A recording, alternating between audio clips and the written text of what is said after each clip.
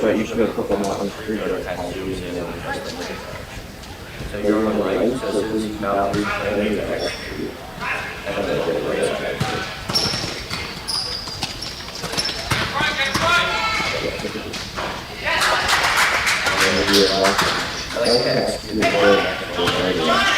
But I gotta get close to the camera to figure out.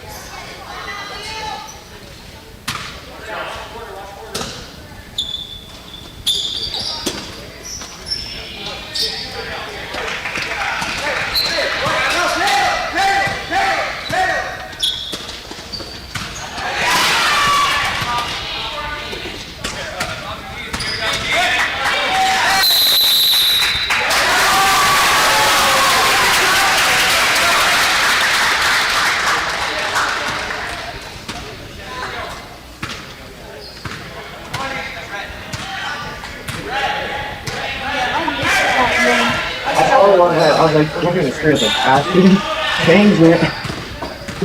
Yeah, oh. I still had it right now.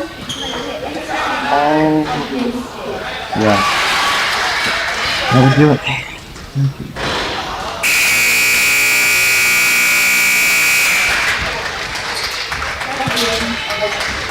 Wait, we had to hit the home and then execute.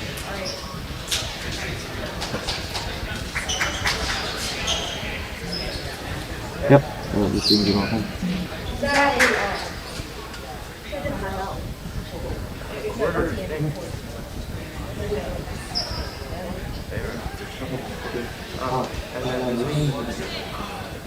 This is your main now. And you also record this. So you tip off.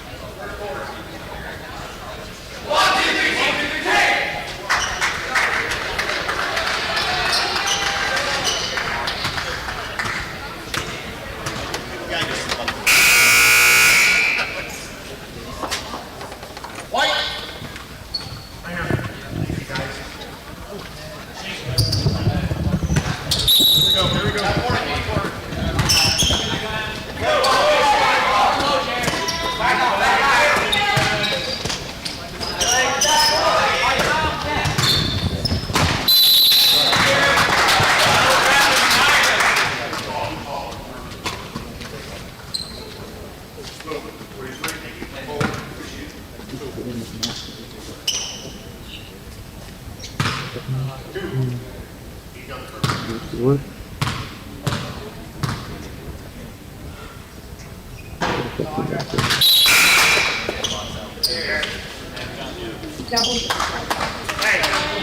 Jane, you got 13. No, it doesn't pick up any sound. The mic shot. Wait, no, like, controls. Oh, yeah, yeah. It doesn't give any sound. Like there's no pitch out. Jane, you're on. That's weird. Come on.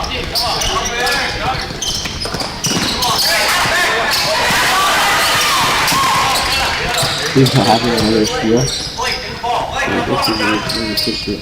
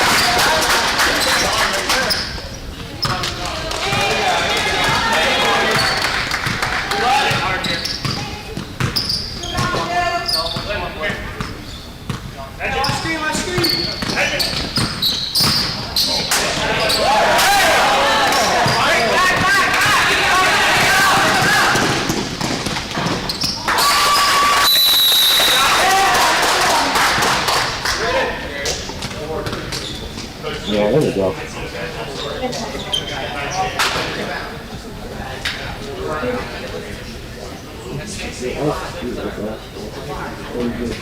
I'll go to sponsors. Those are my sponsor slots.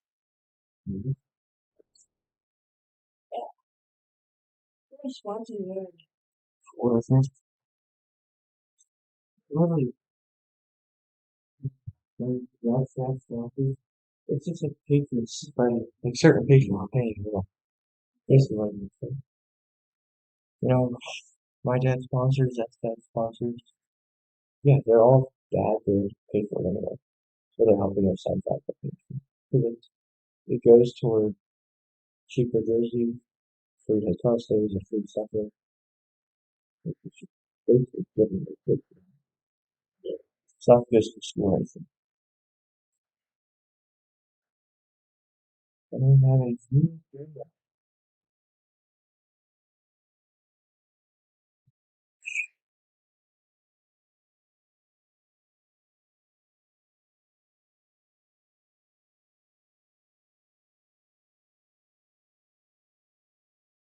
Oh,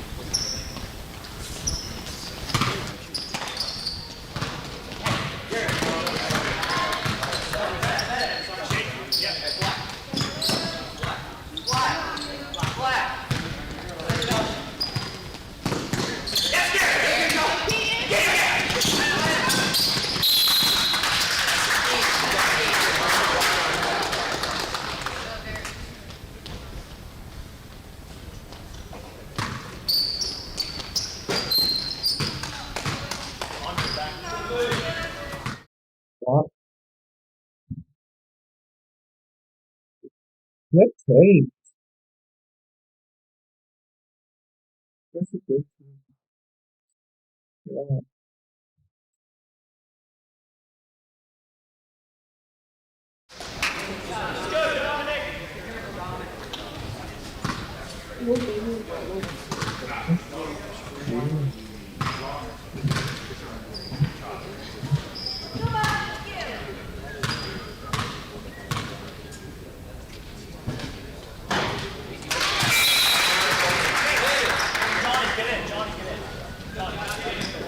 Yesterday was computer mic again.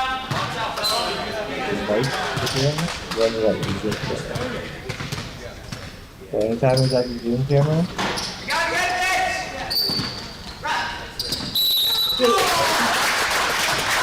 every time the Zoom camera was on, you could hear what we were saying up here.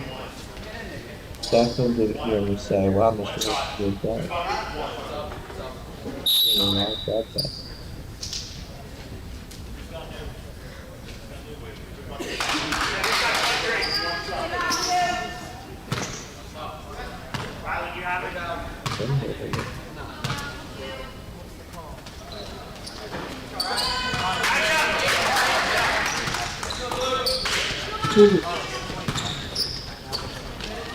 Yeah, it's not a lot, but it's like all extra. So I don't really get paid for any of this either.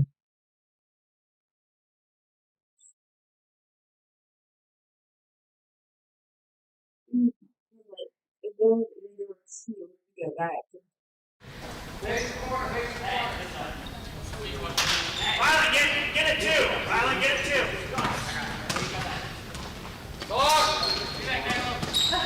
Hit it. Three. Close out.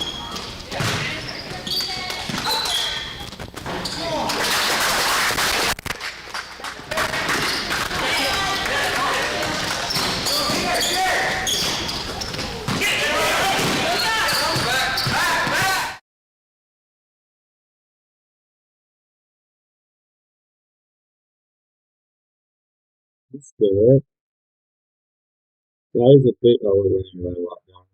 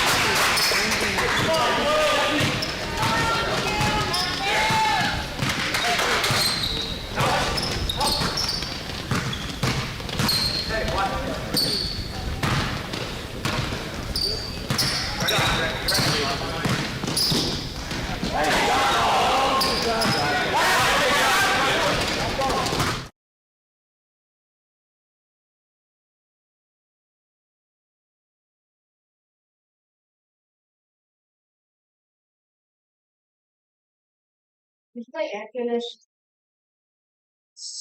Bobcat and someone else. Not really entirely sure though. Central maybe? No. Bobcats beat Central. The Bobcats and someone else. Oh, Saberstown.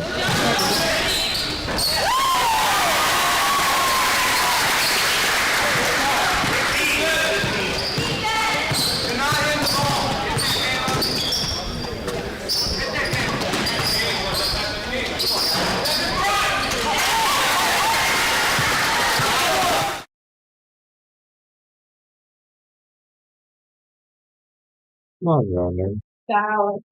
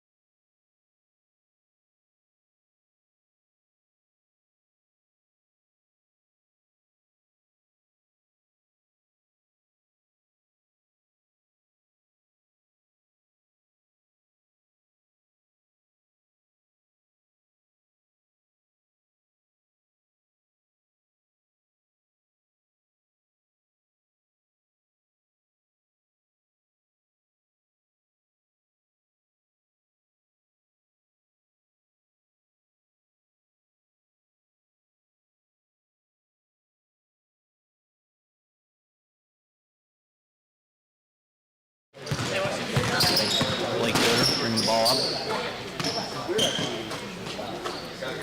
Caleb Yoder for 3. Lead to 8. Big shot from Caleb Yoder. That's great.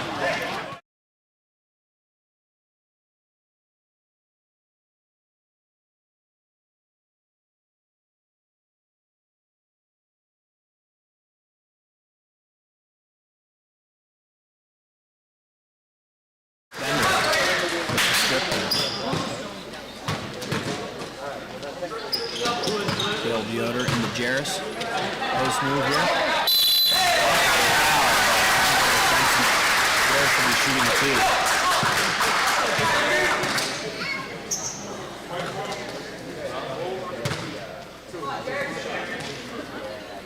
Do we want the second one or we all good? Nobody wants the second one? Okay, here we go. 2 guys.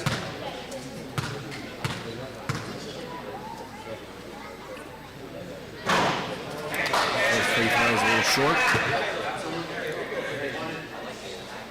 Robin, you got shooter? 1. Double back.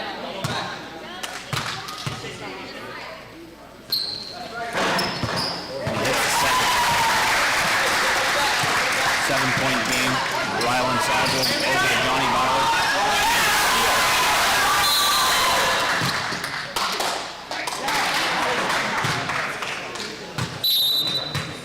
Got a full timeout called by Maranatha.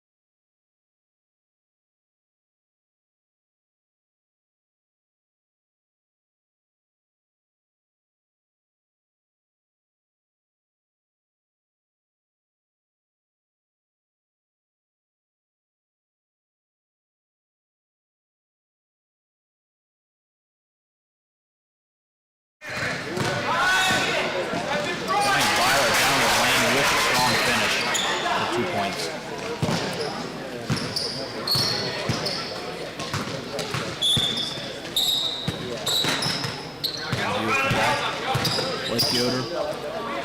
Dominic for three. Off to the side. Johnny Bauer with the rebound.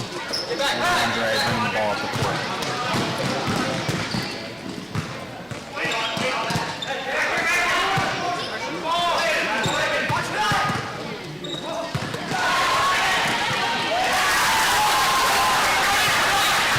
with the steal. Dominic, all five, and a foul.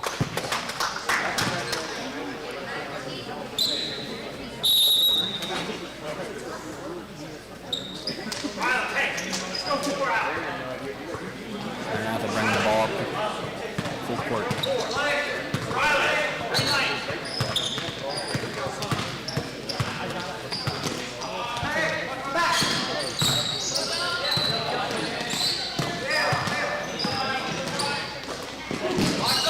Garrett from the corner, strong, auto for Maranatha, Mountain View ball.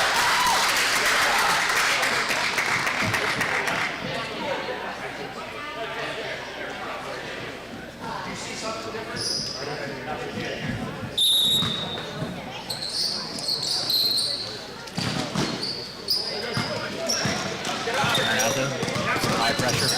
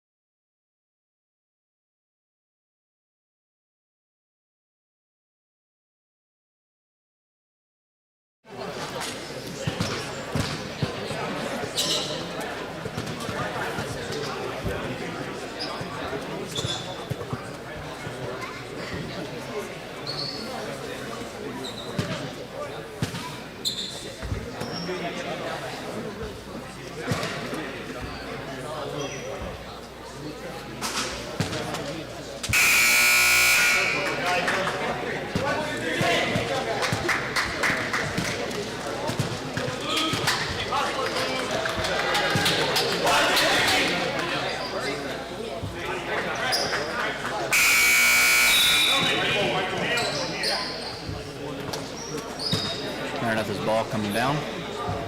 Got to go the full length of the court.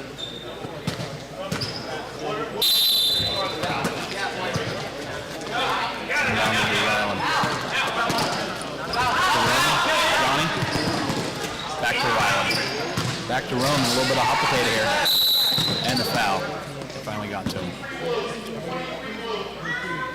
Fouls on Jairus Bender.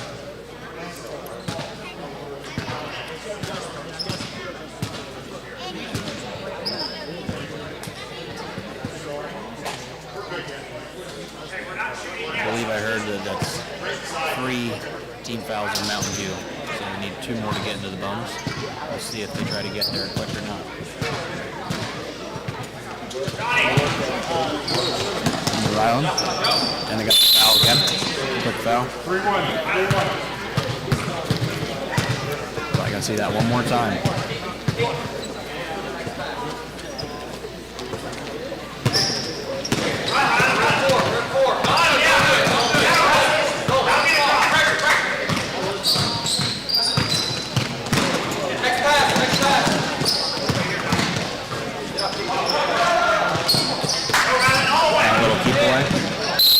And drives the lane, gets fouled. Will be shooting 2 either way. Fouls on Jairus Bender.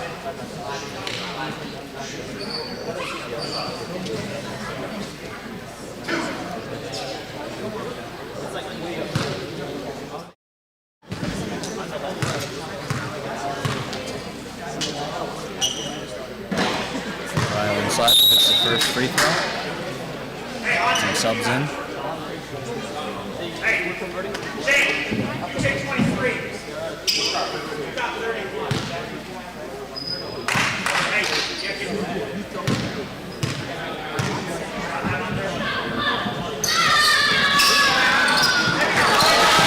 Free throws a little deep. Mountain View with the rebound.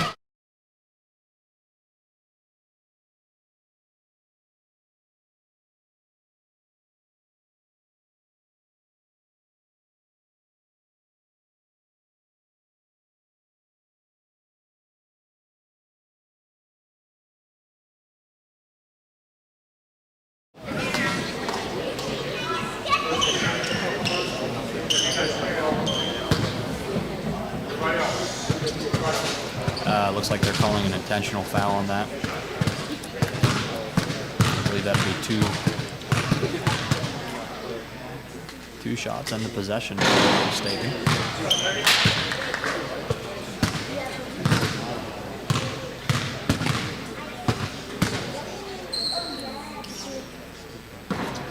Misses both free throws. And yes, Maranatha will retain the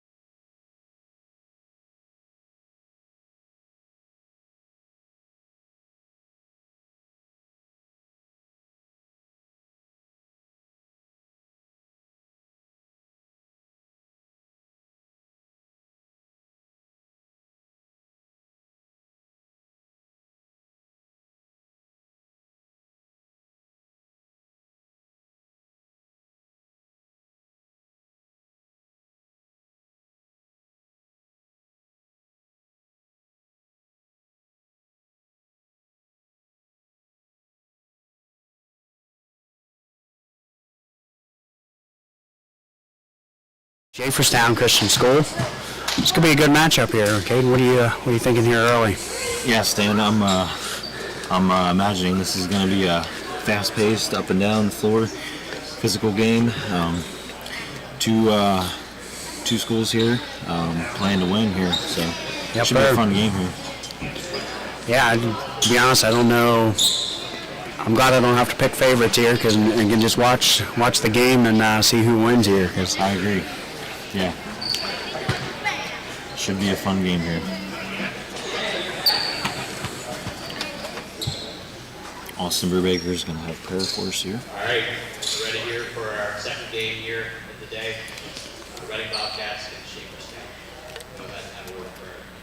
So Lord, thank you again for this day and the opportunity to be here to play some basketball. Thank you for these teams and referees and the willingness to come here and play the game. We give them safety and a good time and let them always say and do honor and glory to you. Praise your name.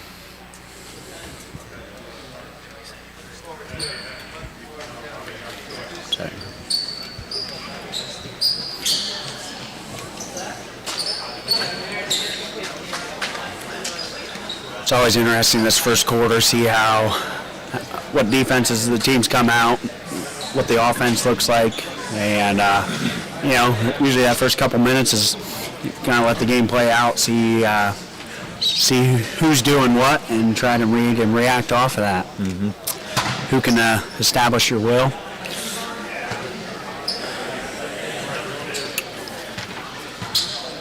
Shaferstown here with the first-year coach here, Josh Newswanger, at least for Shaferstown, doing a fine job here early in the season.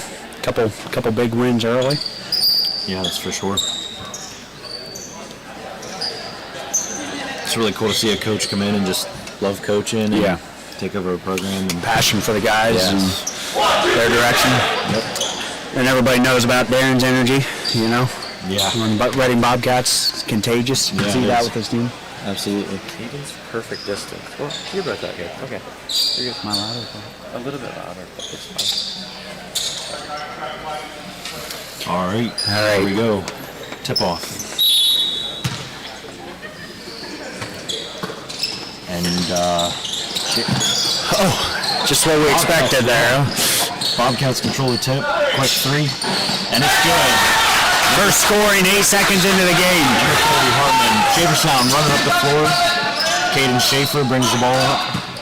Shaferstown looks to establish their offense here around the perimeter. Caden drives baseline and scores. Gifted score there, Caden Schaefer. That's a soft touch there in the floater. Reading Bobcats back up the floor quickly. Throws it away.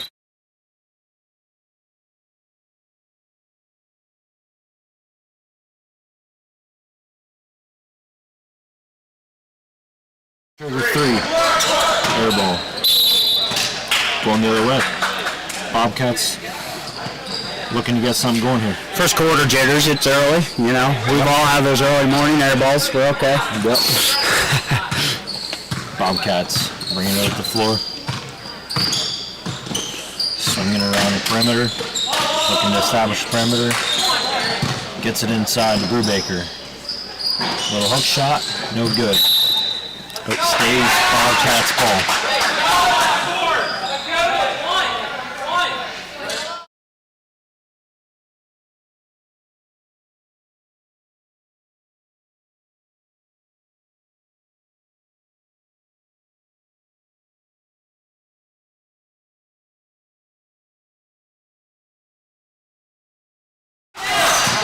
Shaferstown quickly the other way again.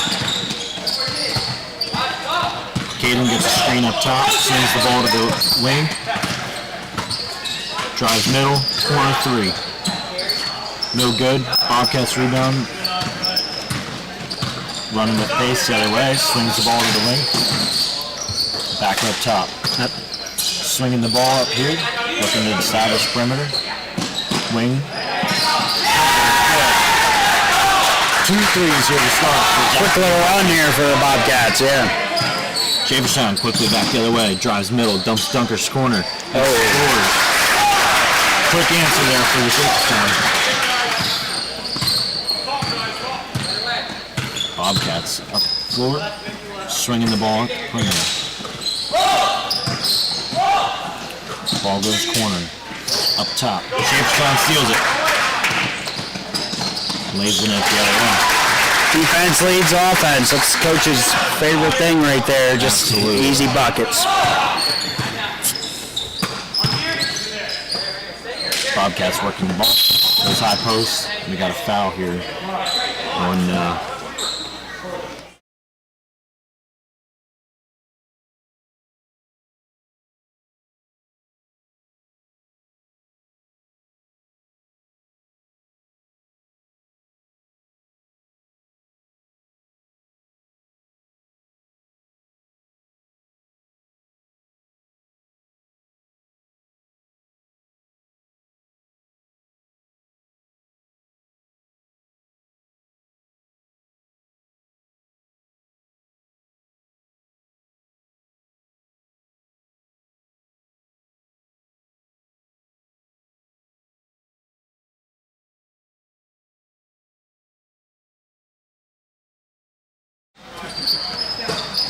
swinging the ball here, looking to get some offense going. Fading, trigger three at the top, just missed. Shaperstown driving baseline. Couldn't quite get it to go. Bobcats rebound. Good rebound there by Cody Knoll. Big, strong. Ooh.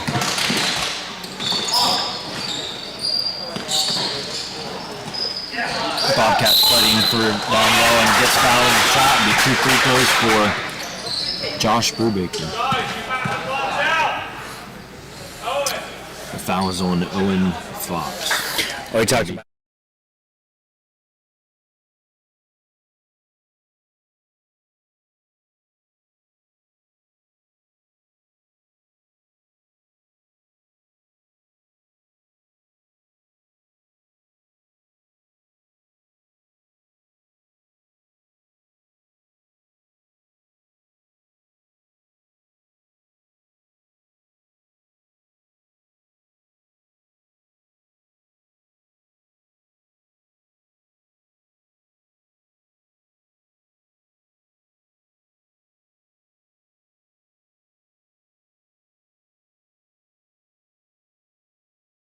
We got full-court pressure from the Bobcats. Shaperstown raises up the floor. Screen action. And it's a backcourt.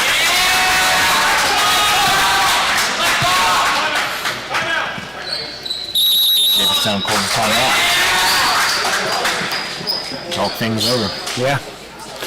Yeah, I think in this first couple minutes here, it's everything we would have expected. We have threes, we have transition, we have hustle plays. Full-court pressure. Yep. Two teams that looking to stay in the winner's bracket. You can stay in the winner's bracket as long as possible. You know, you lose that. The sooner you lose, the more games you play, and Exactly. you can see that. That's in the back of everyone's mind. Yep.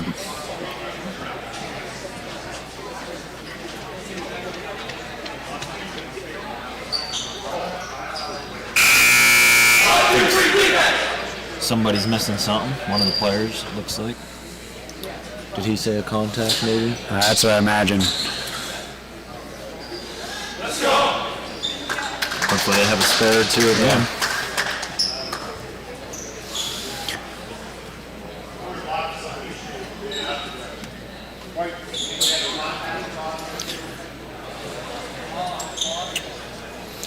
So 5th annual tournament here, Caden.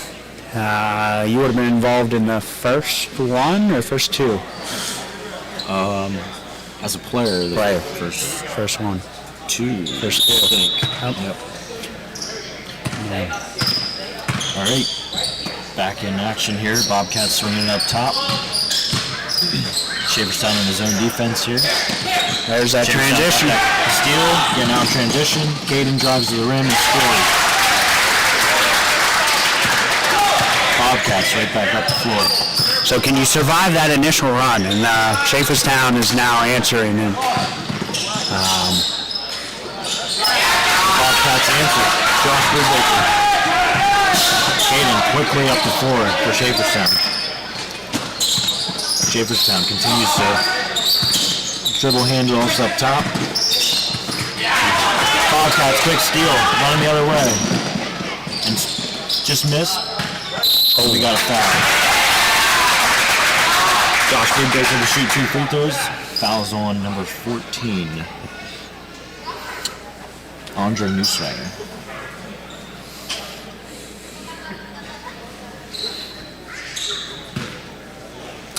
Yeah, I'm talking about tournament games. Some of it's just a survival, you know. You survive in advance. Doesn't always look pretty, especially that first game of the day. Yeah, very true. All right, we got subs in now for Schaeferstown.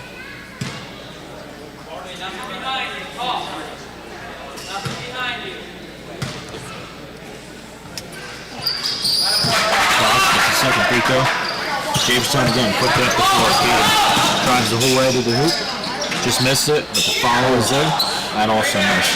Bobcats for the rebound. And we got a jump ball. It'd be Bobcats ball.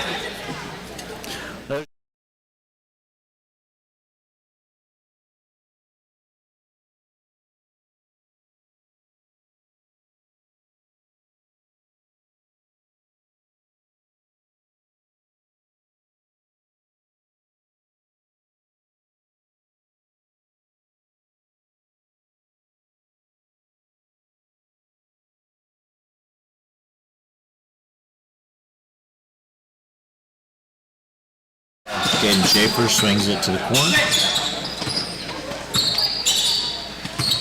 Looking to set up offense. Drives in, spin move. Tipped up. And got Bobcats running the other way.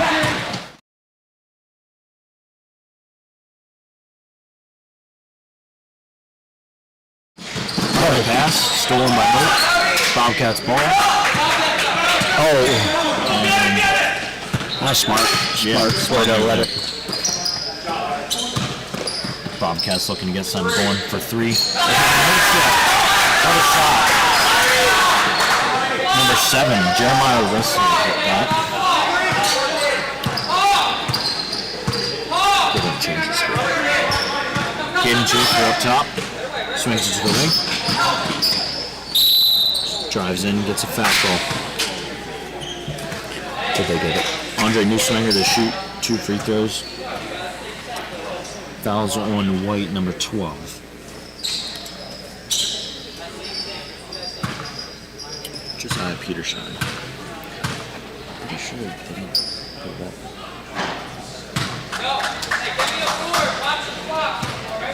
We'll check on the books.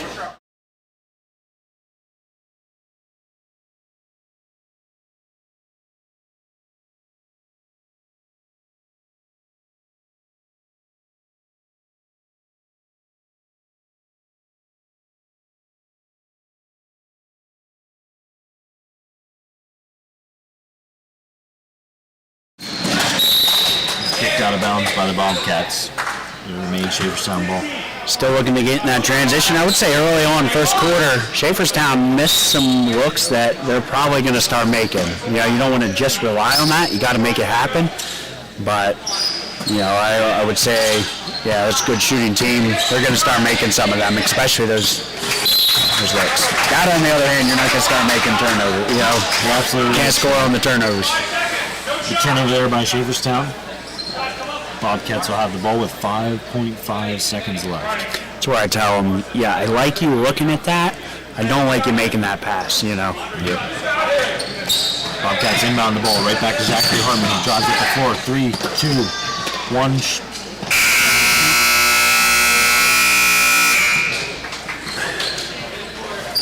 End of the first, 18-9 here in favor of the Bobcats.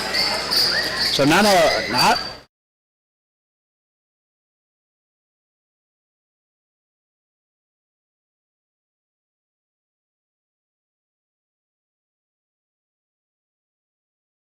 tournament, and no, I would say they're the real deal. You know, they got size, they got quickness, got shooting.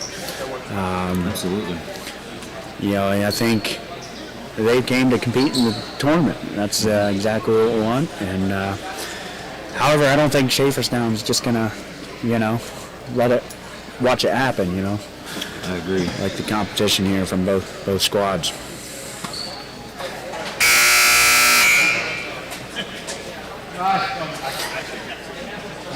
I don't know. Schaeferstown had a 3 in the first quarter. Like, kind of known for making it rain a little bit. They are, yeah.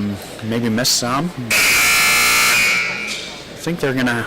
Yeah, transition is important. Can't rely on all your points out of transition. Let's see if they can get some good licks for Schaefer maybe in the half court. Larson's another one. All right, second quarter here is underway. Schaeferstown will have possession of the ball. Schaeferstown sets up half-court offense. Walden drives in. Missed it. Tipped around. Caden controls it in the corner. Swings it to a wide open. What a pass. So they hustle for the rebound. Good pass. Good IQ. Basketball right there.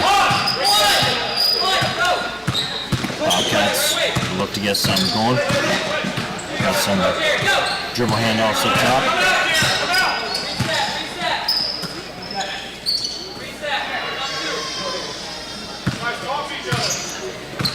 Bobcats talking some things out.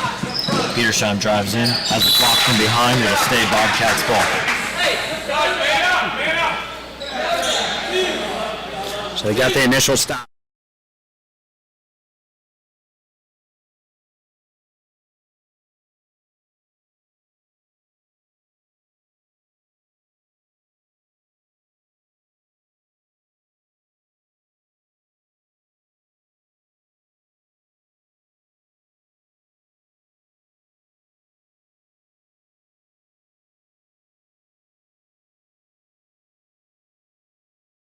That foul was on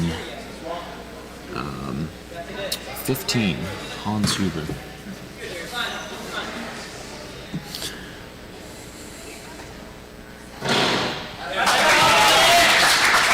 Caden, that high-speed transition basketball, a lot of teams, went to that, but there's nothing like having just a good old big here like you have in Hope, just take those rebounds, block shots. Just see the contest there. Off the backboard right there. Bobcats control it the other way. And they got a backcourt. Just a little miscue there by the Bobcats. It'll be Schaeferstown ball.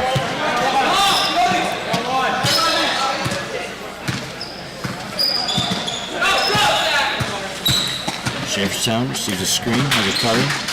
And he lays it in. 2 quick buckets off the bench. Number 11, Rylan Wise here, coming in off the bench, just makes 2 off-ball moves that lead to buckets. I mean, you talk about what you want coming off the bench. Play good defense, you hustle, but that off-ball movement, that's huge. Caden drives the whole way to the hoop. Here we go. Takes it in. Bobcats call timeout. We saw this coming, right? Yep. We knew Schaeferstown would have it in there somewhere. Game of runs here. It's just who can answer, who can limit the other one. A good time out there from Darren. It's can't have clean looks like that there. So I would say Schaeferstown defense here is settled in a little bit too. You get to know the personnel a little better, who to guard, who does what, box out a little better. They're doing that well. Their help defense is coming in when that initial screen is there. Anybody's ball game.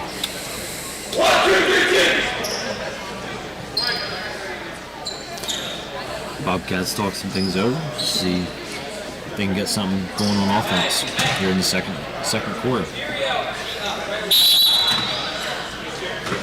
Schaeferstown, a little bit of pressure here. Bobcats bring the ball.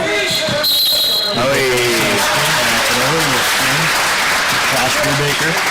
watching a little bit too much NBA action. You know, you watch the Sixers, and Embiid does that type of screen, but it doesn't mean you can do it. You know, the game is called a little different levels. It is. There's no game tipping the ball. It'll remain Shaverstown ball.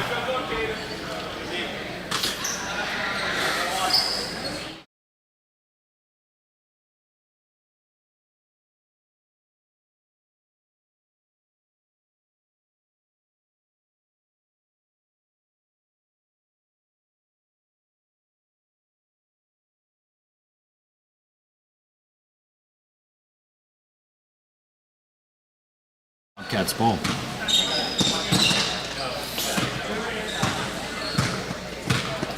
Josiah Petershine brings the ball up the floor for the Bobcats. Hands it to Zachary Hartman back up top. Josiah Petershine controls the ball again, makes a move, drives in, loses the ball, Shaverstown controls it. Going the other way. Got numbers here. Caden drives, swings to the corner. Larson. Tipped up. Larson Burkholder. Missed the three, got back in the action. It's just hustle plays right there. Zachary Hartman has a tip. Hustle play. And we got a ball. That is hustle play there. Talk about team defense there. You had Caden with the initial stop, and Wise recognizing the opportunity, and good basketball. Inbounded to the top here. Caden for three. It was tipped. We got a rebound by the Bobcats. Right. Full pressure by Shaverstown. Jeremiah Wrestler drives in, fades away. What a shot from the Jeremiah Wrestler. Yeah. Those are the shots you kind of want other teams to take, but then when they hit it, it's like, oh, bummer. You know, it's The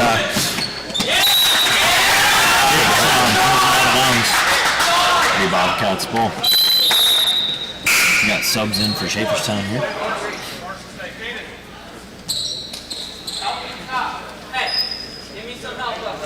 Hans Weaver checking in.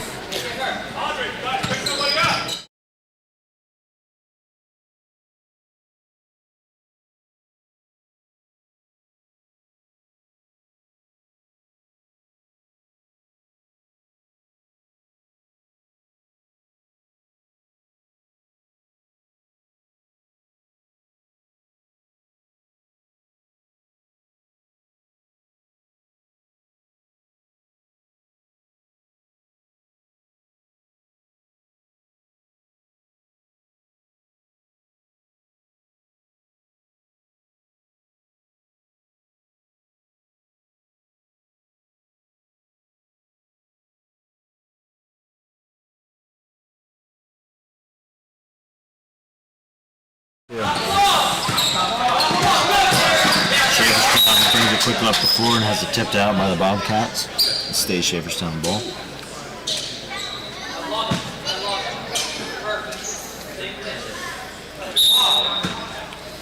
Jared Moore-Marions on the ball. Drives baseline. Shoots and scores mid-range. Good shot there, baby. Josiah Petershine back up the floor for the Bobcats. Swings to Zachary Hartman. We got it into the post. Back out to Josiah Petershine. Tried to swing it to the corner, tipped by Shaverstown, and Shaverstown's going the other way.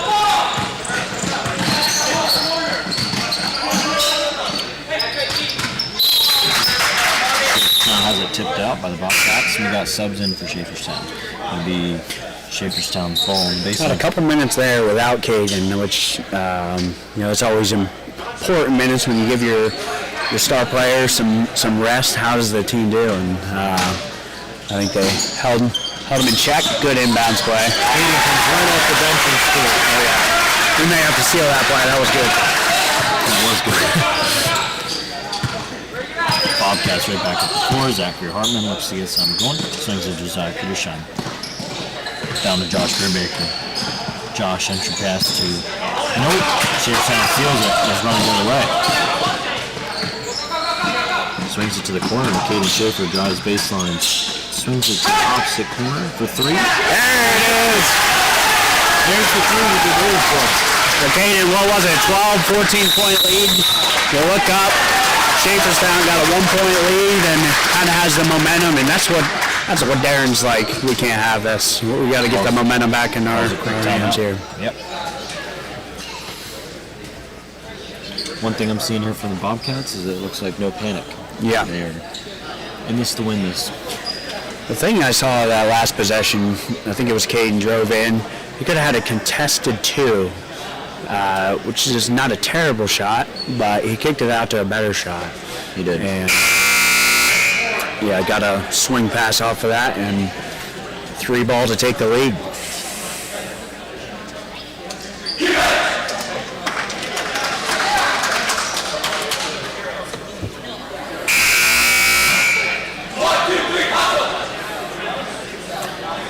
Yeah, you look at the faces, like body language is a thing. Neither of these guys are showing anything as far as we're in trouble, and this is too much pressure. They're both come to play. They're both in it to win it. They're both playing like nobody's watching, but want to win the game. Bobcats bring the ball up the floor against pressure. Look to make something happen here.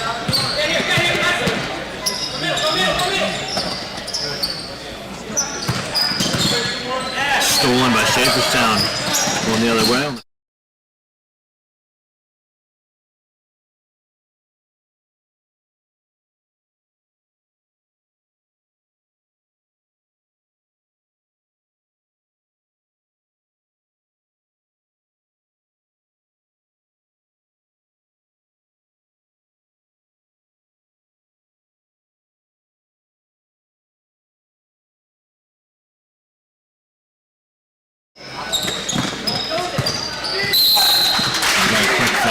Schaeferstown. Bobcats trying to get something going here. A little too much hip there, guarding at the hip. You get that leg stuck out there, trying to stay in front. But high school basketball, they really watch for that positioning, and you're entitled to your positioning, but you got to be kind of straight up. Anytime you stick that hip out there and move into them.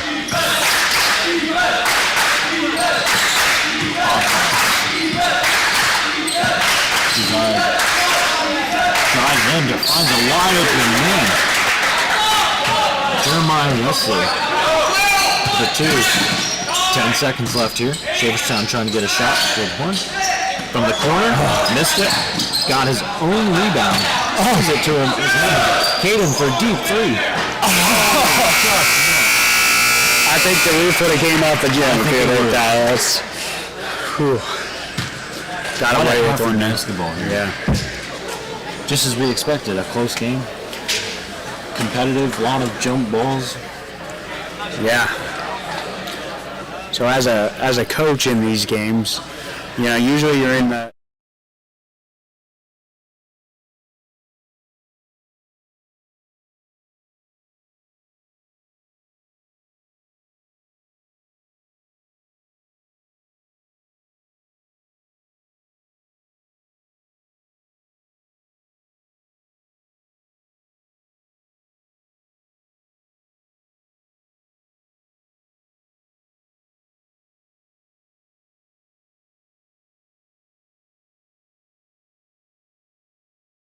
There's not much better than that. We had a double overtime game last night between Hartville and Mountain View. Yes. Then it included a buzzer beater.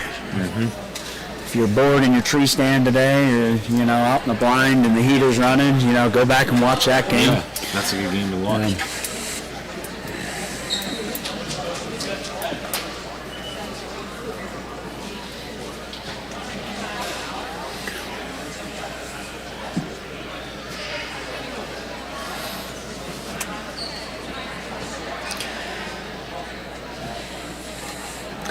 So right now you have to feel like Schaeferstown kind of has a little bit of the momentum. And the good thing about a new quarter starting, if you're the Bobcats, you got an opportunity to reset that. A lot of things, something that we preach to our guys is it comes that next quarter, hey, let's win this quarter. Let's make many goals within the big goal of winning the game. And so I don't care which side you're coaching, but my message would be, hey, let's try to win this quarter. If that's the Bobcats, you win the quarter, it's going to put you in a position to go win it. If that's the Schaeferstown, you win the quarter, that puts you a good opportunity going into the fourth. So.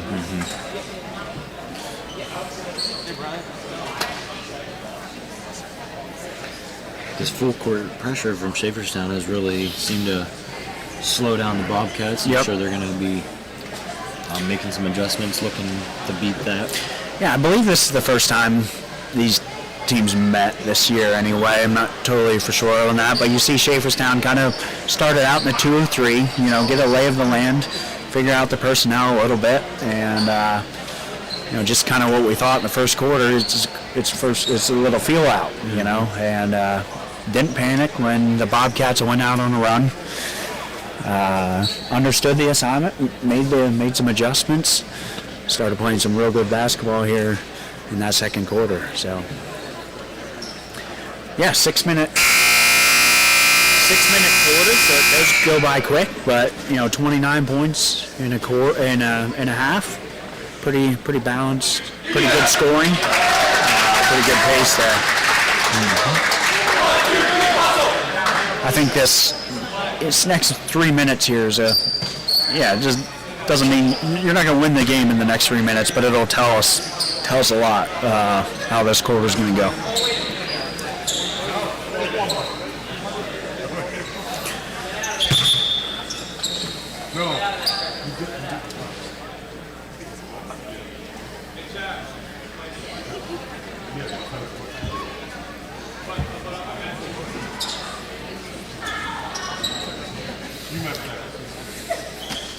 We got the refs arguing down here, figuring some things out. All right, here we go. Second half of basketball coming up. The team's actually started the wrong way. Usually you go opposite your bench. I see. And so we started wrong, and so I think that's adding to the confusion. So. All right, Bobcats looking to get something going here in the second half. Wrestler drives in, mid-range jumper, rims it out off Schaeferstown. So both squads here running a little bit of a bench. We do have an injury over there on the Bobcats. Hopefully he's all right. But, Caden, as a player, do you like having 7-8 guys, or do you like 7-8-9 guys, or do you like playing with your 6 and, getting in a rhythm? What's your thoughts there? Well, it kind of depends on the game, but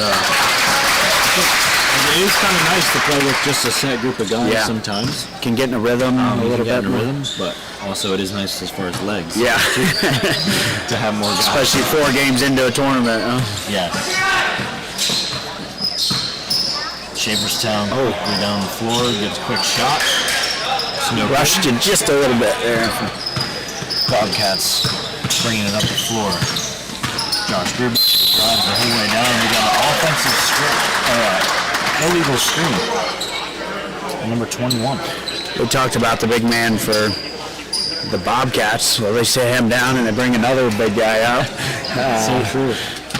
Just got another NBA screen that got called. Gaten Schaefer brings down the ball. Let's set up offensively. Schaefer's down here. Finds a wide open man in the corner. Jaron Waldner just missed. Bobcats rebound. A lot of trust there from Caden. Running up the floor. Oh, swings boy. it. Caden steals.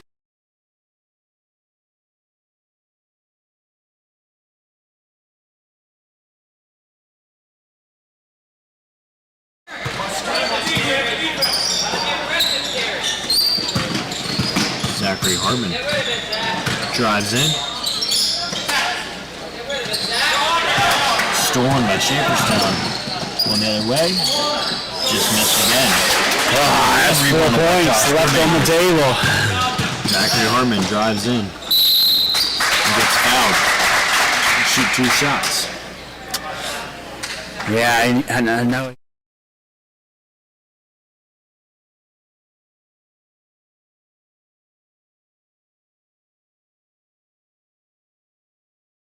It's hard not to want that splash play. Caden, you were one of those that just wanted to go up at about 10'3" and swat it out of bounds, and then your coach would yell at you when you had 4 fouls and have to sit here. And they come back to blame me on that. Zachary Hartman hits the second free throw. Caden running the other way, swings it to the opposite corner to a wide open man. And there it is. What a shot. Schaeferstown is making the right play. They're passing up good shots for better shots. And the only thing is they left those 4 points on the table there in the transition. But, hey, that's part of it. You're not going to make every shot you take. Bobcats. Good ball there. Yep. Black ball. Another thing about this tournament, you get one less timeout. Trying to keep schedule, and so you, I don't know. As a coach, I wish I had 10 timeouts.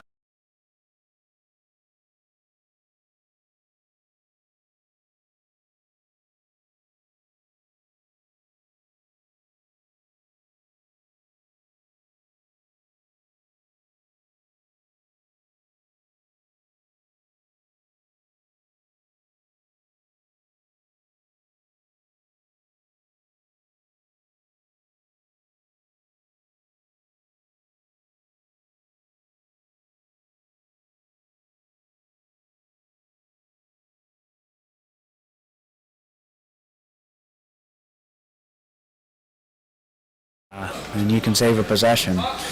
Tried to sneak one in there, but good call by the refs to get the jump ball. So number 12 is back in now. Josiah, dinged up a little bit early, maybe a bloody nose or something, but he's what I would call the Energizer Bunny. Here for offensive rebound and putback by number 23, Chad Zimmerman. Big man for Schaeferstown here. Bobcats back the other way quickly. We got another foul on the Bobcats. And the rebound there. The Schaeferstown ball. The thing about basketball, you make a good play on one end. You see the putback there from number 23. It just builds momentum. And so he comes down on this end for Chad and then starts playing a good defense. And so, when guys come in, especially if they're young or don't have huge roles, do the little things right. You do the little things right, then you're going to, make a backdoor cut, get an open layup, maybe a steal and a layup. But even if it doesn't show up in the box score, do those little things well, and it will show. Coaches will recognize it, and the team gets value out of it. Yeah, you're absolutely right.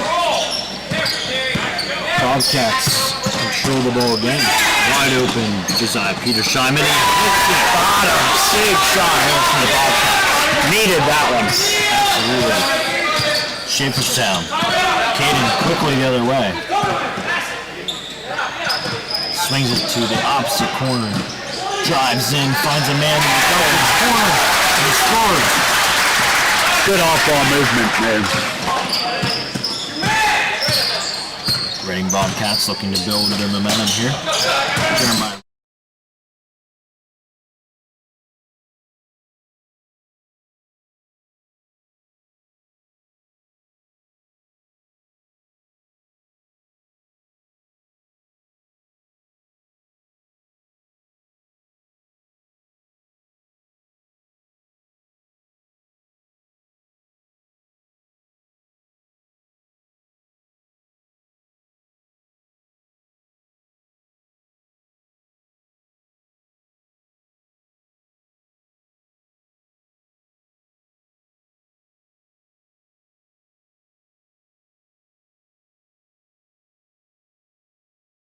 Stays off his guy just enough and then reads the pass and gets so much transition off of that.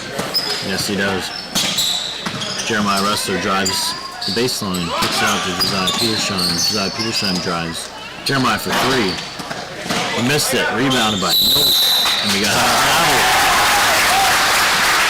tough when you come down that momentum's moving. I really like to see guys use their pivot foot when they get that, get your one foot stationary and get your other one to kind of get your balance. But Nope making an impact right away. Just unfortunately couldn't keep the footing. So.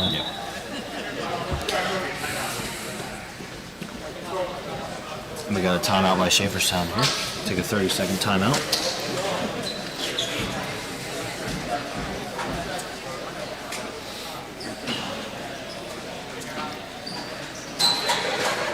So coming up next, I think we'll have Mount View and whoever won at the well. So that would either be, who would that be? Oh, let's see. Check my sports staff. Who won at the well? Oh.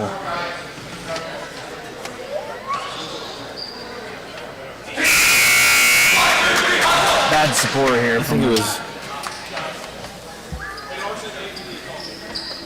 Yeah, I guess we'll have to figure that out. Yeah. Guess we'll find out in about a half an hour. Yeah. 15 minutes. All right, Schaeferstown after the timeout here. We got a minute 30 left to go in the third quarter.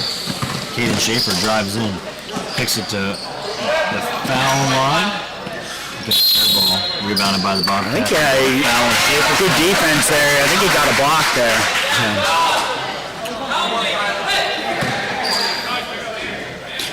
So one thing if you're the Bobcats here, you don't have to get it all back in one or two possessions. Start getting good looks, start doing the right things. Fight for those possessions here.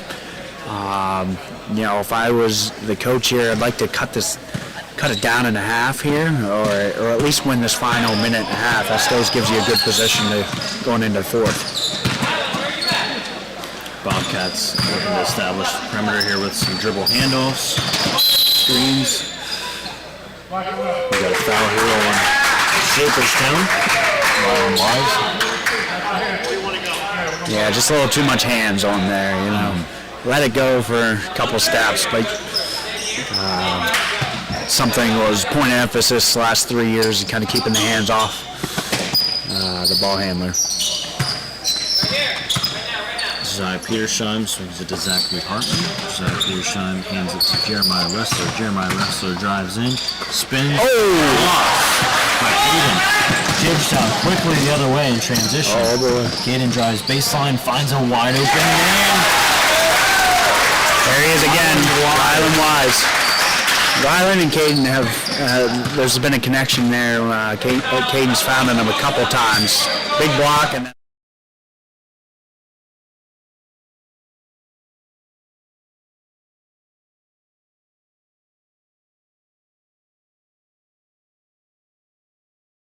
pushes it way ahead. Schaeferstown, Caden up top. Makes a man miss. Corner to Rylan Wise. Rylan for three. Just missed it. Tipped up by Schaeferstown. Schaeferstown controls the rebound. Wide open man in the middle. Number 23, Chad Zimmerman. And there's another player off the bench just making an impact. Josiah Petersheim. No good. And that is the end of the third quarter. yeah. Boy, the bench off of Schaeferstown just making an impact here in the third quarter. All right, so what do we got? 9-point lead here. Well, if there's anything we witnessed here in that first half is 9-point lead can vanish in about 49 seconds, it feels like. So You're right. that message that we had to both teams in the third quarter would be my message to Schaeferstown. You got to win this quarter. For the Bobcats, just winning the quarter is no longer good enough. I got to win the game here, but still put themselves in a position here to compete, and they have a shot at this game. Wouldn't surprise me in the least to they get right back in this.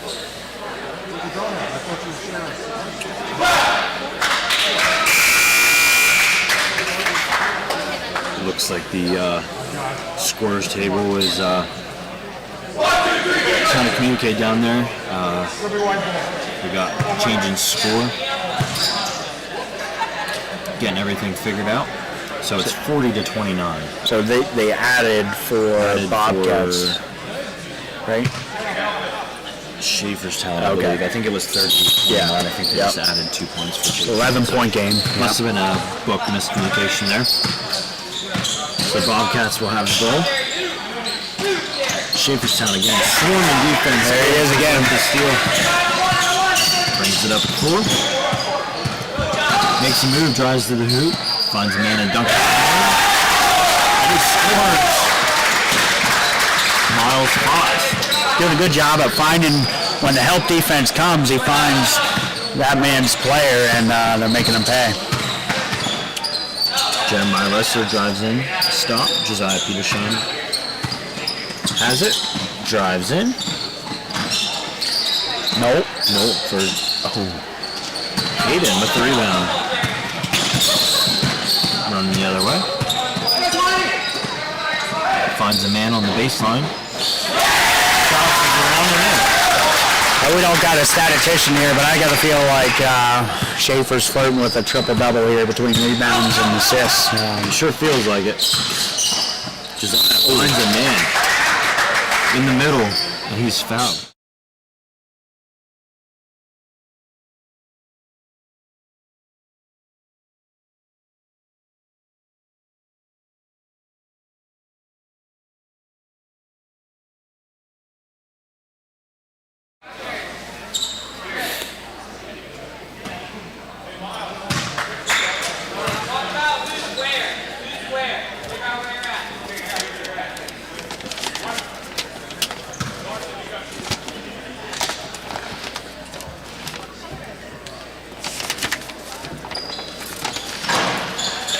Nope, makes the second free throw. And Bobcats come out in a press here. Looking to get a few steals here. Schaefer Stepped on the line. Down. So you got to stop. Here we go. It's the first part of it. Bobcats look to take advantage of that steal. The key thing, you got to stop and probably only 8 seconds off the clock there, you know. Yeah. And clock management is huge in these minutes. Bobcats will inbound the ball to Josh Brubaker.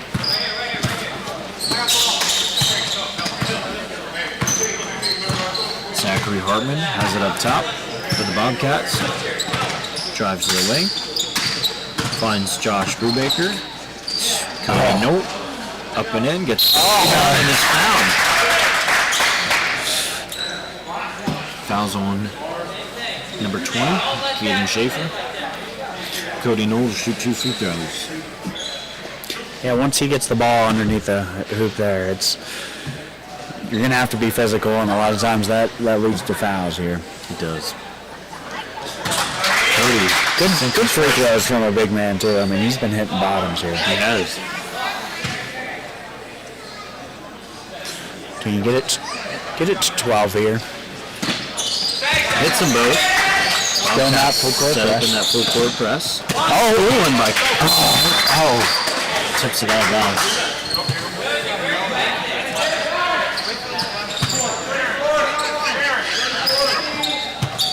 Main Schaeferstown ball. Inbound it to Caden Schaefer. Yeah, you don't need to.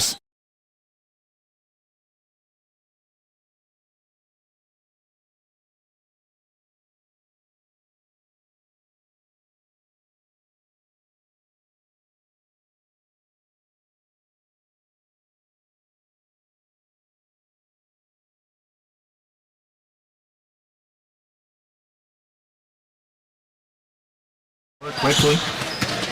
Drives in. Gets a floater. Has a block. Caden cleans up the block and is going the other way.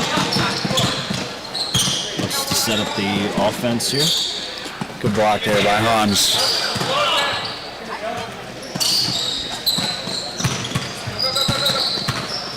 Caden drives in. Kicks it back out. Schaeferstown swinging the ball up top. Finds a cutter. And he is fouled. Good jump stop there. get the defender in the air and go right at him. You know, it's good play there. Fouls on By Cody Burkholder. Holt. Larson Burkholder to shoot too.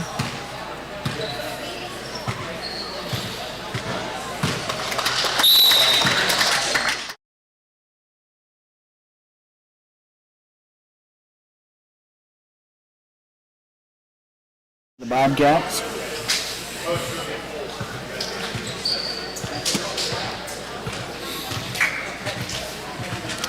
Yeah,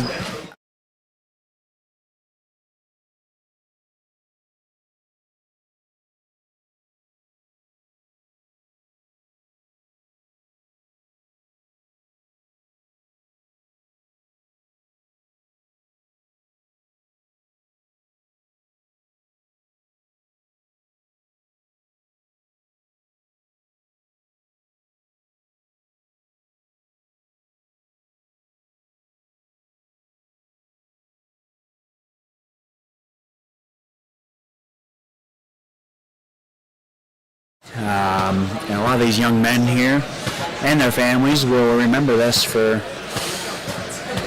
the rest of their lives sometimes. So appreciate everybody's hard work.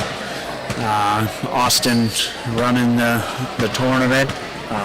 Evan Groff putting a lot of time into and effort into the live stream, and that way these guys can go back and watch the stream, years from now. And, hey, remember when, Yep.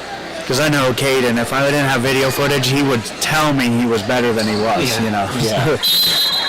We actually had the opportunity to go back and watch some of your games recently, and it's funny how much you do forget, but it was fun.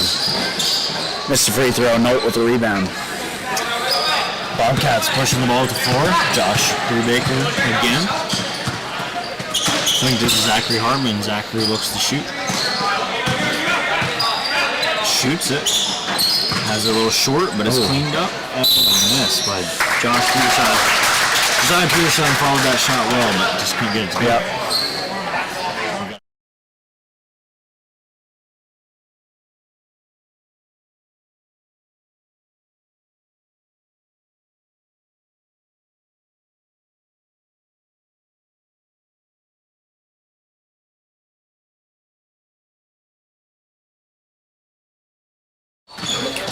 Caden brings it up against the press, passes it ahead, finds a wide open man under the hoop. Oh, just missed it. Rebound by Cody Knoll. A foul on Caden Schaefer. Picks up that foul. The Bobcats ball.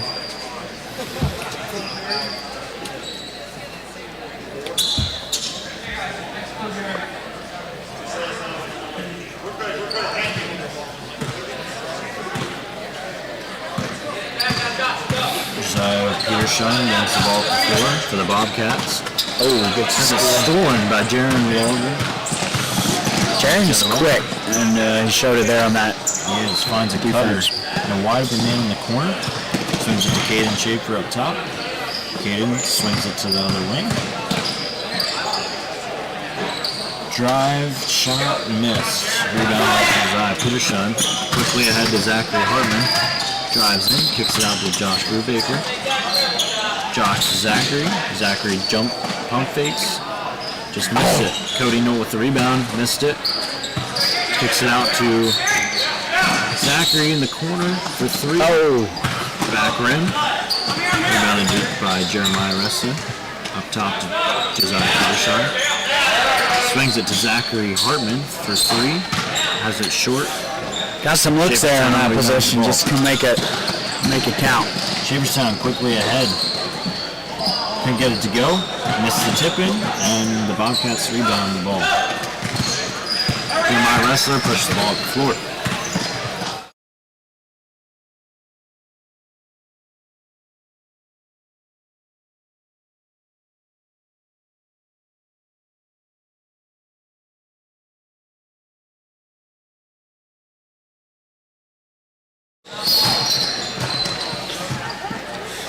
Shaverstown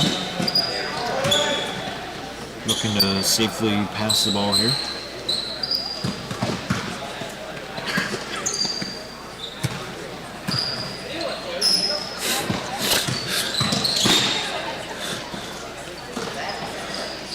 Caden coming back door.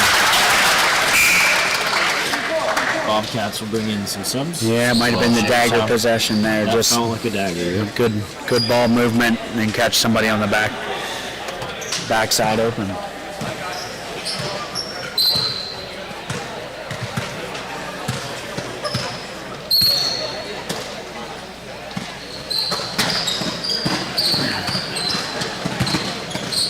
Bobcats working the ball here for a good shot. This final minute in this game. It's out of bounds by Schaeferstown here. Good news about this tournament though, double elimination, you know. Still got a chance till that second loss happens, and yeah, I don't think there's gonna be a lot of quit out of the Bobcats here. It's finish this game out with a lot of hustle and then move on to the next. Schaeferstown looking to advance to would be the semifinal matchup.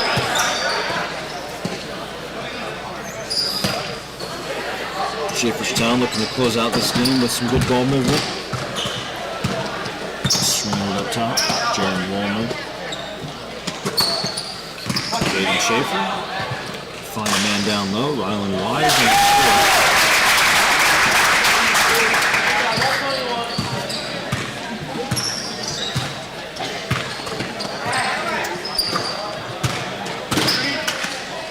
Bobcats 3. Haven't missed, and it's no touch, so it'll be Schaeferstown ball. Yeah, they hit some threes early. It was kind of going cold here in the second half, and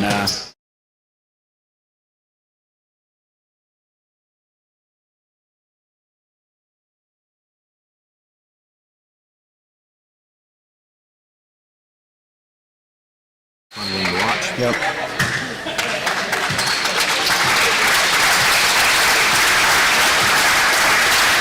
Yeah, stay tuned. A lot of basketball yet to be played here, and we'll continue to look forward to seeing how this goes. And big win for Schaeferstown. That saves them from playing at least an extra game. So Yeah.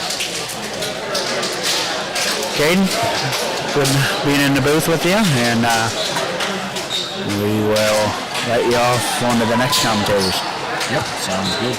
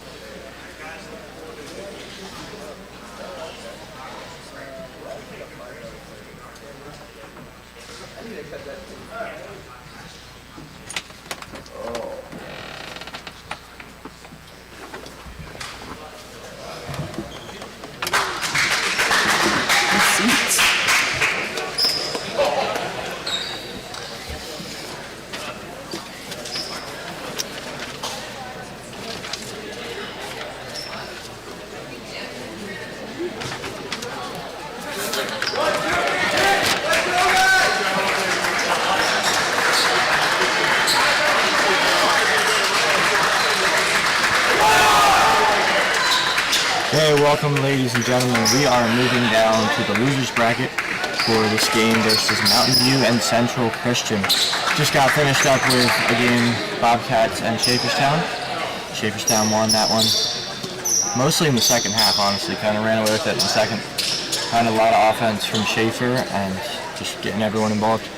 But to this game here. What are you seeing in terms of keys for each of these teams? They're both going to fly around. I think this is a similar matchup to the Bobcats and Central matchup that we had yesterday.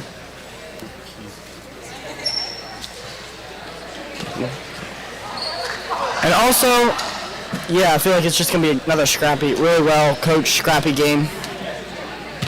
You know, Mountain View plays with intensity. Ref's trying to have a little fun there.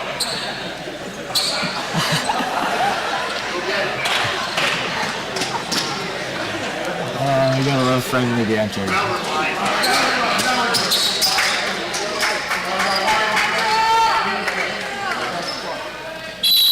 right, and we're off. Mountain View controls the tap. And open corner three. And that's bottom. That's a good start for Mountain View. We got number 2, Keaton Yoder. That's a big thing that.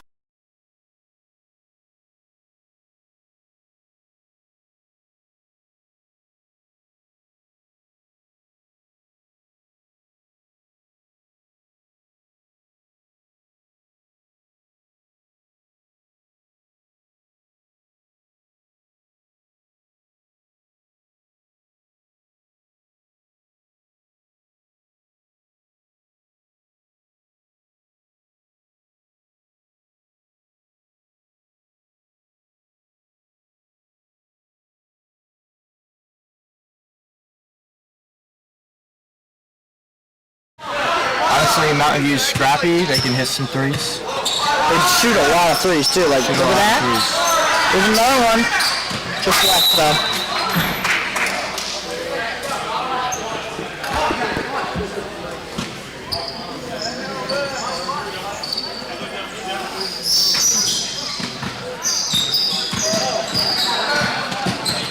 Little press from.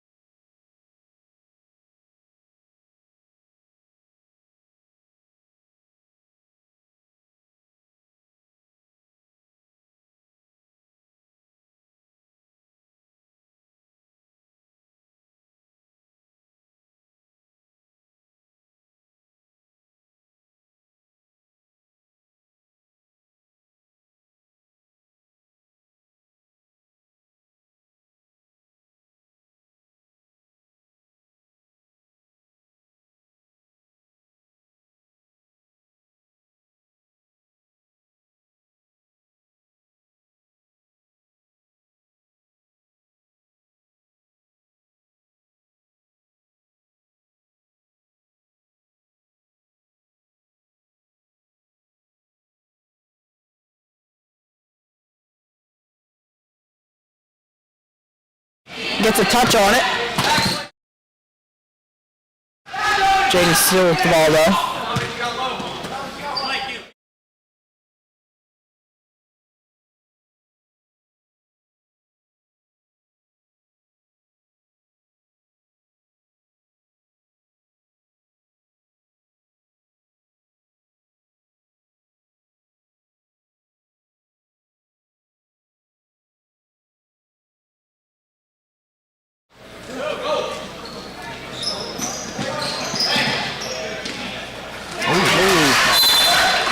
Mountain View showing really good hands here to start. Definitely applying some ball pressure.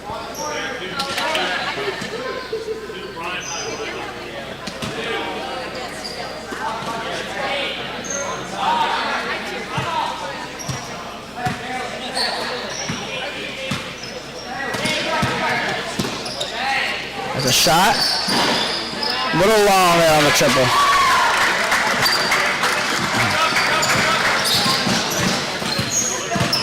Mountain View looking to push a little bit.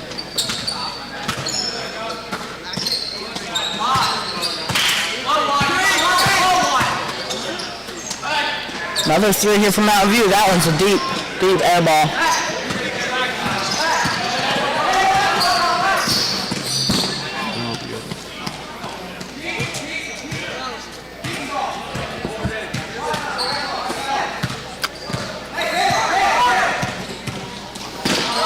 Good hands. Mountain View's hands are everywhere right now. A blown opportunity from Blake. Both teams early, running up and down the court, applying some pressure, and good active hands on both sides. And it goes in. Jump ball is called.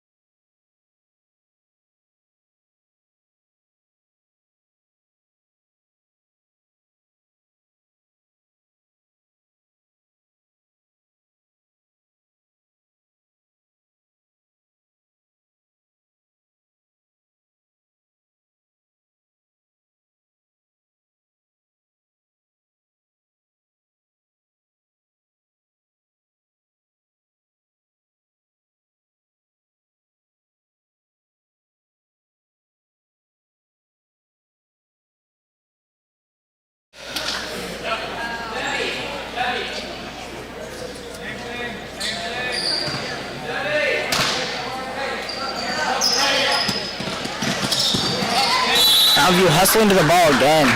Central's not getting anything in there. Nothing's coming easy.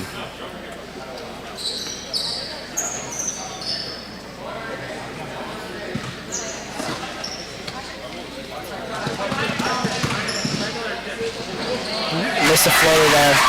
Dylan Summers shoots a lot of shots. Just none at fault.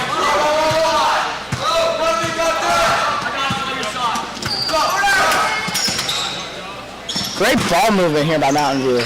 Kick out. And that's a travel. Caleb Yoder.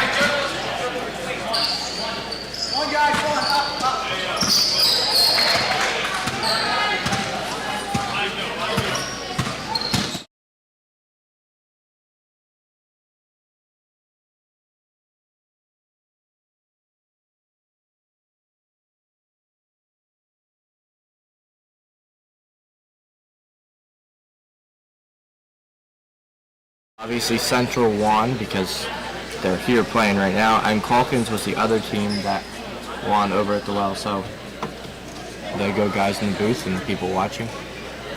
Calkins is going to be up here next against, I believe, going to be against the Reading Bobcats, I believe.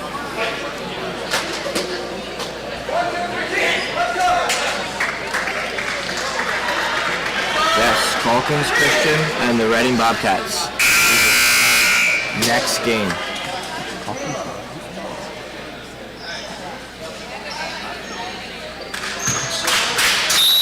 All right, here we go. 5-2. Mountain View is up. Kind of a low-scoring game in this one, but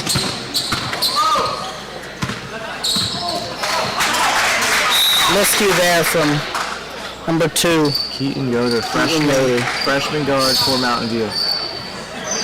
Show some flash.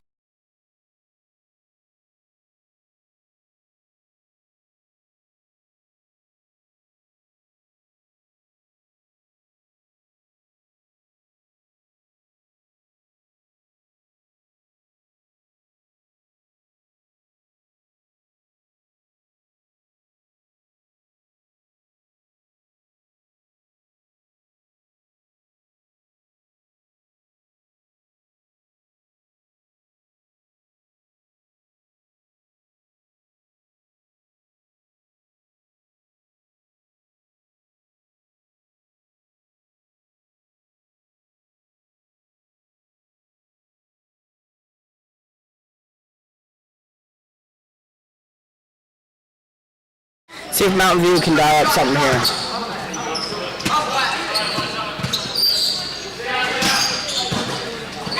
Good hands here by Central. Shot ball. Going Mountain View ball.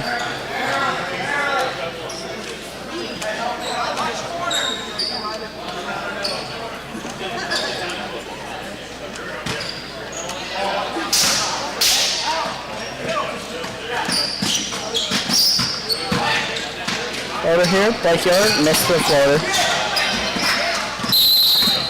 Central rallies to the ball and is fouled.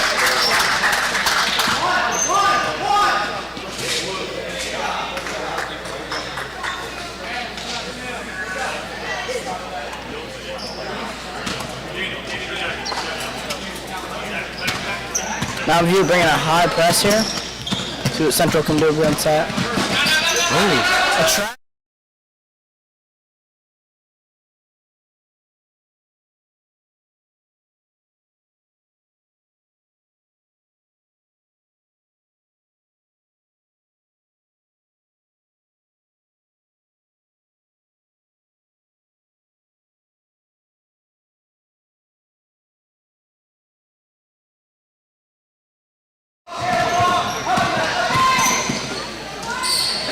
There's a good floater. Good floater from Danny Stallsford.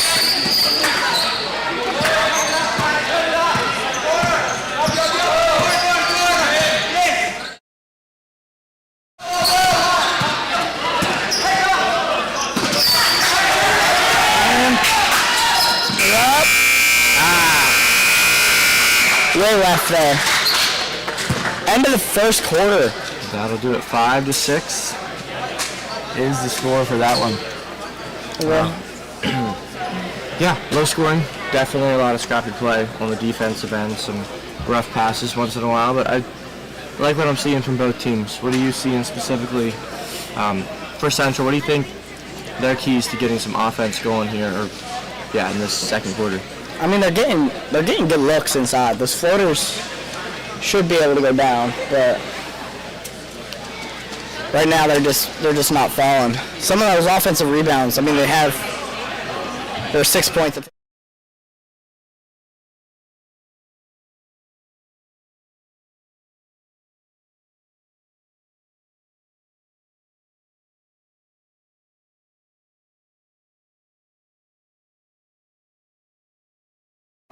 Yeah, I agree with that. Also, get the Millers working with some high-low action. Maybe get it inside. Look out for your shooters. Get Danny, Dylan, getting some threes. Dylan took a couple threes, a little off one, but good looks. So those will fall for him eventually. On Mountain View's side, though, offensively, what are you seeing from them? What could they improve on? I'm impressed by their ball movement at this point. The ball's kicking around, and they're shooting threes. They hit one, so that's 3 of their points, but another 3 by Central, another deep one. There you go. Another offensive rebound here. Right there, Wyatt Miller. Just like you're talking about, a lot of their points coming from those O rebounds or inside layups, so keep working for those. So Mountain View, ball movement, Blake Yoder, another floater, and that dribbles in. Yeah, get the ball to your senior, let him go to work. Good clean look. Nice floater inside. Good hands here. Good layup. Mountain View with a little 4-0 run here. Dominic Yoder showing off that.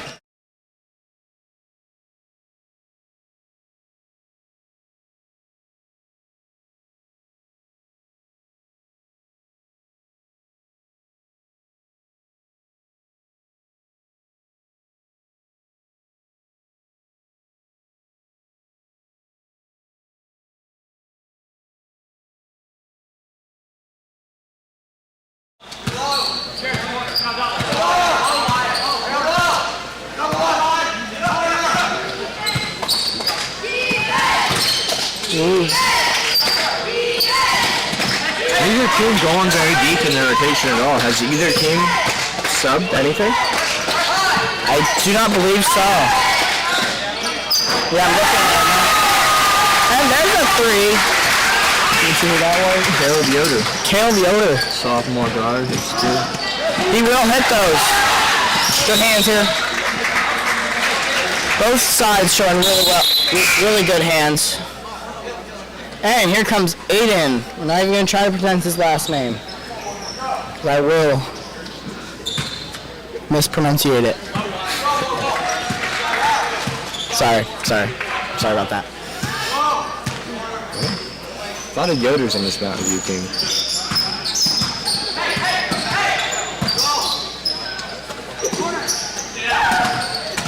He's kicking around.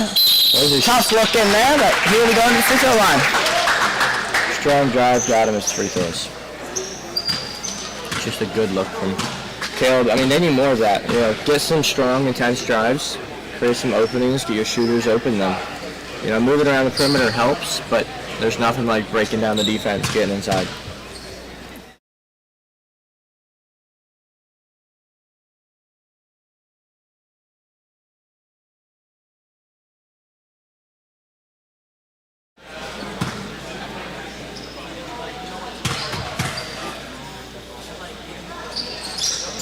This is the second. Smooth take three. A little too aggressive.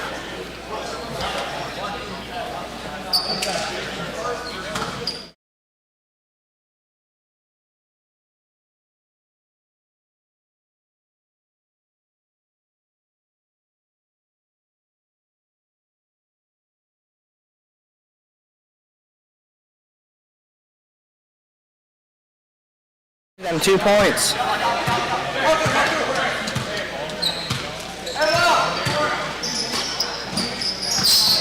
Good pass. There's smart play here with Garris Bender. Just that little falling out of bounds, just throw it against the defender's foot.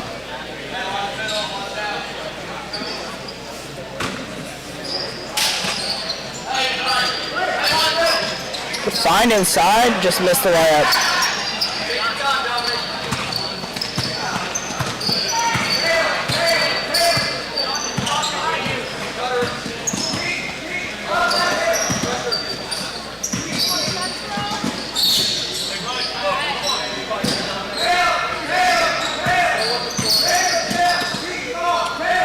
Central moving around, looking for something. Danny with the three. He got it. If they need more, get those shooters involved. Nice little drive by Jaden, cleared it up.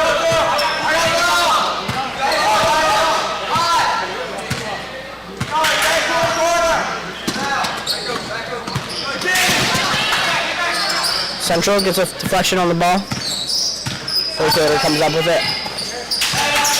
Fine. That is just a well-executed pass right there. Joe's with a nice post pass. That high-low works very well in a 2-3 zone.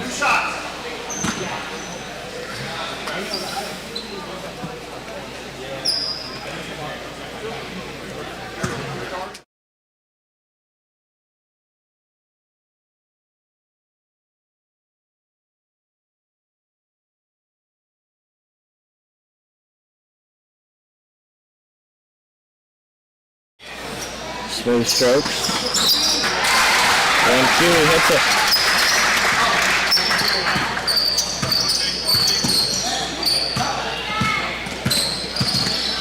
Jaden breaking the press. That's Aiden for three. Little long there. And another offensive rebound. Wyatt Miller has himself a game with the offensive rebounds right now. He is eating Mountain View up there. Honestly, they need to get a body on that man. Box him out. Okay, good kick out. It's an open three. Off back iron. Offensive rebound here from Mountain View. Swinging it around. Nothing there. Backdoor cut, and that is, what are they calling here? Mountain View ball.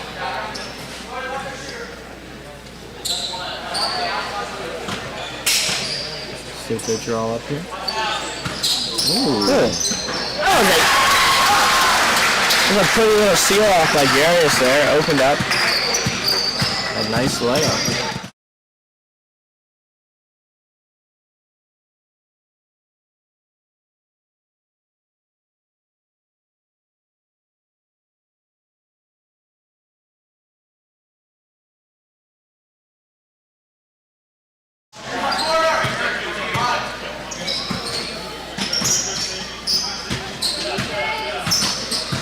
The Miller start point right now is keeping Central alive. They're honestly keeping Giving them this game. second chance opportunities left and right here. Another three here from Caleb. Just a little off though. Little beat. It's Blake for three. There's another offensive rebound. Mountain View is on these boards. Okay, and there's a foul. Look at that. 2 missed threes, but you get those offensive rebounds, you always got the second opportunity. That's huge. I feel like you're at the line now shooting 2.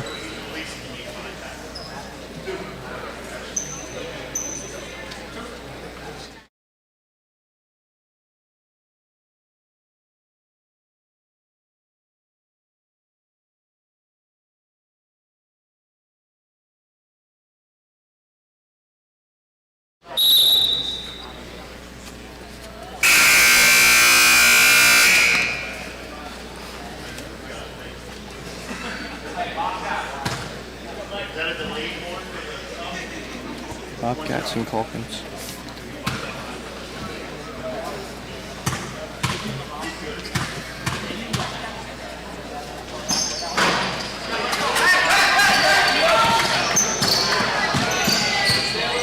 Right, final minute here of the first half. Mountain View up by 3. Central trying to figure out.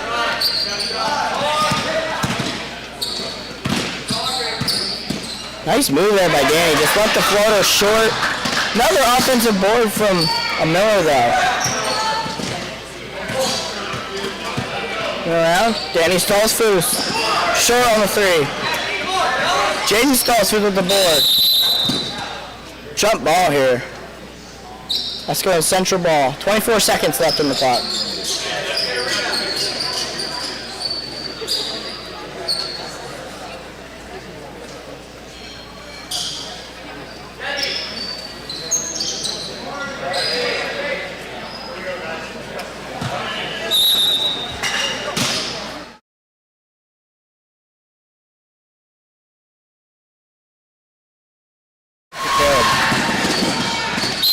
And he's fouled.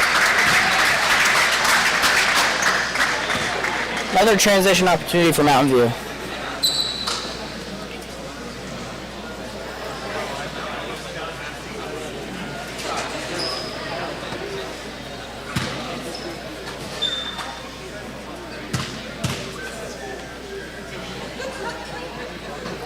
It's the first one.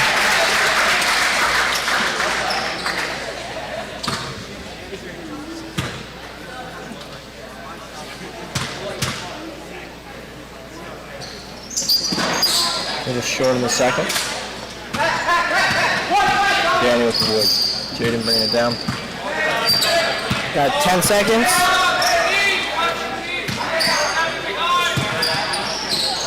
Loose ball. 3, 2.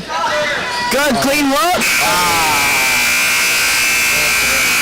That would do it for the first half. Mountain View up by 4 here. Looking to stay alive. Loser of this game is eliminated. So a lot on the line for these two teams. Mountain View looking to stay alive and Central looking to come back. Exciting second half coming up. We will catch you after halftime.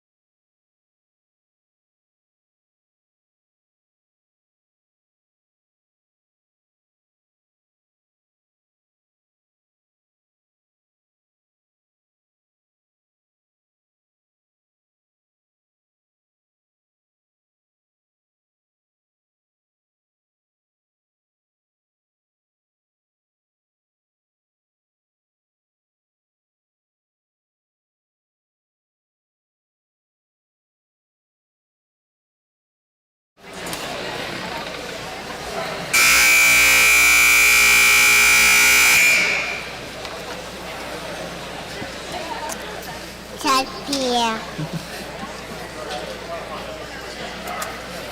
Kitten. What's this?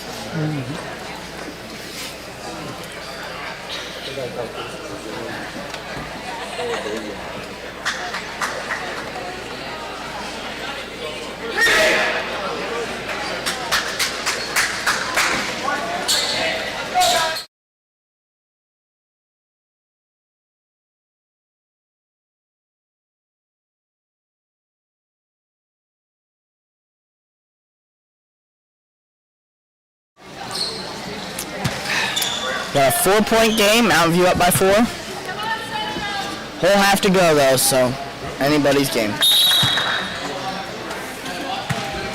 Hey, do either of you want ketchup on your things? Barbecue sauce. Barbecue sauce? What about you? Barbecue sauce? Alright. Ketchup for you and barbecue sauce for both of you. Got it. Go showing the 3 from Mountain View. See what they got drawn up. I love how, they got the Miller running the baseline. Hands again for Mountain View. Good hand. Gotta put that down to a bounce pass, Bounce pass always the safest pass right there.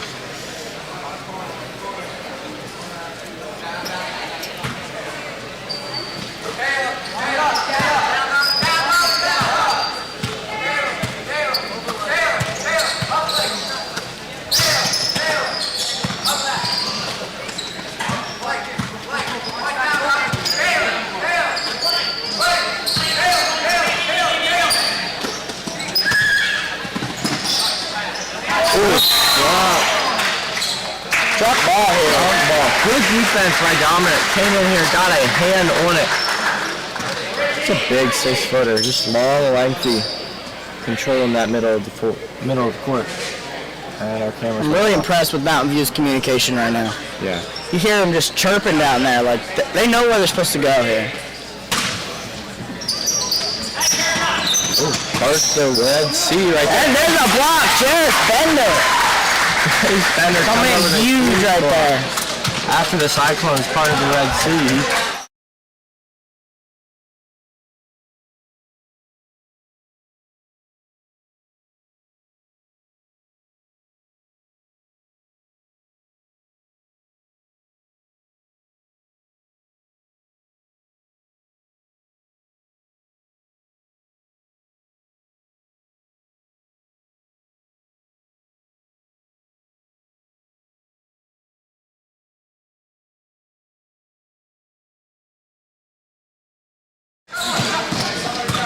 Keep eyes on him. When he gets to the rim, At the travel.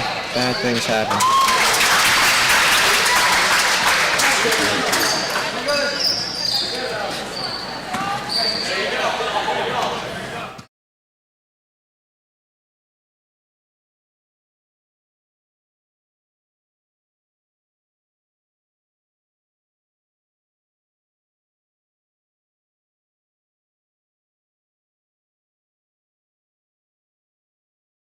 We're down there and need some offense here before this lead gets too big.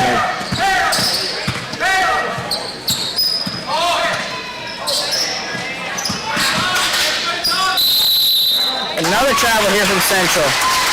This defense of Mountain View is eating them alive right now. They're not getting anything inside. I'm trying so hard to get it to the middle. It's just not happening. Nothing. Passing's hard. When they're driving, there's 2 bodies there every time. So Central's got to get something figured out. Some offense going.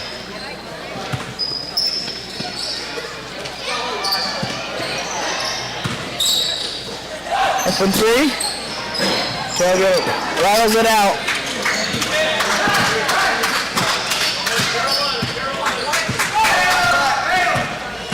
Jaden bring it down, call some offense. Thank you. Those for you. Oops, sorry. And those for you. Wow. If you want more barbecue sauce, I can just go get it. You're welcome. Shout out to Chase Hackman for got us some food stand food. Shout out from the food stand too, honestly. Thank you so much for all the hard work we got down there. Mom's putting in the work. Players, just anyone helping out at food stand, making some amazing food. I got some amazing chicken tenders right here. come on down for some good basketball. Stay to get some good food. And right now, if you're watching this, stop watching this and get over it.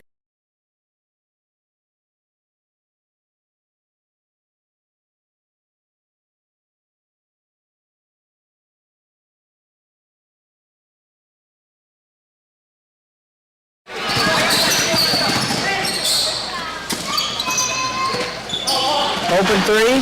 Missed it. Little fighting. Central comes up with board here. Dylan with the three. A little short. Quick release. Tracks down his own rebound. It's in the and a little wild. Oh, a foul. A wild jelly layup there, but just fouled.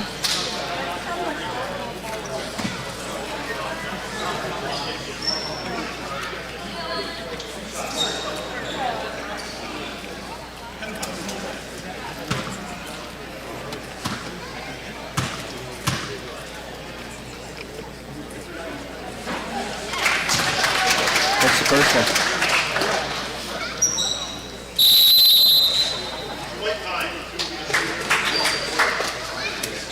Timeout Mountain View.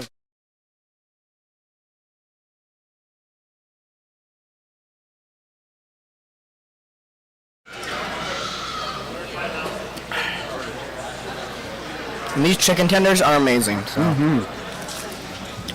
feel like they're fresh off the fryer. Deep fried chicken tenders. Come get yourself some.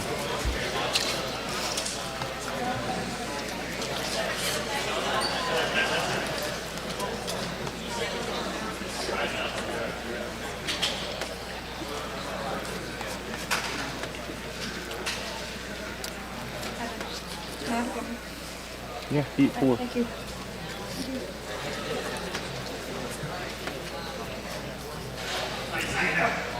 So if you're Central, you're getting open looks. They're just not falling at this point. Keep working the offense. Keep going for those open looks. Try to pound it down low a little bit. Get some people in foul trouble. Maybe shorter quarters. That's kind of hard to get foul trouble with the 6-minute quarters, but keep pounding down low. See what Dylan's got here with the second free throw.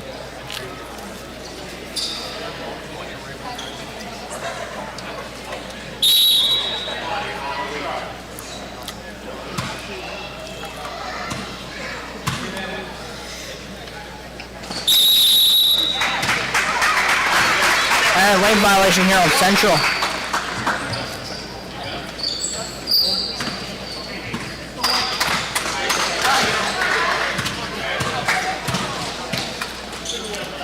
Central bringing their defense pretty high here.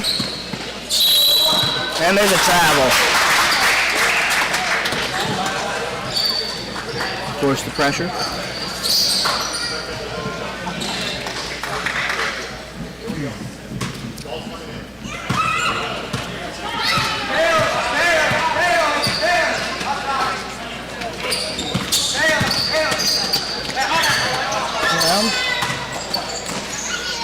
Good take here from Jaden, but comes up short on the layup. Those shots got to go in if they want to figure out how to win this game.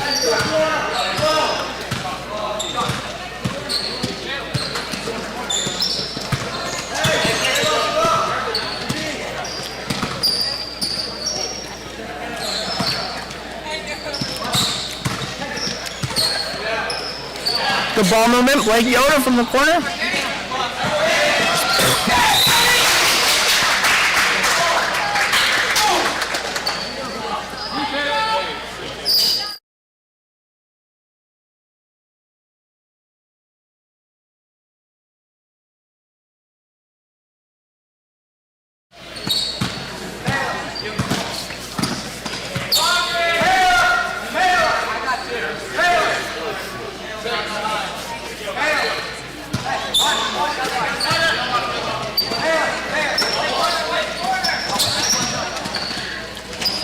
Fine drive here. And he is fouled. Jaden Stolzer is heading line for two.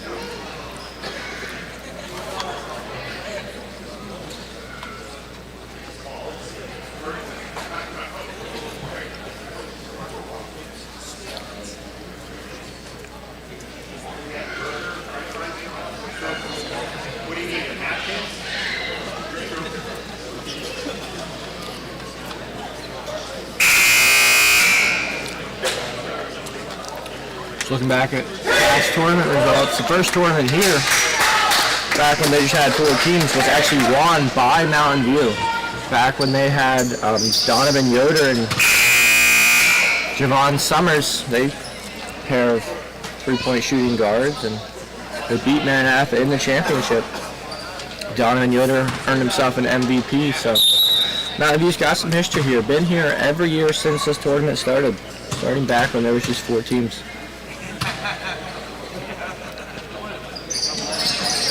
Go long on the second.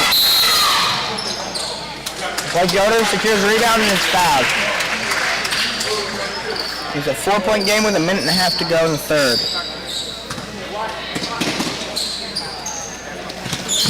Central bringing a little press here and backing away.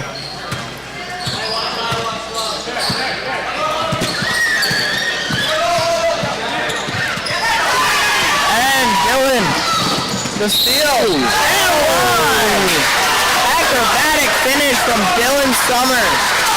That was a tough right-hand layup. I was thinking, easy little reverse left, but chose to go right, draws the foul because of it, and finishes with his right He's hand. been looking for that shot all game. He's needed something to fall. There, Dylan at the line. See if he gets this one more. This is a close game now, ladies and gentlemen. And looks like we have a 21-20 ball game.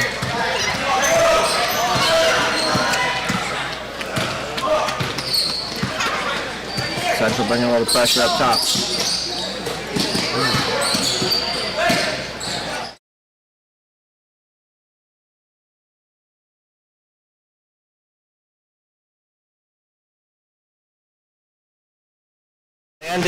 Landon Yoder coming into the game.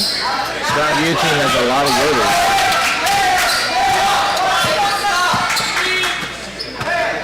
Have not seen a substitution. Oh wait, Central subbed in Aiden, that's right. Hey, Dylan, it's another one. 6 points the last 2 possessions. Finally, he's hitting something. Dylan Summers is coming alive here, ladies. Let's see if we can gear up for a big 4th from Dylan Summers. Little ticky-tacky there, but Central comes away with the ball. Yoder wanted something right there. He wanted a call.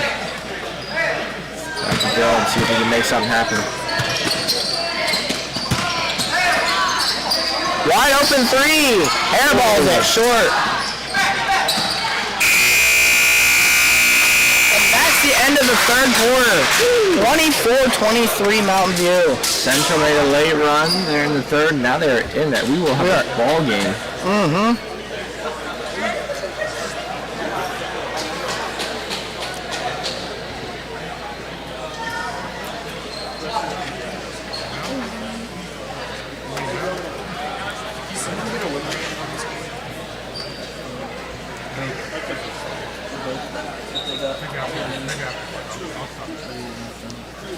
It's a loser's bracket game.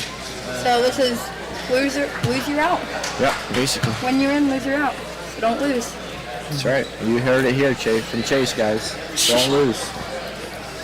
Sure. That's what both teams are thinking at this point. Very close game. I thought you were gonna say it's the end of the game. And I'm like, this is very close game. Very close game. Chase, are you in 8th grade? Yes. 8th grade. Are you going to play basketball team next year? Yeah, maybe. Maybe? Okay. Chase Hackman starting forward on Maranatha's JV next year. Okay, back to the game here. Looks like it's going to be Mountain View's ball.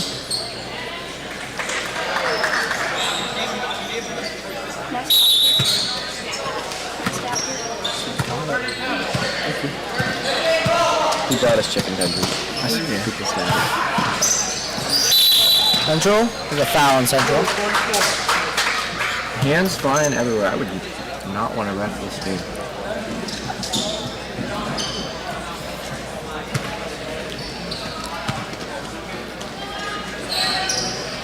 Mountain View gets it inside. Outside open 3 here. And that is bottom. Bottom from Keaton Yoder. Keaton Yoder knocks it down. Huge 3 there. Looking like a 3-point special. Just waiting for somebody to get something started here. There he is, Dylan Summers. Dylan Summers with the take, and he finishes. He's coming alive here. He's just finding his groove. Hopefully he can keep it the rest of this tournament. Central wins this one. That is something we didn't see at all from him against the Bobcats last night. Bobcats, he shot so much, but he... Caleb Yoder! Caleb this time. Wow, the 3-pointers are raining from Mountain View. Here comes their defense. Looks like they're doing a little man-to-man. Dylan takes it in and gets blocked. Mountain View has the ball. I don't know if I like driving into 2 guys, but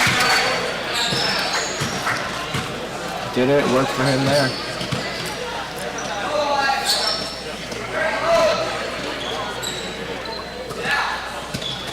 The ball movement here on the top. Looks like they're in a little bit of a stall here. 3 guards up top. Cuts it in. There's a floater. Roll long on the floater. Jaden got the blue down. Central's pushing.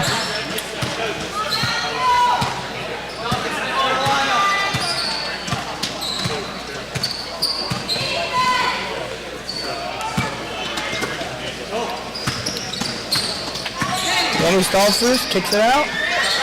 Ryan Miller takes it in and it's poked out of bounds. Good hands by Jarius. Gets beat initially, but his hands are there.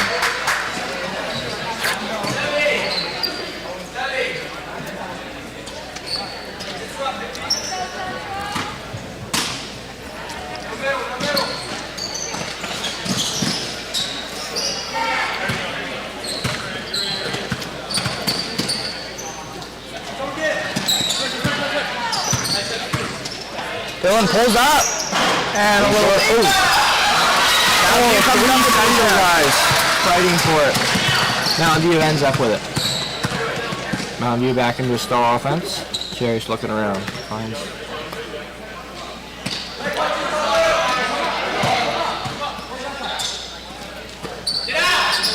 One more kick. Caleb Yoder for 3. And he hits another one. That is huge threes from Caleb Yoder. Sparking their offense right now. 3-pointers are coming alive. Let's see what Central's got to answer. Dylan up top, looking around. I like how Mountain View's bringing their man a little high now. Applying a little pressure. And the ball gets knocked free. Stays here. Central ball.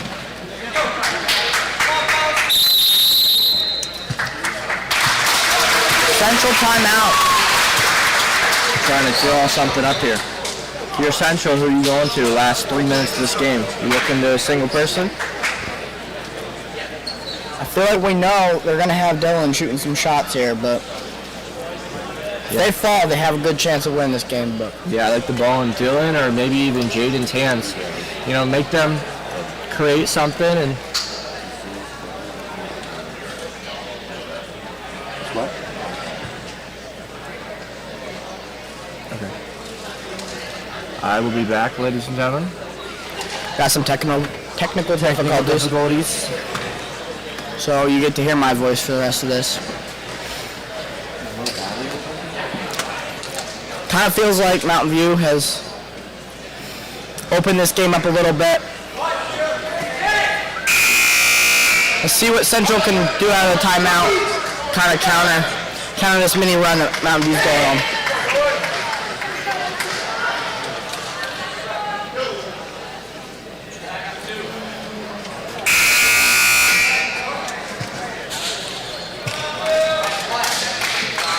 Still 3 minutes to play here. Plenty of time.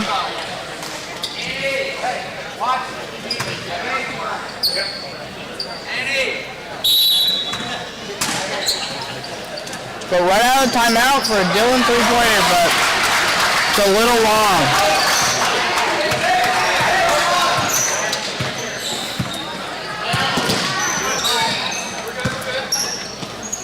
You getting around the top here.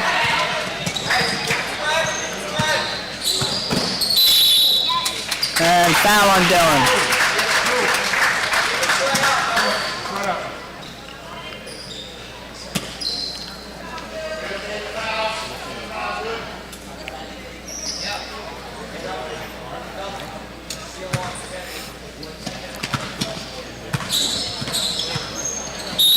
And another foul here on Dylan.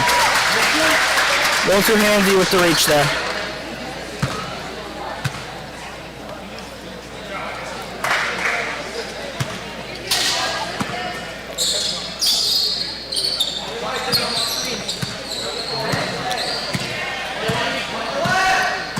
Mountain View just trying to dribble out the clock as much as possible here.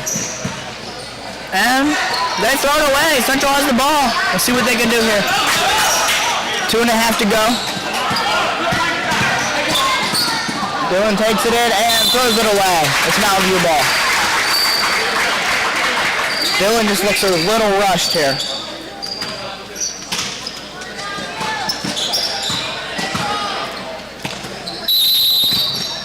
Timeout Mountain View.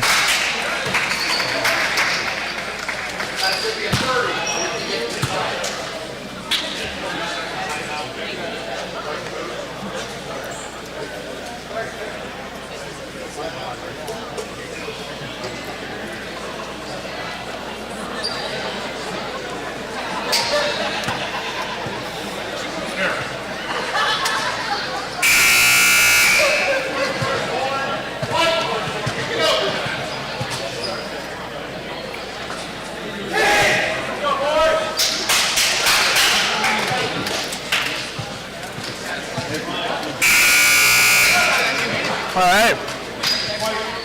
Central looking to put one final push in here before the end of the game.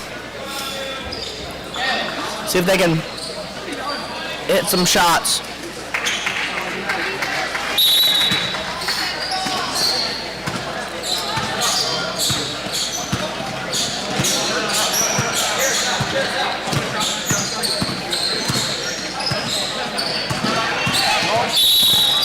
Another foul on Dylan.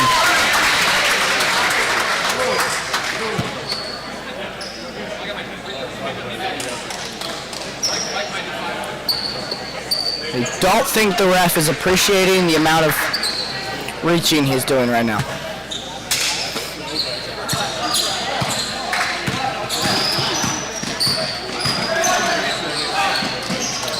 Corner 3, Mountain View. Jarris with the rebound.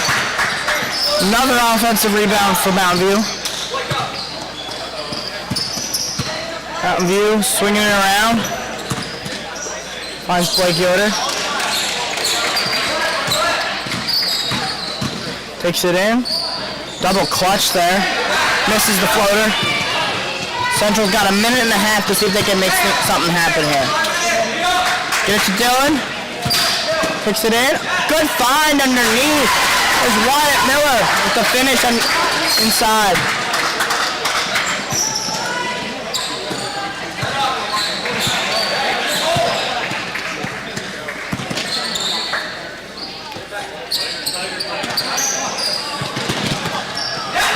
Steal here from Danny Stallsfus, and that's foul on Mountain View.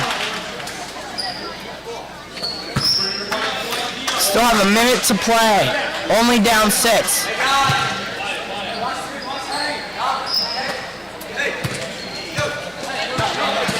See what Central can do here.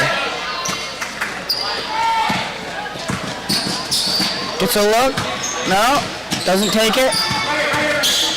Kick out. Danny Stallsfus. And here's a steal. And Blake Yoder lays it in. There, I feel like, ladies and gentlemen, that is the nail in the coffin. 30-second and kickball here. Mountain View just, their defense just killing the Central offense.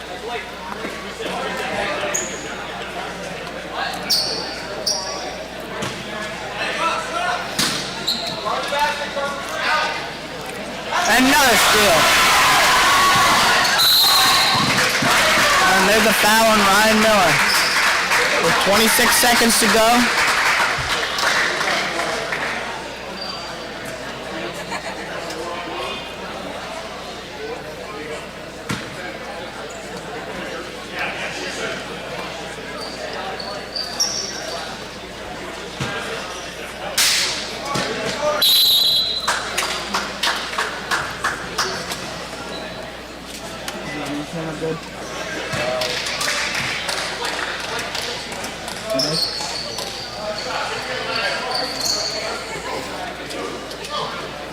We got Blake Yoder at the line, shooting 2.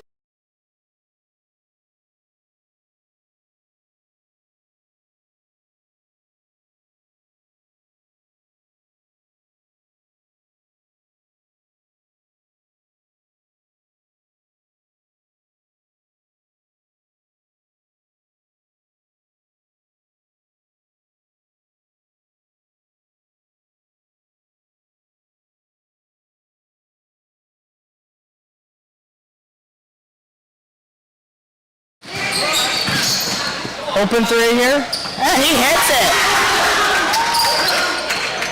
Take a miracle, but and they foul. Caleb Yoder on going to the line for 2 now.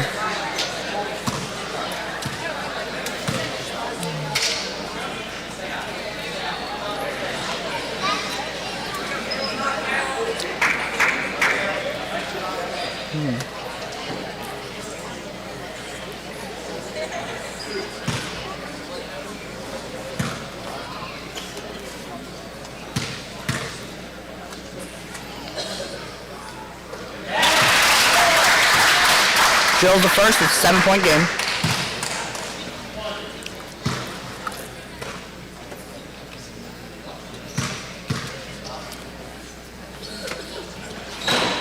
And the lead is back up to 8.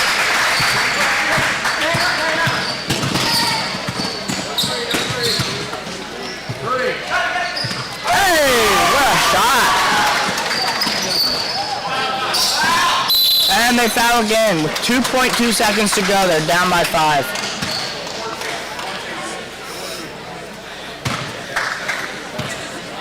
But they're wishing those threes would have came a little earlier than this, but almost feels too little too late here.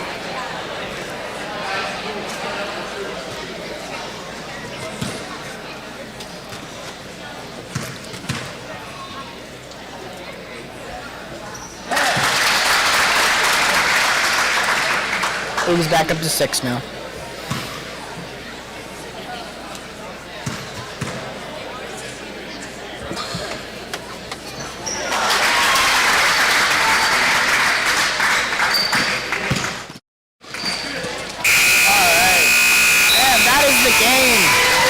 Mountain View won it 40-33. And it looks like Central is eliminated.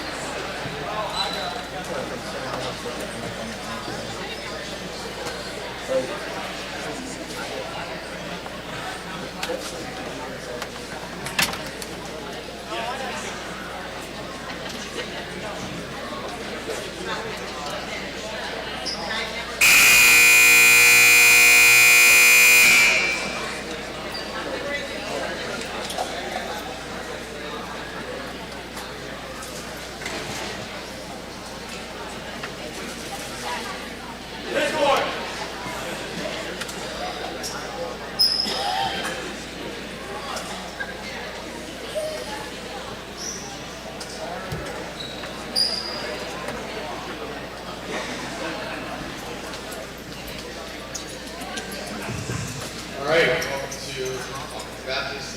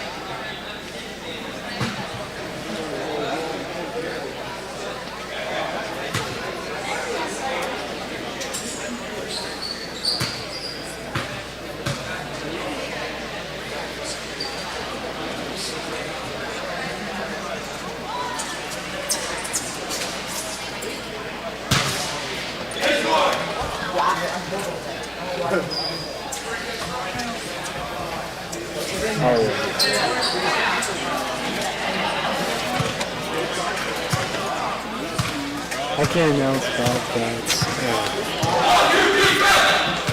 Where's the Falcons?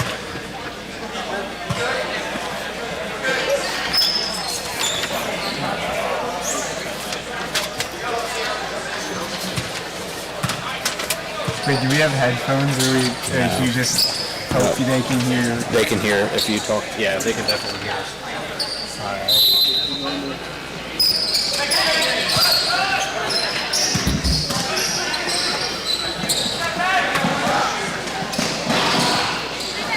All right.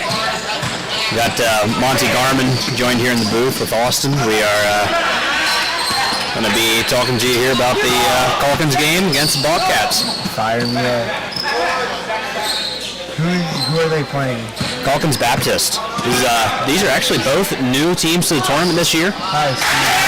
Nice finish.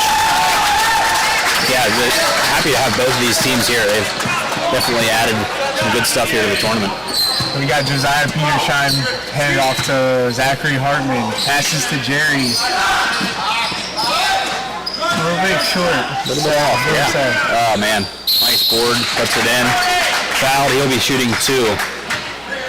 Yeah, this year the Bobcats are almost complete rebuild. It's kind of interesting seeing them, a bunch of young guys out there today.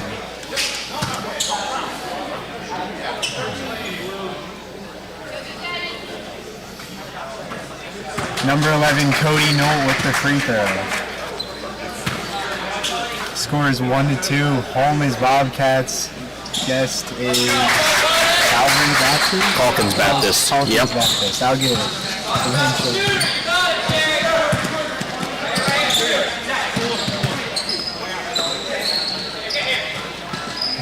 Calkins working the ball up top. 25 has it. Good screen. Looking to get the ball inside. Back out. Back to the top. Compete race. Oh, nice work inside. Number 25 puts it up. Unable to get it to go. Such a shame. Oh, Wrestler with a good take, lays it in for 2. This is Jerry's last year playing for the Bobcats, so hopefully they can, have a good year this year. Petershine with the steal. Fumbles it with the pickup. Into number 11. Number 11 bodies in. Oh, and there's a failed attempt. Hartman with the pickup.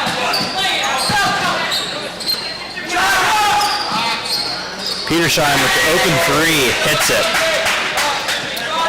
A nice shot. Can't let him open like that. There's an open. Just a little deep. They get the he got the board, but the ball bounced on the line, out of bounds. It's going to be Bobcats' ball coming down.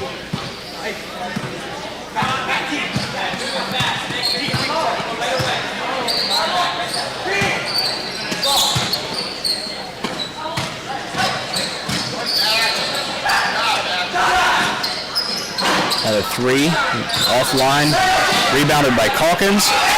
Looking to get some fast break points. Peter Race lays it in for 2.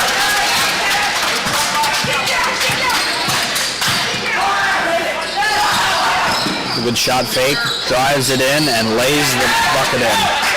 Number 30, Hartman there for the Bobcats.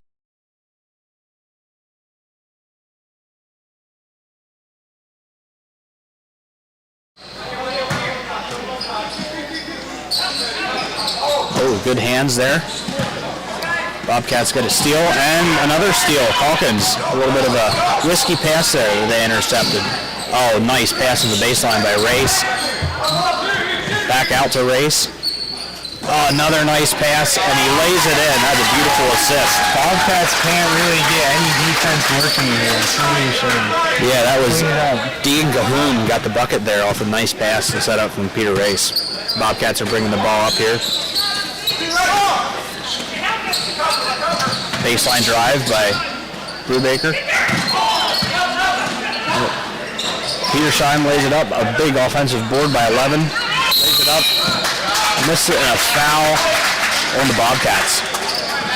Just got a little too aggressive there on that rebound.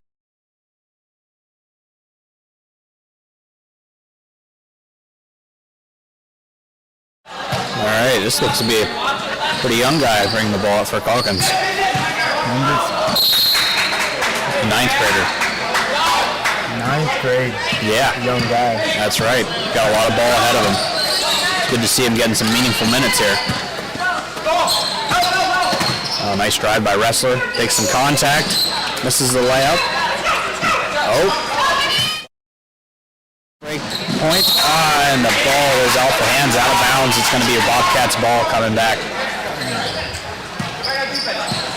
How can we make it more entertaining? Oh, man. Just be you, Monty. You're as entertaining as it gets. Oh, my. Hi, this guy, he's flattering. He's flattering.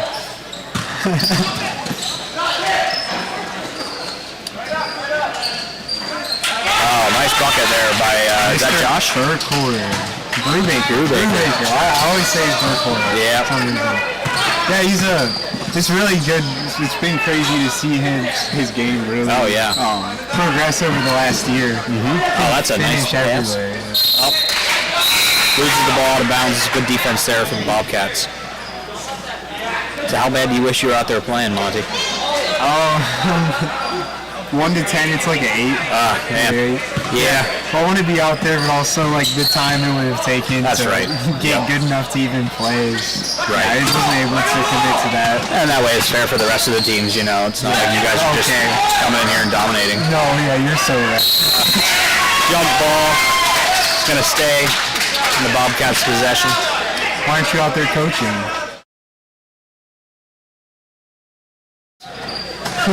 On the Maranatha sideline, so that's probably the biggest reason.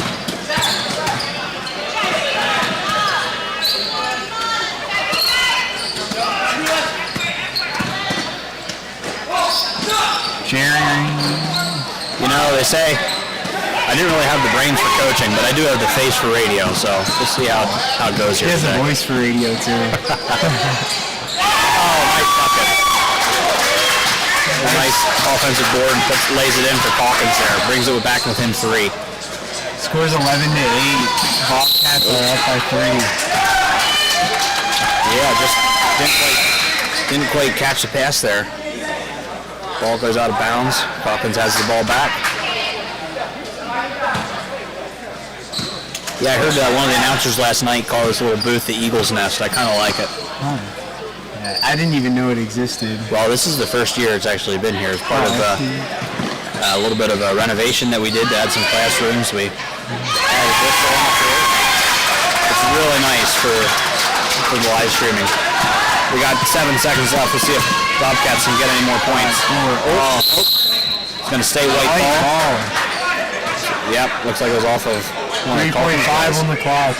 We'll see what they got here. 1 point game. See if they can add to it.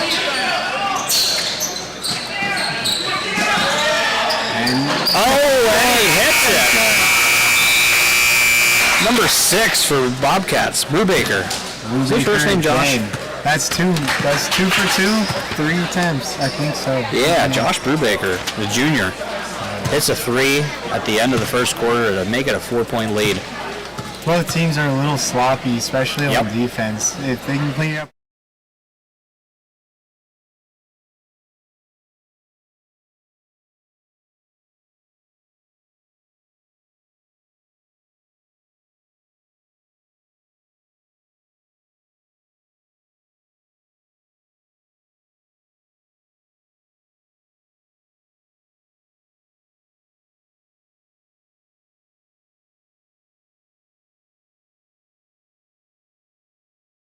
For 7. We got cheeseburgers, hot dogs, chicken tenders, fries, loaded nachos, breakfast, casserole. I heard the breakfast casseroles.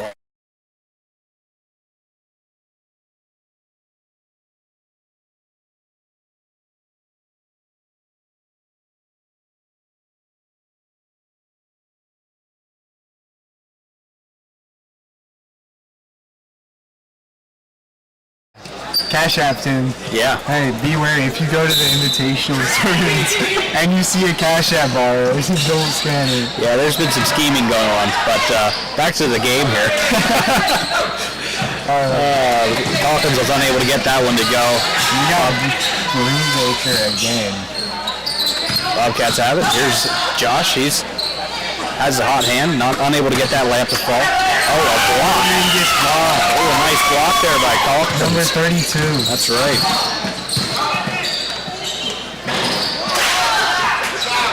Number 32, Gideon Madden, senior, with a nice block in the previous possession. Bobcats with the ball again. Wrestler for 3, offline, rebounded by Calkins. And Pete Race bringing the ball up. Just off the hands. It's a good hustle, good effort. Yeah. You know, fast break points are great, but some of those turnovers, it's just... It's such a big thing is like people try and rush and they're trying to compete with other teams' speed, and it just doesn't work. Yeah. It's off pace for what you're used to. Yeah, I believe number 13 for Calkins is he's a new transfer this year, so he's definitely been a solid pickup for them.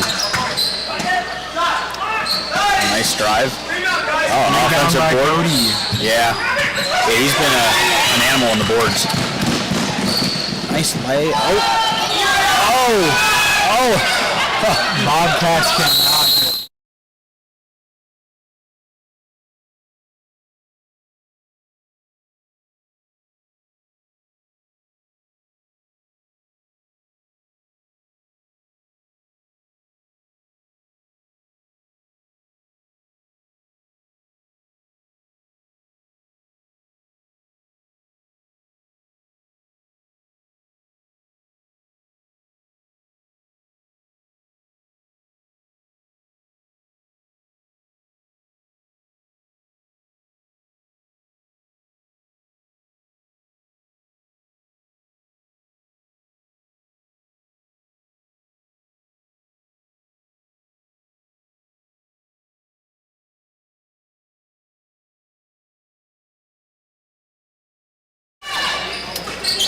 Yes, there's a lot of good schools out there, but we do like what we've got going here in Maranatha.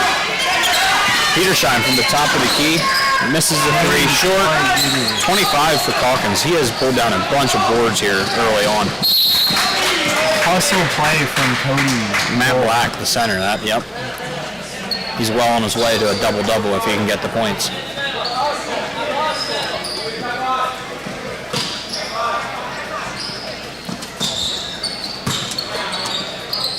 Oh, ball just a little high. Some of those errant passes, it's the beginning of the year. That's something that Coach Jones will be able to point to at practice. Clean some of that up. But that's what it's all about. Their defense, they're playing 4 up, 1 low for their defense. Okay. Which, that actually, you see when they bring the ball, it's interesting. Well, I was watching the Bobcats earlier, and they were shooting a lot of threes. And whenever they fall, that's a problem for any opposing team. So, that's not something you want to do there. Pete Race, you knock him down. You let him open, and that's going to cost you because he hits the three. Now they're looking to put up a stop. Bobcats coach looks a little concerned. Yeah, Darren's like, what's going on? Jerry Wrestler in the paint. Has a nice layup. Nice drive. Calkins coming back to race. Somebody up. There we go. Number 13 again. Oh, just off the back of the rim. These young guys, they gotta use the square on the back. That's right. It's the most basic basketball. I can't be saying anything either. We got a three from Petersheim there from the corner. You don't want to let him open either. He has hit several. 2 minutes and 50 seconds on the clock.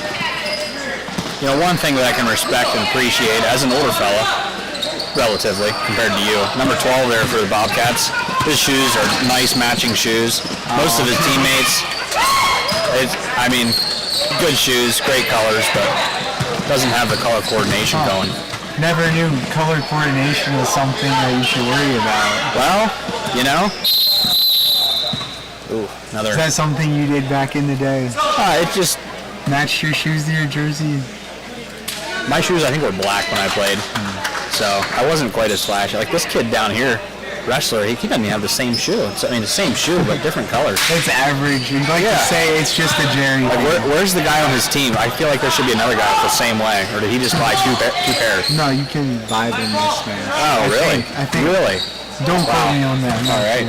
Pretty sure you can. Well, I won't have to learn anything more today. I learned that. Yeah. Learn something new every day. I learned not to trust Cash App links either. Yeah, that could be a thing. Calkins unable to get the layup to fall. Now for a three offline. Balance three from the 13. Couldn't quite get it to go. Yeah, that's definitely been a new thing since I was playing. Some of these shoes out here are just downright vibrant, and I'm not against it. It's just I can appreciate a nice. Three from Jerry. Yes, another three. Number 7, wrestler. Nice pass.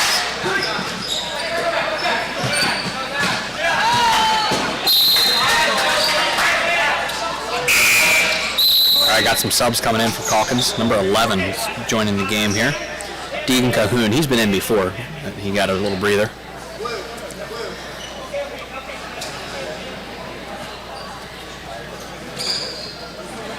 Something that Calkins has is a big lineup.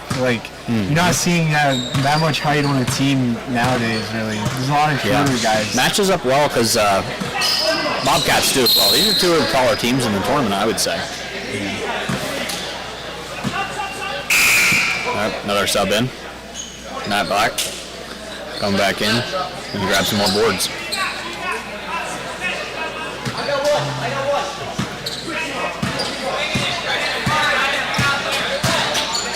Number 1, Boysen subbed in the game. Yeah, I see that. He looks like a young fellow as well. Pretty young. He has an issue with swatting sometimes, but I think he's getting a little bit better. Okay. Looks like he's a freshman, young fella. A lot of game in front of him too. Yeah. Good to see him getting some minutes. Ooh, got a little bit of a block there. Block on number 11. So, do you have any interesting stories to tell our viewers real quick? Let me think about that. Not right off the top.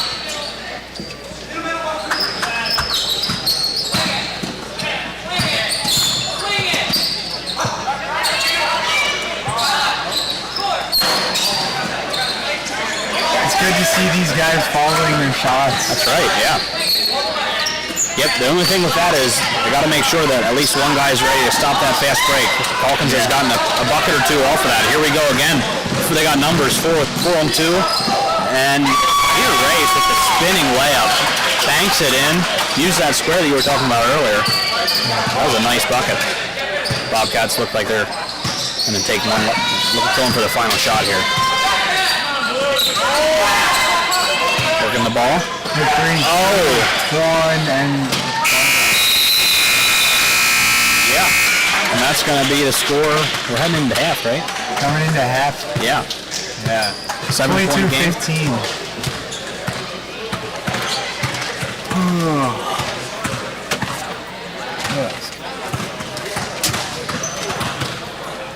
Who's up next? That is a great question. Maranatha. Next game, yeah, Maranatha. Maranatha's against Schaeferstown. That should be a good matchup. They played each other. Quarter? Yeah, that'd be the undefeated game so far. The winner will go to the championship, and the loser will drop down to the loser's bracket with another game to play, and then the winner of that game would be in the championship as well. So, yeah. So, let's just say if the Bobcats win, who would they be playing next? So whoever wins this game will play the winner of. Let me figure this out.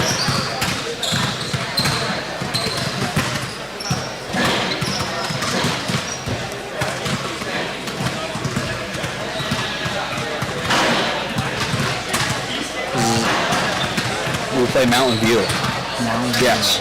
So the winner of this game plays Mountain View, and then the winner of that game plays the loser of Schaeferstown and Maranatha. A lot of basketball here, folks. I don't know if our technical staff back there in the back room has the bracket that they could display or not. Let me go check in with them.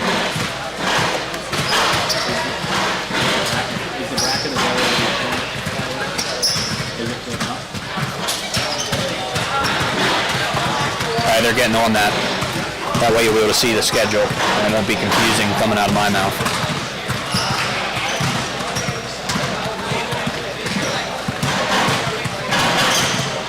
Yeah.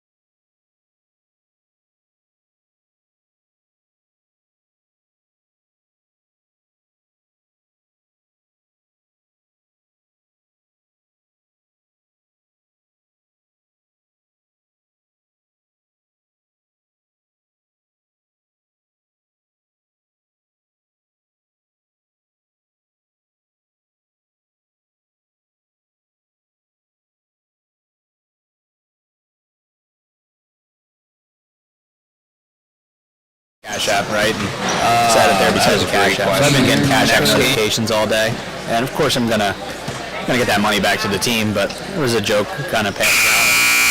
You know, if you show up to a random tournament, and I know we've probably got some Faith guys and some Terry Hill and maybe Fairview guys watching this game, you know, and see what the Bobcats are all about in preparation for the Faith tournament. But yeah, there was idea out there that you could just, you know, throw a QR code like that on the wall at a food stand somewhere and see what happens. Next game, obviously the right thing to do would be to give all the money back and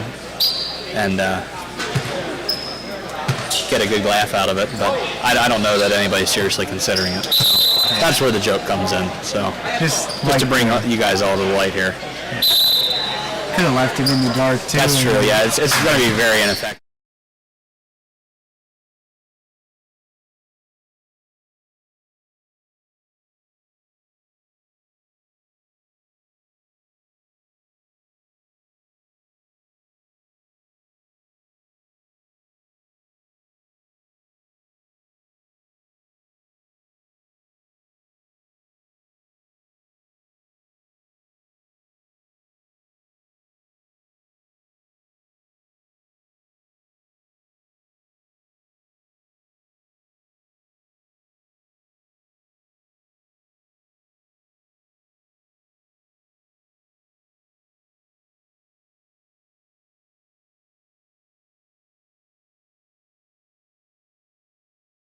It's like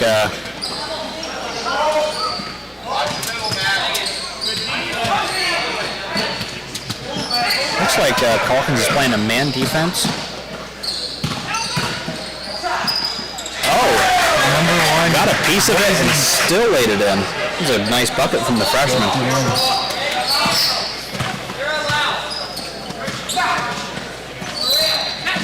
What's the story behind Tip Off Tournament? Oh, yeah. Well,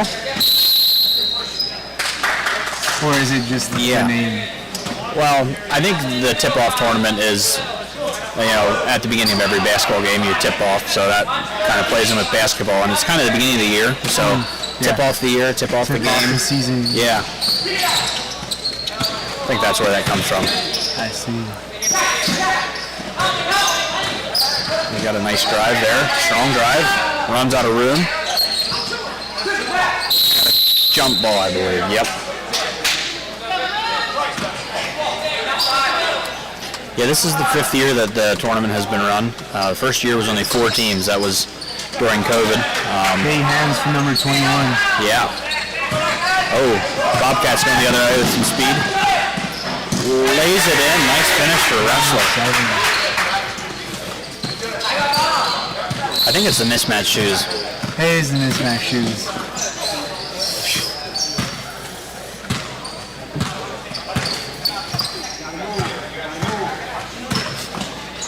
Oh, that's a nice look. Unable to finish, gets the board. Unable to finish, another offensive board. And the foul. 25 with the bucket. And he'll be shooting the bonus shot from the line. Good strong take from Matt Black. Unable to finish, gets the board. Unable to finish, another offensive board. And the foul. 25 with the bucket. That reminds me of a story. Oh, I can't wait to hear this one. One day, I went to this, I think it's like a Mexican grocery place. I work on forklifts. I was swapping out a battery for this company. And the boss comes out, he's like, "Hey, where are you from?" And I was like, Effort area. He's like, "Shush." I had to swim all the way across the Gulf of Mexico. And I'm like, bro, I couldn't do that. Anyways, it's just funny because if he didn't care at all, he's like, I'm about to get deported. He was completely fine with it. It's funny. And the tacos brought that to mind. Oh yeah. Yeah, that's great. We were unloading a battery off of the back of the truck. I gotcha. It was on one of the semi-loading docks. Oh, yep. And the guy, he pulled the forklift up to pull the battery off. Oh, yep. And then his brakes quit working, so he started rolling. And then I was like, "Yo, stop!" Because you could drive the forklift straight off the dock. Anyways, he put it in reverse. It's like an inch before rolling off into the bed of the truck. And then the boss comes out. He's like, "You fool! You stupid!" Oh man. Anyways, it's just a little story. Oh yeah. Completely useless, but yeah. Well, Bobcats are still working the ball up top here with 10-point lead.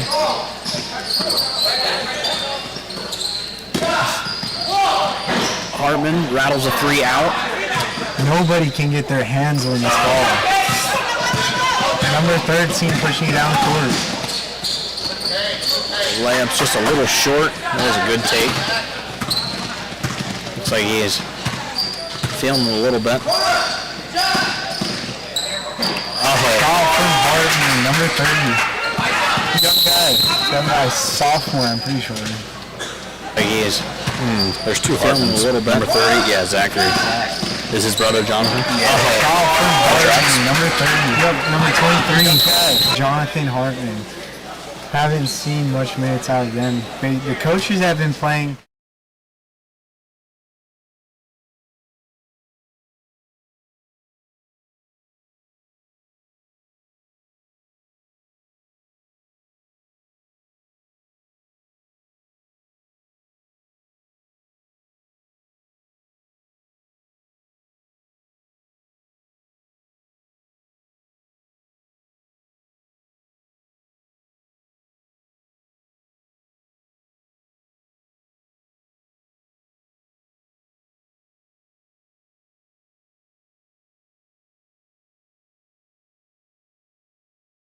It should be able to count this high.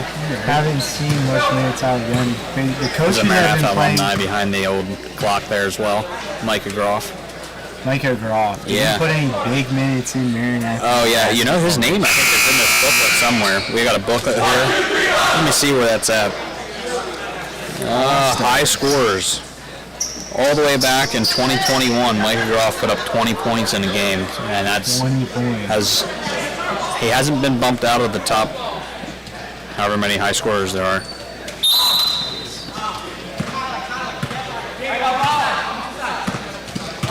There's like 19 in the top. He's in the top 19 of all-time scorers per game in one game, single game scores in tournament history. So, all right, back to the action here. The Bobcats with the ball.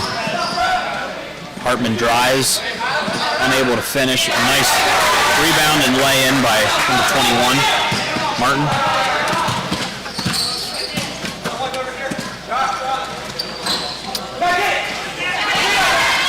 Another offensive rebound by Matt Black as he lays it in with the foul, going to the line for another three-point play. Like I said, that man's a walking double-double. Another offensive rebound. I got Monty as his track here. He's over here deep in the stats and I was reading history and the high past. scores. Yeah. See a lot of Seibel in there. Yeah, there's a lot of those Seibel boys. All three of the brothers, I think, are in there at some point.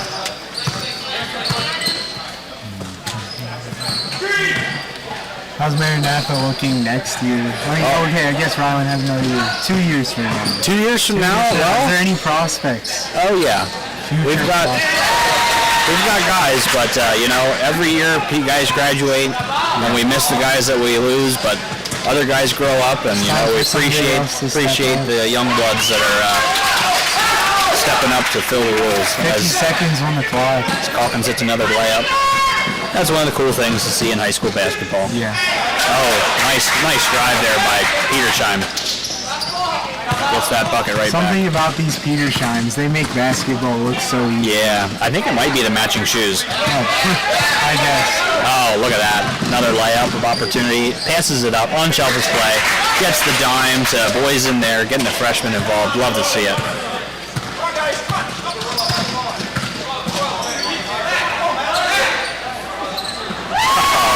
Big shot from the big guy. Mid-range. Knocks it down. He's so too clean. Oh, yeah. He woke up this morning and he's like, I'm going to get that shot. Oh, yeah. And the rebounds. Oh, here we go. Another one. Just short. Quite. Kyler.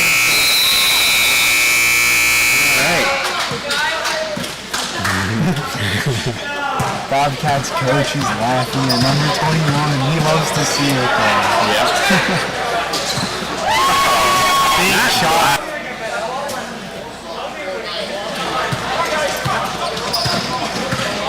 It's always entertaining watching these guys play. Oh, yeah. Yeah, I said I wasn't going to go to any practices or games, but I ended up going to pretty much every game now.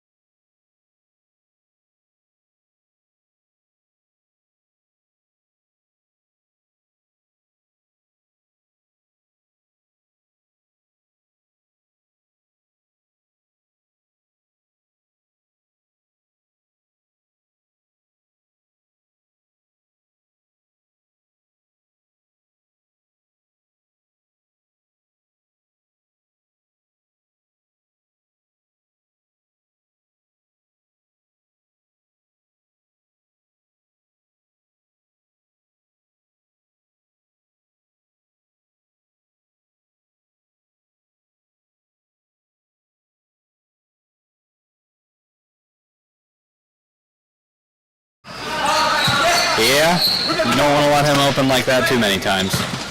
Number 13 back. 23 with the shot. It's a nice Doesn't spot. quite get it to go. Number 1 with the rebound. Little guy just getting in there. Yeah, Wow. meaningful minutes here for the freshman.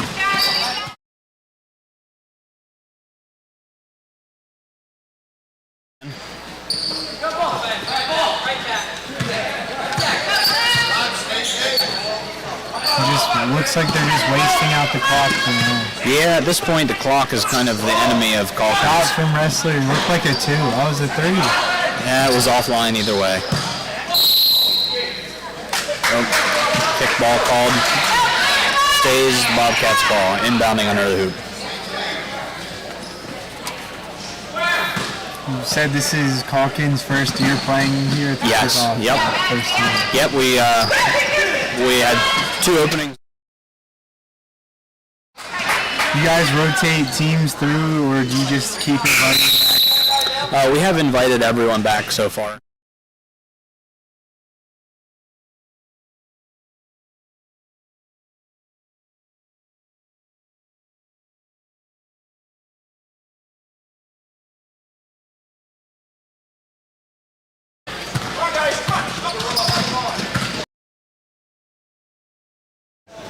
Have good attitudes, good sportsmanship, and some good basketball. Yeah.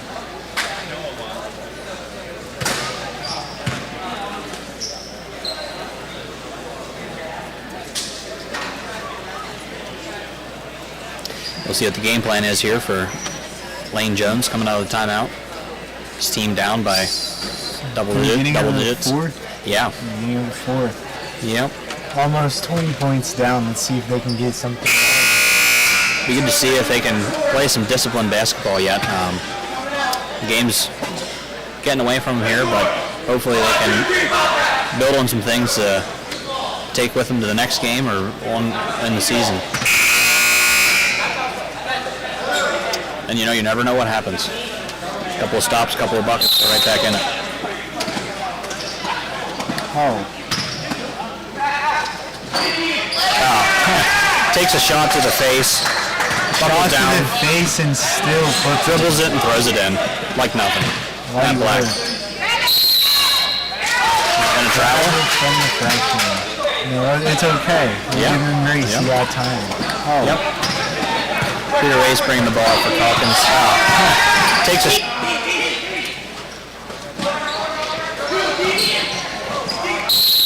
Just a reminder for the viewers, we have Schaeferstown versus Maranatha coming up right after this. Yeah, stay tuned. You won't want to miss that one. It's going to be a good game. Especially if you're going to be at the Faith tournament. A lot of scouting to do there.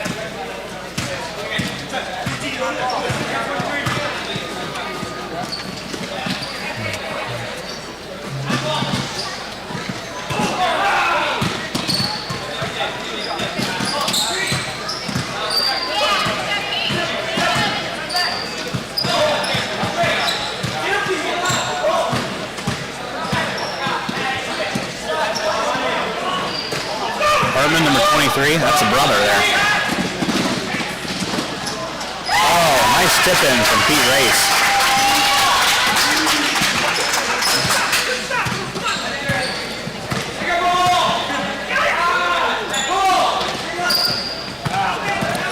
The number 23 Hartman, he's a solid player.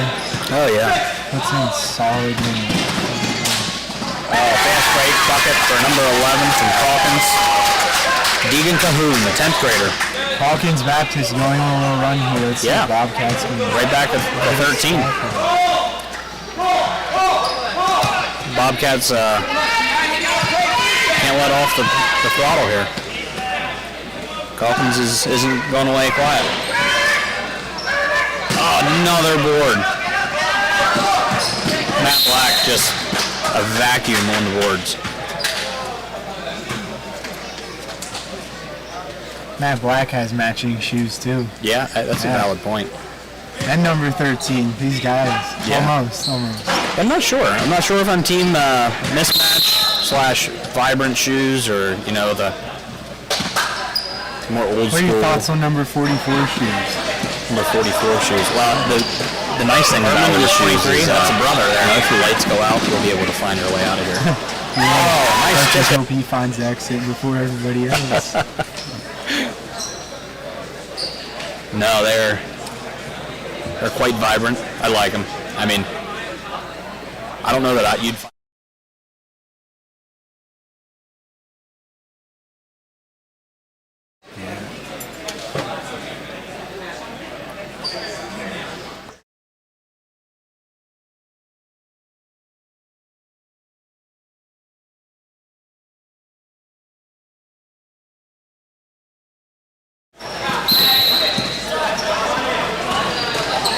Number 23, that's a brother there. There's been rumors that might not be coming to faith tournaments this year. Have you heard anything about I haven't, no. I didn't, yeah. rumors? I tell you what. Well, they won it last year, so that'd be a bummer if they weren't able to make it. Oh no.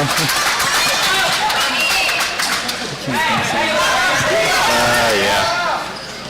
Nice pass from Pete Race. Underneath, lays it in. Don't look now, but it's an 11-point game.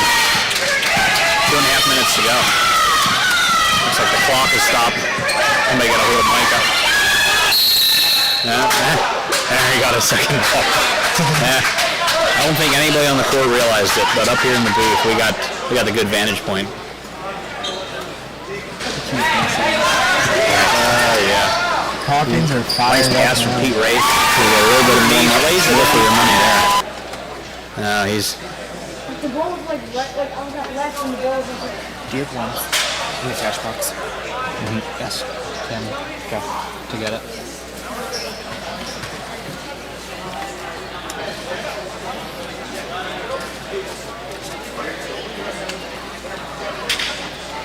$30 seconds left on the timeout. I guess they can see that. Yeah.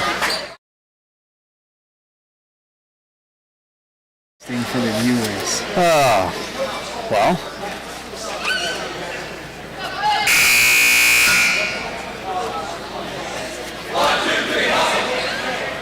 What to think about that?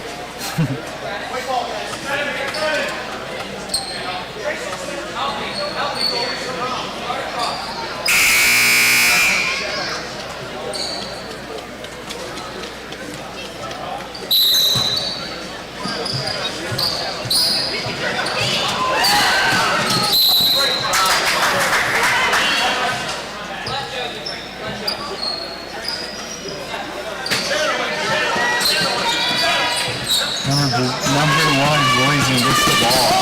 Looks like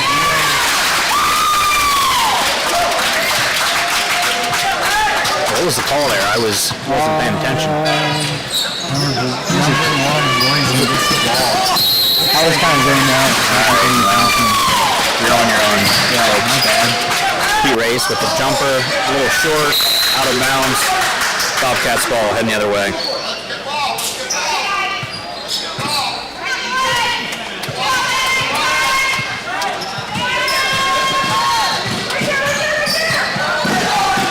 Nice layup. Yeah. Pushing it up the court. Team mismatch shoes representing there. Oh, snatch out of the air. Pete Ray.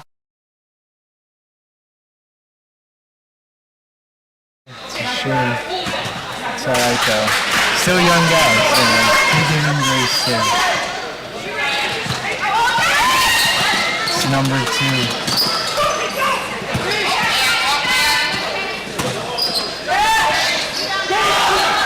Footwork to number 44. Yeah. Right aim, just couldn't finish. Drew the foul.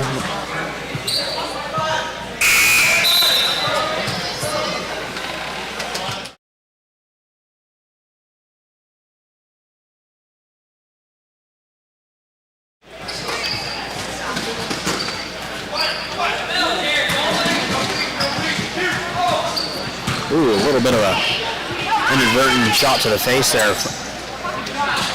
Oh, he gets the assist as his teammate number 44 with his shiny shoes there knocks down a 3. And a travel, 10-point game.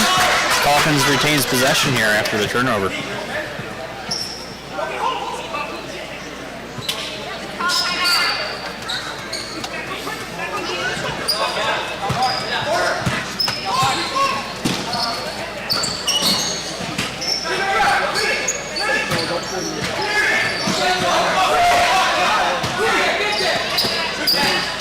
Another shot from number 13, just barely. Rattles out, yeah.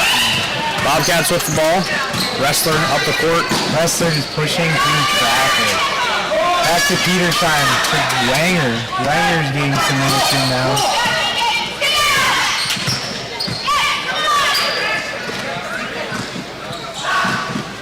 Good ball movement from the Bobcats.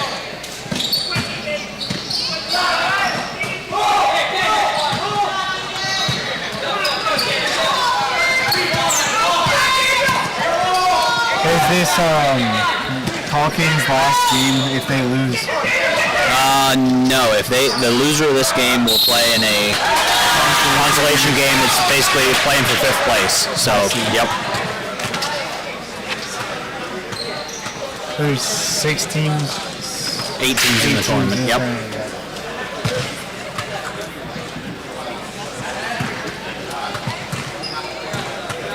Kylie Moore is shooting free throw. Nice. Just barely missing. 20 seconds. Wanger with the almost turnover. Almost steal.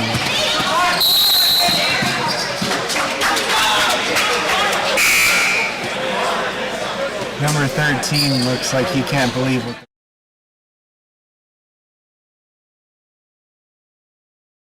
Yeah.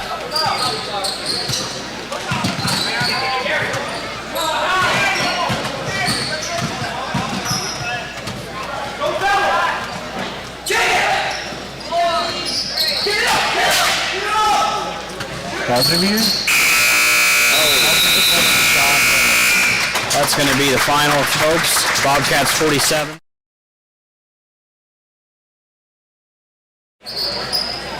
Next up, we have Schaeferstown versus Maranatha. It was the undefeated game. Undefeated. What's your prediction here, Monty? Personally, I don't know what to say. I haven't really watched either team play. I think I saw them play the Bobcats a little earlier. Oh, yeah. Well, it's good you're here. You get to watch both of them play here for a full game. So, yeah. It'll be interesting. I haven't quite seen how Maranatha runs yet. Yeah. It will be. I feel like it'll be a close game. Yeah, I would say, like, whichever team has the hotter hand. I mean, they both shoot some threes and play a little more disciplined defense. I'd say that team's going to come out on top. Obviously, that's a generic answer, but Maranatha has played Schaeferstown earlier this year. Came away with a win, but you know what they say, you learn a lot more from a loss than you do a win. So we'll see what Schaeferstown learned, and they very well could come away the winner here after this one. We'll see. Stay tuned to find out. Maranatha's a pretty young team, it looks like. Is it? So there are 2 seniors on the team, and there's a pretty big junior class. So yeah, they do have some younger guys that should get some minutes, but yeah, it looks like they're not a very big senior class this year for any school, really. Yeah, it'll be interesting to see. What were them parents doing? Yeah, right. They were holding their kids back. Holding their kids back. That's not.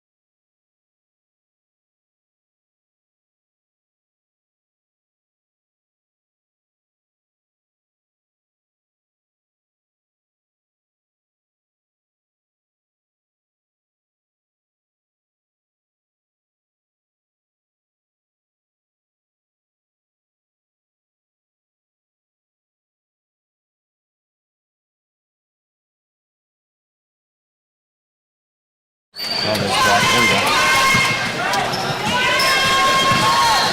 Replays from this game. Nice layup. You know, I think this is the game a lot of people have been waiting for. I think, was it a couple weeks ago, Maranatha played Schaeferstown at Schaeferstown, and Maranatha won that, right? Maranatha really won that one, and honestly kind of surprising just seeing how Schaeferstown's been playing in this tournament. Right. I think they want this one. They're coming back for it. Right, yeah, it's going to be really close. Whoa. There we go. Technical difficulties. Yeah, it's going to be a fun game for sure. Some competitive size-wise. We'll see, obviously, Caden Schaefer for Schaeferstown and then Seibel for Maranatha kind of running the show. Yeah, I'd say a big one in this game is going to be how their supporting cast actually work around them. Like, when Rylan or Caden, when they're driving in, do they have shooters on the outside to spread the floor, or is it going to be a lot of just, shooting around? Right. It's going to be a big key to the game. Right, yeah. Who would you say would be the X factor for Maranatha in this game? Nice little floater there by Runley Rock. I'm going to say it's going to start with rebounding. I mean, Andre Sensenig and Fox down.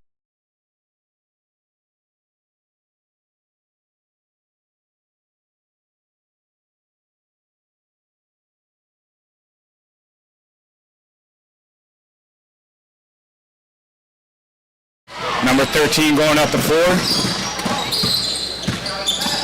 Yeah, I think for Schaeferstown, really, if the defense from Maranatha is focused on Schaefer, I think the X factor is going to be number 33, Hans Weaver. Yeah. How much he can step up and take those shots in big moments. Yep. But it's exciting to watch. Graf driving in. Yeah. Schaefer getting a little aggressive there. Foul number 20. But good Saturday, get out watching basketball. You can't beat it. The high school teams, it's still live, and it's what people want to see. Good crowd out so far. It's going to be a good game. Yeah, and if you're watching at home, turn your computer, turn your phone off, get down here, Come experience it. Get some chicken tenders at the food stand, mango smoothie. There is food. I haven't had a mango smoothie yet, but that sounds pretty good. Ooh, also pork tacos. That's where it's at right there. Number 20, Schaefer up the floor. Over to Newswanger. Maranatha's in a man right now. Shot by Weaver. A little off. Seibel with the rebound. Yeah, and like you were saying, I think Weaver's shooting is going to be huge in this game. Right. Against Reading, he had a couple nice threes that definitely increased the lead. Right. He can show up again today. Yeah, I think it comes down to the thing that the focus can be so much on the best man, and really what is going to bring who's going to win this one is how the supporting cast works, like you said.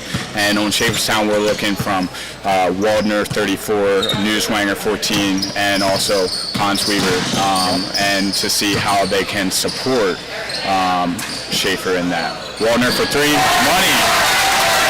And they're both on the board, 3-3. That's that supporting cast you're talking about, Schaeferstown. Right. Also, interesting matchup is going to be see how Zimmerman and Schaefer, kind of a favorable matchup if you're Schaefer, but Zimmerman also has the size on him and the length, so definitely want to watch that one if Maranatha stays in the man. It'll be interesting to see how they go, obviously being in the man right now, see if that's something they stick to throughout the game or if they decide to switch it up, and how Schaeferstown's going to exploit that man-to-man.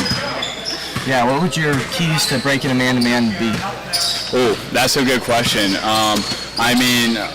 Ball movement and also getting the man loss on the off-ball screens. I don't think we utilize this off-ball screens enough in basketball, and I know it's a hard thing to do, but that's a good way to get your man lost. And if there's one non-communication, also for the big man, talking in defense is the biggest thing. As far as being down low, they have the best view overall, and so that really comes down to it. But yelling out screens, everything. Right.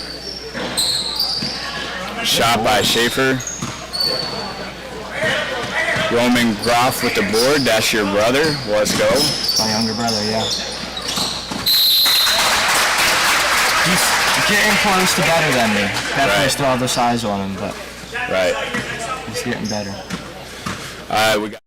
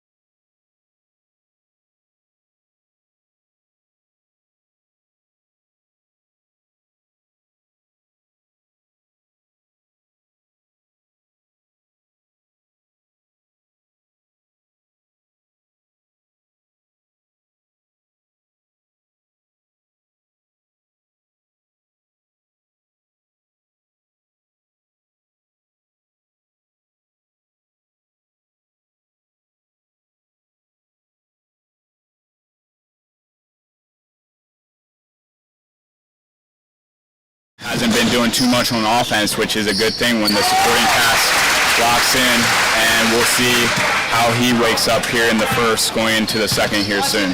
Definitely, if you're, Coach Stan, you want to be thinking, how can I get my best player involved? Right. Down the stretch, you want him to be hot. Schaeferstown bringing up the floor. Number 20 driving, takes the shot. Board by Maranatha.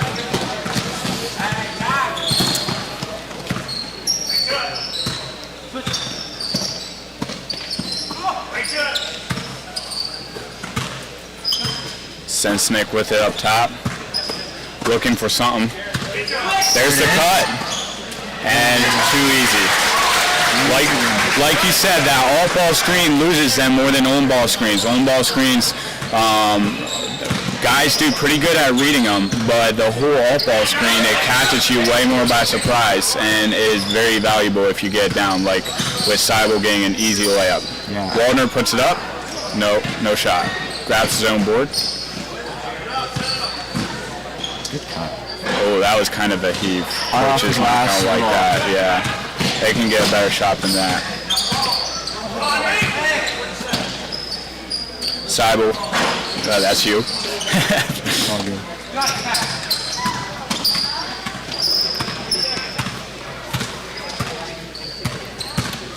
First quarter winding down. Yeah, Schaefer with the easy way. Zimmerman got a little bit to the left too much, gave him move to fly by, and that'll be a matchup, like you said, interesting. Seibel with the shot. Short. That's your first quarter, ladies and gentlemen. We are all tied at 9-9, going into the second here soon. This game, we knew it would be a good one. Here it is, not disappointing at all. Right, I think it's exciting. I mean, I think Schaeferstown has a chip on their shoulder with how the last game went, and I think that was at Schaeferstown home gym. Yeah. See how that is. They're definitely out here to play, and the key matchups will be interesting to see. Obviously, we saw some.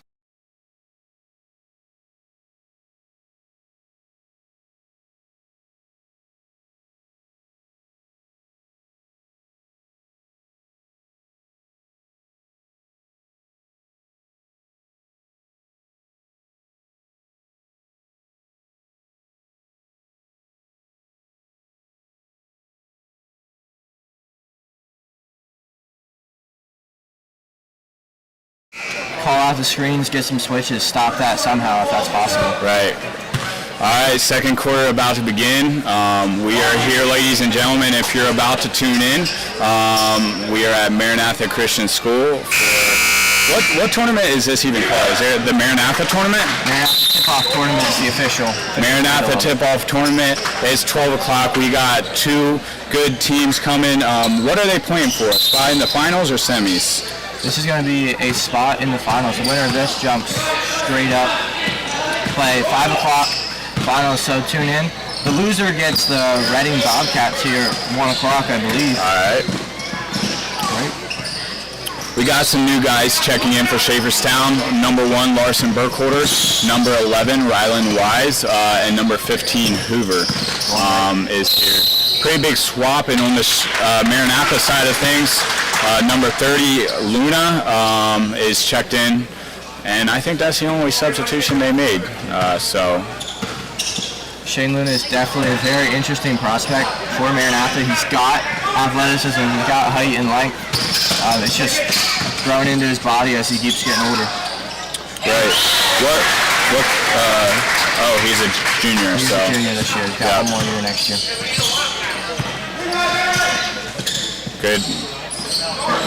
Good shot by Schaefer. Grabs his own miss, takes another shot off the rim again. Seibel with the rebound, coming out the floor, grabs number 13 Zimmerman, blocked by Schaefer. Maranatha ball.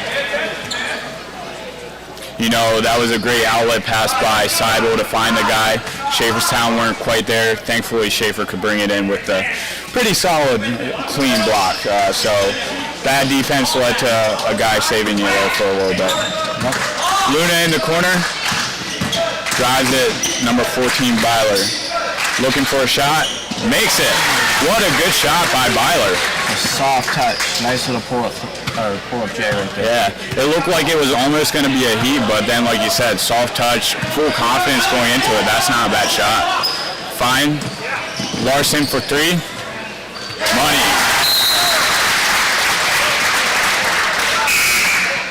Maranatha leading by 1, 13-12.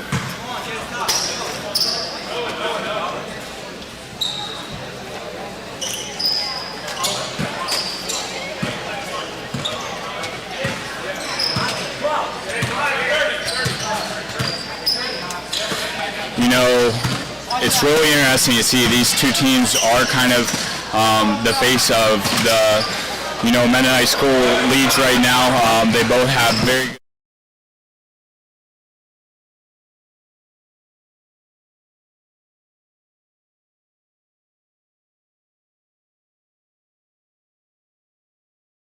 overall even players throughout their roster. So it's exciting to see how this will play out today, and then also at the Faith Tournament, seeing these teams come back together, fight it out again, makes it interesting. You can bet there's some Terry Hill and Faith guys watching this right now. Oh yeah. Probably tune in as well. Yeah, for sure. We got some Faith guys watching for sure, some Terry Hill, it will be interesting to see travel by Zimmerman. It will be interesting to see what Terry Hill brings to the Faith Tournament this year. Haven't seen him play a lot. I know they had a lot of great seniors last year that left, and so maybe a little bit more rebuilding, but even if it's a rebuilding year, it's still, you want to go for it and you want to play the best ball you can. It's exciting to see like how the game has changed from the last couple years, and it's kind of forming into, I feel like, a more overall even amount of ball, as far as a lot of guys getting different looks and not depending on one star player. It's exciting to see. Yeah, Terry Hill actually came down here for our first game. Okay. And first half was close, good ball. And then Terry Hill made some adjustments and pulled away. I think they were up by 10 or something for final score. So Terry Hill beat Maranatha. Terry Hill beat Maranatha. I didn't know that. I haven't watched Terry Hill yet, so I shouldn't say much. Which is very interesting to say, because Maranatha beat Schaeferstown at Schaeferstown Gym, and then also I think Schaeferstown beat Terry Hill.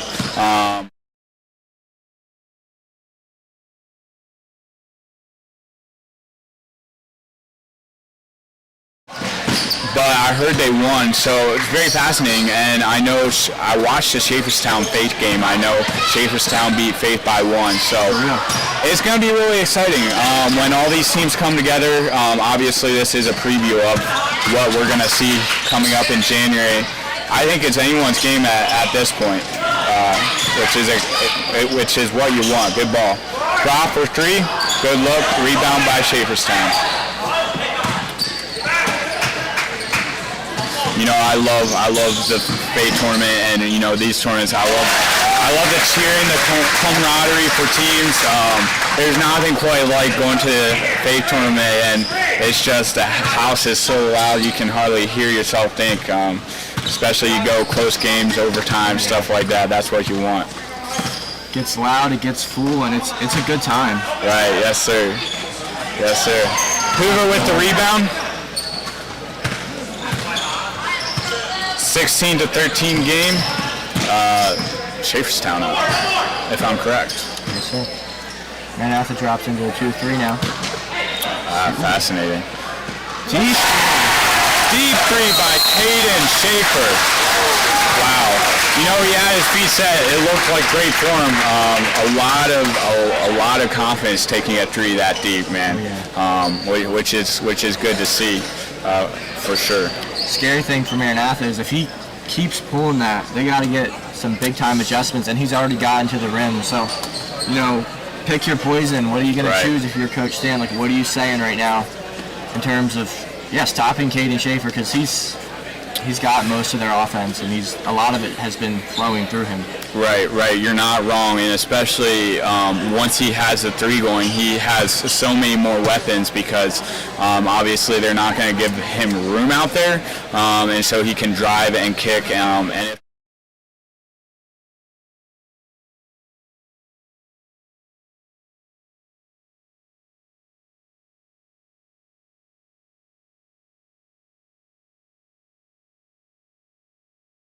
Right. What would you be saying?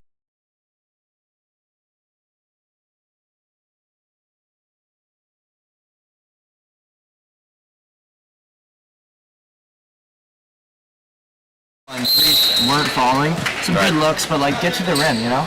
Right. Samson Seibel down there battling, and play hard on defense. You gotta stop Schaefer. Send 2 bodies, 3 bodies. Make someone else hurt you. Right. Because at this point, he's their offense.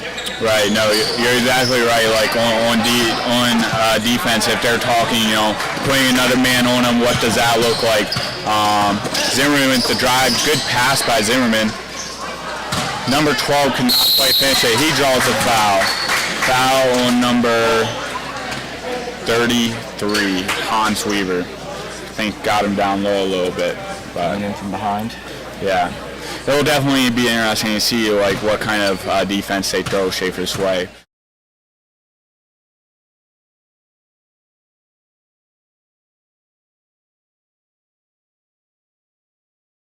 Like that. They gotta go fix something. Technical difficulties with your side camera. I'll be right back. Get that figured out. All right. Sounds good. Is the mic still rolling? Yeah. All right. Bet. Yeah, by the way, my name's Brian Eschbach. I'm just here for the fun, here for the competitiveness, hoping to see some good ball. Not really anyone I'm cheering for. I just want to see close games, and we've seen that.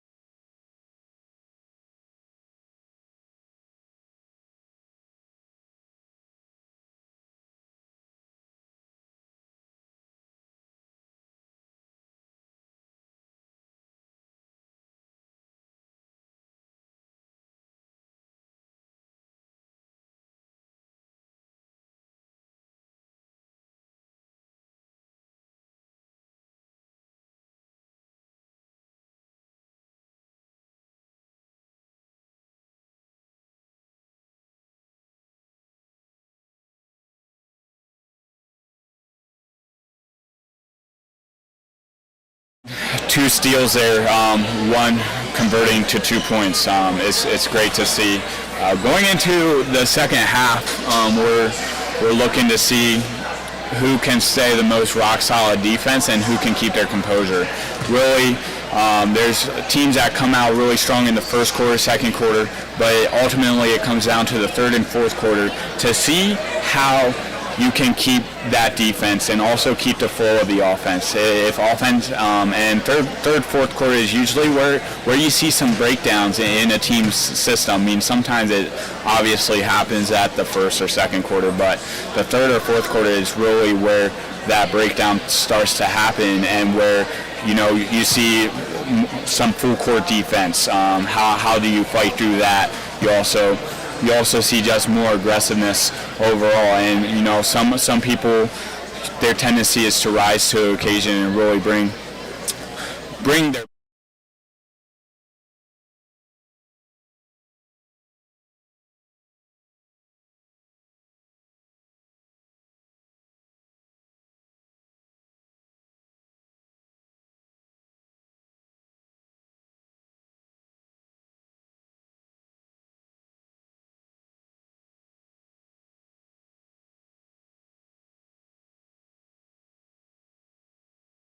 reffing a good game. We have a younger ref on the floor today. It's usually interesting to see. Usually the refs are older, but I guess today we got a younger one, which I can appreciate that. Appreciate all the young refs out there for sure. So we'll be back in a minute.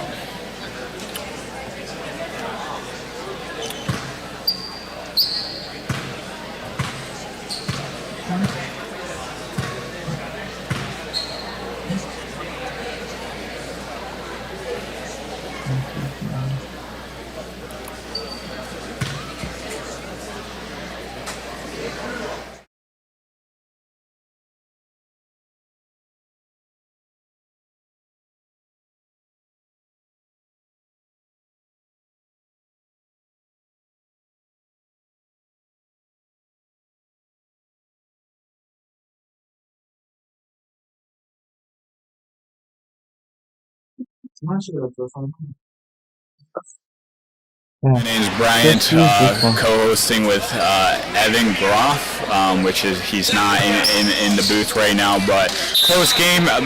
Schaeferstown leads by 3. They're the guest team. Maranatha being the home team. If you're just tuning in now, this is whoever wins this goes on to the finals of this tournament.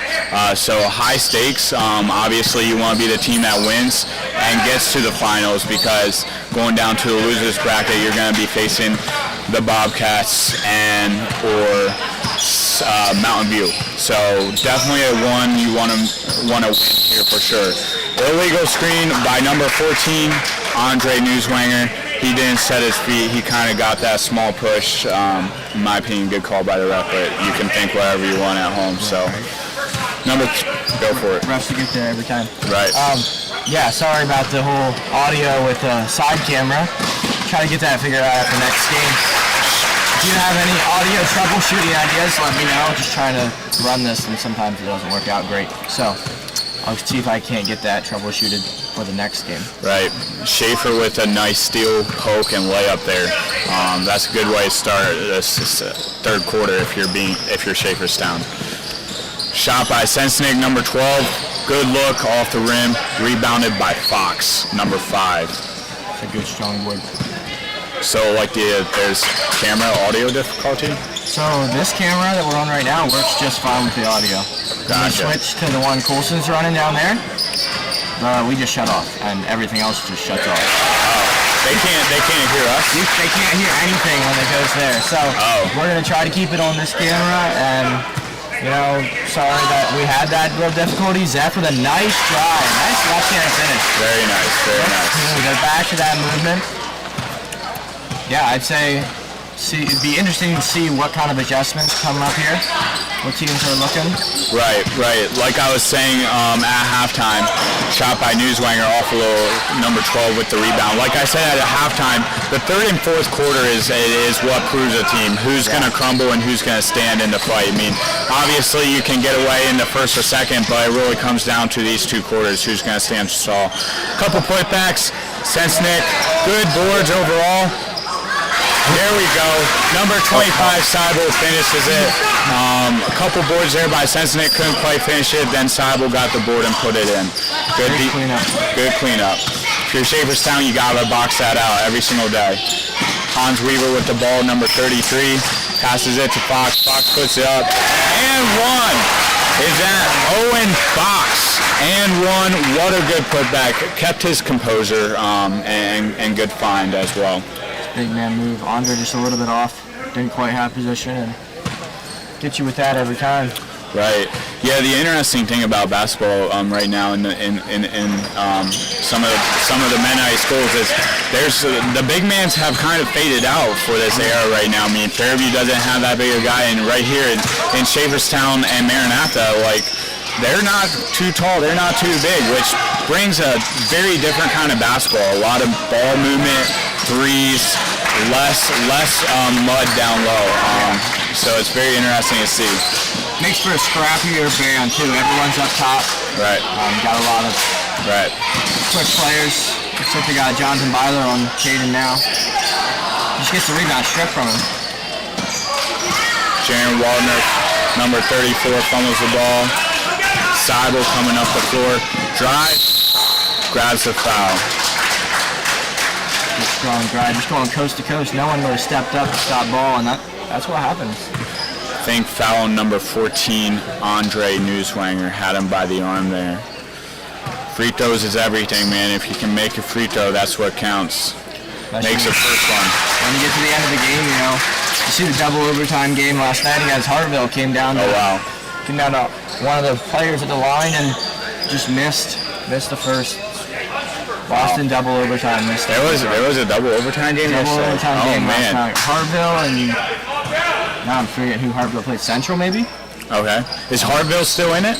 No, they got knocked out. I've seen another overtime game this morning. Over at the Well, and they lost to Calkins in that one, I believe. So. Gotcha. Man, so we've seen some close basketball. I guess I haven't just been here for it, but so far this game's turning out to be kind of what we're looking for. Close game. Shaferstown leads by 5. Whoa, bodies on the ground. It stays Shaferstown ball. I think Schaefer was looking for the foul there. Didn't quite get it. So we'll see where we go from there.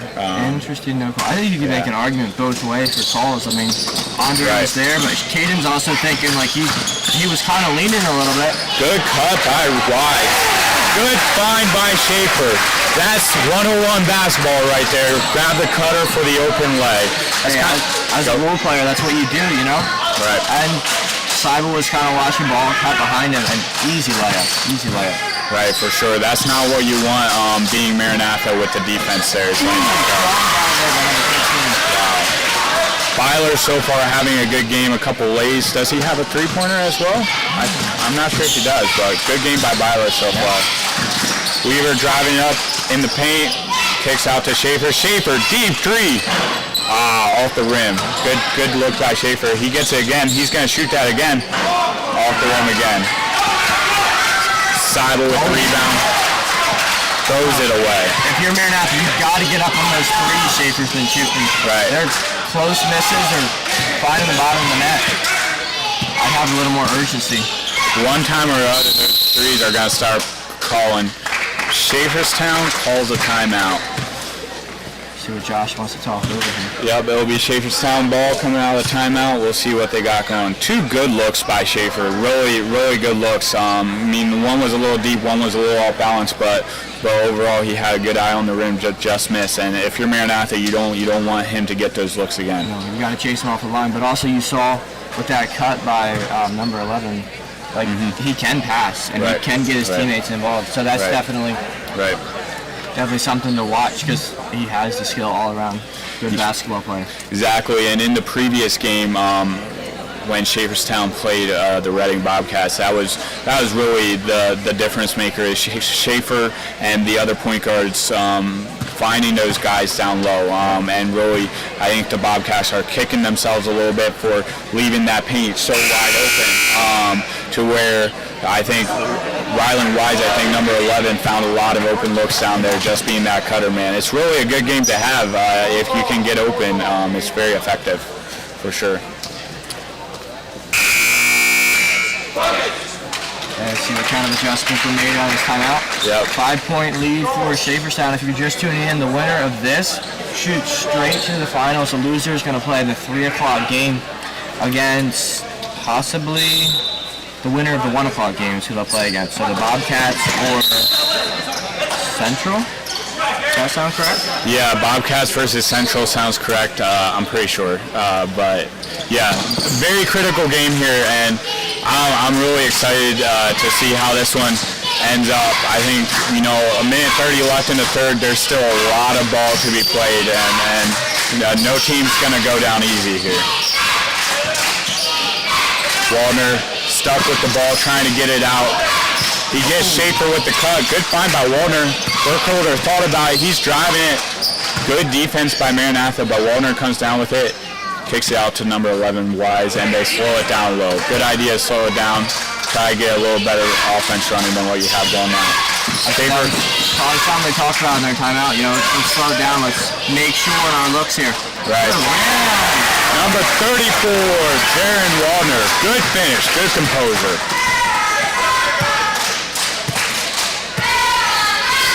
Now starting to get into it. Love to hear the fans start getting it. That's when you know it's a game.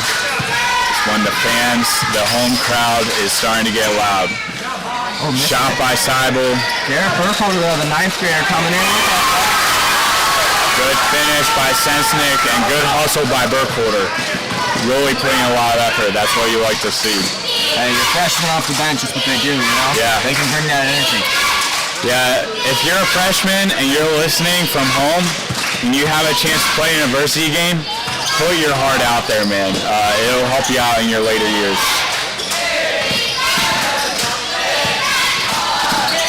Gets it stripped.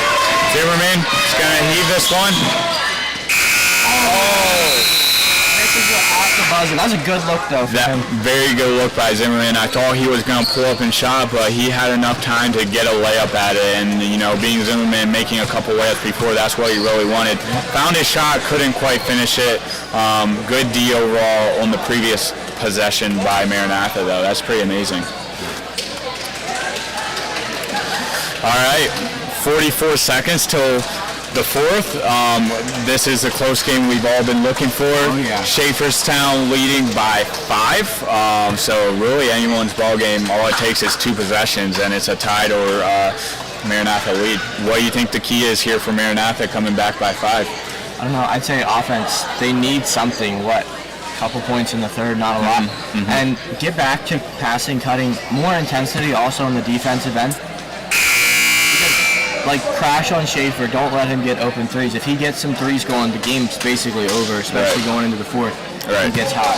Right. Yeah, I think it's really going to come down to, like you said, being aggressive, getting the cuts.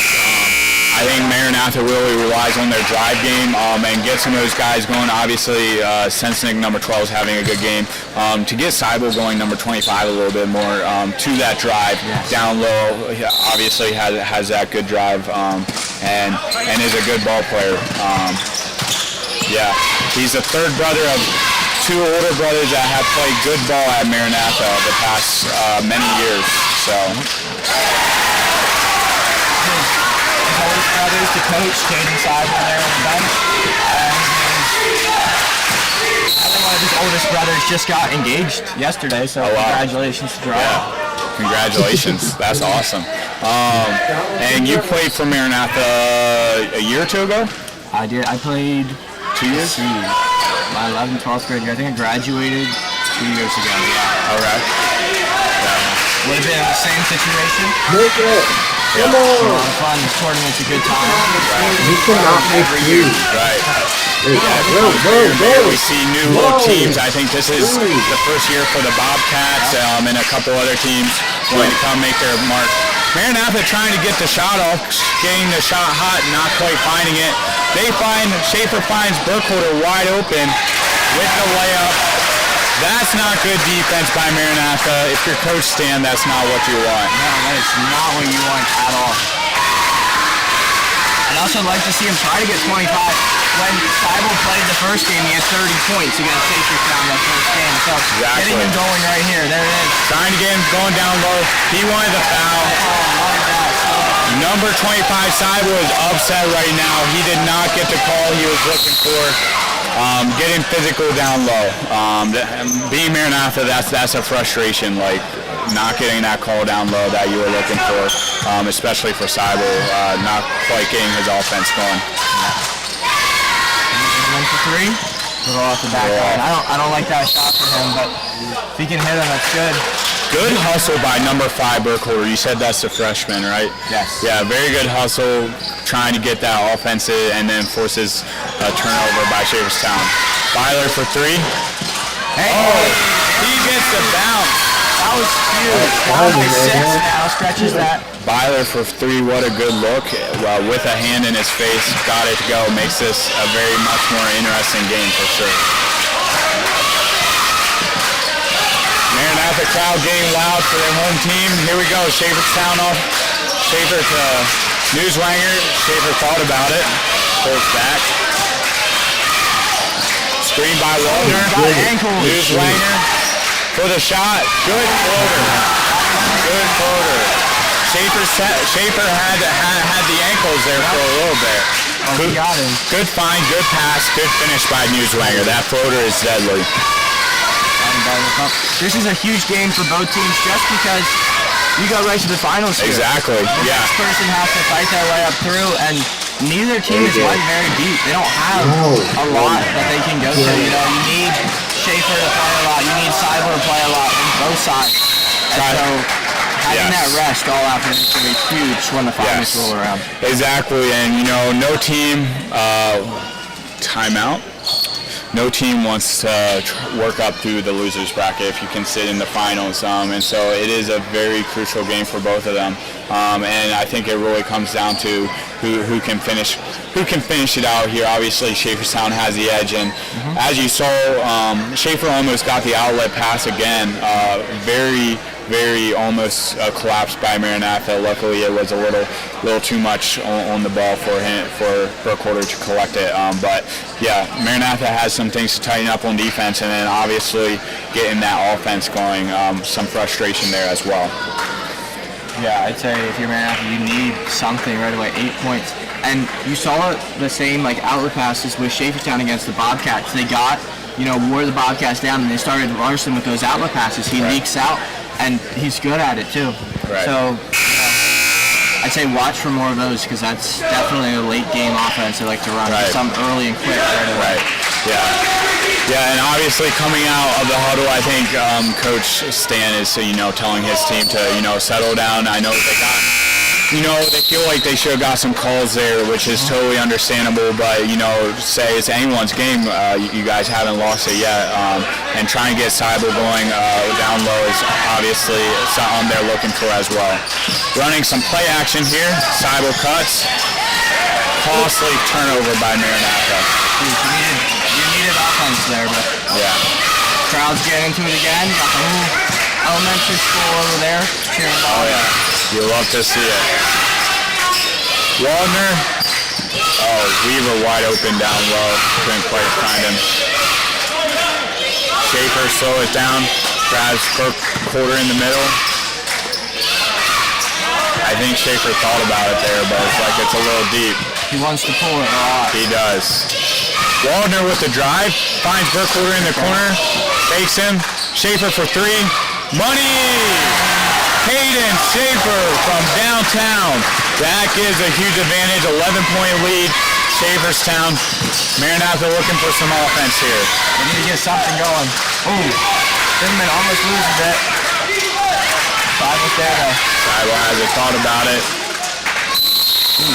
Gets the foul. That's a foul they've been looking for. Number 13, Zimmerman, going to the line. All night, ref in the back making that call. Right. Yeah, you gotta appreciate our young refs out here, getting younger refs in the game, and overall good reffing. So they're letting them play. So some calls not getting called, but it's high school basketball. Let them play a little, let them get physical. That's what we're looking for. So I feel like the refs are honestly getting older though. Like you need some young, fresher legs in there. Man. Was that Fairview game the other year that one of the Fairview players, I think they hit a ref and sent him to the hospital or urgent care or something. Just a big body that hit him, and it's yeah, man. Like they do ref a good game, but to see some young blood out here on the reffing side of things is definitely nice to see for sure. And it takes experience too. You're not a professional ref in your first year. Right. So, kudos to the people that get out there. Maybe you should get your shout out to them. I've definitely thought about it. Have a friend that's a ref, and it sounds fun, but it's a lot of dedication. And I almost rather be a fan. Good finish by Zimmerman. Up front, pressure, a little pressure here by Maranatha. Right. Being a ref, everyone has something against you for the calls you make. You can't ever make the right call. Yep. And so I'd rather be liked by people, but it would be fun. It would be fun.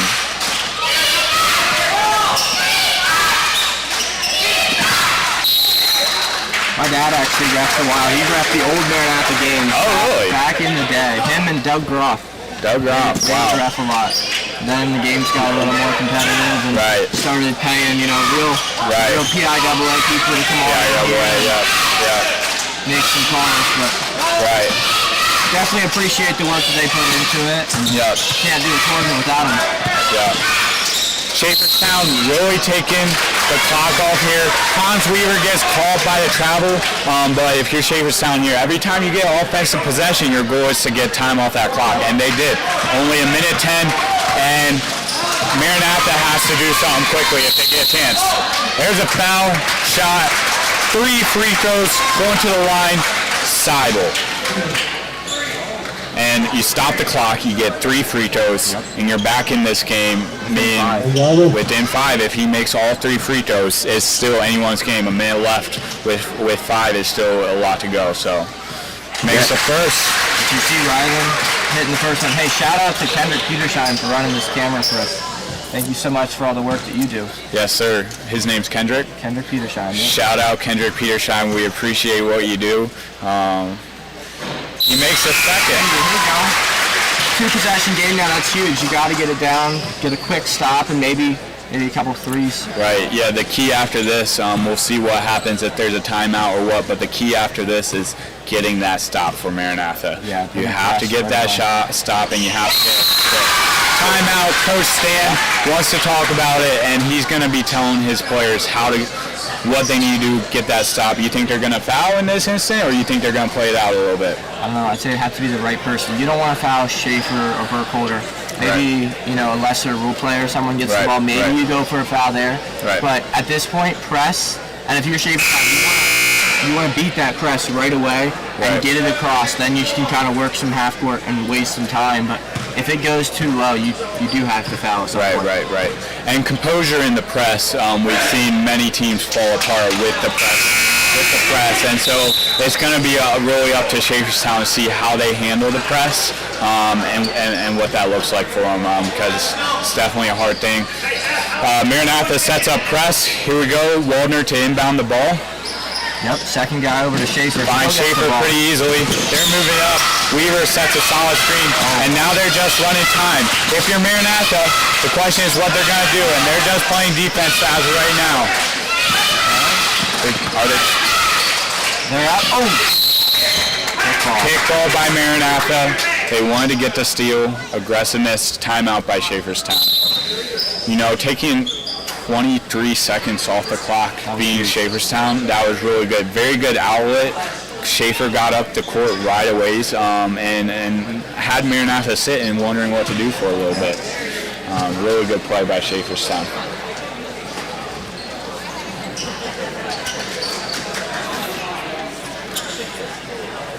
Really comes down, are they going to foul or not? I think they're going to try to go for the steal right at first, but they can't wait long before they have to start playing the foul game. And preferably not one of their guards trying to get maybe But then again, with how the teams are, and with how the sizes, they're about all guards, so they're all about know how to run at the stride. He goes, no foul. Good defense by Burkholder, trying to get the steal. 40 seconds on the clock. Almost a backcourt. He has him on the line. Steal by Seibel. He's coming up. He's looking for a three. Shoots. Gets a bounce. Gold ball. Schaeferstown ball. Seibel had to look at it.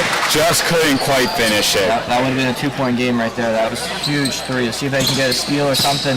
If you're Schaeferstown, you just... No foul call? He gets a foul. Yeah. Now we're going to start the foul game. Yeah, that was Maranatha's break. They had good defense, got the steal, just couldn't quite finish it. Yeah, if you're Schaeferstown, the ball in Schaefer's hands, try to... ball's loose. Byler has it. It's called Maranatha's ball with 20 seconds to go. Schaeferstown coach looking for the timeout there, couldn't get it. Instead, he gets called by the travel. Maranatha ball with 20 seconds to go. If you're Maranatha, it's got to be something quick. Maybe corner three or get something on the shoulder. Right. Yeah, Josh really wanted that timeout. He did. Keep the ball. See what we do. Split action. Seibel in the corner, takes a shot. And three. Money! Seibel, 4-3. Big one, okay. Full court press, 2-point game. Trying to foul. Schaefer's going. They're trying to foul. They're not getting the foul. 5 seconds left. Wow. Maranatha, that is not what you want. 3 seconds to go. Seibel had the crazy corner three. Couldn't get the foul off. Good play by Schaeferstown getting some clock off there. Yeah, if I was Maranatha, I'd almost foul early or more aggressive. I feel like they tried to put hands on people. They did. It wasn't aggressive. Gotta go for it sometimes. There we go. Foul by Seibel. They're trying to get the fouls. The refs isn't quite calling them like they want to. Timeout by Schaeferstown. They're going to talk about it. We're soon going to be going to free throws. The question is, can they get the ball out one more time without having to go to the line? That's really the question for Schaeferstown. I'd really love to know if Stan actually has any more timeouts. I'd assume he does because, they get to free throws, and then if he doesn't, Schaeferstown just misses and game's basically over. Right. Yeah, a very good aggressive inbound play to get Seibel for three. Yeah. And, I think if you're Coach Stan, you're wishing you could have had that three a little bit earlier and a little bit more time to work with. It's really a battle against the clock at this time for Maranatha. Needless to say, a close game is what we're looking for. That's right. That's why we come to these things. That's why I drove here, is for a close game, for sure.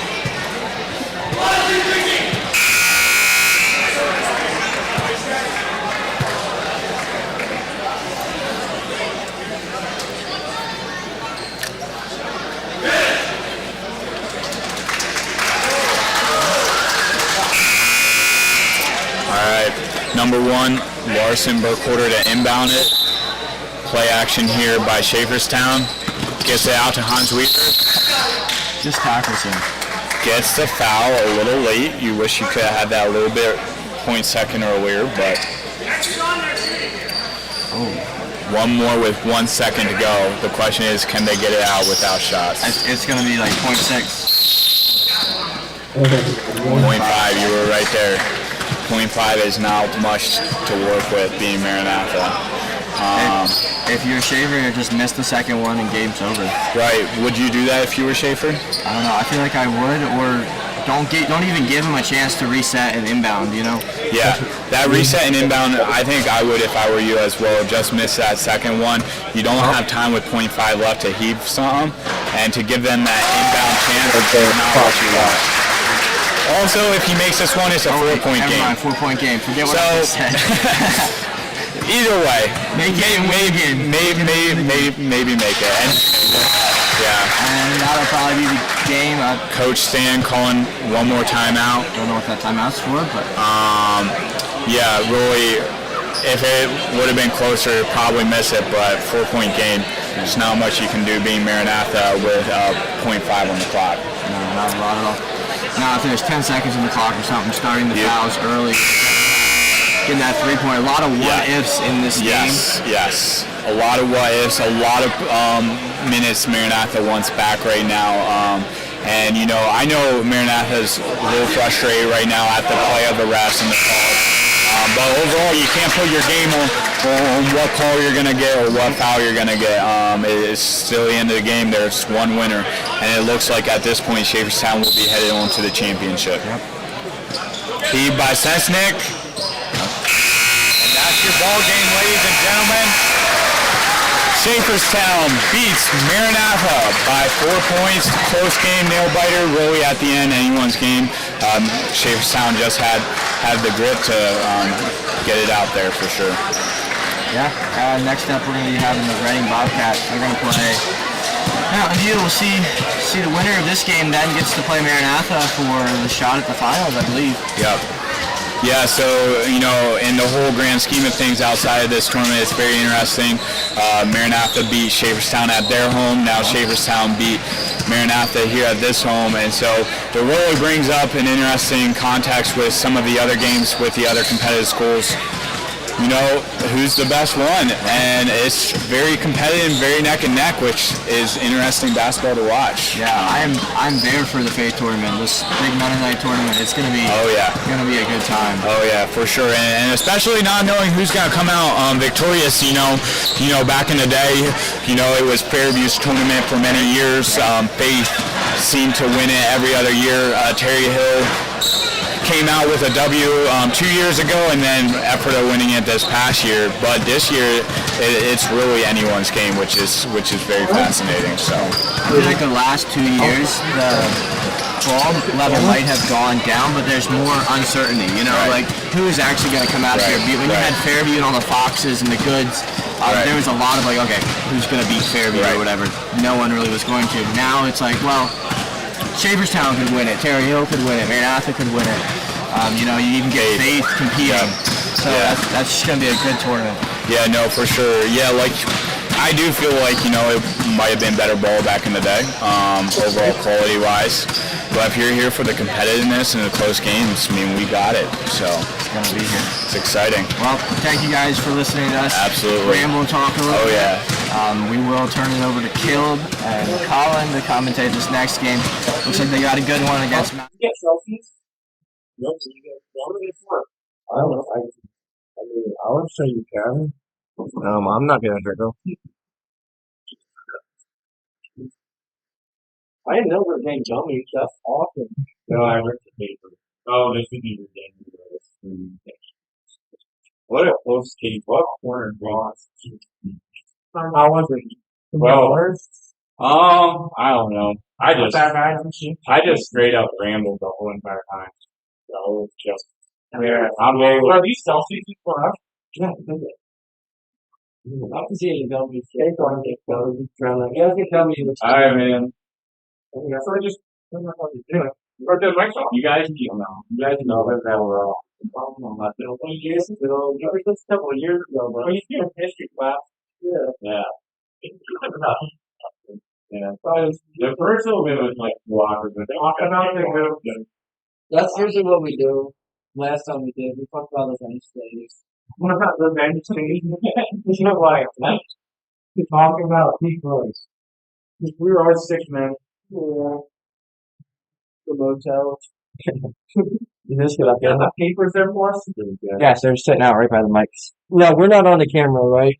No, I get close to zoom in on you. Oh wait, there's no side cam audio. That's right. So we can turn this camera around. No, who are we playing here? Who's that team? Okay. It's Bobcats and Mountain View. Yeah. It's not really close to young.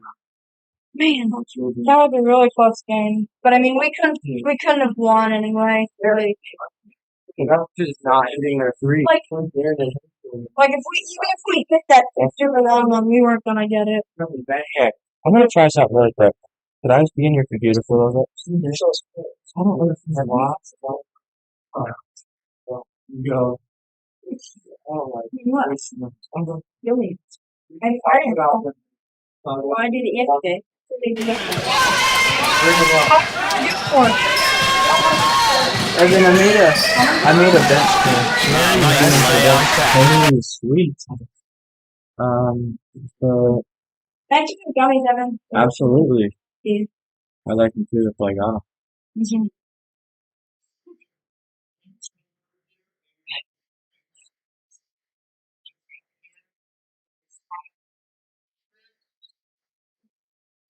Whoa.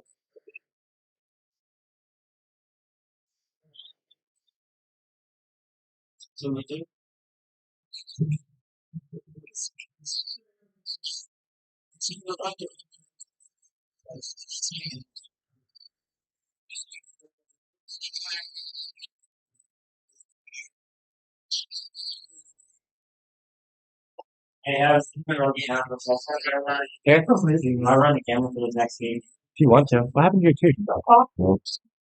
It's eating a pork chop this morning. No. What's that chip on? You remember it? Remember me chipping it before? No, you did. I know. Yeah. But yeah, you had me written down for this game. You what? Corner, I think. Kendrick, you want a sub? I'm going on lunch or anything? You can go, like, the corner one sub?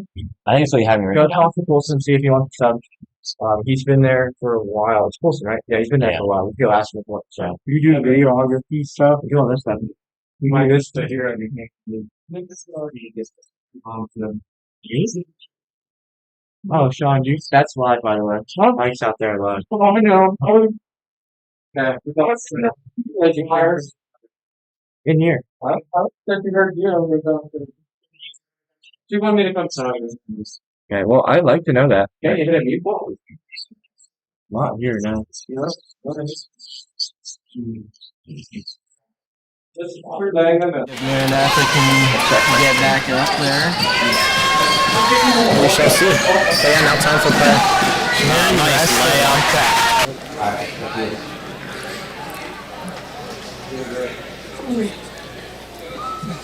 Yeah, bro. The stuff they got going on. No. Back in our game.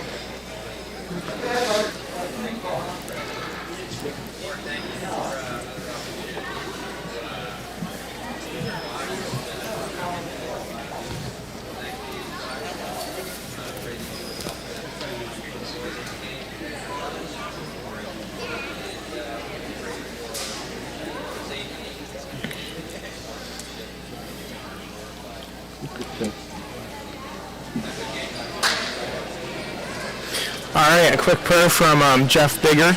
Used to be our coach in junior varsity. I don't think the guy's changed since. No, probably not. He used to be the coach for Maranatha, like back in our brothers' days. Yeah. So. Back in the good old days. I don't know about good, but they were definitely old. They were old, that's right. Can we talk about how cool this booth is out here, though? Yeah, honestly. We are looking at a bird's eye view. Some call us the Eagles, I don't know. But, yeah, just added this past summer, and first time I really got to be up here. It's quite cool. It is pretty cool. Nice view of the water pipes. Yeah, if I had a parachute, I'd jump. I mean, I might jump without a parachute. All right, tap off the Bobcats. Get in number 6, Brubaker. Yes, sir. 4-3, right off the bat. That's a good start. Yeah, if you're the Bobcats, that's really what you want to see. Just execution at its finest there. So number 25 is down here dribbling the ball. Passes over to 31. Back to 31. And he's going to take the shot. Number 21 missed the 2. Grab his own rebound, though. There's a bunch of Yoders here. I kind of wonder if they're either brothers or cousins or something. So here, There's always Yoders. This is the source that I And got. Mountain View's always known for shooting threes. I remember it used to be their biggest game, their biggest tactic, I guess. They were really good. I haven't watched them lately, but I guess we shall see what this game looks like. This team looks like a very young team. I don't know if they are or not, but I'm pretty sure I've seen these kids play a couple years ago. I think we all looked young about that. And another 3 from Hartman. 6-0. What a crazy start there. Looks like they got some athletes out there. I'm not sure what an athlete was. I wouldn't know anything about that. I mean, I used to watch them on the bench and stuff, so that was cool. Yeah. I was like the 4-time Rookie of the Year on the bench or something like that. I think that's called the 6th Man of the Year.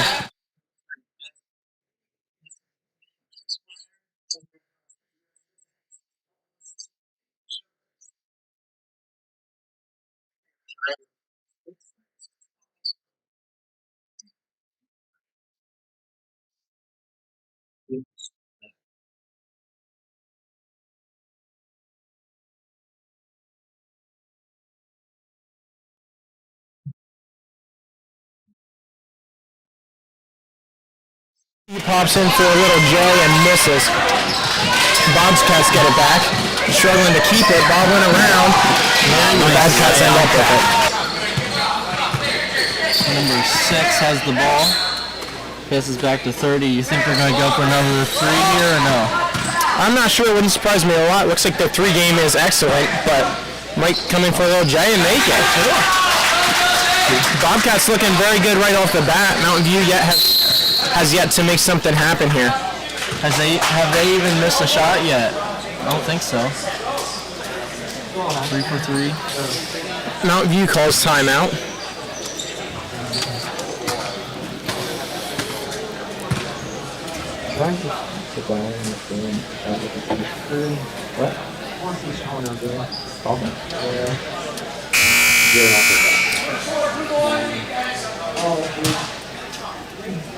Also, a special thanks to our referees. Looks like they're doing an excellent job.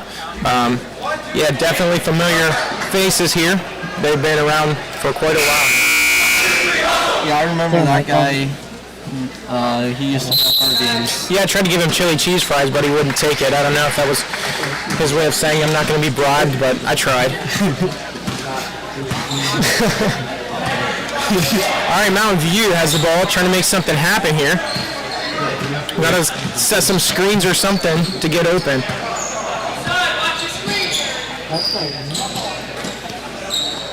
Some good ball movement. Yeah, if they could get something going, at least like a easy layup or something, that would some momentum. Help. Yeah. Looks like they're trying to spread the court, try to pop a 3, and couldn't get that one to fall. Good shot, another 3. No good. Got the rebound back. Kind of some sloppy stuff going underneath there. Oh, another good shot. They're taking good shots. Now let's see what the Bobcats can do. We still have a chance. Oh, that called for a charge. Probably lowered his shoulder and went into him a little bit.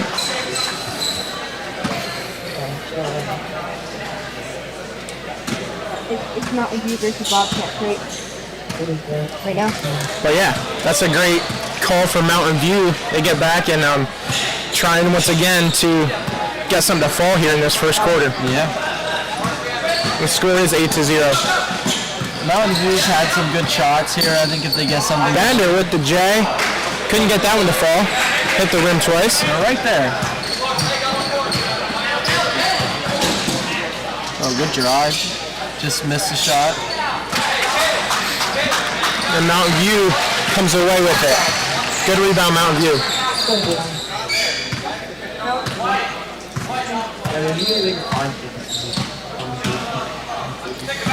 It was great talking down low. That's fantastic.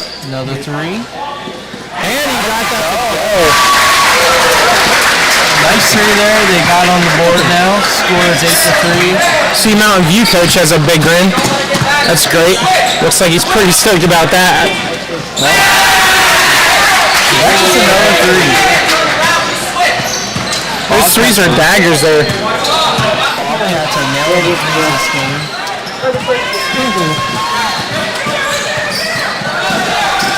Nice layup. They're just not falling now. Not yet. We'll see what happens throughout the game. It easily could change. Bobcats trying hard for another 3, it looks like. Popping that in and out. Spreading the court, and couldn't get that one to fall. Good rebound, though.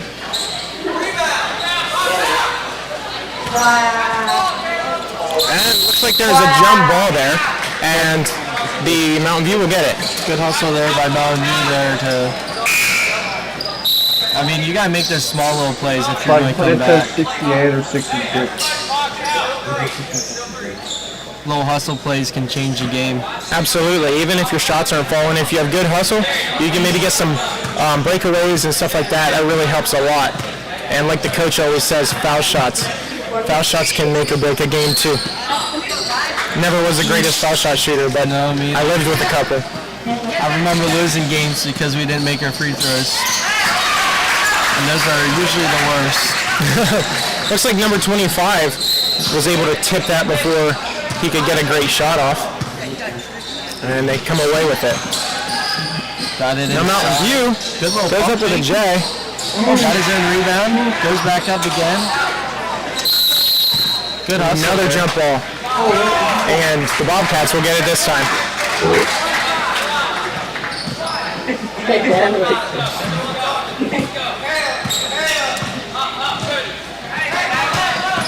Yeah, this is an intense game too, being that this is a make it or break it game. If you lose, you're out. And this is the end of the first quarter. We got 6-minute quarters, and yeah, I guess they'll have a timeout and see if they can make something happen for Mountain View there. 7-3, it's not out of reach. It's, I mean, a little rough start, but I think they can start getting a few shots flowing. They play a little better defense, and they're right back into this game. Yeah, absolutely. The Bobcats coming out right away, hitting 2 threes right off the bat. I mean, that's really hard to come back to. Feels like your momentum's a little bit down, and then making some shots later. That's a tough start for Mountain View, but Mountain View has a great coach, and they can get something moving here. That would be great. Oh yeah. I mean, yeah, it does put the pressure on you because then the team that gets a shot on, they have to make a few threes, and yeah, that's maybe not always the best approach.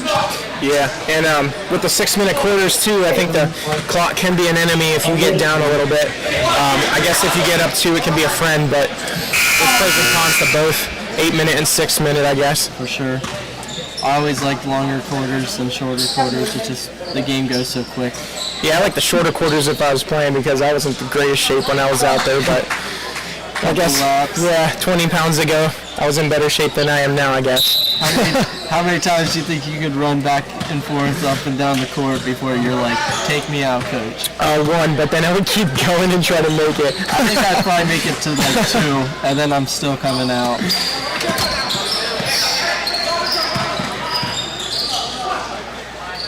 Some great hustle here from both teams. It looks like some good defense from the Bobcats, but Mountain View almost got that shot to fall there. The coach has been more inside now.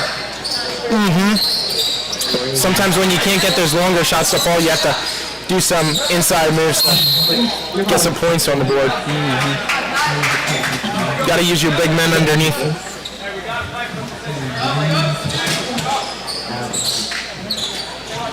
Bobcats putting it in. Got it to Brubaker. Trying to pass out for another 3 possibly. Looks like they like to dribble in part way and pop it back out and try to get those 3s down. But nice little easy shot there. Those floaters are super hard to guard from an inside standpoint. If they just jump and float right over the top of you, that can be really tough.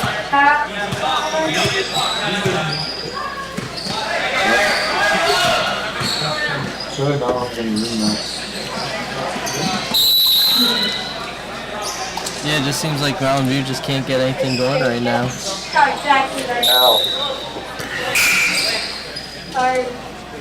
Right now it's just hanging.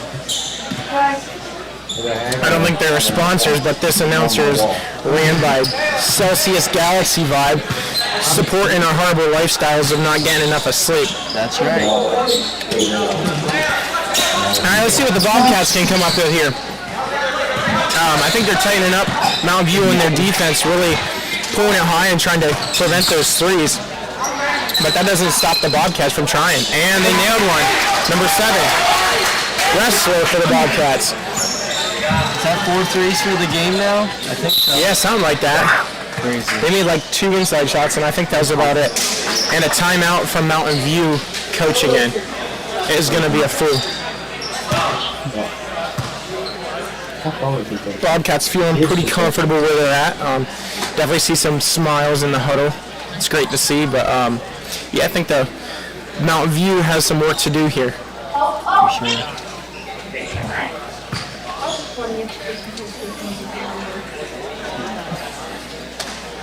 So, Caleb, how do you think the environment has changed since we were in? What do you feel like has been different about basketball and about our school? I think it's pretty similar approach. It kind of seems the same. Yeah, still got Coach Stan in there, so I guess his playing style I feel like is very similar. The school facility itself has definitely been renovated a little bit. For sure. Kind of weird to keep coming around and it keep changing, but that's good to see with our school growing. I always wish I could have played in this tournament. Like, they started at 2 years after I graduated. Yeah, which would have been a year after I graduated. Like, that would have been like the dream to play at your own school's tournament. Yeah, it's always a lot of fun too. Sometimes we get snow around this time of year and it can be crazy, but we got enough of people with big trucks, I guess, to ship them all here. Apparently.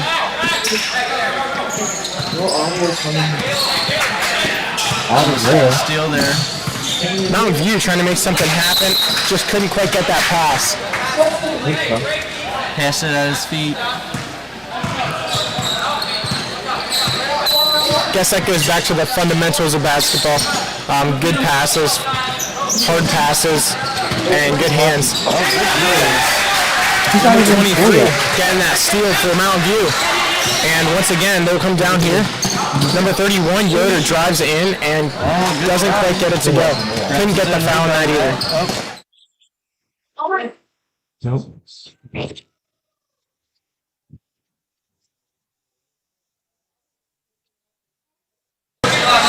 Trying to stop the threes, I guess, because they're not necessarily going mostly for a drive, even though they just did right there. Yeah, that's what they did.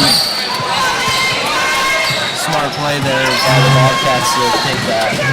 It's good to see, too, the Bobcats, even though they're comfortably ahead, are still playing some great ball. They're still playing defense. Not looking lax here. Still trying to come down hard with rebounds and stuff. Get a fast break here for the Bobcats.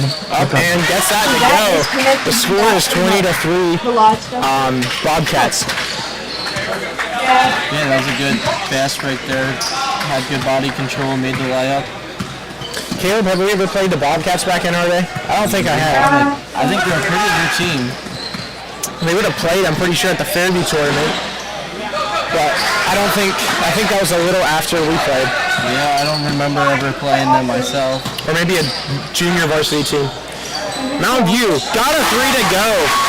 Great job for them. Now they have 6-20.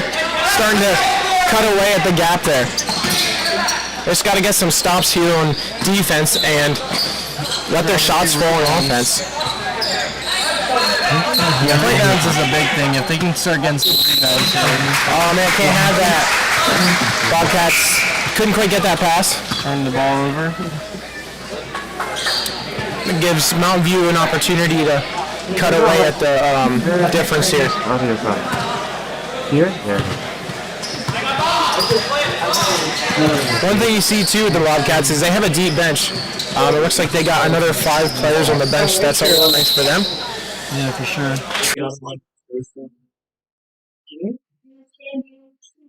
So that's tough. It's a bit tougher. Especially if you're in the losing bracket and you got to play game after game.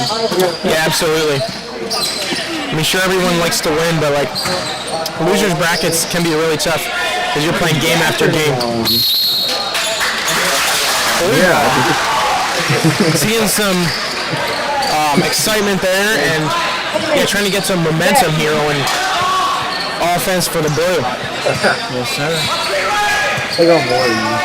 And another 3 here. Oh, no good. Stays here. Seems like Mountain View's trying to do the 3 approach now. If they could get their threes to drop, bring them right back. Double teamed. Looks like at this time they're doing all they can to separate and execute on threes. In and out. And another one. Another three. And then out again. Two great tries. Two great shots. Just couldn't quite get them to fall. Why is this one inactive? At all. No.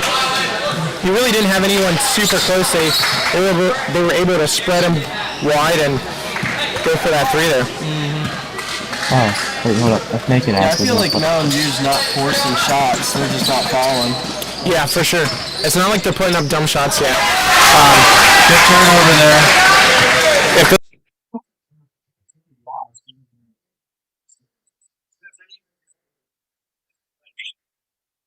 Yeah, you can definitely swatch that line.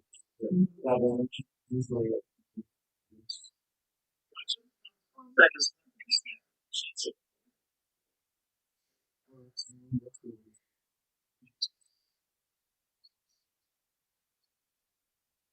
Well, reasons for Indian.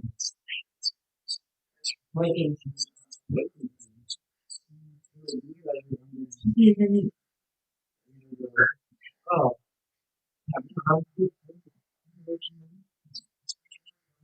What's the no, white's in the chicken. Why not? White's team stuff.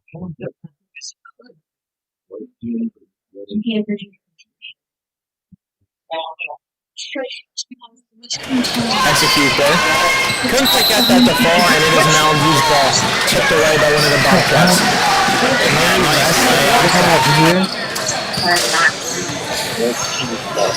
Yeah, the name Bobcats is kind of cool. I feel like a lot of people are birds, there's falcons, there's eagles. Yeah. But you don't hear a lot of Bobcats, I don't say. I do like the name Bobcats. They used to be an NBA team. The Charlotte Bobcats. This is actually supposed to be the. This is supposed to be the microphone. Oh wow. Let's see if that That's actually actually works. kind of cool. The name Bobcats is not a correct record. Many people are playing it. And will you replace? Was that last time? They're about to be on the computer. What can you do?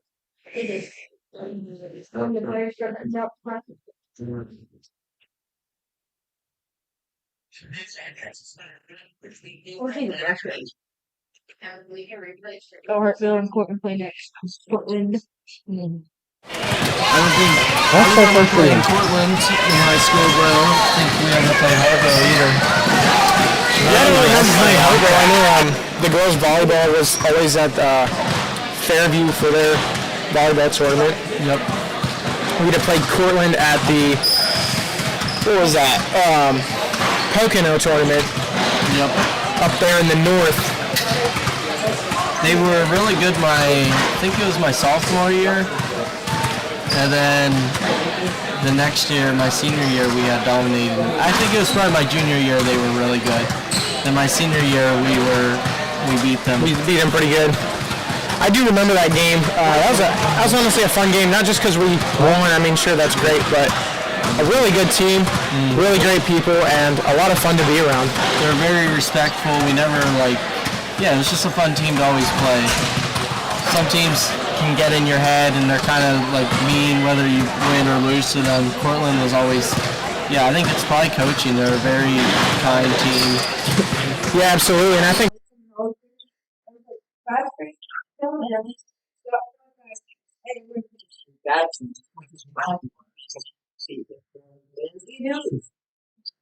We gotta settle on them for about 3 seconds. Just over the racing. 3, 2, 1.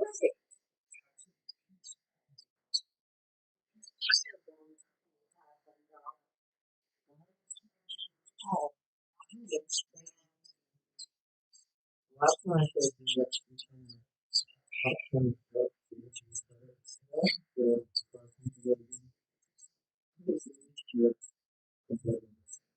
Huh? So we all got Canadians. I never had a freshman game. I took a top the off just like first time. We kind of grew up for a while. So Not around here, I can guarantee that. I've been watching the exact same highlights. Talking of shoes, that's loud. It's always interesting to see all the different shoes. Every spectrum of the rainbow is out there about now. We've got pink, blue, white, all kinds. I'm not seeing pink. There was pink earlier, yeah. and dude on the bench has pink. All right, the second half here. Let's see what Mountain View can do, if they can try to cut the gap here, or if the Bobcats will still keep dominating. I guess for the Bobcats, it's really easy to be lax, but it doesn't look like they're being that. They're hustling, they're getting their rebounds. It's really easy when you're winning by a good margin to back off and then let the other team get some momentum, but it doesn't look like they're doing that. Missed a corner three, got the rebound, and got that to fall. But as a spectator, it does make it a lot more exciting when your team's like down all game and then they bring it almost back, like, you know. Yeah, absolutely. Exciting. It's like especially if it's your team. Yeah. Like when I watch the Sixers every time. Nobody cares about the Sixers. And now you got it. Don't waste your time talking about the Sixers, Caleb. I'm just saying. I can bring it back every week. They'll be up by 20 and they still almost blow the lead every time. Yeah. Bobcats were able to answer that with a little 2-point in there. Sticking to the layups now. It's 26-9. Still game, but I guess we'll see if Mountain View can keep chipping away.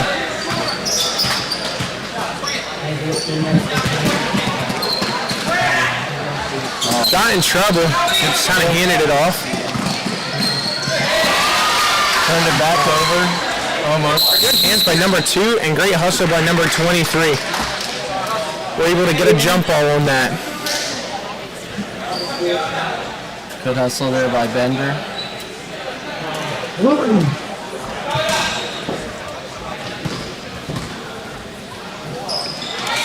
Wow, a lot of contact there. No fouls were called. See if Mountain View's going to pull up for another three. Looks like they're trying, but ain't able to get those passes. They had a guy in the corner. Looks like Mountain View's playing a man defense, trying to stop the outside.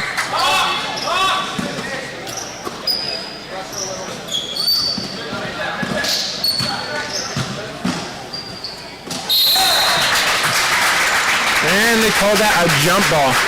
Jump ball? Yeah, jump ball. So that would be Mountain View's ball, right? Jump ball. A little confusion there. Number 7 was lining up for his free throws. Yeah, if you're going up for a shot and the other team keeps it from going higher, it's a jump ball, just like any other jump ball. I personally thought that was a good call. Yeah. That can be a really hard thing to call, especially when it looks awkward like that, but yeah, great call by the ref there.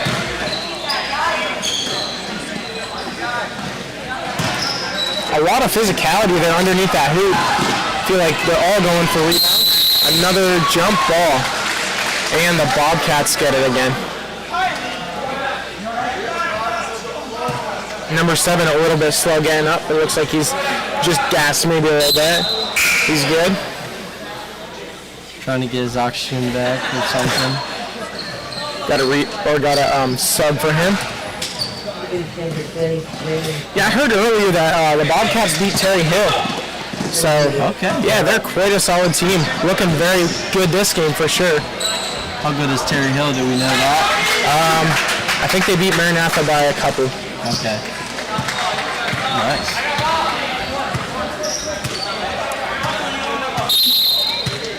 And a timeout. 30-second timeout by Mountain View. Yeah, Mountain View hasn't made a 2 yet this game. They've been only points or threes.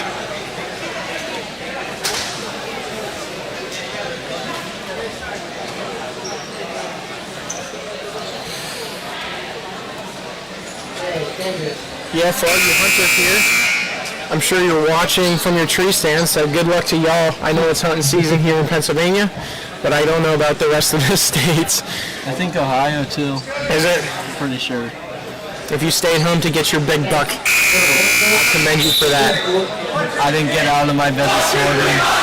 I was like, it's too cold. It wasn't even that bad. I actually could have went, but I was just like, you know, I'm a dedicated hunter.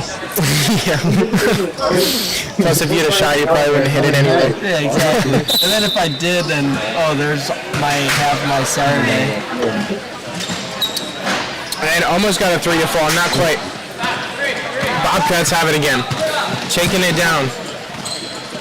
Still not holding back. Got a block shot. Great job, number 25. And a foul on the shot. Number 11's going to the line. That's a great position for number 11. Big boy underneath. There's really not a lot of free throws being shot in the last 2 games I watched now. Yeah, I feel like the reason this game was because there's a lot more 3 points and some great offense trying to spread that defense. And not a ton of sloppy shots. So the score is 30-9 right now. Bobcats are really dominating this game. I know it's really easy to panic if you're Mountain View at this point, but looks like they're still looking for great shot opportunities. Still having some good looks. A great behind the back, and Bender puts it in. That was fancy. That's absolutely what you want to see about now. Yeah, that was a really cool little pass there.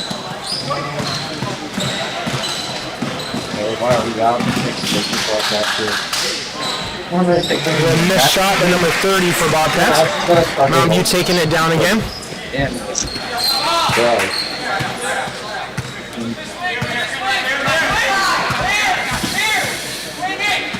Good screen and a steal. Nice fast break and a foul. Number 25 fouled number 30 for the Bobcats.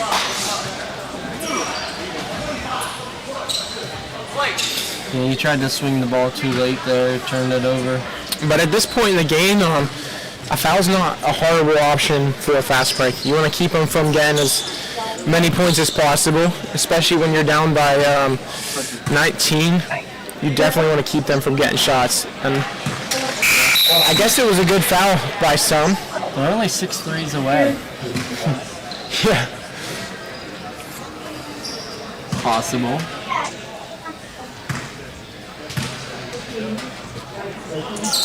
Aaron was able to make the second one. So I guess he only got 1 point instead of 2, which definitely helps him. Down by 20 points right now. Still shooting threes, Mountain View. Couldn't get that one to fall. Bobcats are pushing it back up the court. Yeah, they're not slowing down.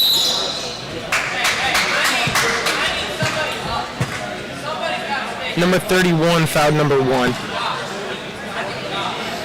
A lot of physicality can lead to fouls pretty quick. For sure. Well, you kind of have to play with the physicality and the hustle if you're going to try to even bring yourself back into this game.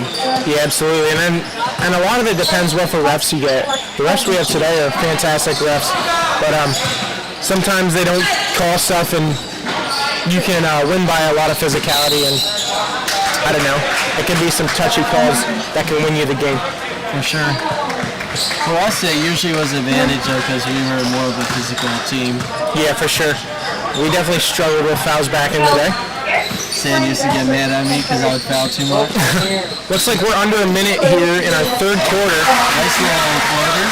A floater by Mountain View brings that 31-13. He's announcing it. Bobcats taking their time, getting a shot off, not pushing anything. Get some good looks. And a block shot. And a mate. Number 21. Good rebound there. 21's actually playing a really good game. Yeah, great big man moves underneath. That's what you want to see if you're the coach. Stays here. I don't know if 21 started or not, did he?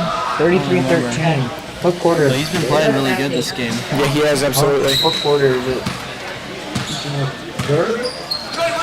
big men can tend to be clumsy, but it looks like he has very good body control underneath.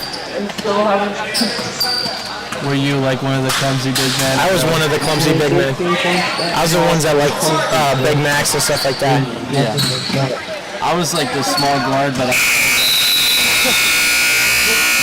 I didn't stop you from being clumsy? Like the game's over. We're meeting for food! Yeah. Before the game, I want food!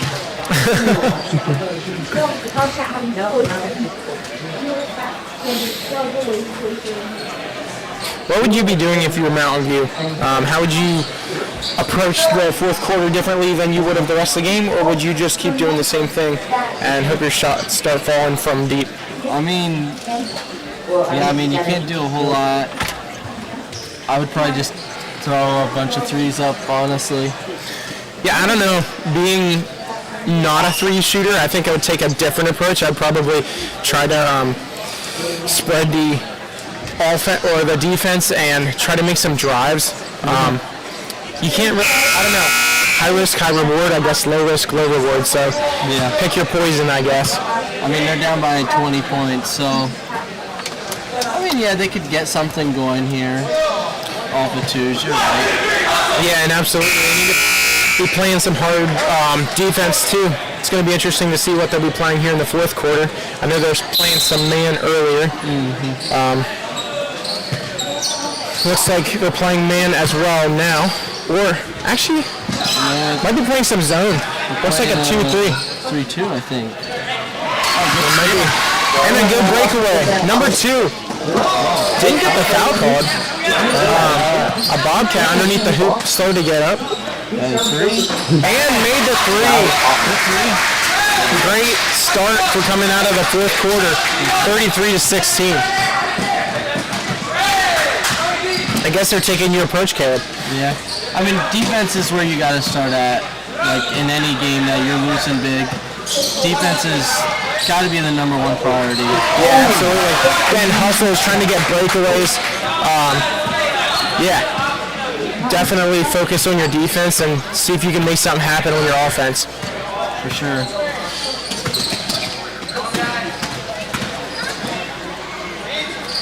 Good look, but wasn't able to make that. Hit the side of the backboard there. Doesn't look like the Bobcats are holding back. They're still pushing hard. There's no stalling.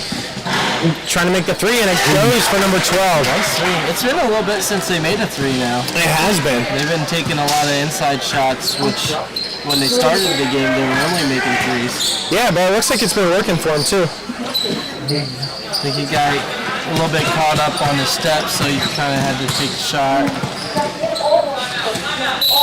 Timeout called for Bobcats. It's good to see number 23 up and around. He's getting up slow a little bit underneath the backboard when he got physical underneath, but looks like he's feeling all right. Yeah, that's good. Hate to always see injuries. Yeah, absolutely. I feel like his center of gravity is low, and he'd be a hard dude to guard against if he has some handles for sure.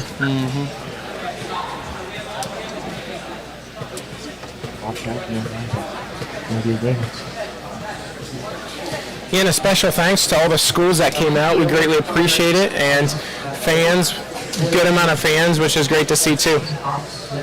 Yeah, it's definitely good for the school too.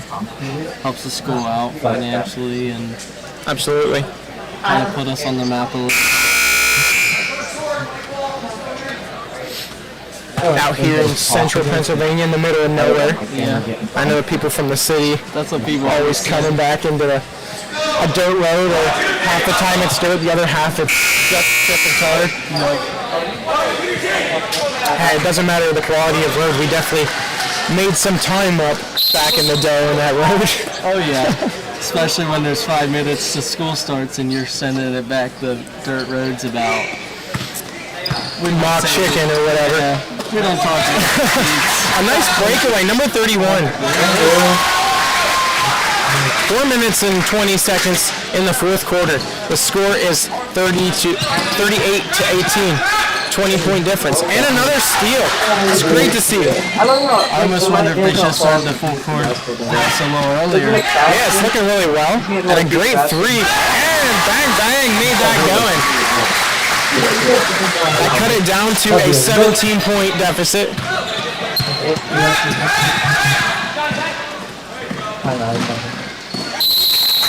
And a jump ball. Nice. So they just made 3 really good defensive plays there, and they capitalized on 2 of them so far. Let's see if they can make it on this one.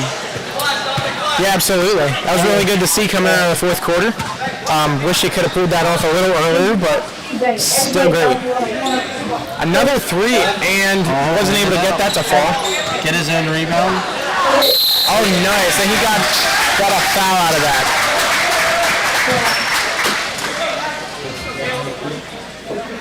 That can be really hard to guard underneath sometimes. All you got to do is put your arms down a little bit, and they're going to call you for that. For sure. Able to make the first one. And now they have capitalized on every one of their turnovers that they created. And as a coach, you couldn't be happier with that, honestly. That's really tough when your shots aren't falling, but when you see your guys hustling and capitalizing on it, that's really what you want. I know Coach Stan pushed that a lot, hustle, and try to get fast breaks, stuff like that. For sure. I don't care if it's a J, a floater, or just a layup, or a dunk. 2 points is 2 points, they say. That's right. Yeah, I mean, I feel like this game is a little bit out of reach for Mountain View, but it does feel a lot better if you can at least get something going at the end. Yeah, almost got that 3 to go. Oh, nice dive. Is he okay there? Got a dive into the crowd there. Bender okay. Great to see hustle, but he's limping. Getting up a little slow. He's looking all right. Yeah, that's a really good hustle there by number 23. That's some crazy moves. It's great to see hustle like that, but always a little scary when you just heave yourself right into the crowd. Yeah. It looks like everyone's feeling all right. Doesn't look like any stretcher's going to be brought in. Bobcats have the ball.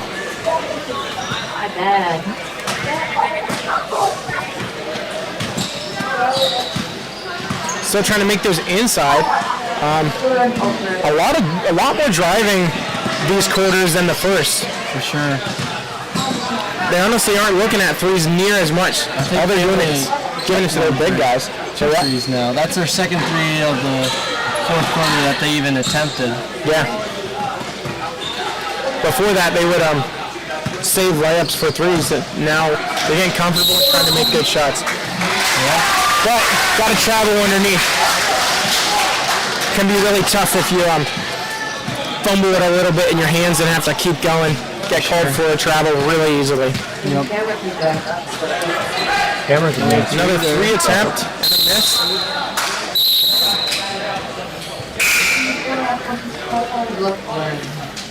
Out of bounds. Bobcats ball again. 2 minutes and 9 seconds left in the fourth quarter. The next game, I think, is going to be Cortland and Hartville, from what I understand. Yeah, that might be a good game. Should be. Well, yeah, the roof was A nice little floater there. Was able to make that number 25, B. Yoder. The score is 42-24.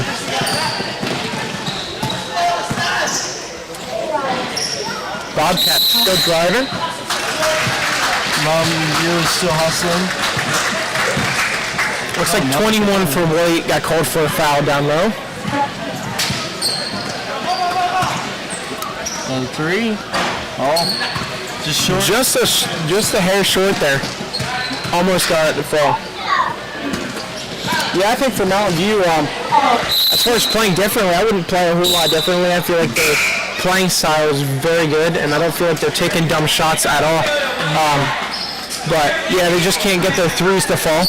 I'm sure that after the game they'll definitely be talking about it. And yeah, as far as the game, the threes weren't falling. If they were, it could totally be a different ball game. I think they just could never get momentum going like they were expecting or hoping. and it's really tough coming right off the tip off with a three. That's a really tough thing to come back. It's absolutely doable, but as far as momentum, it's not going for them. No. Got a three. Number 31.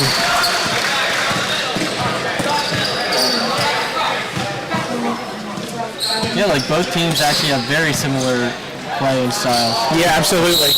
No foul called. He tosses it There's over. only like 2 minutes to go, right? I can It's write great in. to see though for the Bobcats that they kind of have two styles if they want. They have their threes, but they also are really good at their drives too. Yeah. Saw that in the second part of the game. 1-3 by 31. Great shot. Puts them to 12. Honestly, they've had a good comeback. I mean, that's not bad at all. Yeah, they're definitely in the last minute, which is tough, but they've been playing really good. And yeah, honestly, this second half has been going a lot better for them. They scored. Yeah, I mean, they were just down by 20 like a minute, 2 minutes ago. Yeah, not long at all. Definitely in the fourth quarter, I think. Yeah. And it is Mountain View's ball again. I don't know what happened there, to be honest. Honestly, though, like Mountain View, if they only lose by 10, that's still a great comeback. I mean, it's definitely not a win, but it's a lot better from what they were kind of originally. Yeah. Good hustle by Mountain View. Kind of stuck through it all game, and yeah, Bob to play a little bit better, and yeah, congratulations to the Bobcats to move on to the next round. Absolutely. It's good to see great sportsmanship here, and appreciate the players and what they're doing. It was a great game. Thanks for tuning in, and we'll speak at you later. Yes, sir. We'll see ya.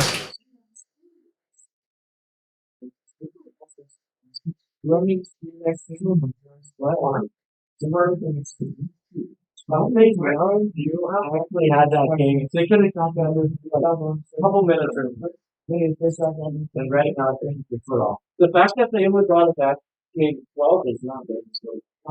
So, we got remember like when it's 20, you got like 20 Oh, but that's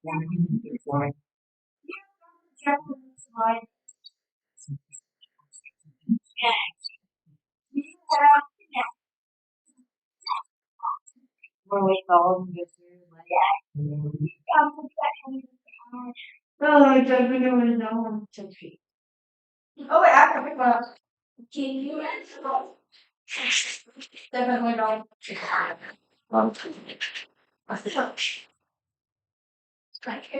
right. Where's she done? Oh, we're under. Okay. Main camera. Announcers. Okay, Chase, there's that. And then.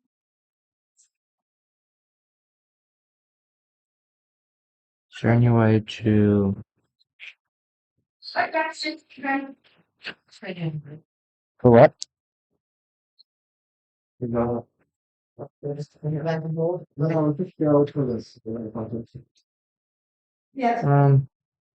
Here, do this up. I heard Chase. Yeah. Two. Yes. You have to get to press the pop.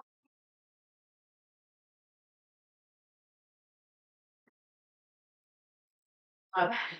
Sorry, I don't know. More accident. Oh yeah. Can't sleep in school for the time. No. Try to see, man. Full court phone. This is good.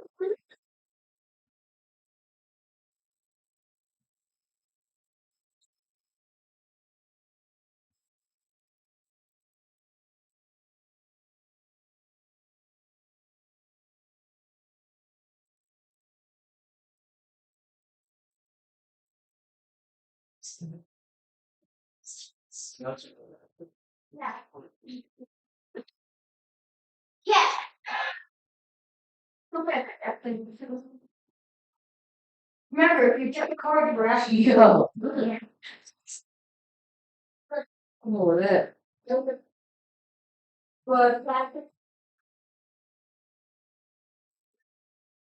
You said you were better. She had me better.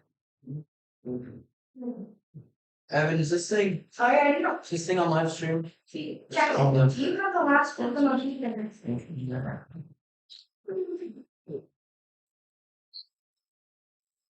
Is this playing right now? What are we doing?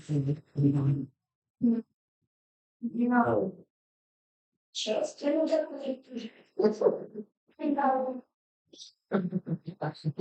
Save it, save it. Baxter, give me help over at the bed. No. Yep. Yeah.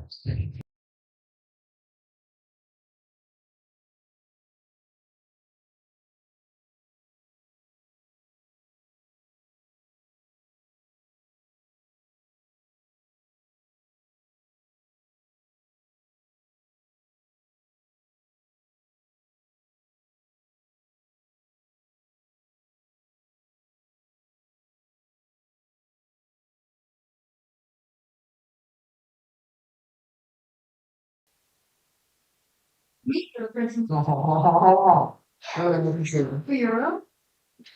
Yeah.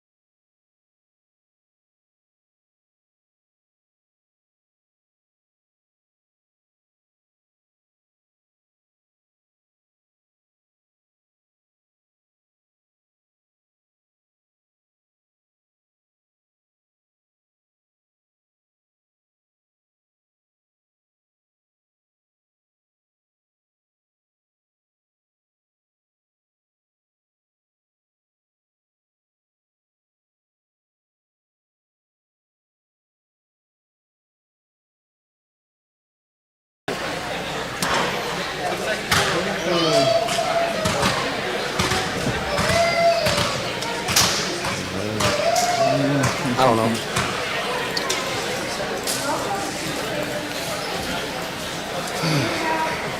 These yours.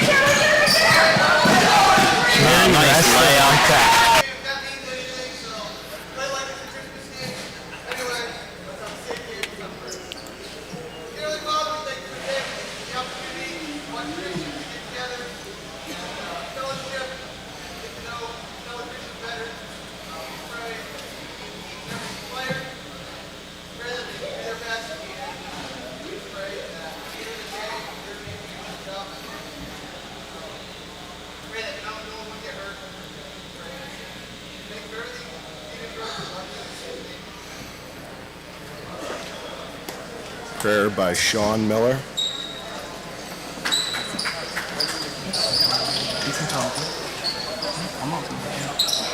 Good job, Sean.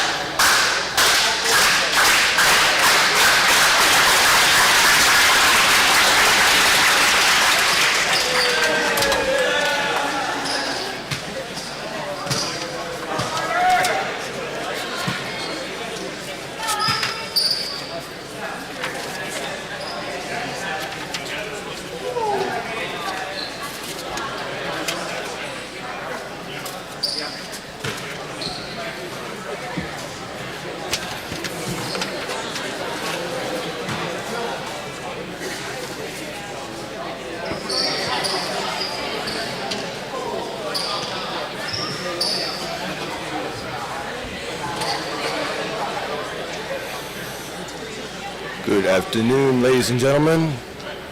It is Hartvale versus Cortland Christian Academy.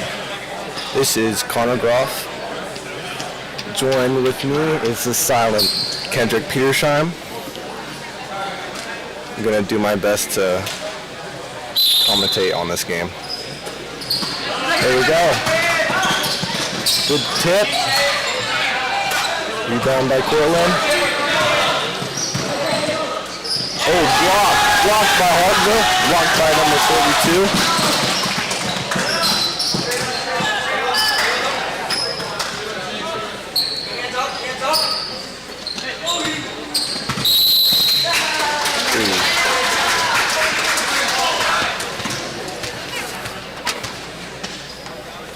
Fouled by Cortland's number 24, Aiden Chapman. Oh, no.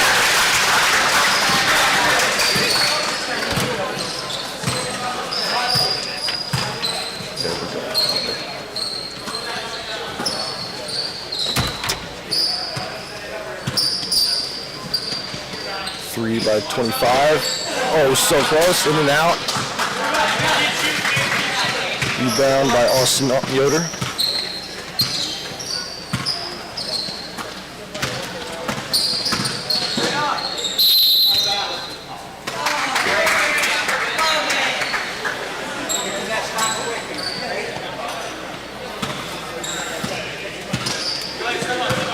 Chase Benjamin brings the ball up.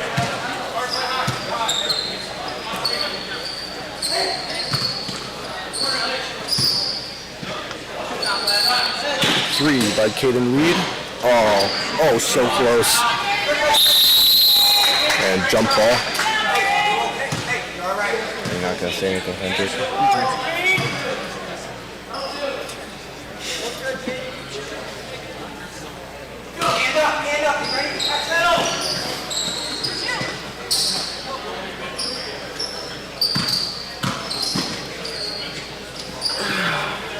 Good ball movement. Ooh. And so close. Rebound by Austin Yoder.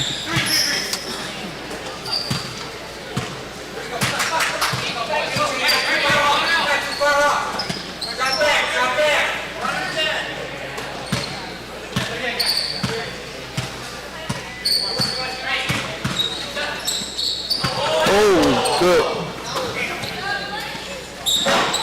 Oh. Deep three by Austin Yoder. Oh, in and out.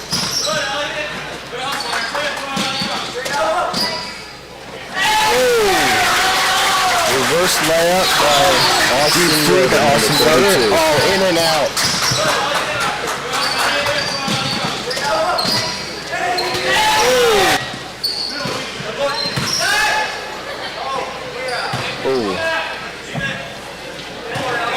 There's a short floater.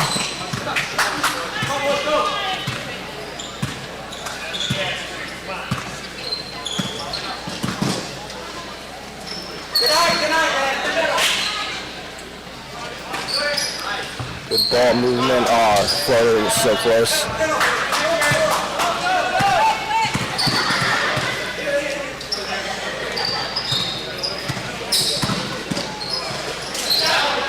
Number 3. Jump ball. A little less than 3 minutes to go in the first.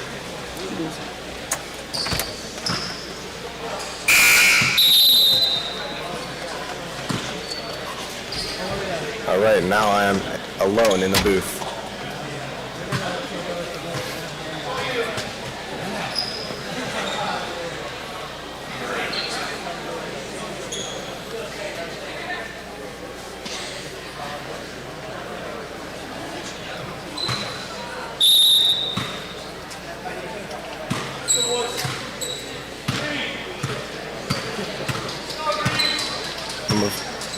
Number 8 brings it up. Screen by number 7.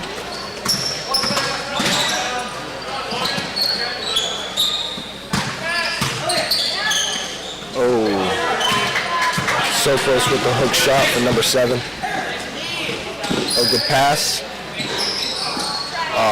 Almost got it, but not quite.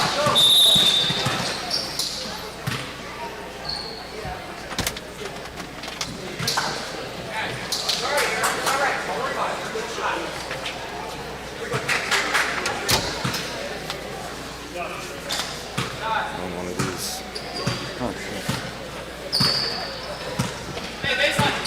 Austin Yoder. Oh, tipped by Cortland. And they got the steal. I'm joined now by Derek Byler. Yep, how we doing, Connor? I'm doing good. Good. Oh, deep 3 by Austin. Oh, and he absolutely drains it. Oh, deep 3 by Austin. Yes, oh, and minute 50 yet in the first. Good ball movement by Cortland. And the floater is good. Cortland is finally on the board.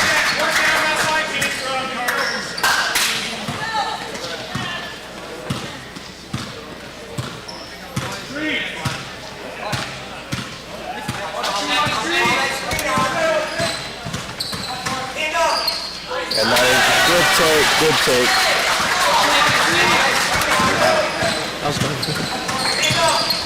And that is good. Oh, whiskey pass. Derek, I'm retired from commentating.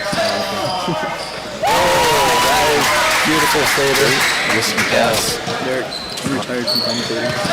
The 9-point game for Hartville.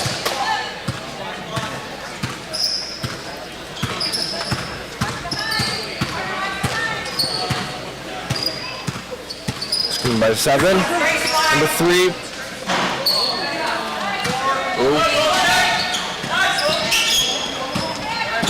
Oh, take by Austin Yoder, and it is good. With 30 seconds to go, take by Austin. 23 brings up the floor, pass to 25. Little swing. Good ball movement by Cortland. Screen by 35. 15 seconds.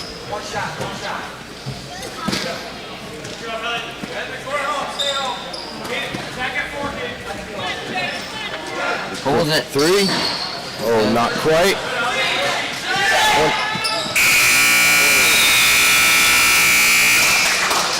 And that is the first quarter.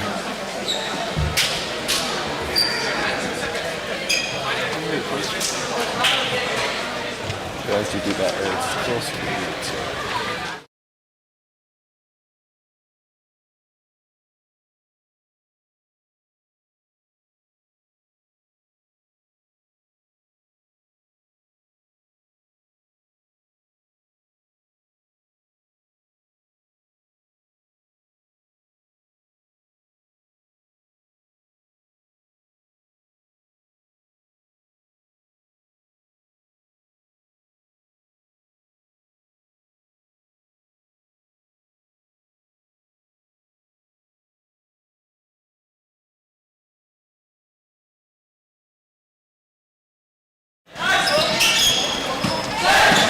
Oh, take by off.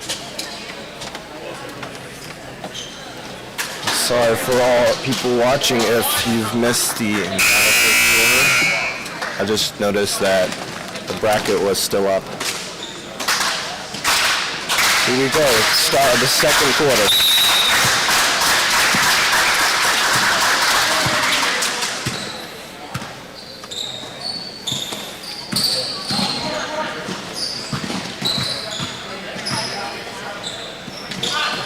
Oh, tip and the steal for Parkville. Austin Yoder brings it up.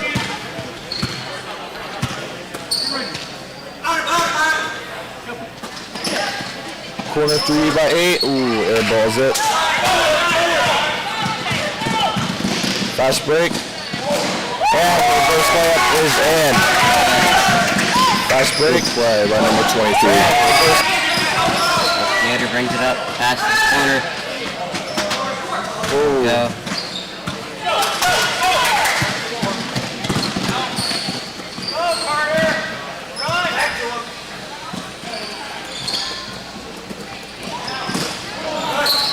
Ooh, high pass ends up in a turnover. Austin brings it up.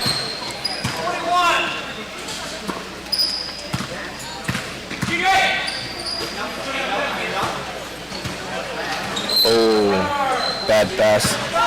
Ends in a turnover. Number 23 brings it up.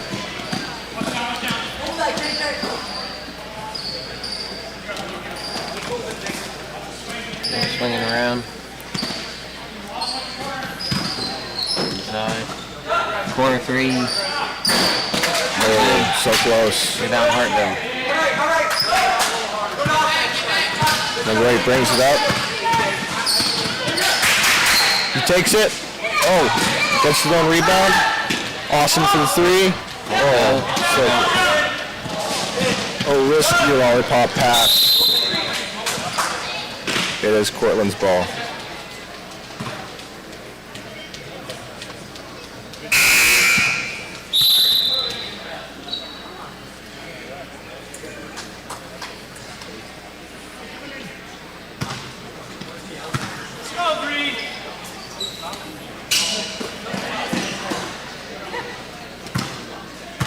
Hartville's defense pulling up, put some pressure on them. Oh, little jumper, misses, and number 8 for the rebound.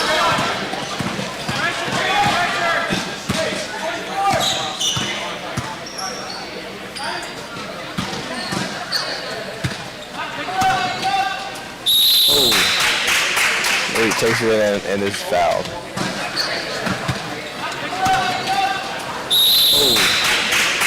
He takes it. Shooting free throws.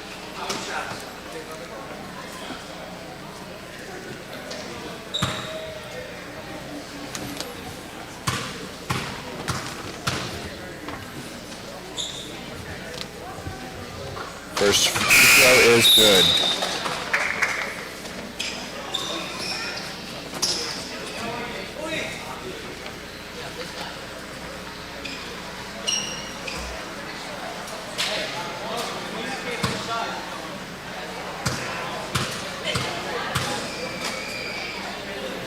Second free throw is also good. Number 23 brings it up. 3.5 minutes to go in the second. Oh, terrible pass, ends in a turnover. Austin is going for breakaway. Oh, hits the bottom of the backboard.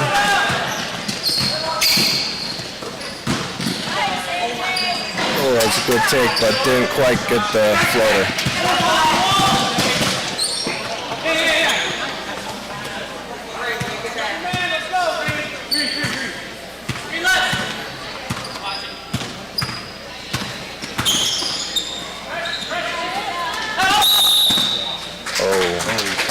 Called for the travel.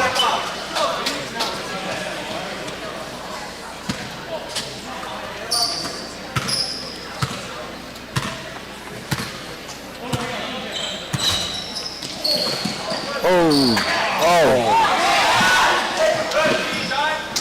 Good pass.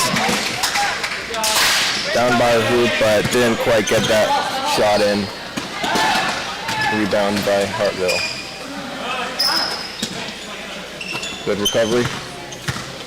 That's around the top. Deep three by Austin. Didn't quite get that in.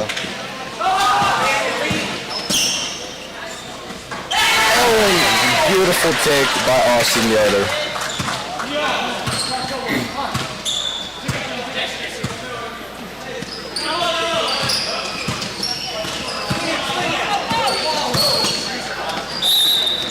Good take. Ends up in a foul.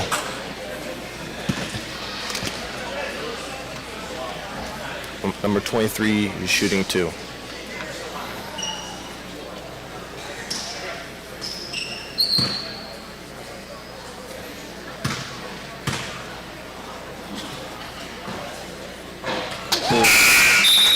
High bouncer ends up in.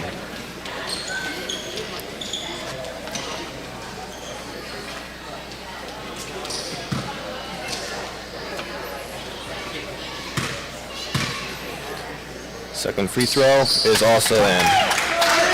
It is 15-8 Hartville with a little over 2 minutes to go in the second.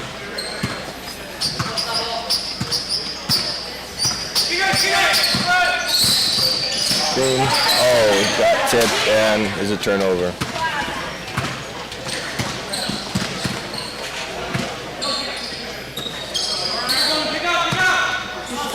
For 3. 25 didn't quite get that in.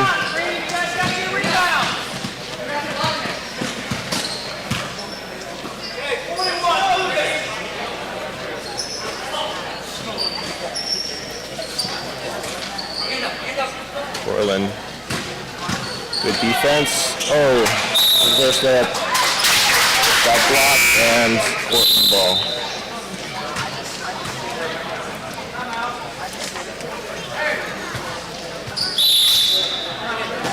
Timeout, Hartville. Minute 22 to go.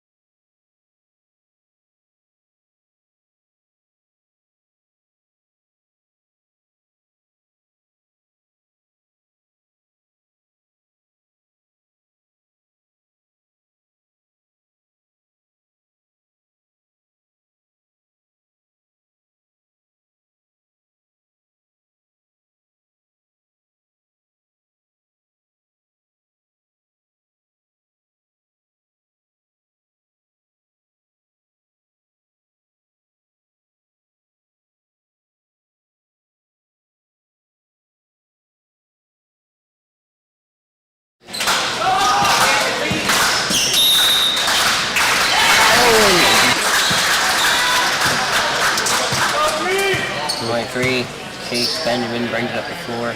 Pass to 30, back. Chase, pass to 30 again. Pull up mid-range. Won't go. So close. Austin for the rebound. Passes to number 8, Tyrell Miller. Almost went out of bounds. Corner 3. So close. Rebound Portland. Chase brings it up the floor. Hard drive. Gets it to go. Good take. Chase for 2. Portland bringing some pressure. 30 seconds to go in the half.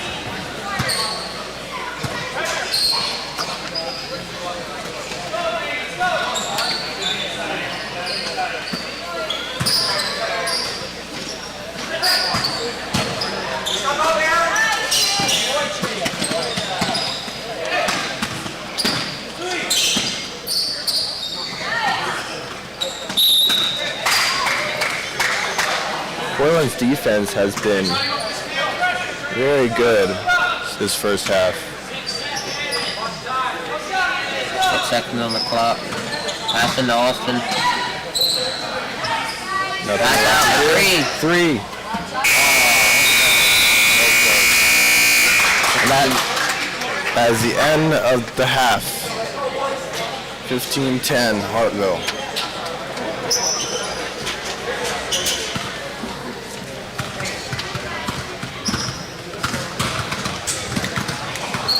Next up, we got Maranatha Shaverstown. After the Maranatha Bobcats. Maranatha versus Reading Bobcats. Yes. Not bad.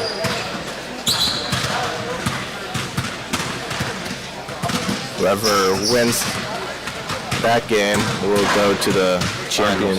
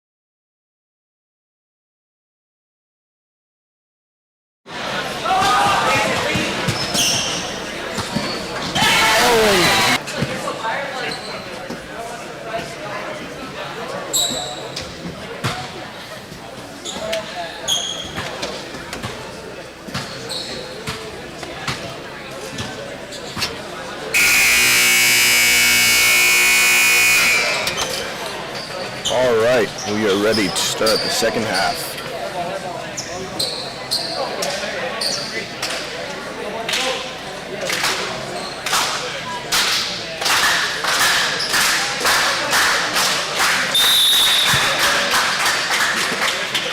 Inbound to Tyrell Miller.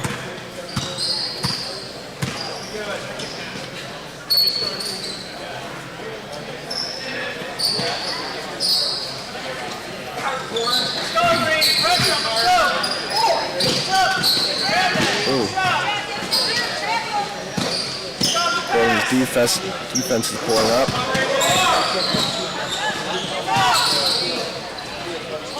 Good ball movement. High pass from Austin Yoder.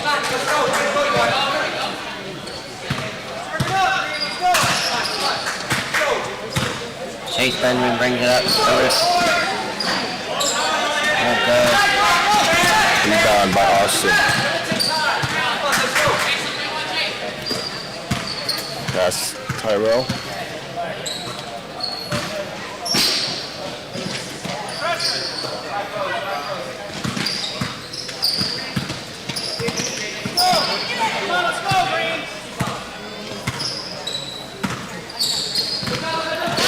Oh, that would have been a good pass, but Portland's defense was on it.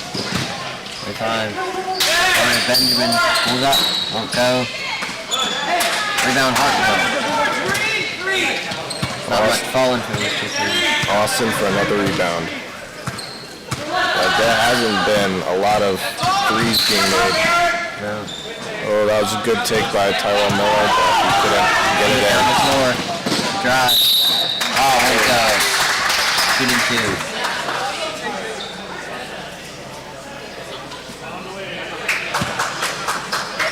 It was a good breakaway, but couldn't quite get the basket. 5-point game here with 4.5 minutes left in the third. That was the first one.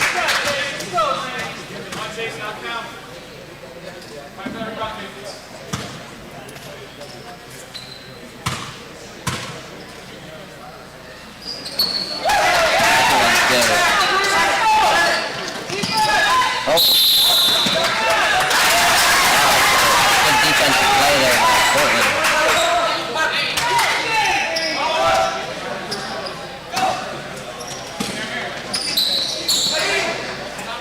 That's the corner, 25-3, won't go. Rebound by Elliott, number 7.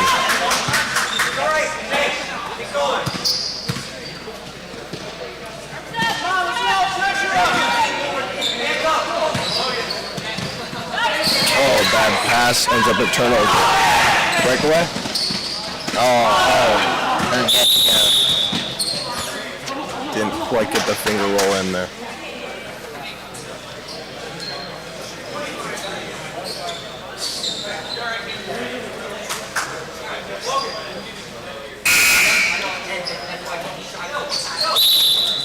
Down 25, Cape's lead.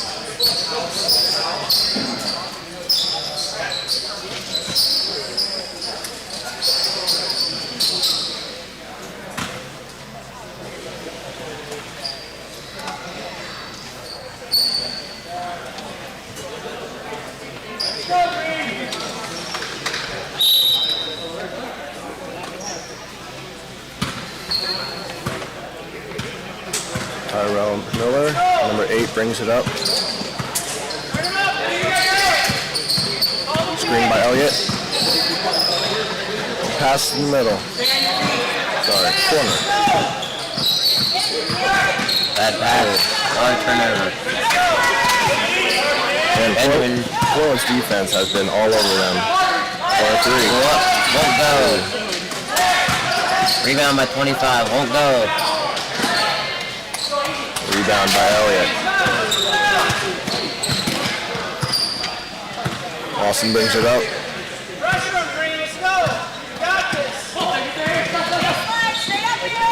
Oh, the take with the reverse layup by Tyrell Miller for Hardwell. Oh, the take. Brings it up, the pass, 25-3. Oh, it goes. They finally make one. Brings it up, the pass, 25-3. Oh, it goes. 2-point game.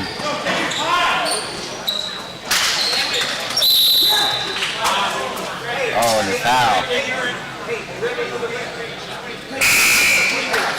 It is Hartville's ball.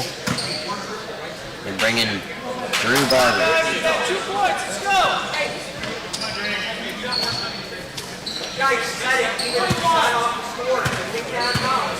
Miller brings it up. Pressure, hands up! Watch the pass, let's go! Hand up! Under control,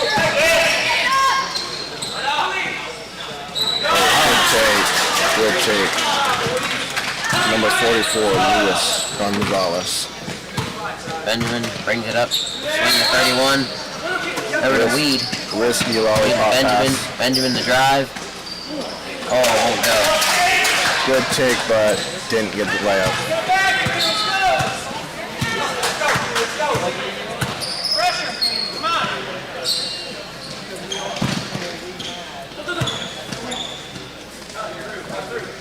At the corner. Didn't quite get it.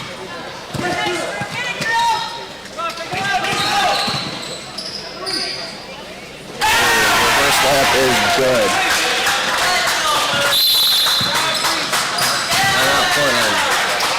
5-point game here with a minute and 45 left in the third.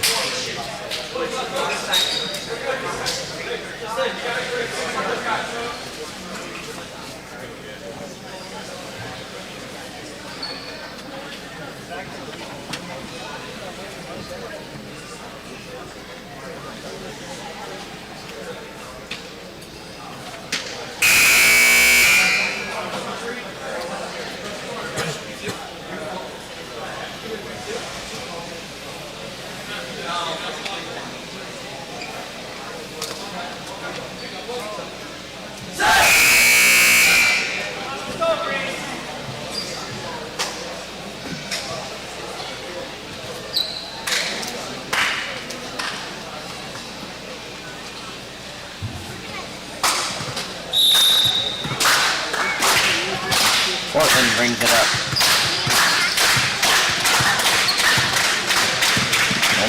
Inside to 35. 35. Jump shot there. There we go.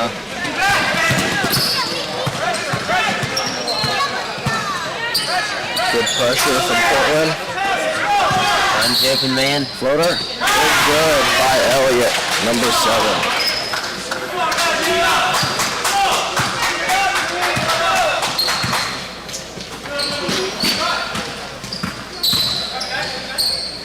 Out. Out to 25. To the 3. Another one. That is his second, I think. Aiden Weed. Shooting pretty good so far. Boom. Yeah, that's a kick.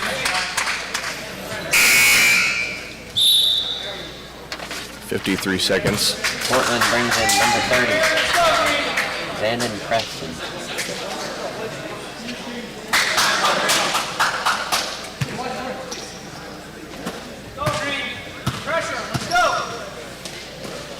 Austin at the corner. Oh, didn't quite get that. Number 44 for the rebound. Arrow past Austin. Austin in the corner. Air ball. And rebound by Cortland.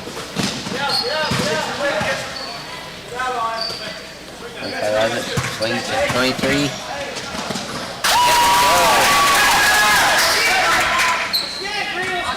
20 seconds to go. Portland is bringing the pressure. Kyle takes it. Oh. And Elliott is there for the tip in. 5 seconds. Oh, hold it.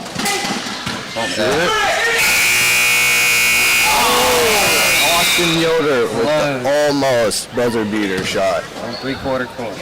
And that is third quarter. What a shot. Ooh, that was close. That would have been crazy. That would have been good.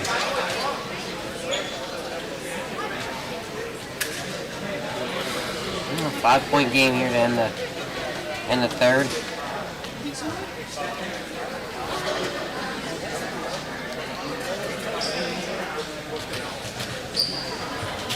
Cortland has been putting a bunch of pressure on Harville.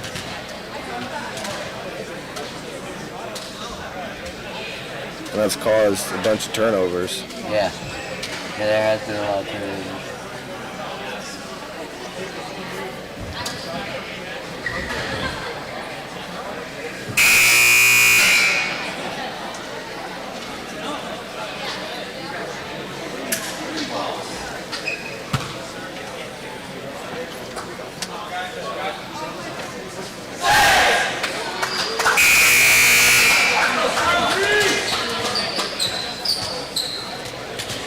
Right, Portland's ball to start the fourth quarter.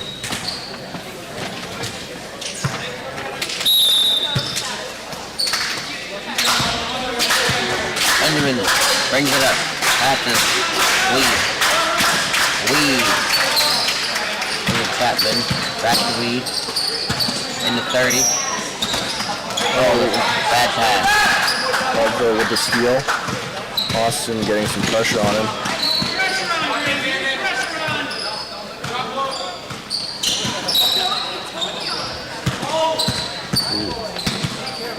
Almost a bad pass. Or was a bad pass. Oh, and Austin for the three. Gets it to go. Now it is a 8-point lead.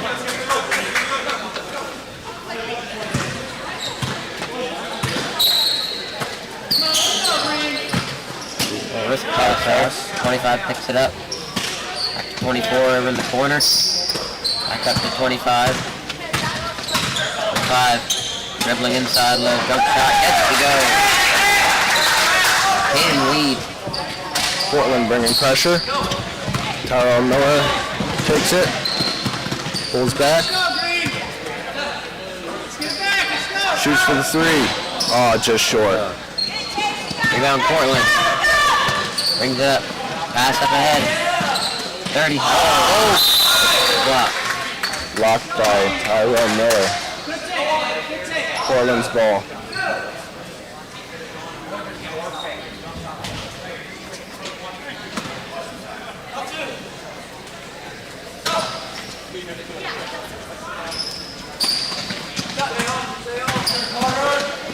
Oh, go side. Oh, travel.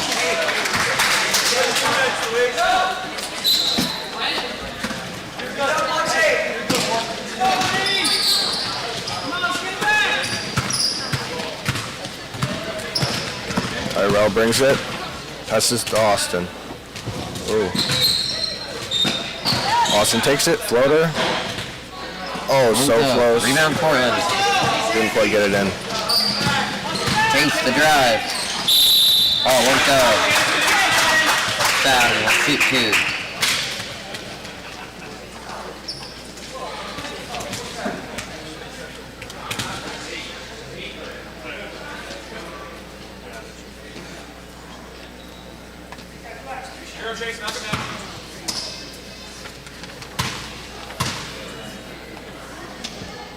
First free throw good. Portland brings in 35. Aaron Murray.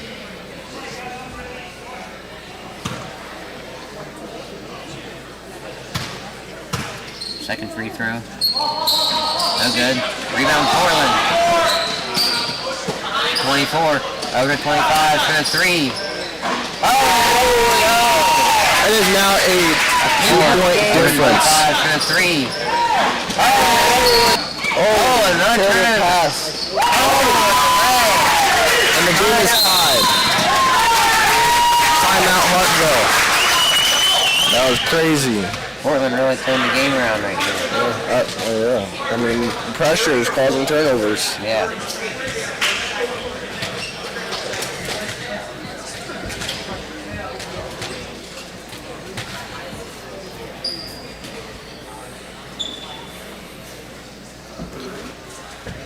Right now, it's anyone's ball game.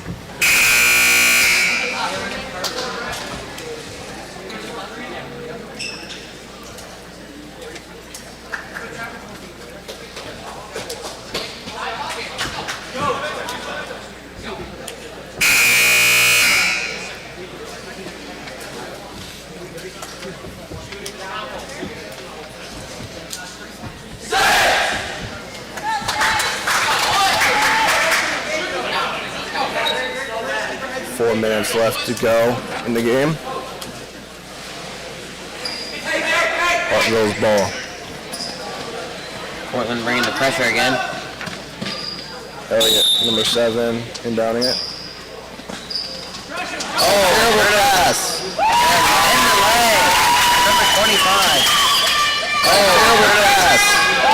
In the leg. Number 25. Good find. Good find. Bring it up. Portland bringing a lot of pressure here. Oh, risky. Austin. Austin takes it. Floater is good. All tied up again. Austin. Austin takes it. Floater is good. Benjamin brings it up. Pass to 24. Pass to 31. Swings it up top. 23. One pass over to 25. Oh. Bad pass. Portland ball.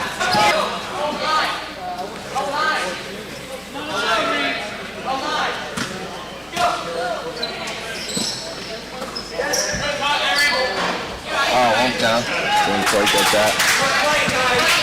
Austin brings it up.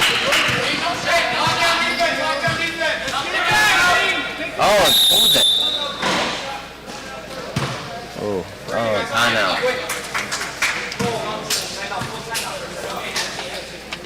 with 3 minutes left to go in the game. But if you want to be technical, it's 2 minutes and 59 seconds. Thank you, Coach.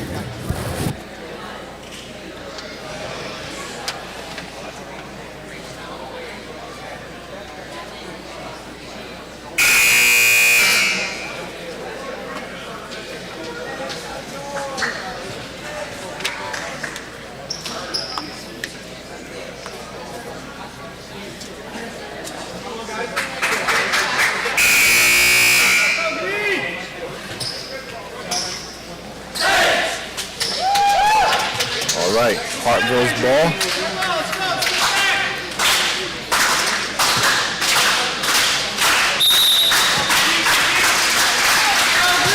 Tyrell brings it up. Screen. Foul. Foul by 23.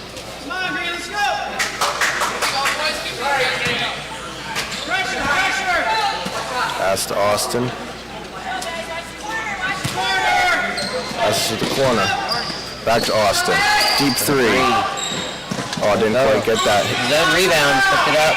We'll go again. Oh, rebound Portland.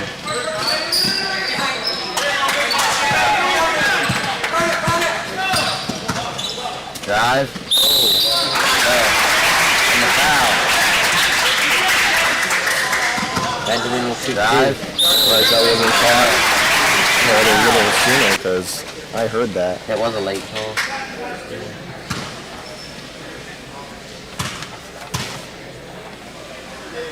First free throw, no good. Back of the rim, just bounce off.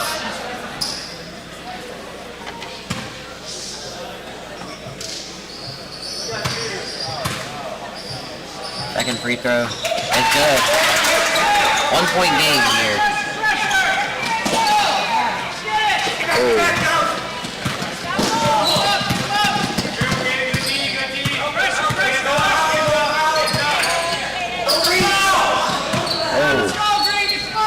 Pass it just in time. Tyler has the ball again. Down to Austin.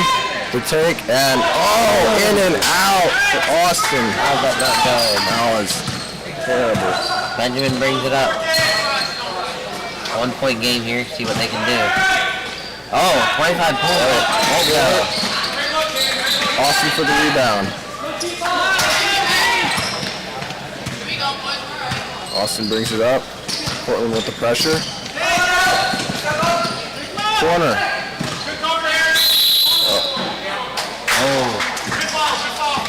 Foul.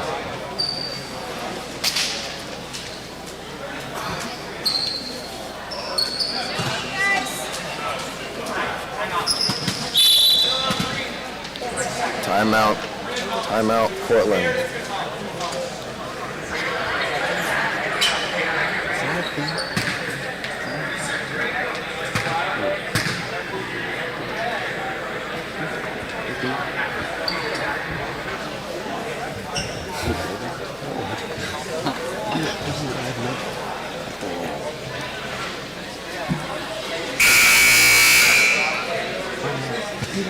Oh yeah, there. Yeah.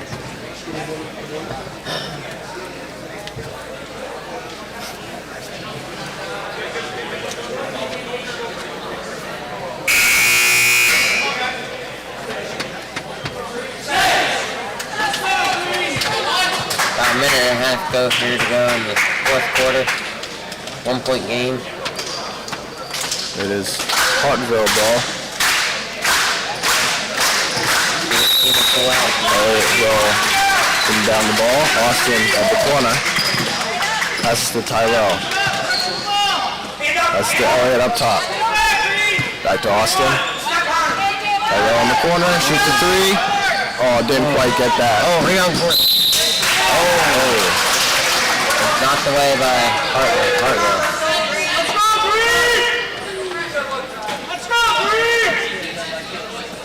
Passes back to Austin.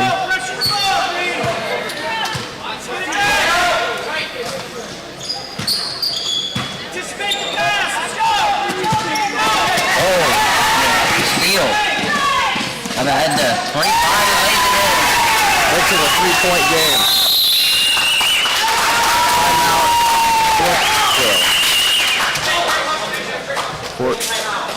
Cortland. Thought I got that wrong. Oh, was it Portland's timeout? Yeah. Okay. Portland's timeout. I said Cortville. Cortville. My bad.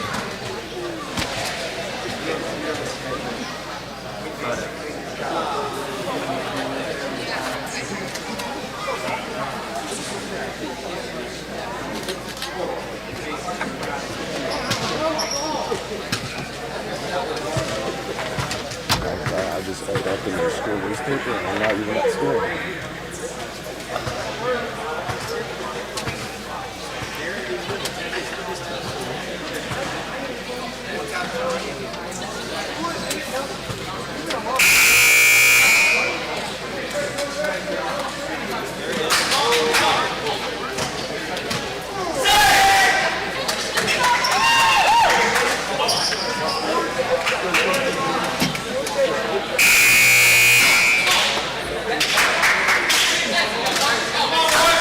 Here we go. Minute 4 to go in the game. Hartville's ball. Portland into pressure. Little risky pass to Austin. Austin brings it up. Oh, deep three. Oh, it brings it. And it is all tied up with 50 seconds to go in the fourth quarter. Oh, deep three. Pass to Benjamin. Hartville bringing up the pressure. Pass to 31. Timeout.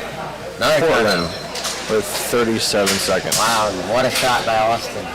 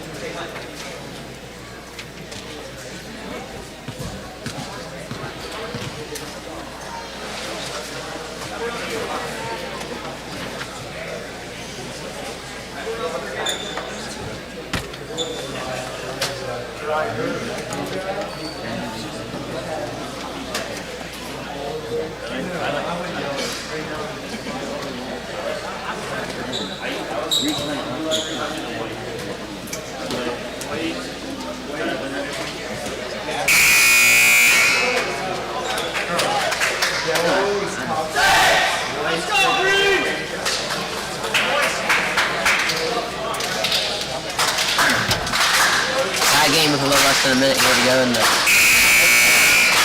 Portland ball.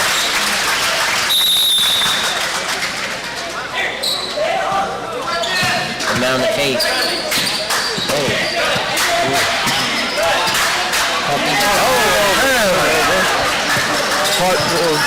Ball.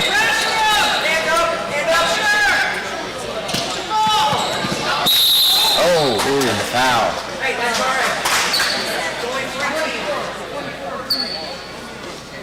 21 seconds.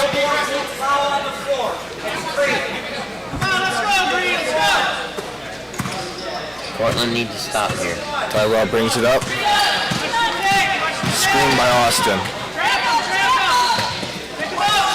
seconds. Back over to Tyrell. Gives it to Austin with 4. Gets the shot up. Oh! We'll go. I'm overtime. I'll be in overtime. Wow.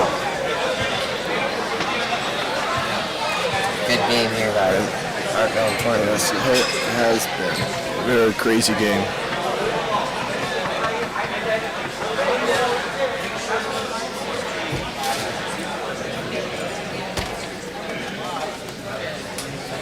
Every single game for Hartville in this tournament.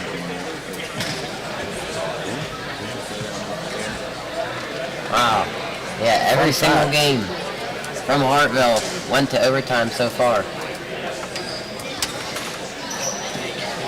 We saw that one where Austin Yoder, right? Yeah.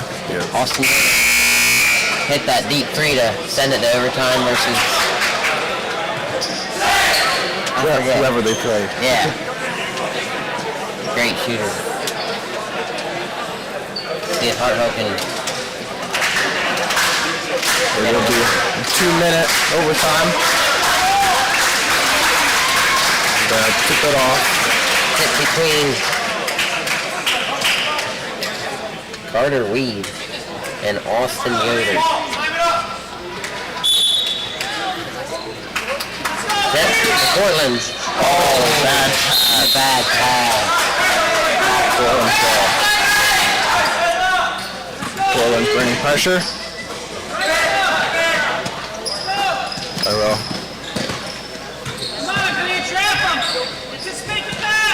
Passes to Austin. Austin takes it. Drive it. Pass to Tyrell. Oh, air ball. Couldn't quite get the rebound there.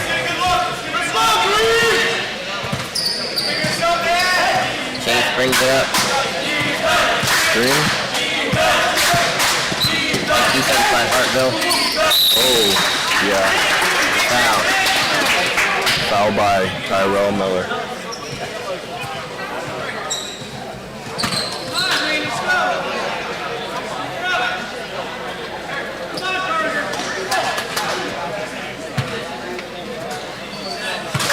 Back to the Chase.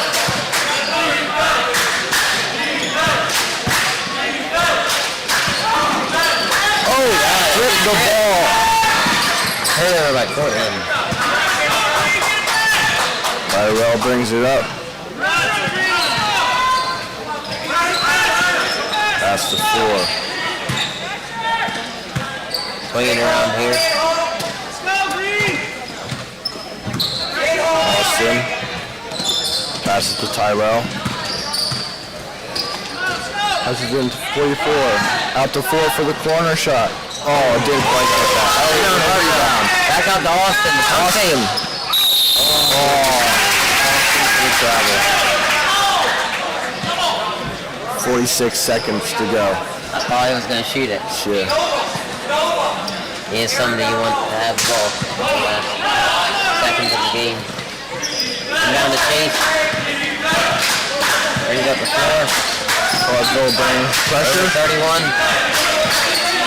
31 working a little bit. Oh, the lollipop pass. 24. And a foul. Tyrell with another foul.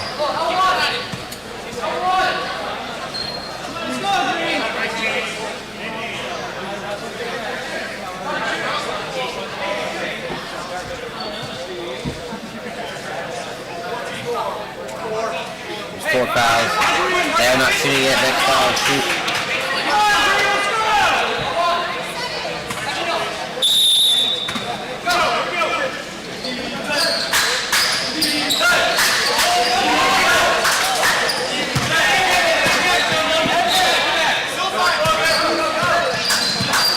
Everyone has it. Pass to 23.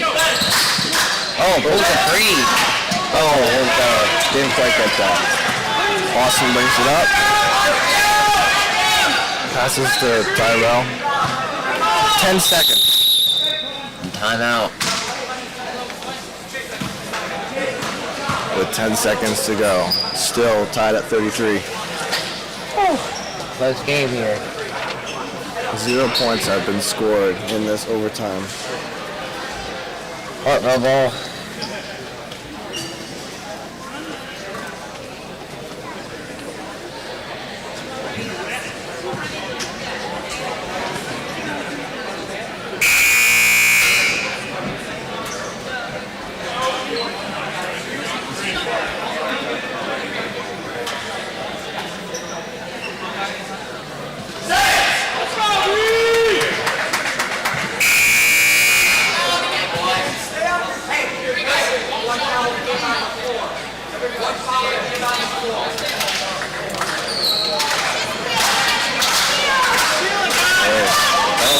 Rolling down the ball.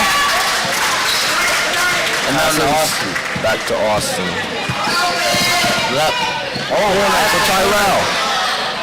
Oh, rebound Hartville. What's it up? Double overtime. To double overtime. Close shots there by Hartville. They've both been pressuring. They've been very aggressive on defense in the last, or in overtime.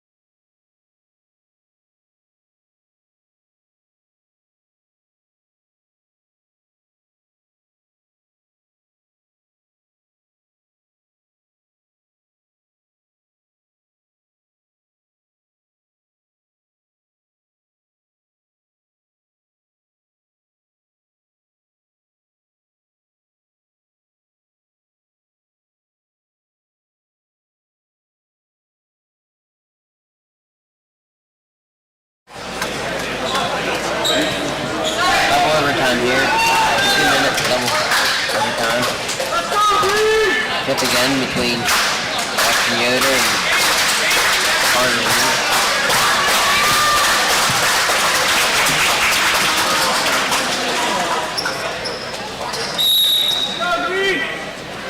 Oh, tip back to Tyrell. Brings it up. Screen by Elliott. Pressure on defense. That's the down. Oh, and he gets the N1. Luis Gonzalez for the layup and one. What a play.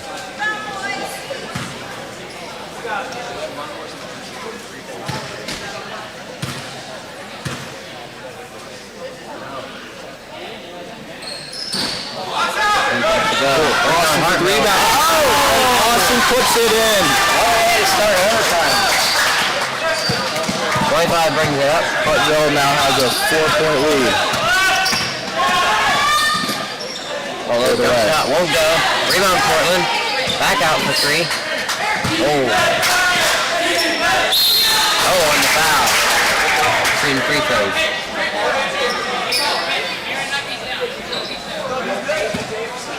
Aaron Murray at the line. All of a sudden it's a 4-point game.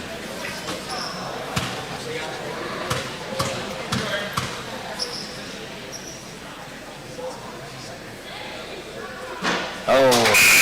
Didn't quite get that in. Need to make free throws.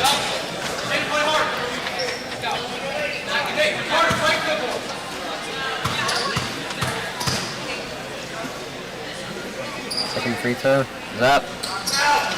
No good. Oh, rebound Portland. Oh, stolen by Tyrell. He takes it. Oh, and he got fouled. Shooting 2. Now it all comes down to whether or not you make your free throws.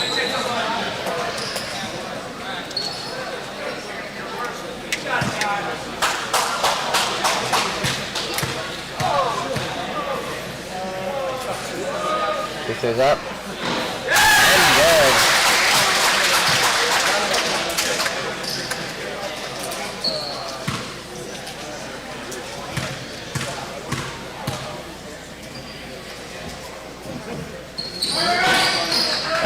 second one in. They now have a 6-point lead. Portland brings it up. I need a 3.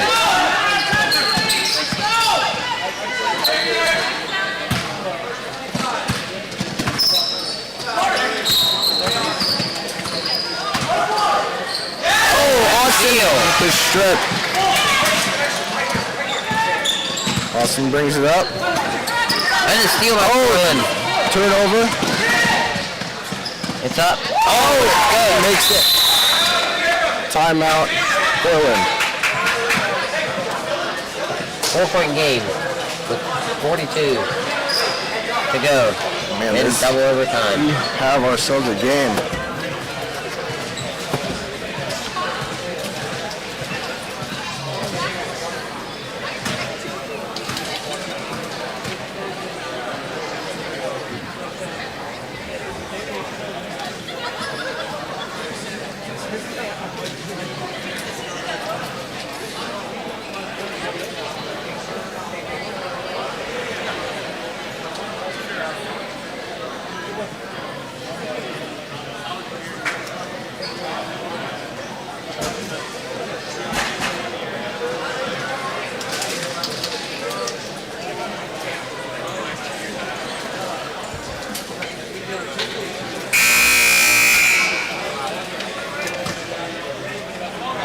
And up next we'll have Maranatha Eagles versus the Reading Bobcats. Reading Bobcats, that's right.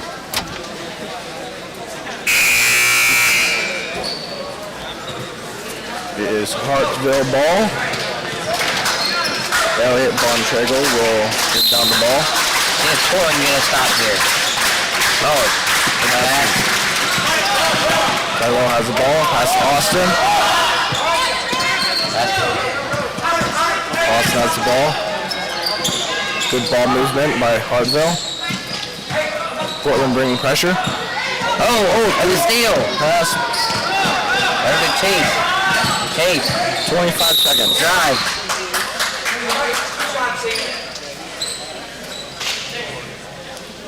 Shooting 2. Foul. Oh, there's 2. 25 seconds.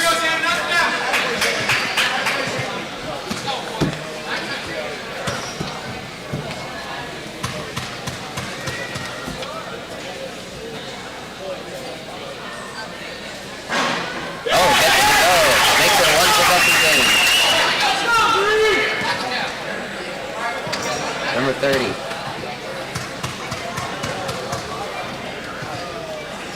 Preston up in line. He gets the second one to go. 2-point game now. Oh, the tip. The 4. And the foul. 20 seconds. Are they shooting? I think that, yeah, they are shooting too.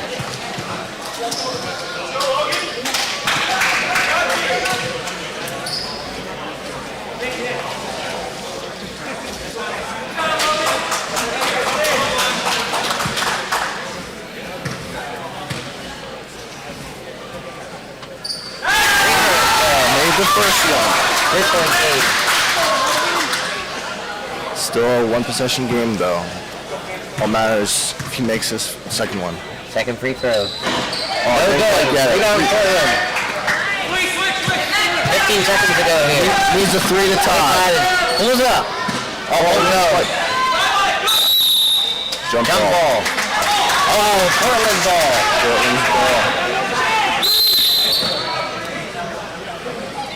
10 seconds. Timeout. Oh man. This is crazy. Portland has a chance to send it into double overtime or triple overtime. Yes. Man.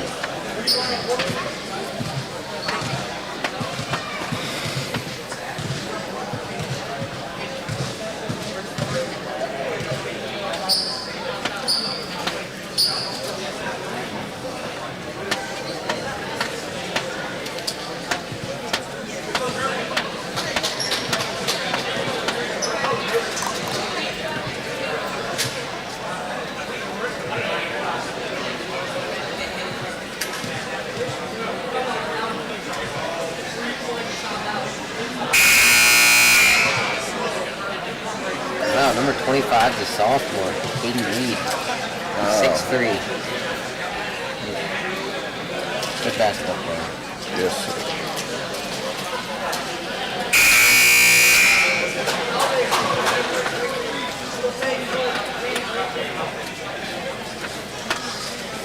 All right. Let's see what Portland has.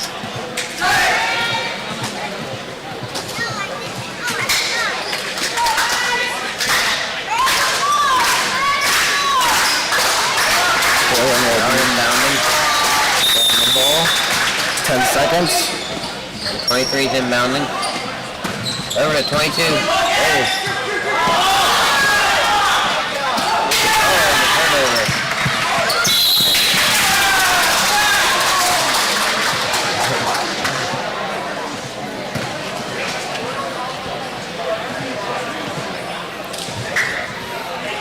Tyrell Miller has to make at least one to clinch the game.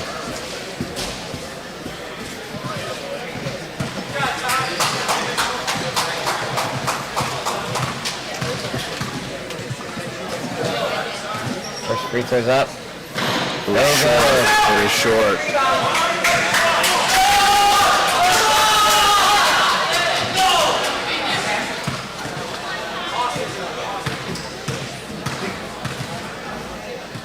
Second free throw. That is good.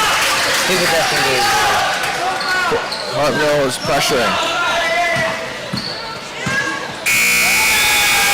That is game. Hartville takes the win. Wow, double overtime. What a game. Both teams played really hard, but Hartville was the one who takes the dub. Came out on top. All right, next is Maranatha versus the Reading Bobcats.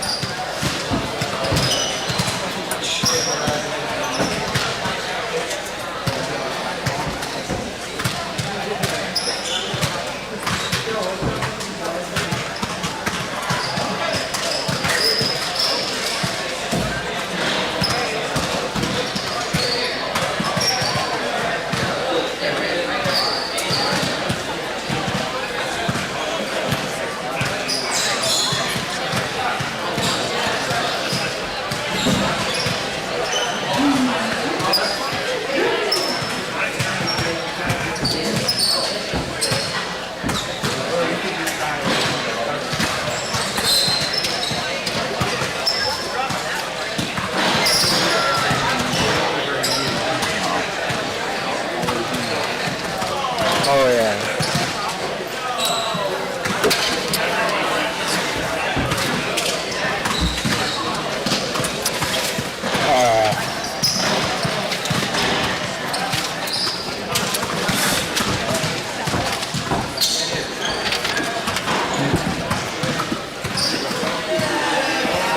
We'll just slide it out of the way. All right, there it goes. Teams. I don't know if you read them. Let's see if you guys can talk like the entire time. What? You guys see if you can talk the entire time. Like That's right, right. no pausing. Lightly. You should do a mic check on us, though. Make sure it's working. I'm pretty positive it's working.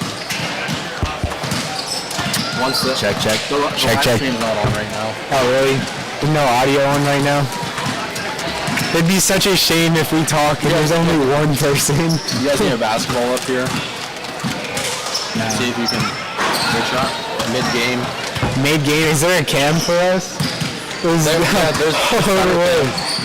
this right here. Can it see us? Oh, I can't see us. I can't see you, but I'll see. No, I meant like we can't show the folks at home. I could run it on that one, but he doesn't have it hooked up because his audio is not working. Fire me up. This is quarterfinals, right? Yeah. Hopefully the mic's not on right now. The mic's turned off. This is semi. Semi. Then we go to the championship. This would be a semi-final. Because they want lost ones, right? Mhm. Lost ones. I see. Oh, so if Shaperstown lose, they could play again. Shaperstown in the finals already. Oh, yeah. You guys' mics are on now. Okay, turn them back on.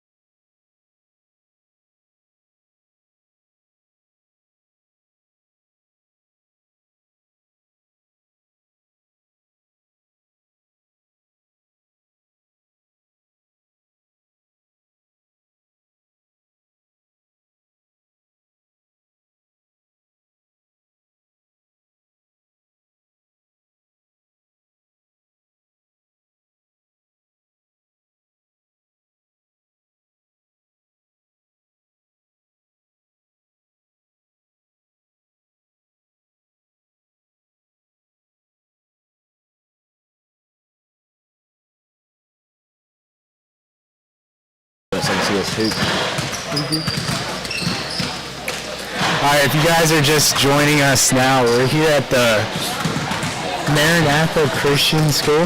Maranatha Christian School. We're at the Tip Off Tournament. Tip Off Tournament. I think this is year 4. Year 4. 4 or 5, I actually don't know. I thought it was like year 8. I could be wrong. I actually don't know. But my co-host is Jariah Seibel, and I'm Monty Garman, and hopefully you will enjoy this game. Yeah, it'll be a good time. We got Bobcats as guests, and then Maranatha as home team. Yep. Fire me up. It should be a good game. So Maranatha lost to Shaperstown in the semifinal and dropped down to this game. Bobcats won up through against, who did they play before this? They played Hawkins. Yeah.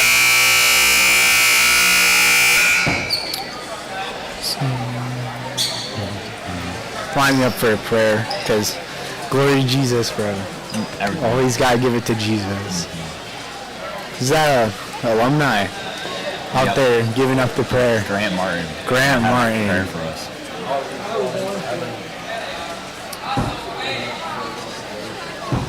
We are waiting on. Oh man, slackers. It's okay though. Yeah.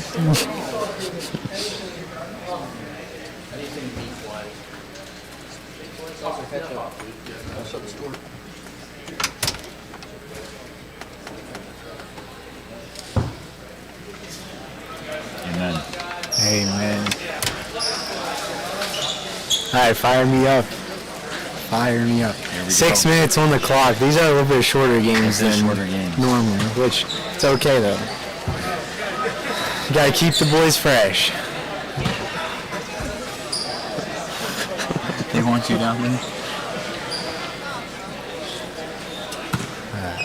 Alright, so starting 5 for the Maranatha Eagles, we got Andre, Rylan, Zeph, Jonathan. You know where mine are. My starting 5 for the Reading Bobcats. We have Josiah Petershine, age 16. We don't need their age. And we have Zachary Hartman, Jeremiah Ressler, Josh Brubaker, and Cody Noel.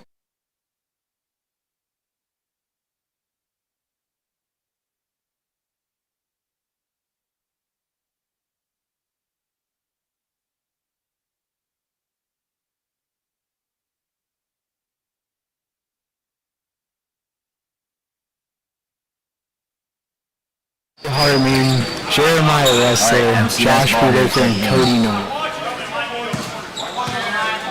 Say MCS. Yeah. Down low to Andre. Gets fouled. Gets fouled by number 6, Brubaker. Not what you want this early on in the game, honestly. For MCS, you want to look to go downhill and get contact, draw that foul. That's great. Good bucket from Andre. Bobcats, you don't want to get started fouling that early. That's great. That's not it.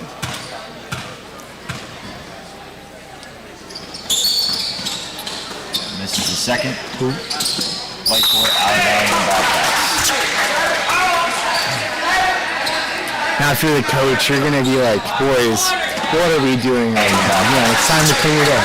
Which, I know I got faith in them. They'll clean it up. Now if you're the coach, you're going to do this here.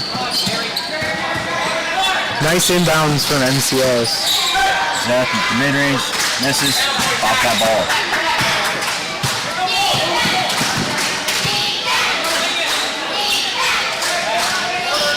Petershine with the ball. Swings it over to Hartman. Hartman pulls it. It's a little short. Little short. Number 13 taking it down the court.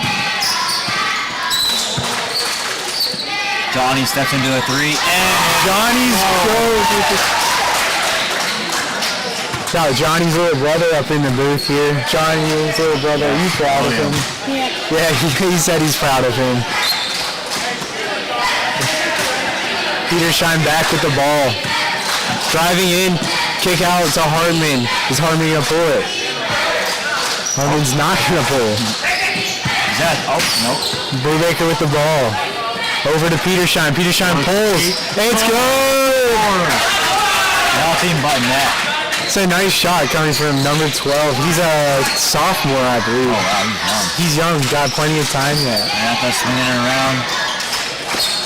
Ryland drives. Oh, nice dish to Andre. Oh, good finish. Andre's a big guy. Big guy. Jerry taking the ball down the court. Brubaker to Zach.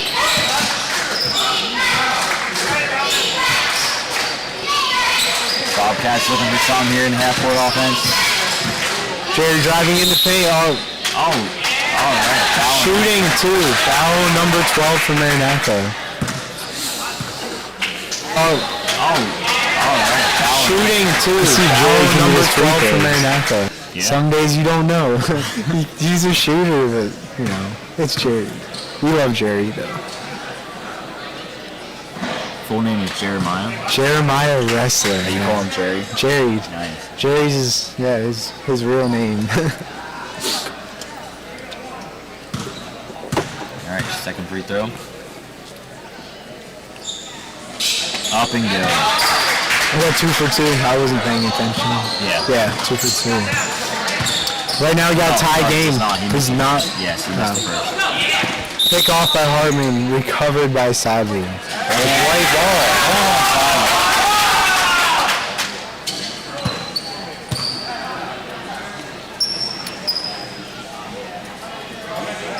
All right, Bobcat ball.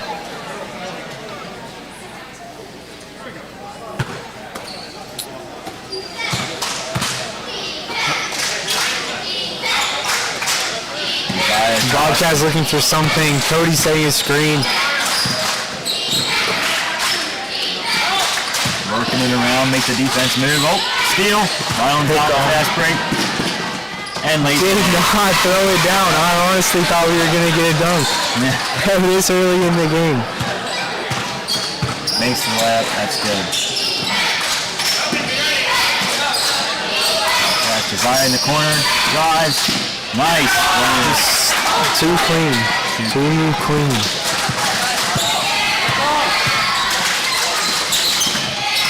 MCS has a full cheer squad over there. Little children. It's kind of wild. The question is, do they travel well? No.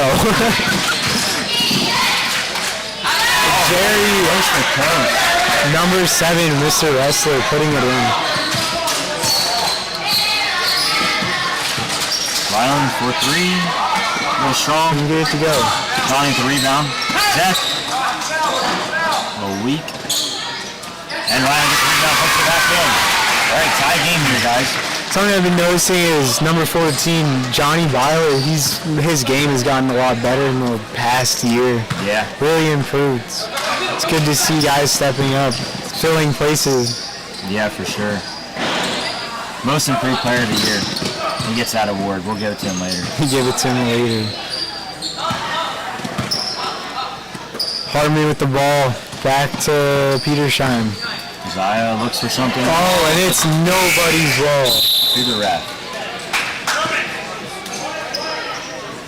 All right, Garrett. We got number 5, Garrett Burkholder, subbing in for Roman. He is a sophomore. All right, so we have a tie. Maranatha's coach, what would you set him up to do? It's first quarter. First quarter. Still work your offense. Work your offense. Keep looking for things like that. Great ball movement. Like that. I guess they don't need to do anything. No need to hurry things. Yeah. Settle into the game. It's a long game in front of you. We got a 2-3 defense pulling up high. Bobcats looking for the openings. Thought about it.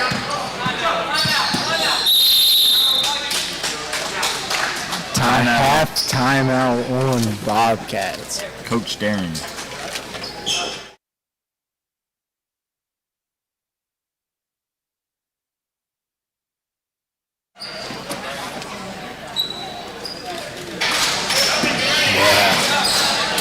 No, I know him. I know him pretty good. Married into the family. So clean. Married your cousin? Married my cousin, yeah.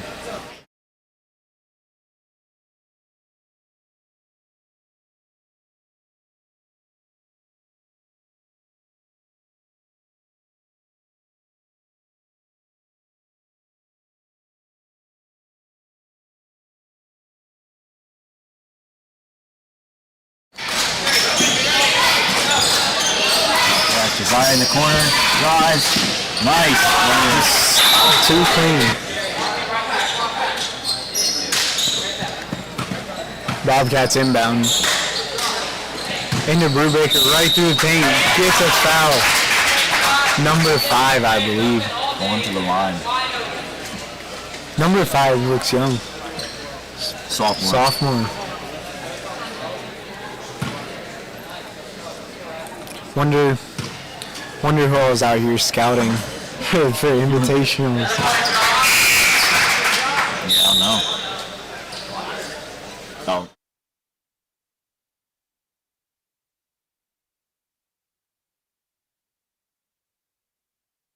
Teaches at Shalom.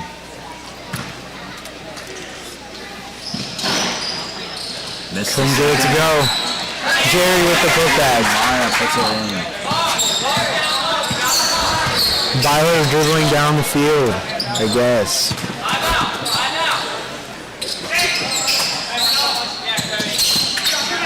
One more to the corner. Zeth. Short. Could not get it to go. Man on the floor.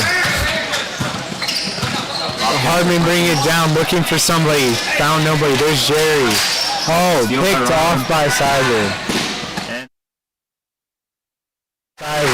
50 seconds on the clock. Harmon still asking for somebody. Found him.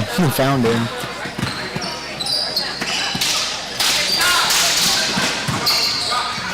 Oh, is that for the steal? Easy. All right, good pass from Zach. And lay in by Riley. Hi, if you're the coach for the Bobcats, it's time to straighten these boys out. Oh, another steal, and Zeth is out on the break.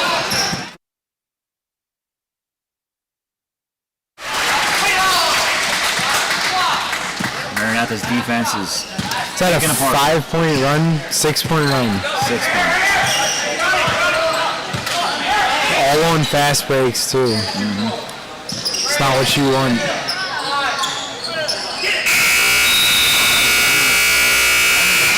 End of the first quarter. Alright, so you guys might be wondering, who are even these guys out here talking? and we probably don't belong up here. But Chirayo is an alumni for Maranatha, and I played for the Bobcats for 3 years, I think, and yeah. So, a little backstory on us. Yeah. Yeah. Good careers. Good. I don't know what yours was. I don't know about mine. But.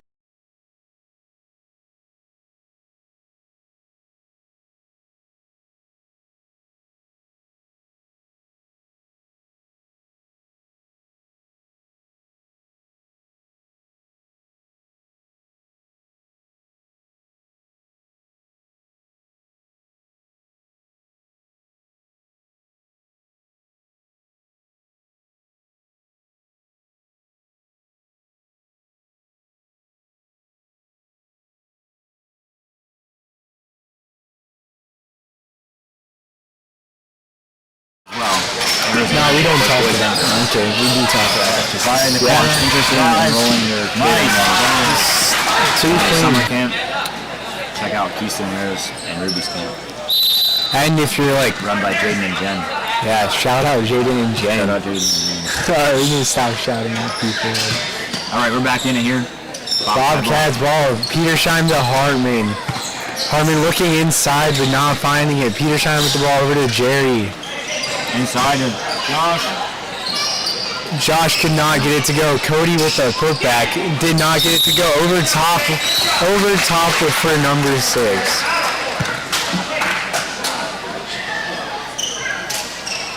Got a foul? Nope. Oh, I was wrong. It was not number 6. I'm just snacking away on this stuff. Good. Roman from the corner. Gets his own rebound. Oh, yeah. Wasn't sure what he did there, but the ref saw something.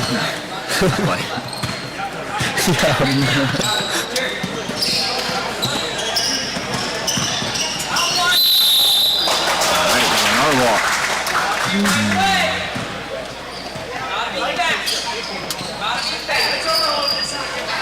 Coach Darren saying gotta be faster. That's great.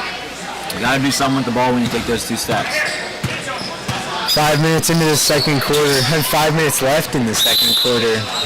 A lot of basketball you played, yeah, but slow start for both teams, honestly. Other than Maranatha went on a run late in the first half.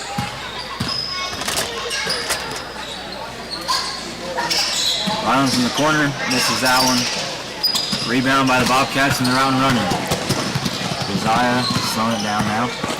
Gotta do something fast. Looking for the half-court offense. Josiah misses the 3. Nolt gets the rebound. Goes up strong, but misses it. Josh goes up strong, gets the foul. Something I really appreciate about Burkholder and Brubaker, my bad. Very fundamental guy. Goes up strong. Like everything he does, by the book. It's just fun to watch him play. Very calculated man. Yeah, great player. Interesting to see. And he's sophomore, I think. No, I think he's sophomore. Could be wrong. Does he even say?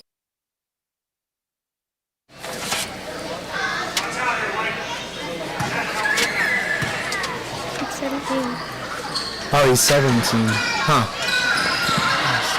Joshua, you got a junior. He's a junior. Yeah. See, so you got another year yet. Jerry in the corner. In the gutter, and he still gets it to go.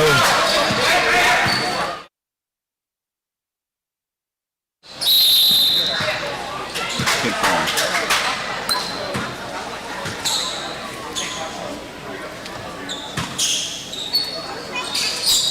Bobcats are looking winded.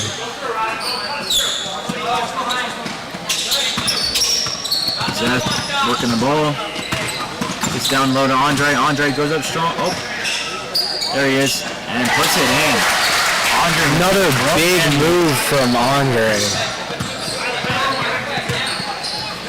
Andre puts the work in to make those shots. Seth puts his hands in the cookie jar, gets a steal. Roman pushing ahead. Seth in the corner. Slides his feet, gets another walk. Seth working the ball. Not completely sure. It's down low to Andre. Andre goes up strong. Oh, there he is. And puts it in.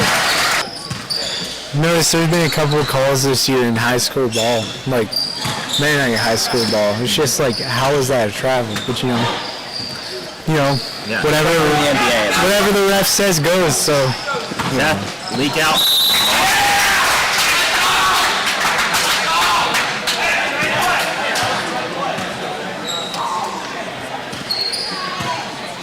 Maranatha's coming up with steals. Bobcats bringing the ball down the floor. Petersheim over to Wrestler. Wrestler back to Petersheim over to Hartman. Hartman looking, back to Petersheim. Back to Wrestler. Wrestler trying to go in, back to 3. This is a short rebound. Back to Hartman. Hartman inside. Did not get it to go. Andre with the rebound. Andre's gloating his stats right now. Oh, fouled. See if he's okay. You have a cramp? Alright, he's good. Looks like he's cramping a little bit, but it's just a tough fouled. hard fall. Got a replay. See if he's okay. You have a cramp? Last year when you get replays. Oh, that's right now. There's another one. Fouled. Yeah, they run it back twice. It's nice. You're doing good. Nice of them. Yeah. The guys inside are doing good. Evan doing great. Groff. Evan Groff. Evan Groff. Evan Groff. He's locked in. The main man behind all this camera stuff right now. Is he single?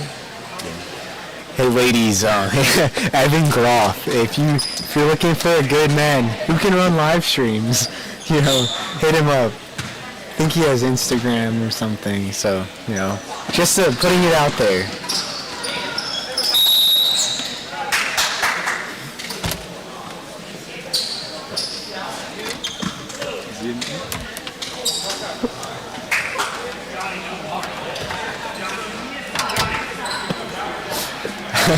All right, back to the game.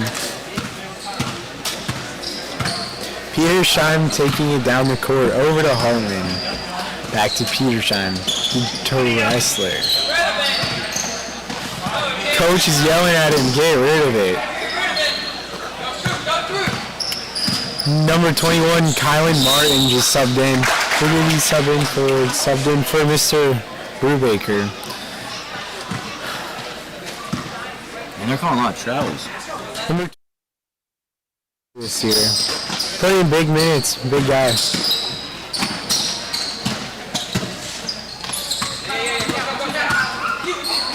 Andre in the corner. Back to Roman. Roman shoots a 3. Misses. Fight for the rebound, and Bobcats come out with it.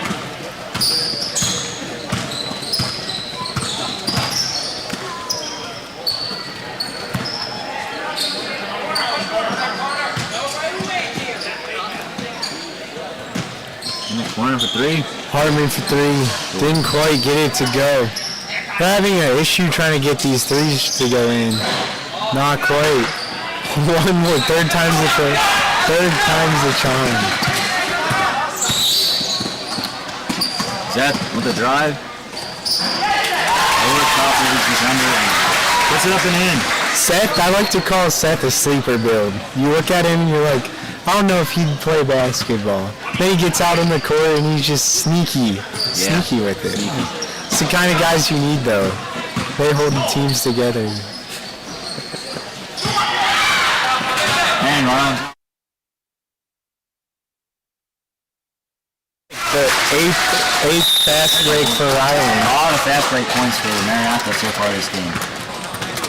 Getting their hands out, getting little tips and blocks. If you're a Bobcats coach, you need to stop these fast breaks above anything right now because it's eating them alive. Control the ball, control your passes.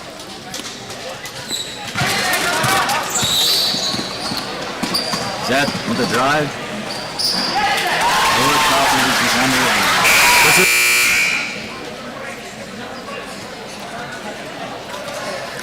S'mores trails mix. That's good. Great stuff. Maranatha has some lengthy guys, especially Andre, Ryan, and number 13, and Zeth. They just got long arms to get out, get in the passing lanes, tip balls, and they just break away. So Something to be worried about coming into invitationals. These guys with their long arms, you get their hands in there. Yep.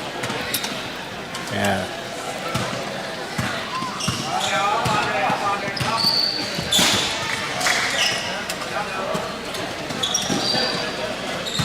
down low. Nope. All right. Foul on Ryan.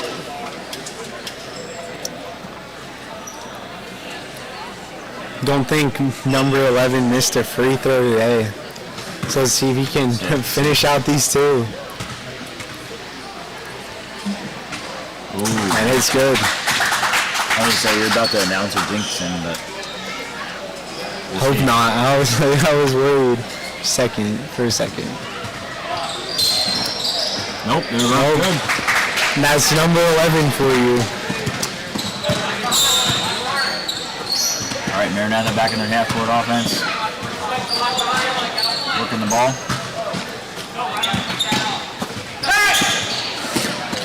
Roman shoots, misses short. Zach with the rebound. Jerry with the rebound. Foot on the line. Out of bounds.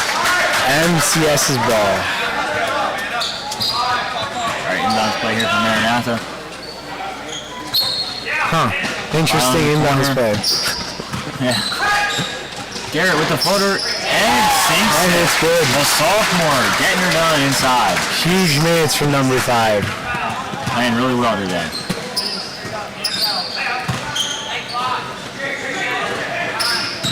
Josiah through the paint. Oh. Rebound by 30. 2, 1. Oh, stopped it. 2 seconds left here in the half. We have a 10-point game here. Maranatha's up. See if there's anything left in this. Oh, a steal from Jerry. Off-balance shot. Should have got set up, but it's a tough shot. It was a tough shot. It was a tough shot. Not quite sure how long that clock would have been going. Huh. Interesting inbounds play. Yeah. So, Garrett with the loser of this play is a compilation game. I think they might. Is that how it works? Let me see the bracket. Pretty sure it's a compilation game, and then the winner.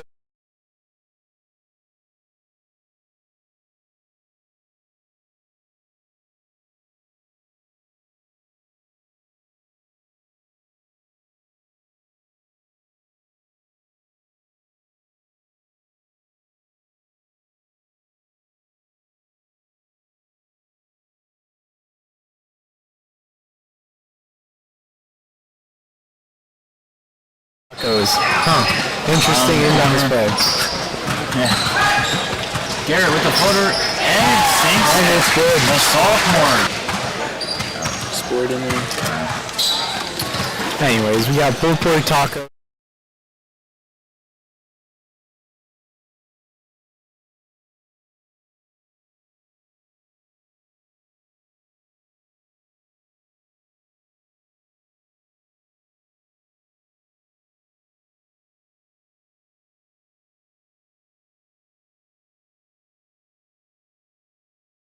Rocky. Huh. Interesting plays. Yeah. Garrett with the floater. Garrett with the floater and sinks and it's good. The sophomore. See if we pick up some more. We gotta show our sponsor.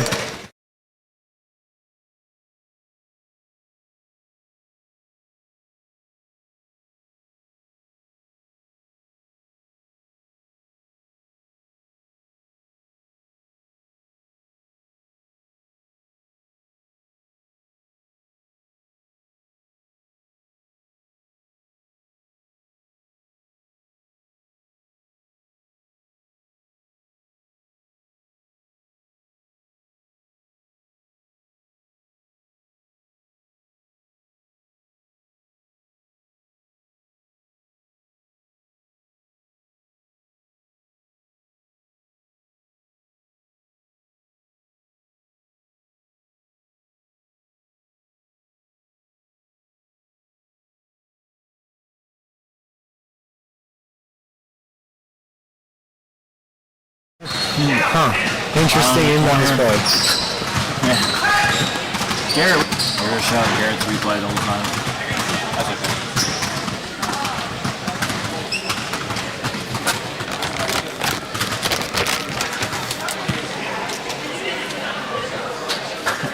S'mores trails mix, guys. Jariah's in love with the trails mix. With the trail mix. And other things, but...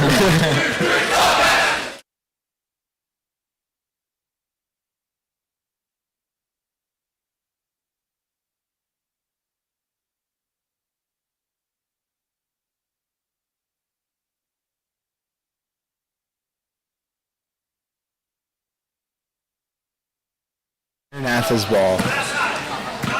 Roman starts it off, swings it around. Johnny for 3. And it's good. Number 14, Johnny Byler. The senior. The senior. All right, Bobcats. Got to get something started here. Let's see what they got. Swings it around. Into the middle. Cody Nolt trying to work. Goes hard, misses it. Brubaker there to clean it up.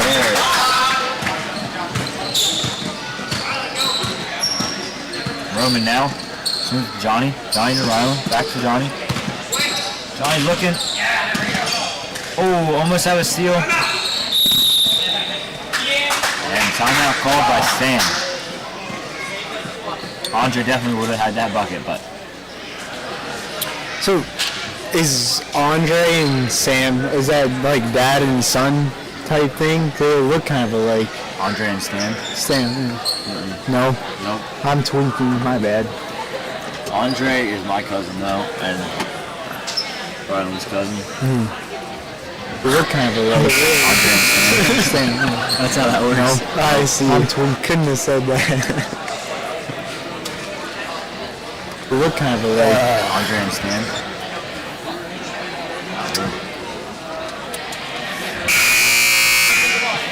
Buzzers allowed.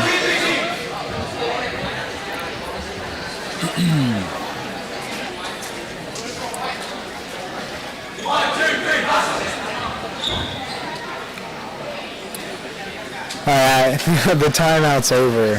Back in this game. Maranatha's ball. Alright, let's get this hype. Alright, so a little side note. What is your 2 prospect picks for the Faith Invitationals? To win it all? Yeah, to win it all. Top 2 teams. Well, Cherry Hill definitely has a chance, I think. Cherry Hill, I actually haven't seen Faith or Fair replay this year. Obviously, Shaverstown. Cherry Hill definitely has a chance. I think Maranatha here earlier today in the semifinal. Cherry Hill, I actually haven't seen Faith or Fair replay. It's going to be interesting. Andre's up at the line.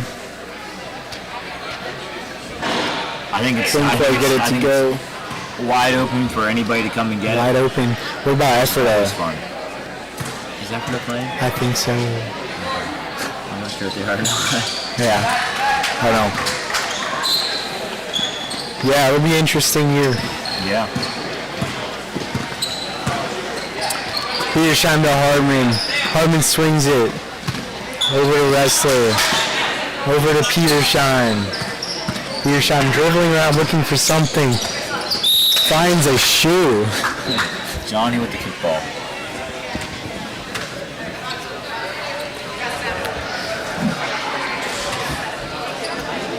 I feel like I can't see good either.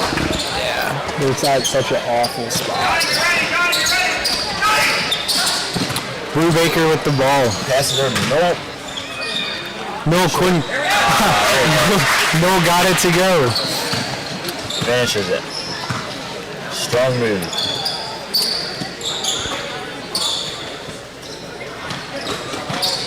Swing, swing, swing. Andre in the corner. Kicks back out with Johnny. Brings it over to Seth. And Seth for 3. And Seth gets it in. Maranatha is just taking away this game right now. Maranatha is not missing much from the 3-point line. this afternoon. At this point, it looks like Bobcats are going home unless something changes. Hey, we got a long game yet. Got a long game though. Not selling the Bobcats yet. No, we still support. And Seth with the steal. Pass to Ryland, back to Zeth. To the corner to Roman.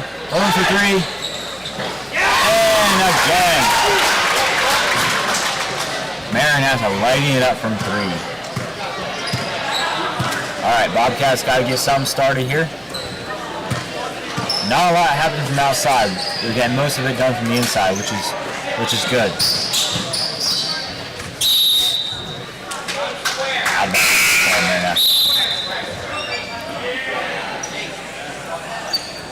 All right. For Roman, Shane Luna, he's a junior, and he is, let's see how tall he is. He's tall.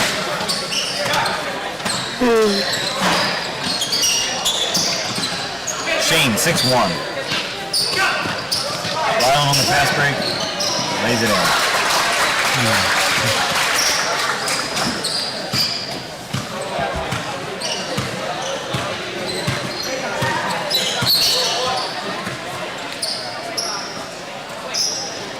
Josiah from three. Not quite. Goes. Can't get it quite to go. Seth looking for the fast break. Not getting it. Into Andre. Andre Seth. Seth doesn't quite get it to go. 2 minutes and 45 seconds in the first half. I think. No, it's third quarter. Third quarter.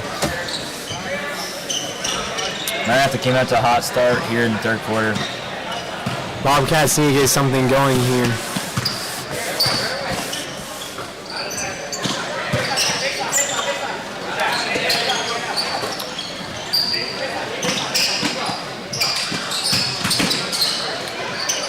For three. There we go. Jerry Wrestler with the three. Jeremiah Wrestler. Yeah, it takes a little bit for these guys to get warmed up and to start hitting their shots, but when they start hitting their shots, it's game over. Game over.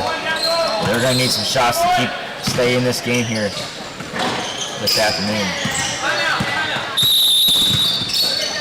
A timeout from Darren Stalsus. Coach Darren wants to get something rolling here with his guys. I think it's a 15-point game. Gotta get something going here. For three, some time. There we go. Jerry Wrestler with the three. Jerry.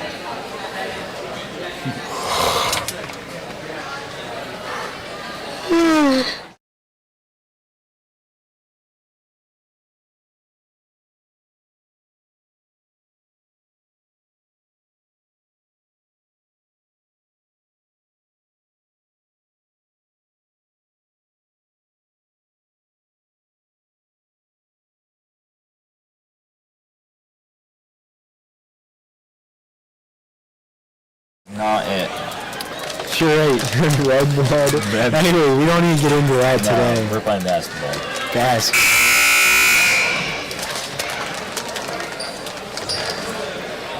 We have Derek Byler down on the scores table with a broken foot. Broke it earlier this year and is out for the start of the season. Looking to get his boot off on December 29th. And He fall off a tree stand? No, he was playing basketball. What? Alright, bro.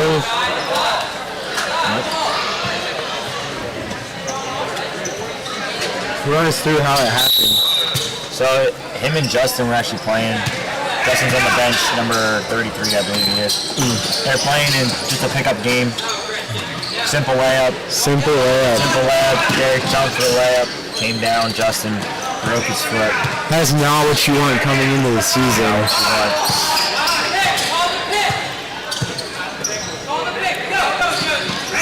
Nice cut from number 30. He couldn't get it to go. Ryland puts it in. Long move to the rim. Counter inbound to Jerry. Jerry's looking over to Petersham to Boysen. Will Petersham pull it? It goes inside. Inside swings out to Boysen. Boysen with too short. It's okay, he's a young guy. It's good to take shots because you're never going to get better if you don't. But get experience. Get experience, young. 50 seconds. And layup. All right. Maranatha still maintaining this lead. It's layup after layup. We're up to a 20-point game almost. Something got to start changing. Josiah takes his turn. These boys got to get fired up. Real strong. All right, Andre's running possession, swings it. Johnny cuts through. Gets blocked. Oh, wow. All right. I see. Got him on the arm. Can we get a replay?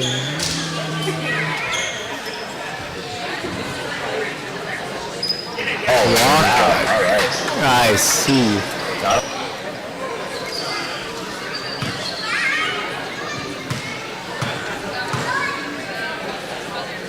I'm not sure who does the replays, Evan? I think it's Evan, I'm not sure. Not sure.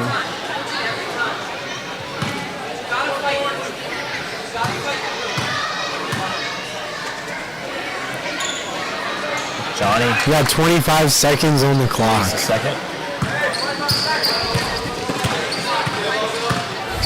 Petersham looking for Harmon. Harpin pulls it from deep and he gets it to go. Johnny runs it up. 10 seconds left in the quarter. Honestly, I feel like it's time to start pressing. Some aggressive defense from Bobcats to get a stop here. Not a great play to end the quarter for Maranatha, but also moving on to the fourth. Screwed. Petersham looking for Harmon. Harpin pulls it from deep and he gets it to go. I love my job. Yeah. Kerry might have some replays, we'll see. See if anybody cooks up some replays for us.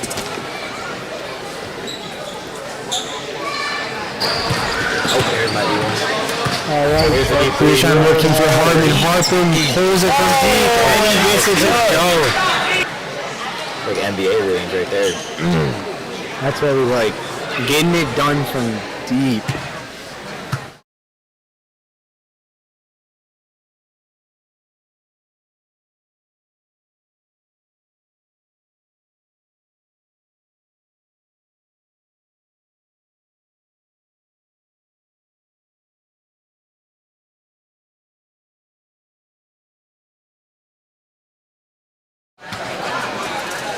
All right, fourth quarter. Shout out to all of Jonathan Byler's family. All his siblings, they're legendary. And Johnny. Yeah. Good family. Again, we're shouting out people. Want to get water.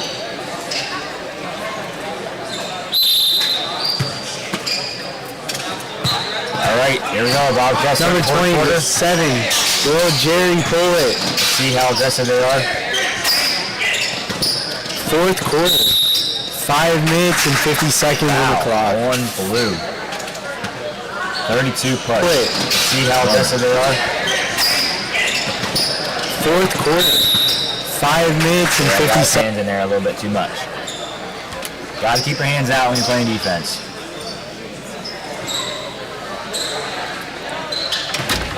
Do you have any interesting stories from your time in the MCS Basketball Academy?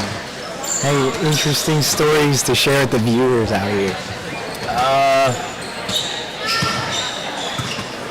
Not any specific stories, but a lot of great times. A lot of great times. Great tournaments. We won some tournaments. Had a lot of fun basketball games, especially, yeah, just being with the guys, being with the group, traveling as a team, hanging out. Good memories. Definitely recommend it. Absolutely. All right, we got a jump ball. Jump ball. Is blue. I think. Yes, absolutely. All right, we got a jump ball. Is that the inbound? Running for three. Still doesn't get it to go. By the Bobcats, and they're pushing. Still a lot of good looks. I think that's number 6 on the shot attempt. Hartman, off balance three. He didn't quite get it to go. Oh, Shane with the rejection. Number 1 for three. Come on, strong. Josh, the rebound. Maranatha's defense right now is going on. Thank you, William. Shout out to William. Brought us some water.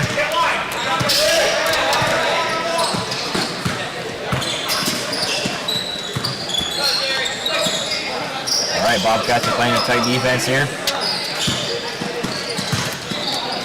Playing a man defense. Gotta push. Way to be aggressive though. Gotta be aggressive. Gotta be aggressive. There's no scoring yet in this quarter.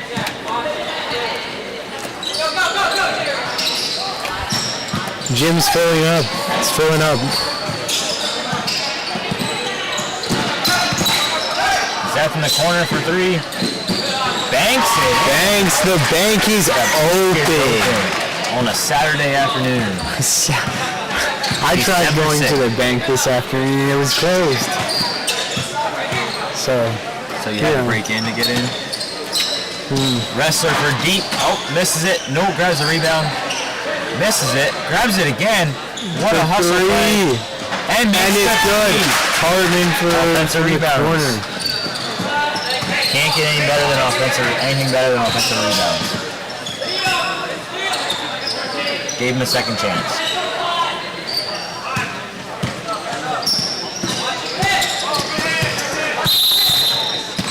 Push on one.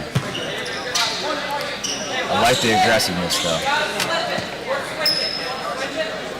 Yeah, football. Always rip from Wrestler. No, turning down the floor. Puts it up and in. Number 11 making it look too easy.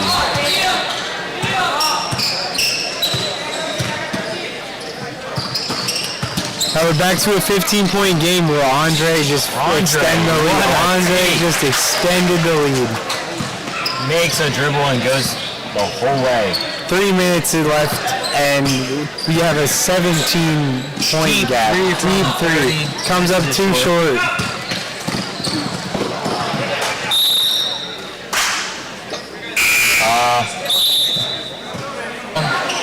Misses it. Grabs it again. What a hustle play. And it's good. Hartman for offensive rebounds. Yeah, I thought that was pretty clear. That's alright. Refs are at different advantage points. They can't see everything. Can't blame them for everything. Yeah, we're all still human. Everybody's human. Can't ref a perfect game. Shane in the corner. Takes it in. Misses the shot. Fights the rebound. Bobcats Monte. He's out and running. Bobcats pushing it down the field. Back. Josh. Nothing there. Into 21. Where is he? Pass the ball away. Oh, gets it back. Hartman for three. Couldn't quite get it to go. Those are the ones you gotta have if you want to stay in this game. So Andre, there to finish. Andre is just the cleanup man. This is the fourth quarter.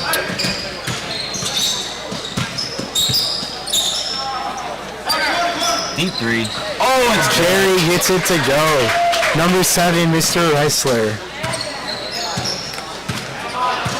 Not sure why he doesn't take more shot attempts. He got a nice form. Like to see it. Yeah, great shot. Number 5 gets bodied. Minute 55 seconds on the clock. We have, I can't even do math. That was homeschool. Jerry gets it to go. Number 15-point game, 16-point game, something like that. So it's still possible. 2 minutes. I mean, a lot can happen in 2 minutes. Shoot a lot of threes. That's a lot of points though. It's Jerry gets it to go. Numbers, nothing to lose. Other than you're going home. Yeah.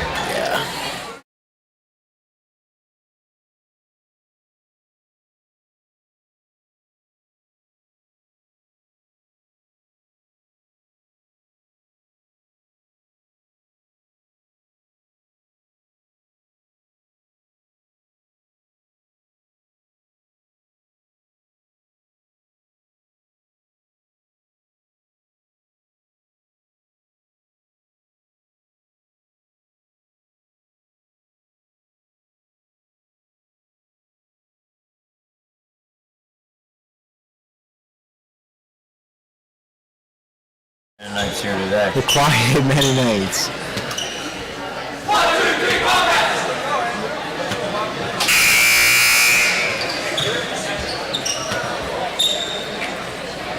All right. Last 55 seconds. Minute 55. Yeah. Number 32 with the inbounds. Looking for someone. Can't find him. Found him. Number 30 with the... Andrew's in the game. He's an 8th grader. Andrew Byler. He is a junior. Andrew Byler, Johnny's younger brother.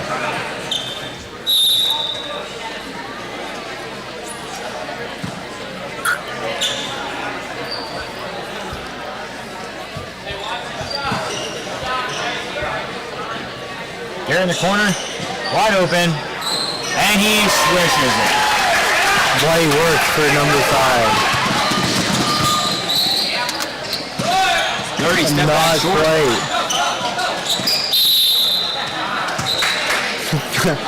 All right. Minute 28 seconds. 52-33.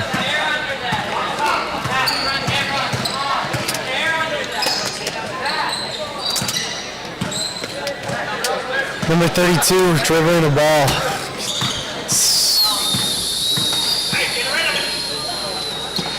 Andrew down low. Swings it to Shane. Shane in the corner. Doesn't take it.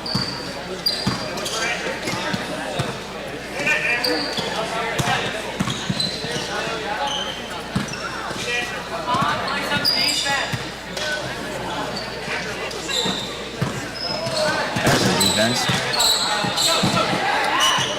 Not much to be said. Maranatha is just kind of taking the time, not forcing anything. Out of balance. White ball. Here in the Muscle corner. play from Wide number open. 23, Johnny Harmon. Johnny Harmon. We got brothers out on the court. Don't see that very often anymore. Wow, number 30. He has a shot on him. Hit multiple from behind the eye. Number 30, 32, dribbling through traffic like it's nothing. Justin's first varsity points. Doesn't see much minutes. Huge minutes from Justin? Justin Moser.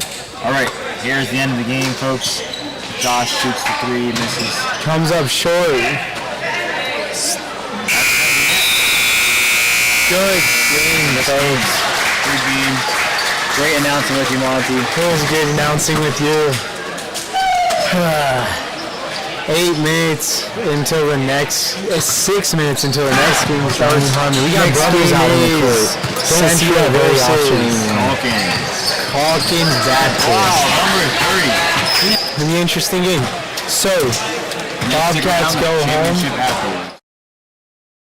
Maranatha for the championship.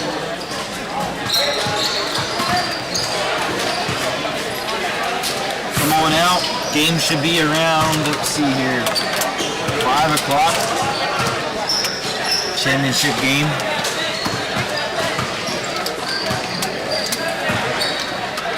come on out, cheer on your home team, Maranatha Eagles, or, come.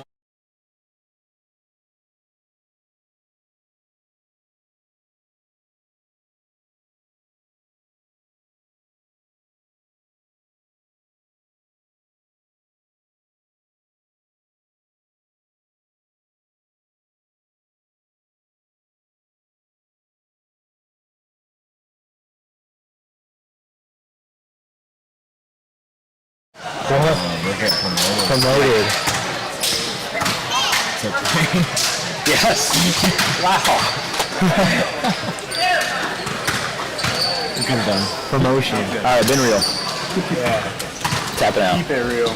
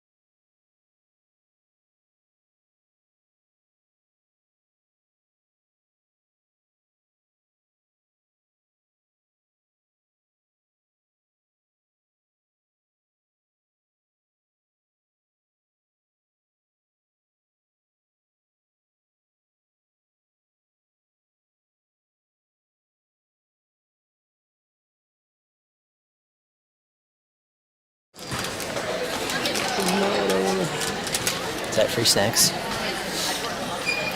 Yep. Only if you help the. Should we eat some food after this?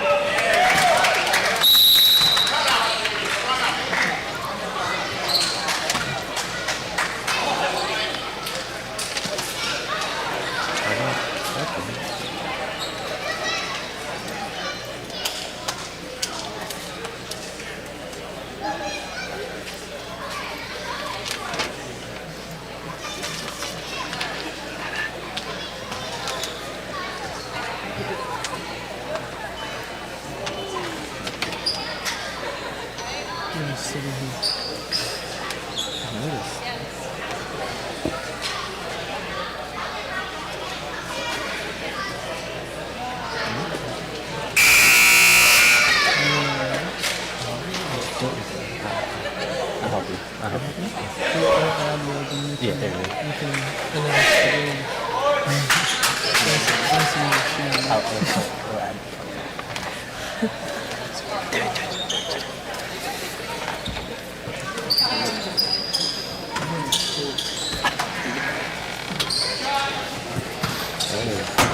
Ladies and gentlemen, we have consolation game between Calkins Baptist and Central Cyclones.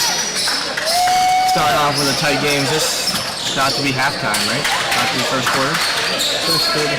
About to end the first quarter here between the Cyclones and Calkins Baptist. It's been a tight back and forth. Players to watch. Who be looking for? I'm looking for 13 to score a lot. This tends to be the offense for this Calkins team.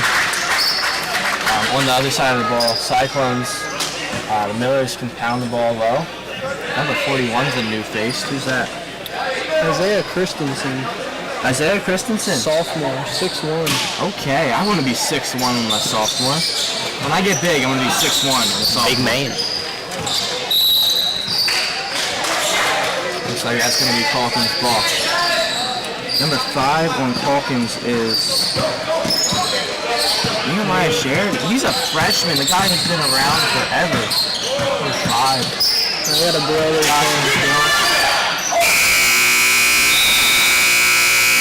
Number 13 wanted that call right there.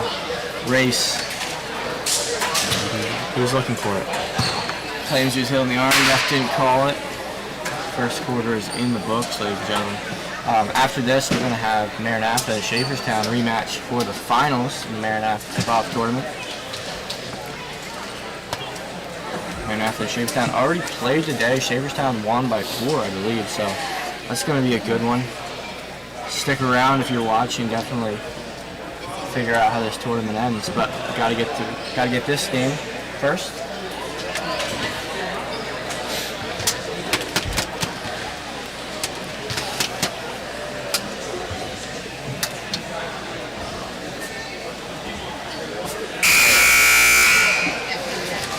Pete is talking about something right now.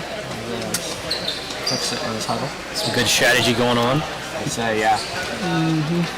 Strategize. When your players are getting involved, you know they're thinking. And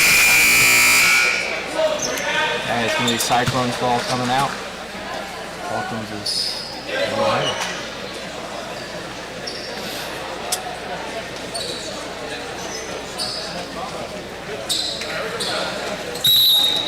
starting off the second quarter, 7-10 game.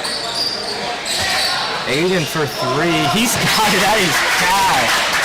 Aiden, I'm not going to try to pronounce his name, but he comes off the bench and nails. Aiden Amsabel. Senior guard. 5'7". There's Pete for a 3. A little off. He's definitely their offense and can carry a big load on the offensive end and defensive end. His active hands help a lot. There he is, Ryan with a little pull up.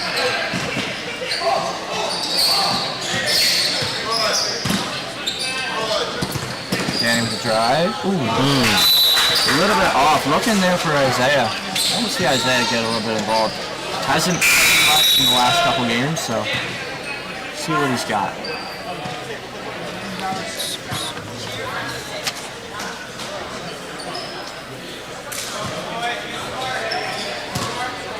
He already has a 3-pointer.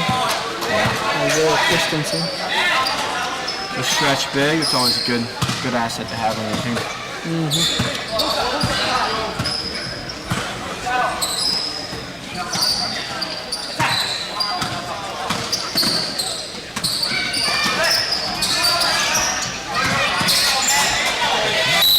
Battling gets the call. Big man down low, using that body, finding some position, and Matt Black. to the free throw line. Matt Black. That's a name right there. That's some nice shoes. Matches his color. And I don't think 44 ever gets any steals because you can see him coming a mile away. 11's got some shoes too. Honestly, good shoes all around this tournament.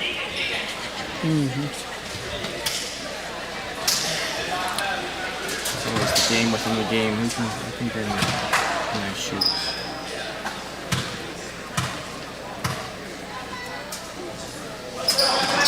Comes up empty at the free throw line. Isaiah crowds the rebound. Jaden to initiate some offense here. Let's see what he's got. There with a strong drive. Finds Jaden. Open 3. Nice. First 3 I've seen him hit. That's a good hit from Jaden. Jaden's a senior.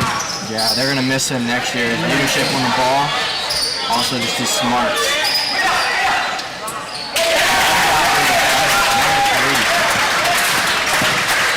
Number 23 on Calkins. Daniel Schelling is a freshman center at 6'1". 23 is a freshman. Wow. He's going to be around for a little bit. I kind of like this Calkins team, you know. You got 45 and 23. That's right. Pete Race is the only senior on this team, so most of them are coming back. They'll be around for 3 freshmen. Gideon Madden would be a senior, number 32. 32? There's no number 32, right? And he is not on the bench or on the court. Okay, he's not even on the bench either. Is something wrong with Gideon Madden? He is not here. He's just not present for the tournament. Okay, sorry, Gideon. Oh. Yeah, missed there by Ian.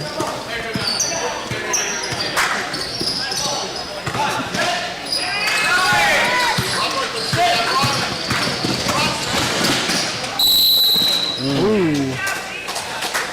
Pete Race to shoot 2.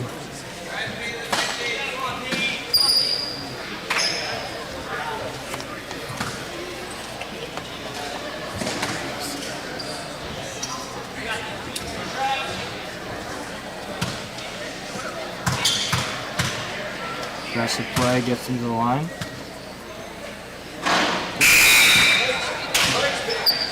You know, free throw line is where your tired legs start to show. Full weekend of basketball. Dylan Somers and Wyatt Miller come back into the game. Expect some good solid play from Wyatt. Just crashes those boards hard and good box out.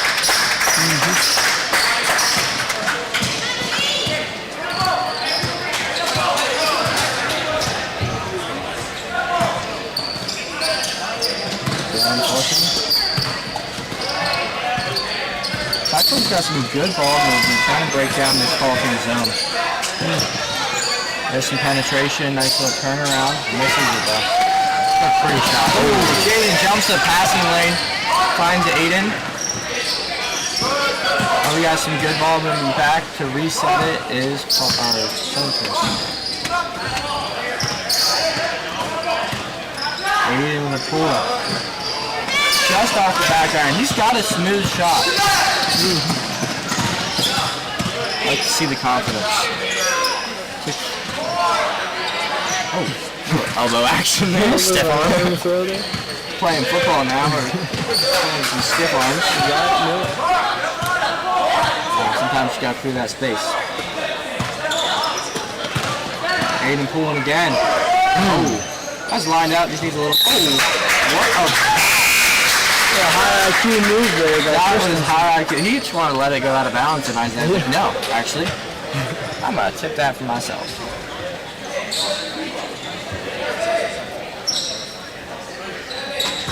Dylan Saunders to inbound.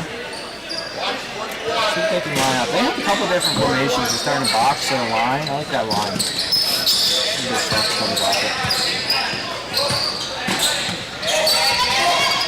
Oh, just over. Those cross-court passes are a little risky.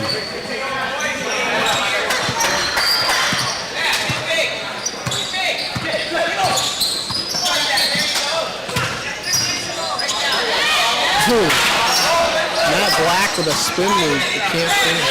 Oh, he's a freshman? I don't think so. He's a junior. Junior, okay. I was going to say, he's got some nice post moves.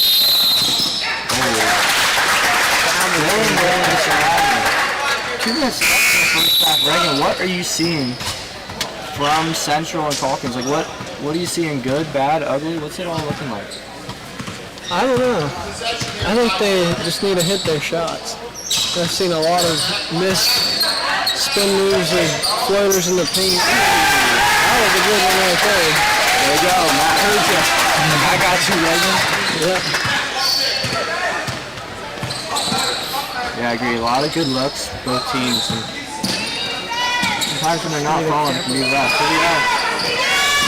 Jaden Scott. Senior guard has had himself a game. Last game here at the Maranatha Tip Off Tournament for Jaden. Going out with a bang. Out with a bang. Jaden has really run this team for the last couple of years just as the point guard. Yep. Oh, good hit by Summer. Let's see Pete get a little more action going, you know? Get to the rim, get back to that free throw line. There's a three. Oh, he's right, he's way off.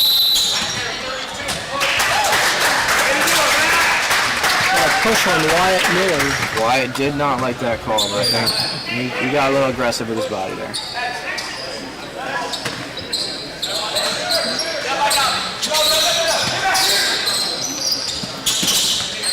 Matt with the post.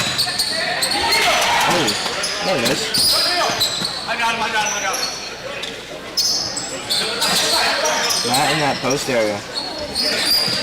Honestly, little Jokic.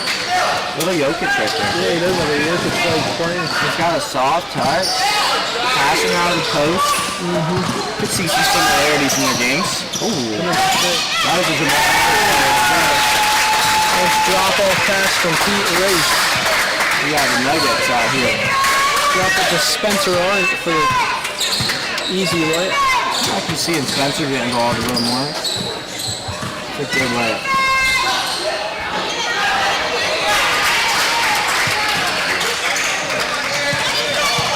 You're back.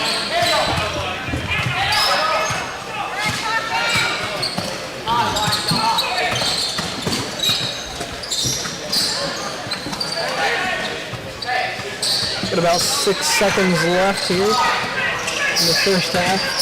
Ryan Miller, that's it to Jaden Stosis. What a shot. He beats the buzzer for the half. What a shot. Puts him up by 10. That's me.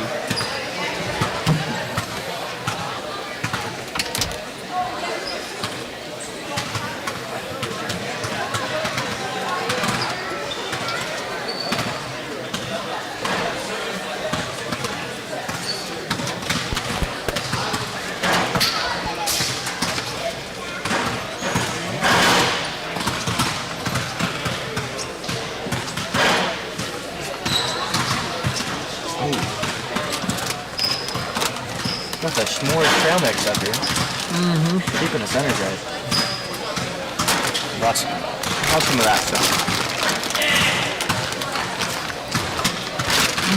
That's a good kind of trail mix. Don't put raisins in trail mix, people. The marshmallows in instead. That's right.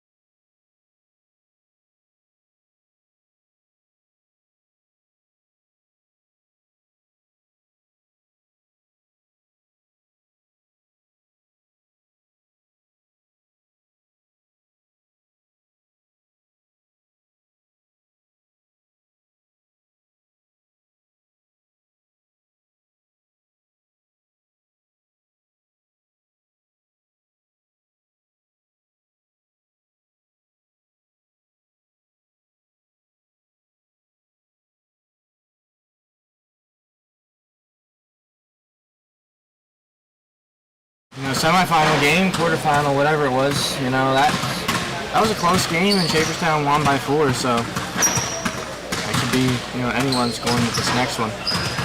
That's right. So the keys to that is slowing down Caden Schaefer if you're Maranatha, and then getting Rylan a little more involved, stop settling for the threes, and a little better late game management, the fouls and stuff. We'll see. We'll see what kind of adjustments are made in Shaperstown. I don't know. They played some solid defense. A little more. I mean, the more they can get Caden Schaefer involved, the better. Get some more role players.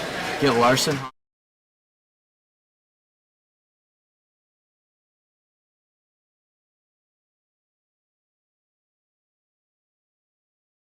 Bracket right there. Oh, bring the bracket back, boys. Bring the bracket back. Nope, not bringing the bracket back. Okay, fine. Don't have to talk about it. Anyway, see how this consolation game finishes out. Matchup between Central Cyclones and Falcons Baptist.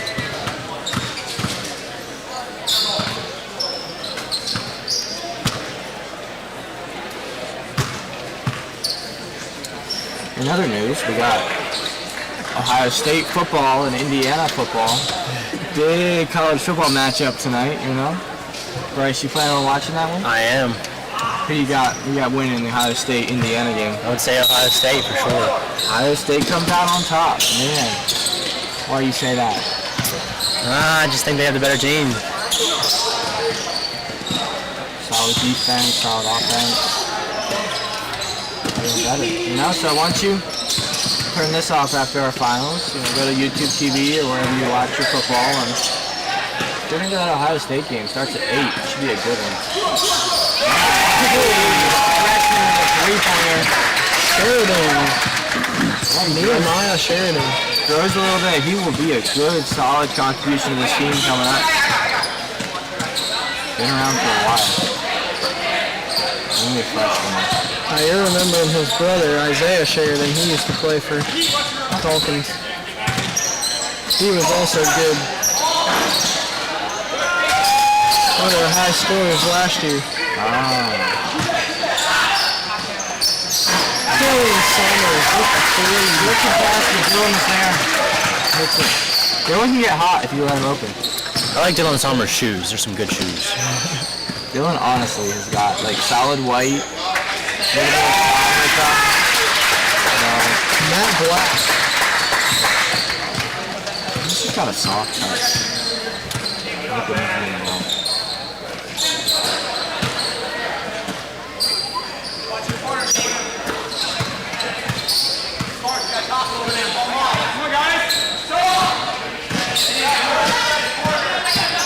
Isaiah Christensen is at the scorer's table, ready to come in. Ooh. Push.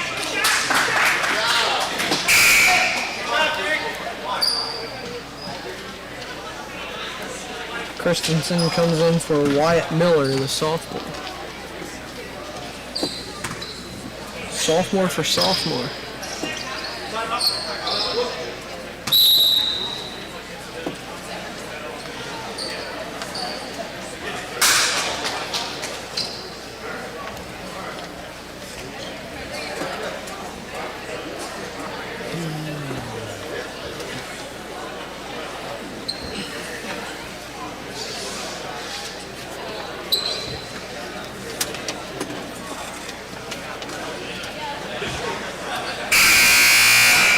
You get these at the food stand? I don't know where they came from. Sparkling water. Members Mark. Probably from down there at Sam's Club. Yes, sir.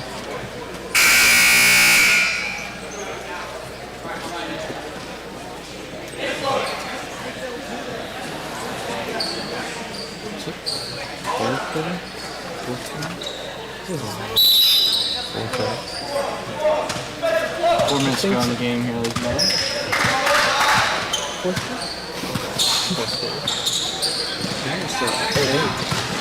So, little setup here. Kind of major game.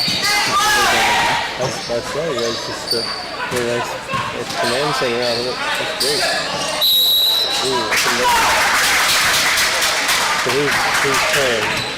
This Consolation game between Falcons and Central. Who is it? Falcons and Central. Falcons? Falcons Baptist out north if you would think. In Central Christian in Delaware, huh? I don't know where they're from, but probably. And then Shaferstown and Maranatha. Maranatha, that's a really good game, huh?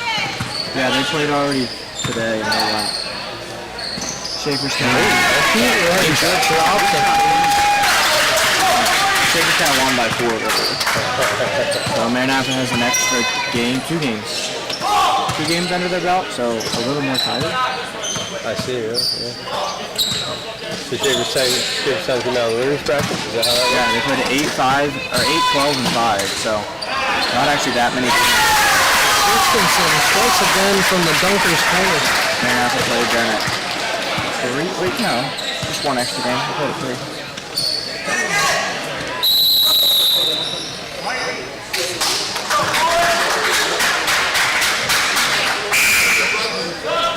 Okay, back to this game. That was Gerald Lapp. Shout out to him for letting us use his classroom. Looks like an absolute wreck right now, so not the classroom he normally has. We'll make sure that gets cleaned up before he's back in here.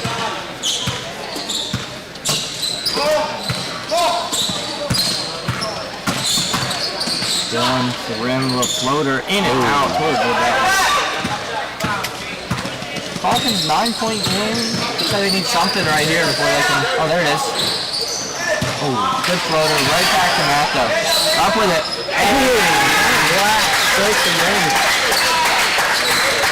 Such a soft touch. Such a soft touch.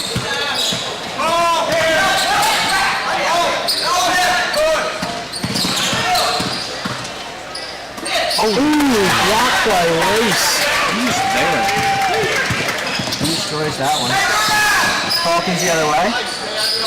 Step through. Wow, 2 shots. Just like this, it could be a 5-point game if he hits both of these. 2 shots for Daniel Schelling. He's a freshman center at 6'1". Oh yeah, Falcons can develop some of these guys. Yeah, they have quite the squad here. A lot of potential.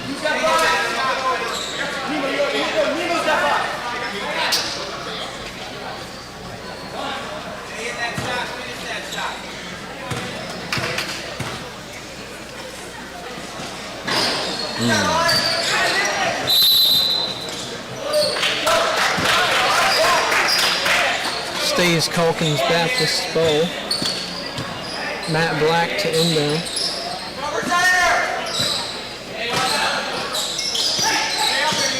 Into Pete Race.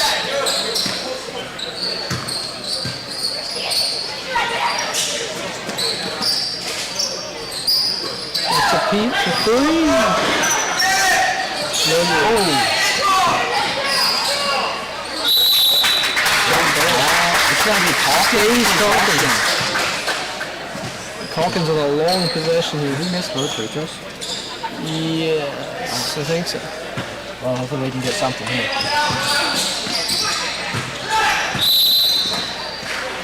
Now Black gets fouled again. Keep inbounding the ball. This might be the longest possession of this game. Right, Miller just got a little too aggressive, got him at the body. Into Sheridan.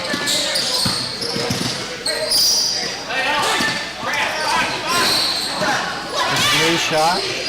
Calkins at the board. You can't do that. Hey, that's some good hustle to that for just a little bit strong on the floater.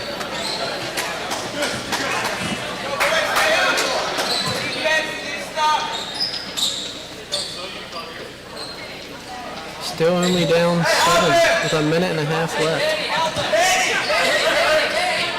Calkins for the press. Backing out of it pretty quick. And right back into their little man-to-man.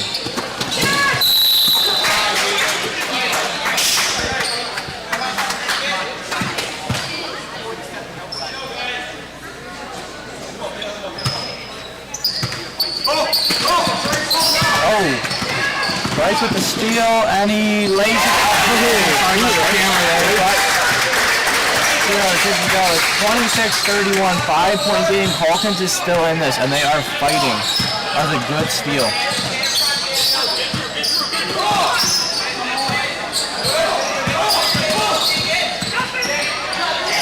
Oh, it's Ted.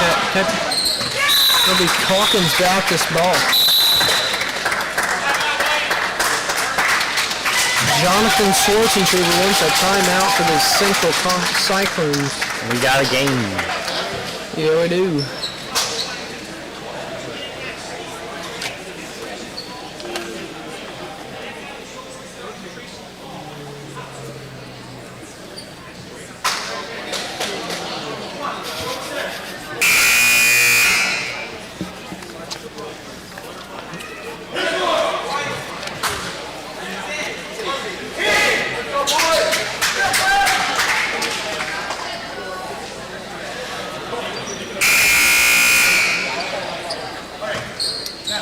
Coming out of the timeout, Calkins basketball.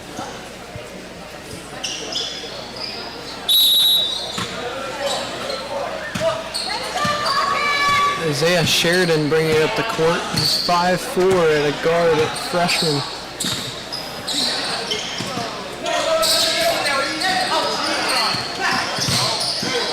Strong move, lost it though. Central's ball. 5-point game. I'm not going to play the foul game, just trying to play some pretty aggressive defense.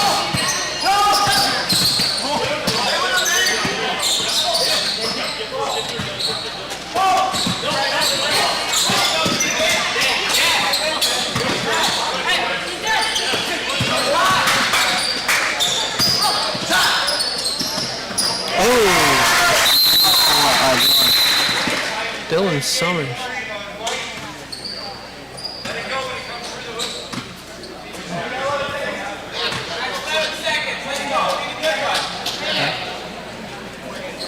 A delay of game warning on Central. Let the ball go and go through the hoop. Has to touch the ball after the possession.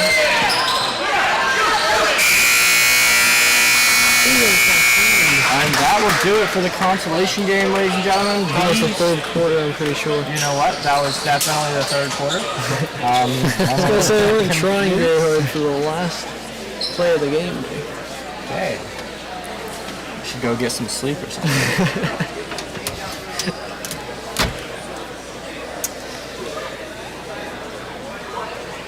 Well, we got one more quarter of basketball to watch here, so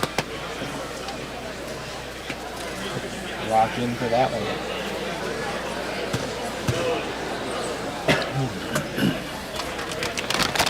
Let's see if we can get somebody to catch that in there.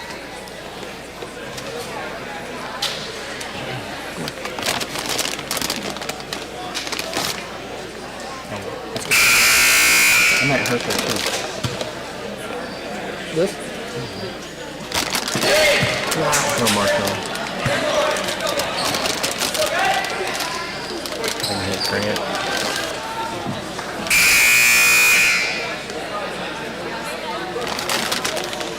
Good luck.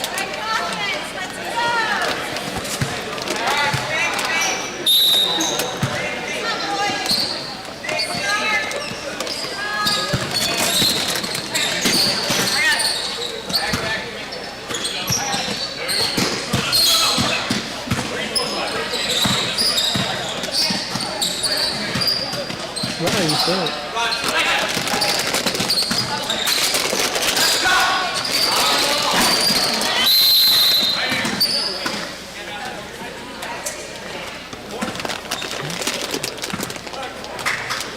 Ref calls a push on Central. Reagan doing some food trip shots.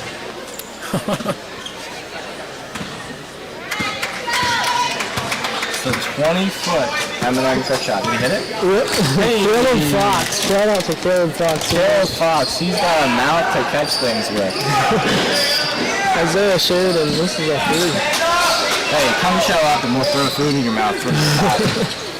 Got this nice jack. Matt Black. Reagan, did you come help with the new addition that they just did? I did a little bit, yeah. Helped with the drywall a little bit. Yeah, Reagan was here working hard. Just put a new addition, couple little bit of money put into it, and it's looking nice. We get this little deck up top to kind of use. I think they named it the Eagles Nest. What they name it? The Eagles Nest. The Eagles Nest. Hey, we need that in big, bold blue letters to top our thing. Just like in the front of the booth here. Yeah. Get us a sign. Someone. I like that idea. Make signs. Get us a sign that says Eagles Nest and put our Maranatha Eagle logo on it. We want it for in front of our little deck. Reach out to Miss Brooks, the school secretary, you know? Maybe the shop class could do that for a project. Actually, that's a good idea. The shop class should do something useful sometimes. You know? That's right. Central being very patient with the ball here. 6-point lead, they don't need to rush anything. Oh, nose pass. He was thinking of doing things before he got the ball. Ian steps in. Oh, he ends the ball with the shot. Got his catch. Ian, my man, with the second 3 of the game. He's a senior. Senior showing up for his last game at the Maranatha Tip Off Tournament.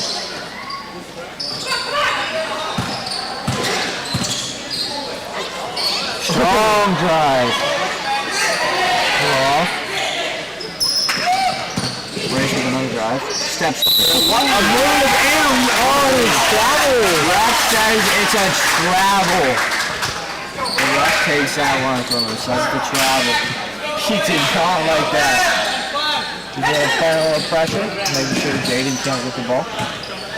Central brings it down with Dylan instead. Dylan, a couple moves. Oh, throws it away though. Looking for 8. Oh, really travel. Really travel. Didn't quite know what he was doing with the ball and took a step before he threw it.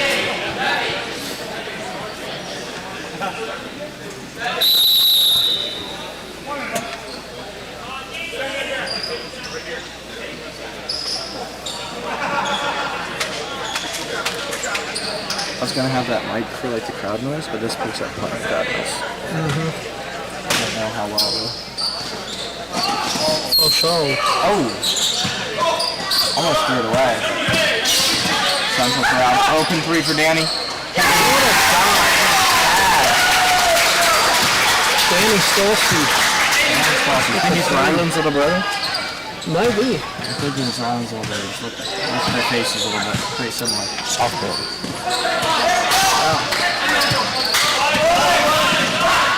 Dylan's solid for that. Central's kind of running away with this game. Throws it away. That's a tough outlet pass. Tough catch. Can't quite get it. Central's making themselves a comfortable lead. You're right. Looking like they might be able to stall a little bit now.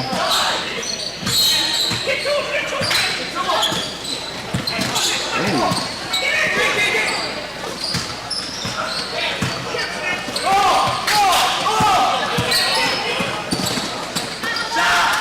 Dylan open three.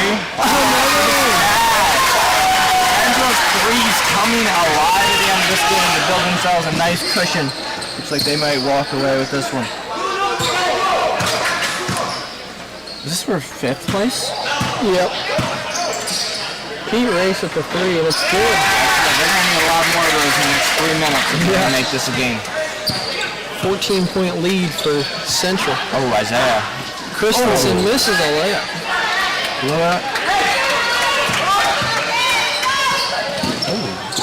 Pete Race, another 3. He knows it's good. Like he's pushing, he feels like he's getting pushed. No call from the ref. Falcons back in defense. Oh, good pass, Jaden. With the drive. Behind by Matt Black. Ooh, Jonathan Sorsinger, we're getting pretty close to the fourth there. Oh, he calls a timeout.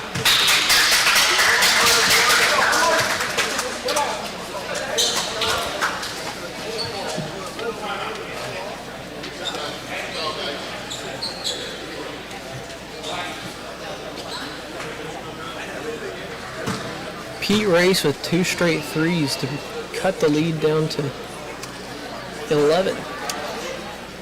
Had to count on my fingers there for a little bit. It's been a little bit since you were in school. It's been a long day. Construction keeps you sharp though. That's right.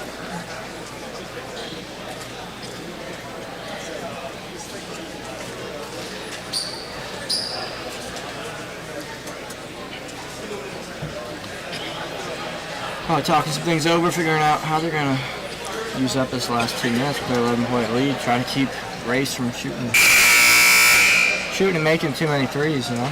That's right. Maintain their double-digit lead here. Micah is not waving back. Shout out to Micah off the scoreboard.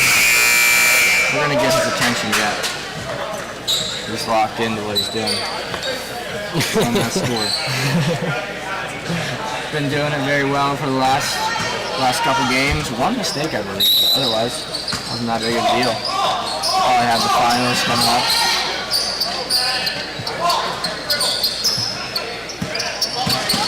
Jaden Stall.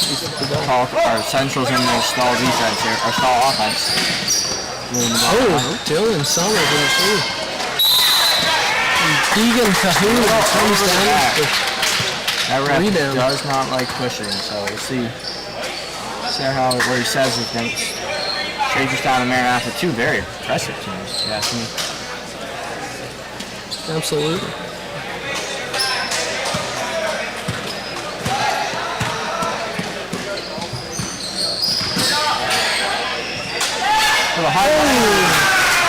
Dylan Summers with the block. Dylan gets blocked. Deegan Cahoon over. All right.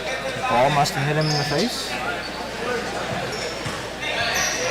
Yeah, Hawkins wanted a foul there. Wasn't given to him. Nice cut, drop there. Pete Race gets the foul. Under the line, a little under 2 minutes left in this game. Central's got him up by 11, so see what happens. Definitely not over yet with how fast Pete Race can hit some threes. He gets hot. He's definitely a shooter. And Hawkins' defense is also pretty stifling. Their fundamentals are very sound.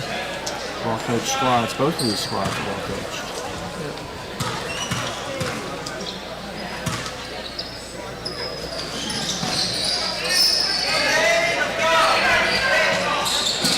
Hawkins applying a little pressure.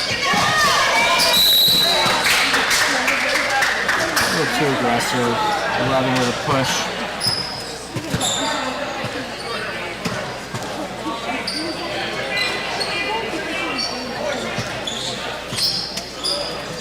Dylan Summers to inbound. To then to Jaden Stolster.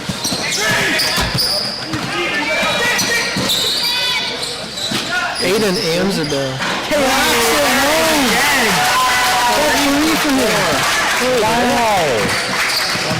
He's got a smooth shot. He's got a smooth shot. I'd like to see him shoot a little more, you know?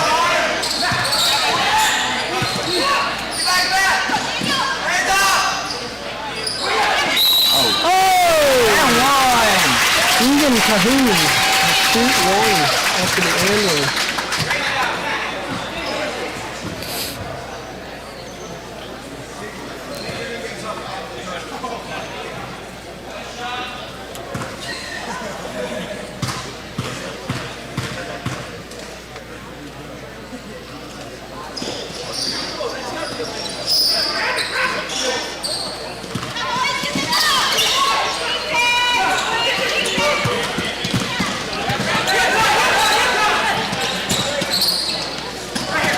Right for defense on Calkins. Matt Black. Oh, what an outlet pass. Cameron's not there yet, but he kind of was up to almost a layup. Now starts a fouling game. What a pass from Matt Black, though. That was a laser. A Jokic-like pass. Yeah, he's hostile. He's bigger, yeah. Gonna see what he turns into next year, see if he can keep that game going. Jump ball. Gonna be Calkins' ball. What hustle by Pete.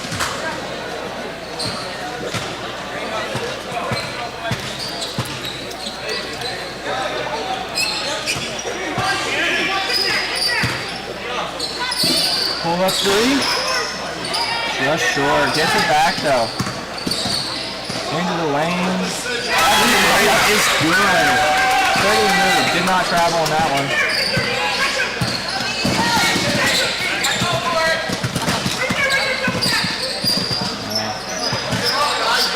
Looking like this is about to. A 9-point lead for Central. Like this game's about to be over. Oh, he's gonna. That's 40 seconds right off the clock and a foul. Central inbound.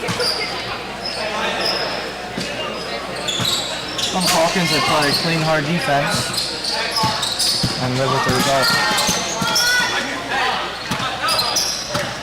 A little delay on the clock.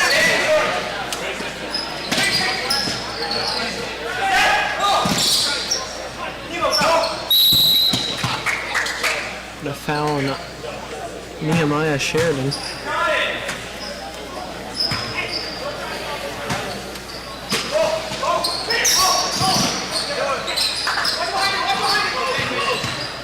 That's game. He takes it away. Hard ball till the end of the game. Well, probably game on both sides, and looks like Central is going to take away this one.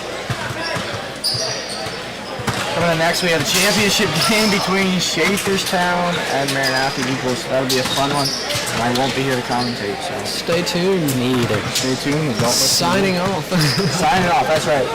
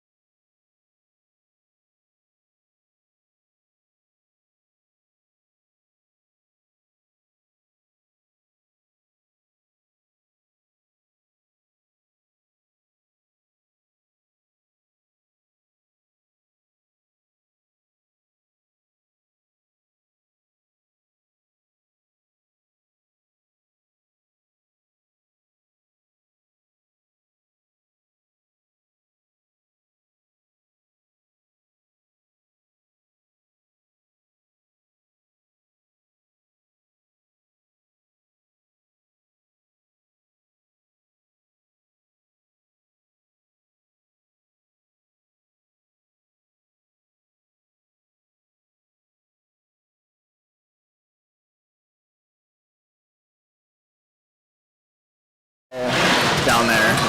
Everybody just contributed, and yeah, they were playing well. And Shaverstown struggled a little bit. They played some good defense.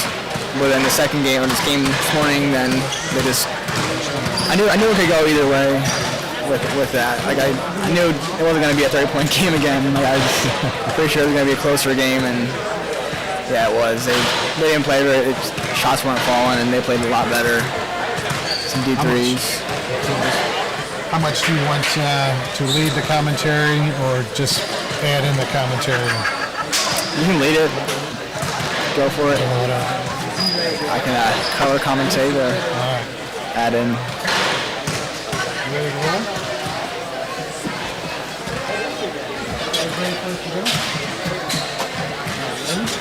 Give me a thumbs up as soon as you turn the marks on.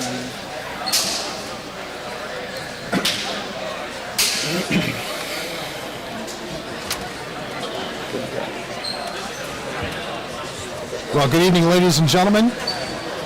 Welcome to the championship game of this 5th annual Tip Off Tournament here at Maranatha. Perched high above the court in our brand new broadcast booth, I'm Doug Groff, Mr. Joel Sensnig. Our championship game here this evening features Maranatha against Shaferstown. Two teams that know each other well here in the early season, now being the third matchup already. Third matchup. They've played against each other earlier this morning. Shaferstown coming out on top then, and they had played earlier in the season. It was about 2 weeks ago or so. Maranatha taking the win there. So each share a win and loss. So let's see what happens here. After a great weekend of basketball, this is the championship game you can ask for. So let's go down to the court for the starting lineups. Championship game. I'll be announcing the starting lineups, and we'll have a word of prayer before we get started. So we have Shaferstown Mennonite High School, and they are coached by Josh Newswanger, and assistant coach is John Schaefer. Starting at center, number 5, Owen Fox.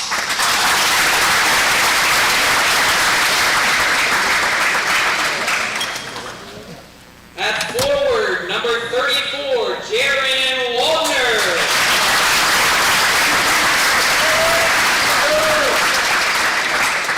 Starting at forward, number 14, Andre Newsweeder.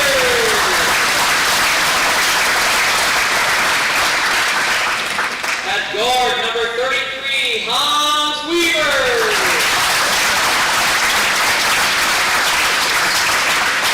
Starting at guard number 20, Caden Schaefer.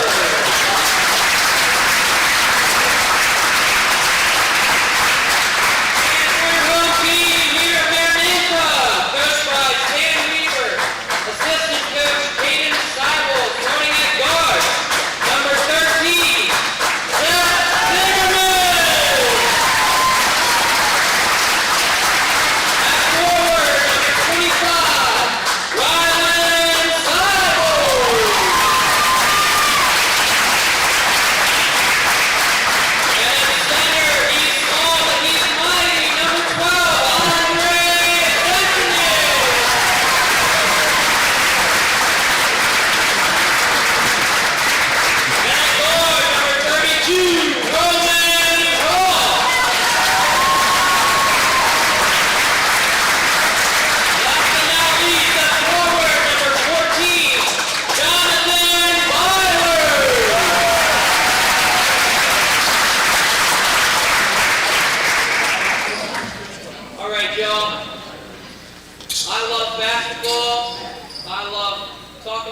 Getting to know people. I've had a wonderful time here this weekend. So let's line up here, have a word of prayer, and get this started.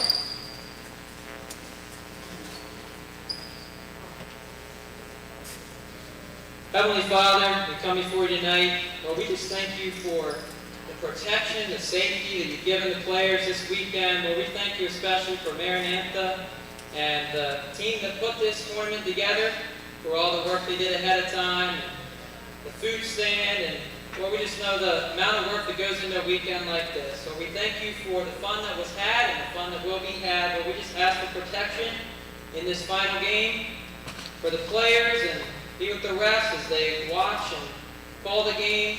Lord, we just thank you so much for the gift of Christian education and this awesome community that we have here. Lord, we just pray this all in your name. Amen.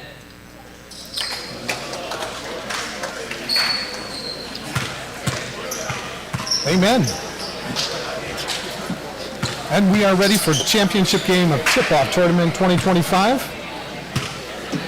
Maranatha seeking another championship, came up short last year with a second place finish last year. Jarrell, we know Maranatha classically is built on speed and quickness. We got to see Schaeferstown earlier today. What is their strength? We know they've got a great guard. They do. They also are a quick team as well. They play the ball well, fast pace. They match up with Maranatha well in that area. They did a lot of baseline scoring first game. A lot of open shots down there. So we'll see what happens here.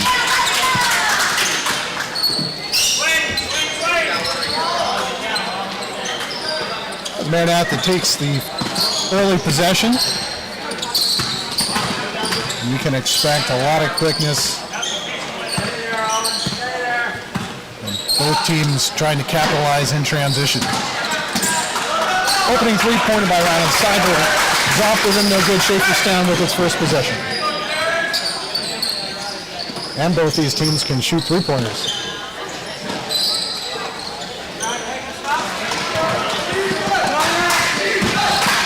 Pushing on the front court, gets it back out to Seibel. A drive, no good. You cannot quite finish, loose ball. And both these teams know each other very well here early in the season. That's what we're talking about. That's the baseline points. That's what we were talking about earlier. We did quite a bit of that last game. Haven't seen that earlier. Maranatha will have to adjust. Here we go with those transition moves. Once again. Zimmerman controls the loose ball for Maranatha. Down too early.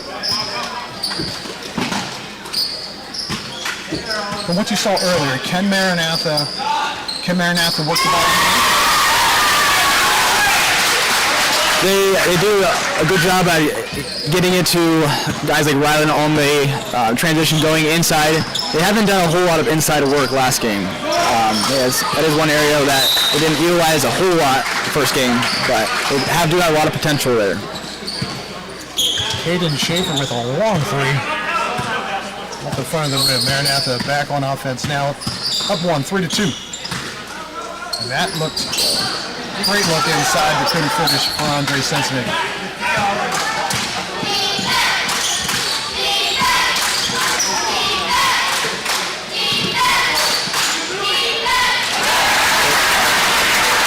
Andre Newslinger with Schaeferstown the lead.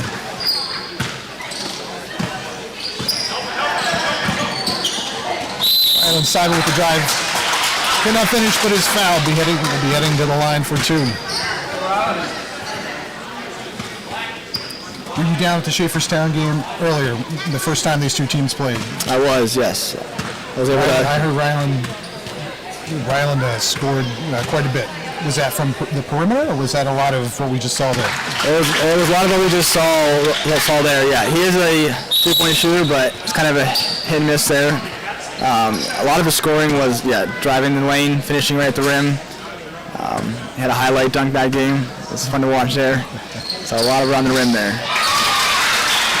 2 for 2 from the line.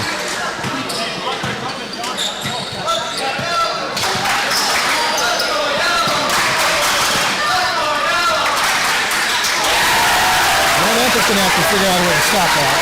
Yep.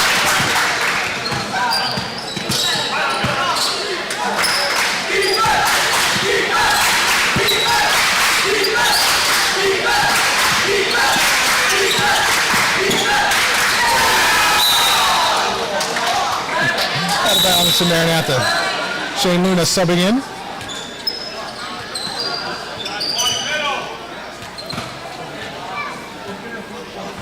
By the sound of things, we have plenty of Schaeferstown fans here tonight. That's fantastic. This is one of the great things about a tournament.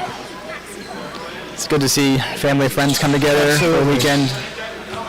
In year 5 of this tournament now, of course, we've known these teams for many years, but the joy it is to have these teams back for each tournament and having people make the trip, packing out the gym. Great high school basketball.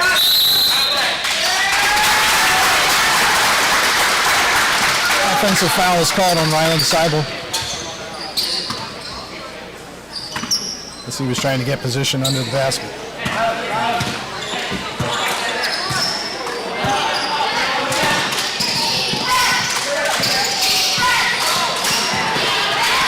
There was some good defense. Just into the game, Shane Moon was able to help with the defense on the baseline.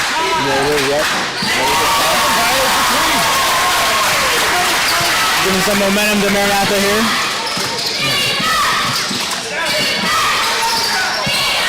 Ball's almost thrown away, recovered by Schaeferstown. And the foul called on Maranatha. Jared Waldner heading to the line for Schaeferstown, shooting 2.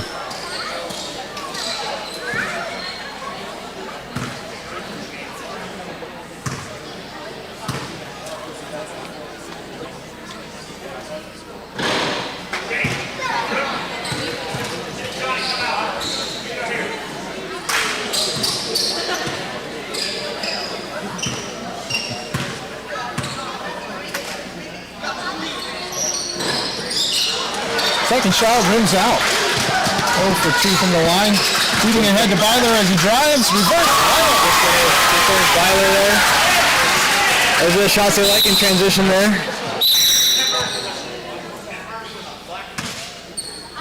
Inadvertent whistle from the ref. Here we go. Maranatha up 10-6. 2.5 minutes to go in the opening quarter. Maranatha looking to build off their momentum. Looking for another defensive stop. So far now. He's just waiting for him to get hot. Just waiting. Yeah, we've seen a couple of those before. Does well at shooting the deep ball.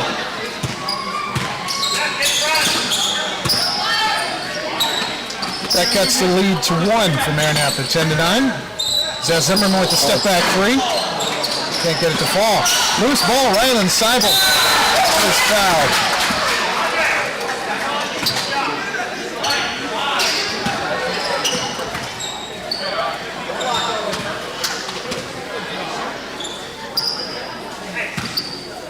Ryland at the line, shooting 2.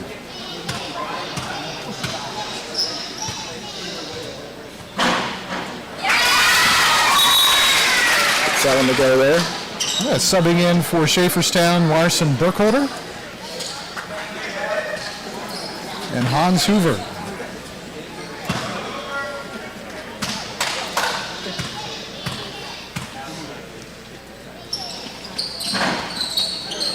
Gets the second one to fall again.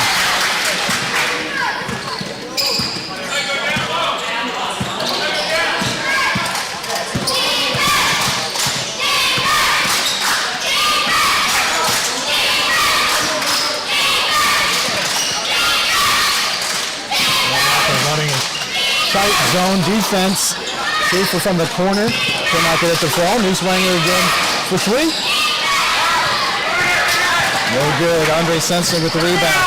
Maranatha again speeding into the front court. Transition. Johnny Violet. Oh, not quite. Can't get it to fall.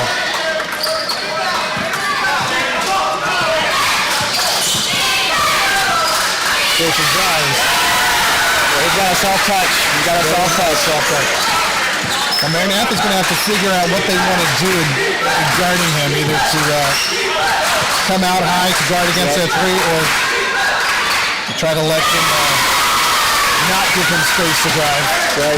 He's quick. He shoot. Tough to guard. Shane Loon is doing a great job. Shane doing a great job defensively on the baseline there. Stopping penetration. That's what they need right there. Shane is one of the young guys that every team needs. He can come in, give you quality minutes. He's long, he's tall, he can contribute. He can jump with anyone here, and to see him playing quality defense for Maranatha is especially in a weekend like this where you have multiple games, need some depth. Everyone's a little tired. Everyone can contribute. 20 seconds to go here in the first quarter. Maranatha up 5. Cooperstown driving baseline once again. Can't get that shot to fall. Loose ball. Shane Luna tips it back to Andre Sensitive. Under 10 seconds. Maranatha looking to answer here. Get some points to finish the first quarter. And things it up to 2. Gets one in.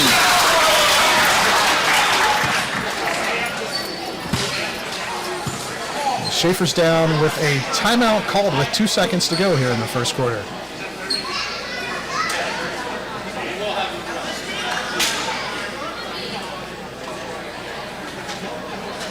Both teams playing some good basketball there. Not a whole lot of turnovers yet.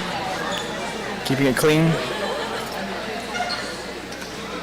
That's what makes for a great championship game. And I think what you're seeing early on, especially from what I know of Maranatha, again, the quickness in transition, taking advantage on the offensive end quickly, is their strength. And if Schaeferstown is going to, they're going to have to figure out how to defend against that.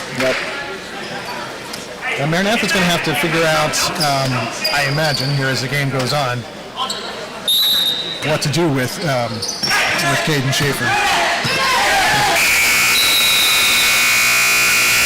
Shot is not off in time, and there's the end of the first quarter. We finished the first quarter with Maranatha leading 18-11.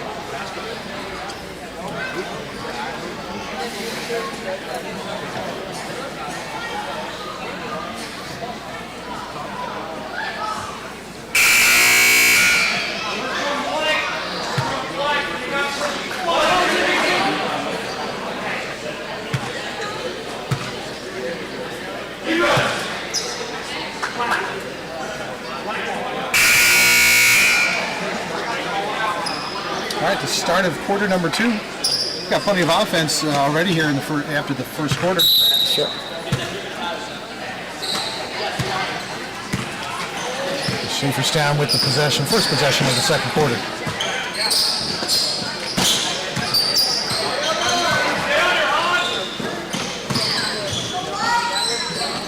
Maranatha triple teams the young fellow underneath. Schaeferstown. No shot. Ball. Off to Schaefer for 3.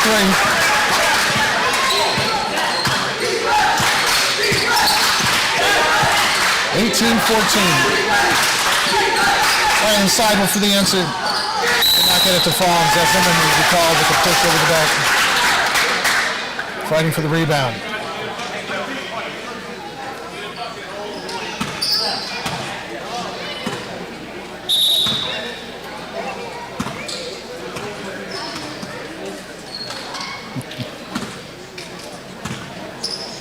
Schaeferstown coming out here trying to get some momentum here to start the second. Got a 3 to start.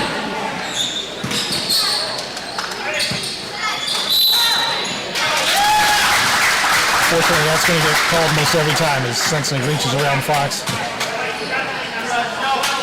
It's one thing both teams got to be careful with, especially with a game like this. Game on the line, you got to keep players out of foul trouble. Certainly these tournament settings, as players get tired, the tendency can be to do a lot more reaching. Great pass from Rylan Seibel. Can't finish. Rylan cleans it up. Wonderful back for 2. Schaefer pulls up the dribble. Schaeferstown working it around. looking for the man on the baseline.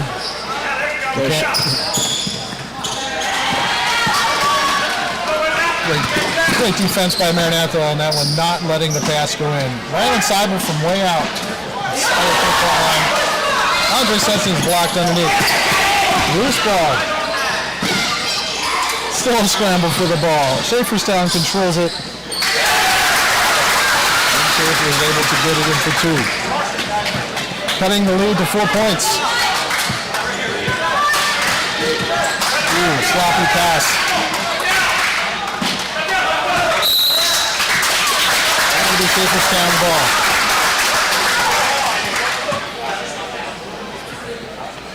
All right, neither team needs to get sucked into going too fast and getting sloppy. Being consistent, making the right play, taking care of the ball, looking for the right shot there. You did. You played a lot of basketball in the last 24 hours, and so you can't let fatigue dictate sloppy play. And case in point, the pass sails out of bounds, and Maranatha will have possession.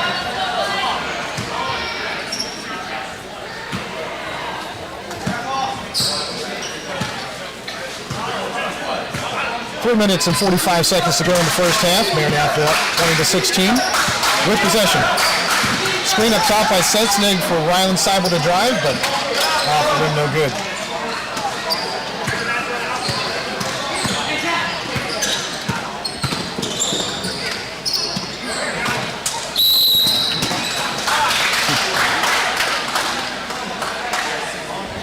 Maranatha's going to have to adjust to that call. Let's keep those hands back. Andre Sensnig is checking out, and Shane Luna back in for Maranatha. One thing with having multiple different refs in a tournament like this too, you can kind of get used to different refs calling different things, and so there's an adjustment to make. A 3 from Larson Burkholder for Schaeferstown. Bring Schaeferstown back within 1.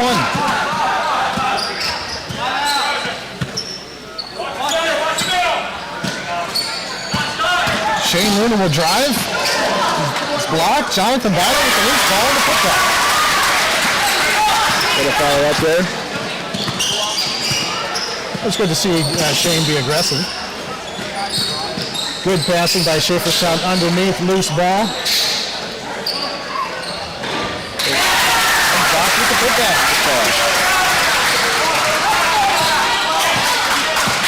A 1-point game.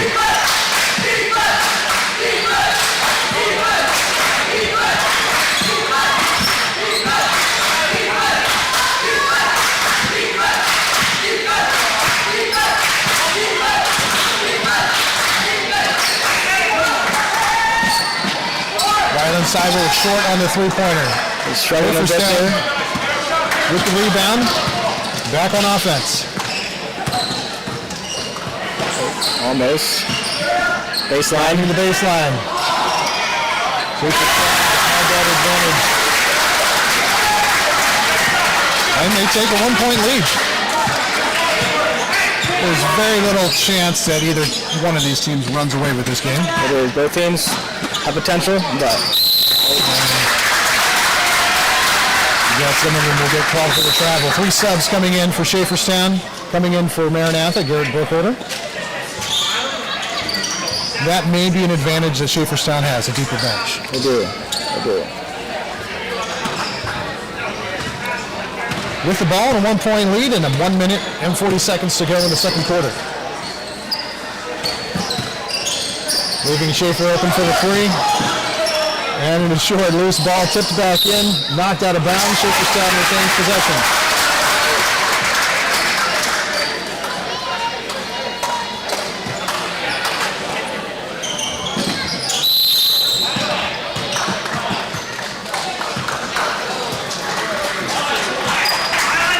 We have another offensive foul called, this time on Schaeferstown. Again, fighting for position, getting ready for the inbounds.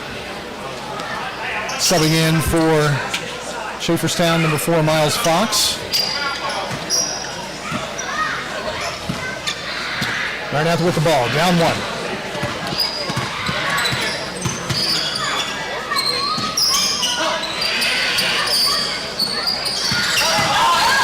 And then Sabo with great hesitation and the drive. Maranatha now back up by 1. Loose ball controlled by Schaeferstown. A three from the corner doesn't fall. Rebounded by Schaeferstown. Ball getting knocked around. And Schaeferstown steps out of bounds. And just while you're tracking it down, it's not able to stay in bounds. Be back on offense. All right, we are just under a minute to go.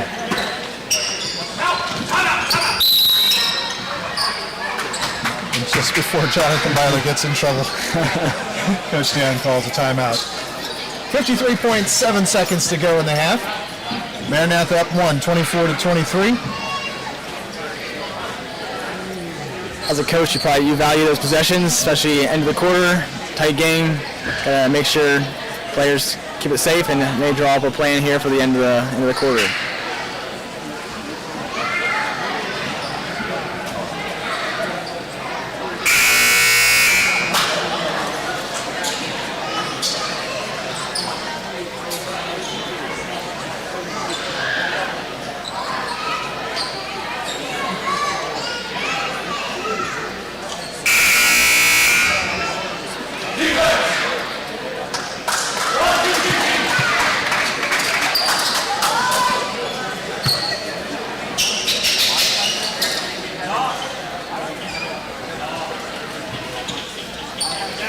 All right, Maranatha with possession. Looking for some momentum to finish out the second quarter. Pass underneath to Shane Luna. Can't get it to fall. Loose ball. Roman tracks it down for Maranatha. Gets it back to Jonathan Byler. 37 seconds. Into the front court as that throws it away. Good hustle there by both teams.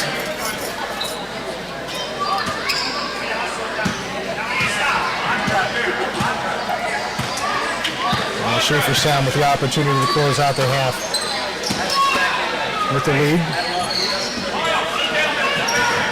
Gonna try to hold it. What the last shot looks like. 20 seconds.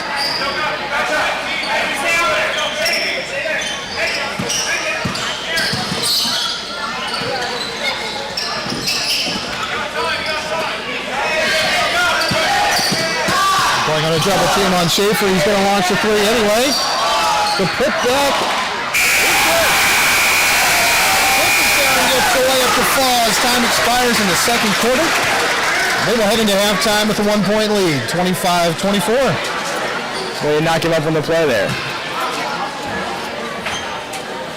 And one half down. This is a championship game that you're looking for.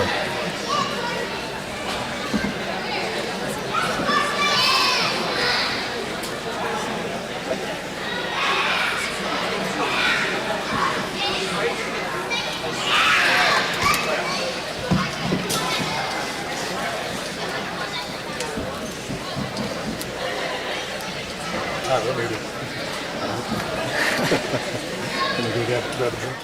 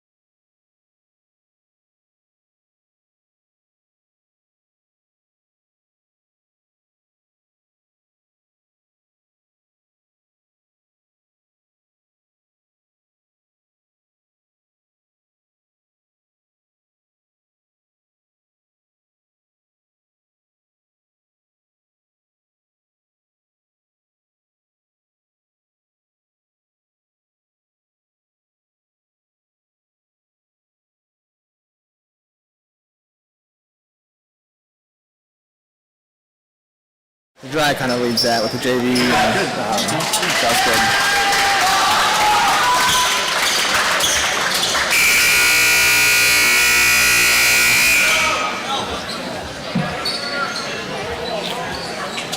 All right, we're ready for quarter number 3.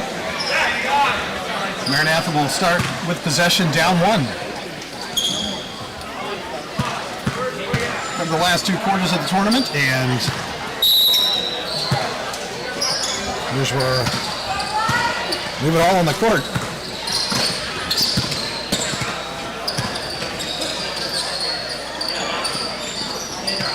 Maranatha working the ball around from the top of the key. Seibel can't get it to go. Loose ball out of bounds to Maranatha.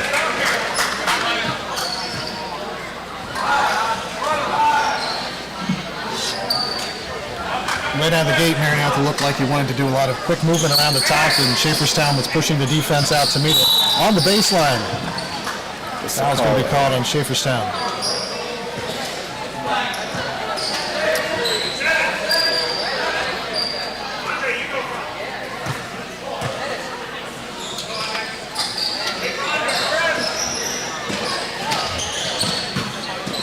Maranatha inbound. Underneath. In the lane, Andre Sensing is over the finish.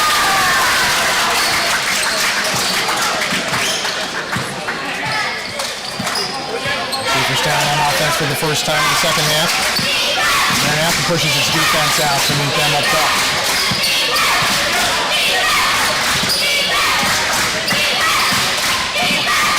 Maranatha moving the zone back and forth.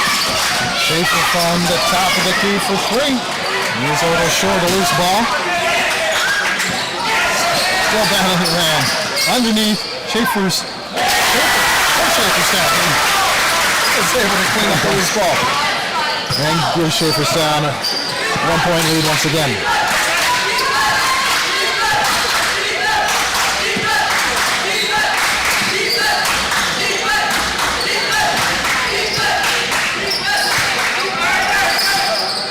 Off the ball screen, bring up Ryland. He drives, he is fouled, no shot. Foul on the floor.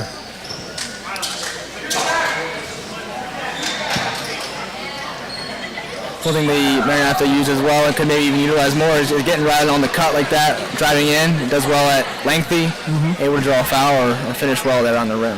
Yeah, that looked like a well-executed inbounds play. Back to that play that Ryan was fouled, it looked like they were like a well-designed off-ball screen to get him open.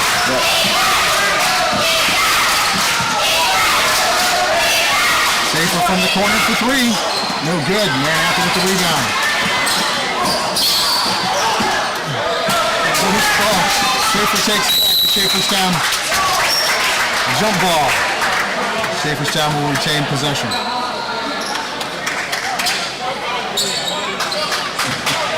Neither team can afford to get sloppy.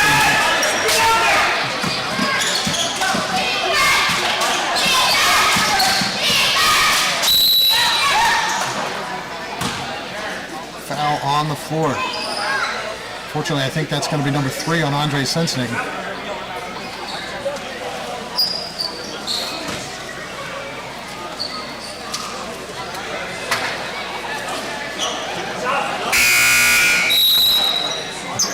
Luna will sub back in from Sensig for Maranatha. Schaeferstown inbounding the ball.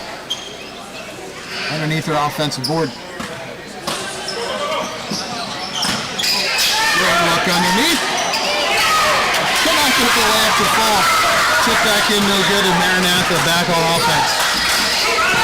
Maranatha with a 1-point lead. Ryan inside will drive. He'll shoot.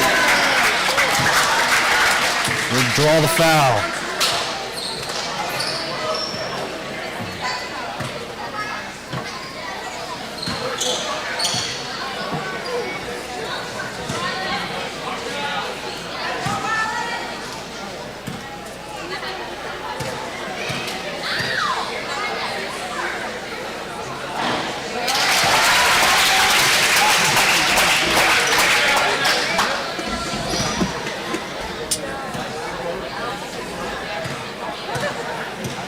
Cyber with the second shot.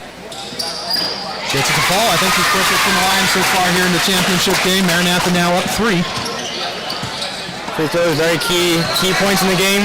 Big plays, opportunity for especially as they're tired. Baseline again for Schaeferstown, draws the foul. Got Luna up in the air.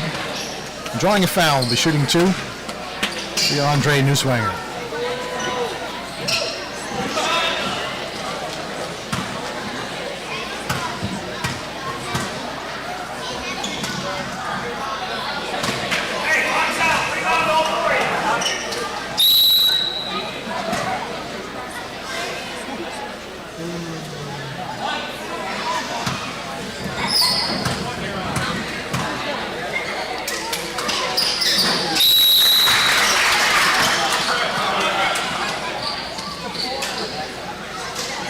Rylan Wise subbing in for Schaeferstown.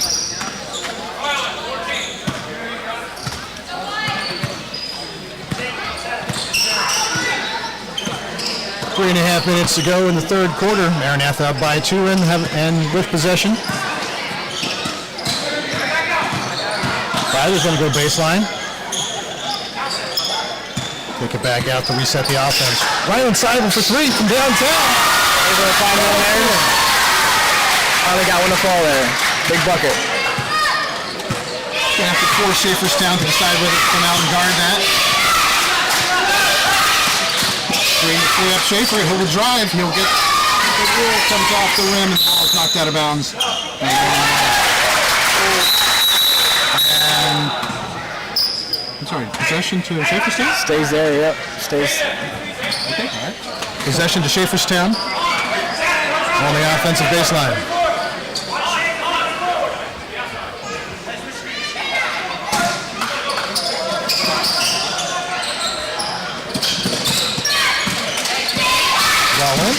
Weaver for 3, rims out.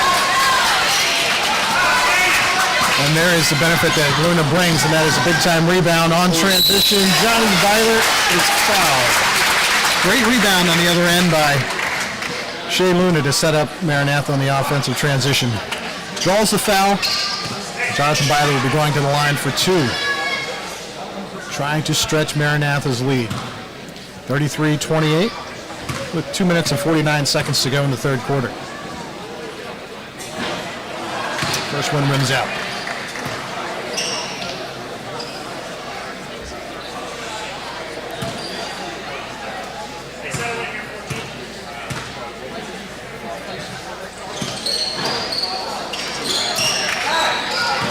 Can't get the second one to fall, so Schaeferstown back in transition on offense.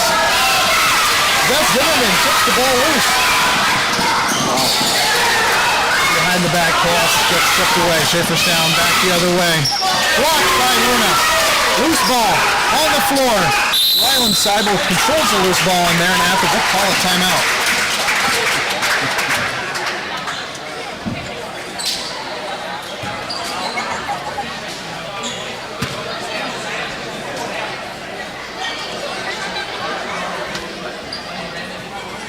A lot of running around going on right now, Jerome. It is a lot of running around. It's fun to watch it, just being out there on the court, but it's also fun just to not have to be worn out at the end of the day and have some sore muscles the next day. This is what's fun about watching these young men play.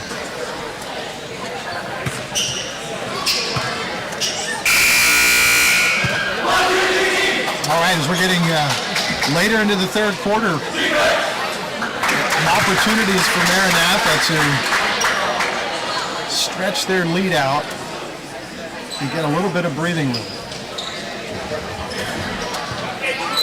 Absolutely no doubt that Schaeferstown has a run in them to go on an offensive run, but right now Maranatha has to take advantage every chance they have.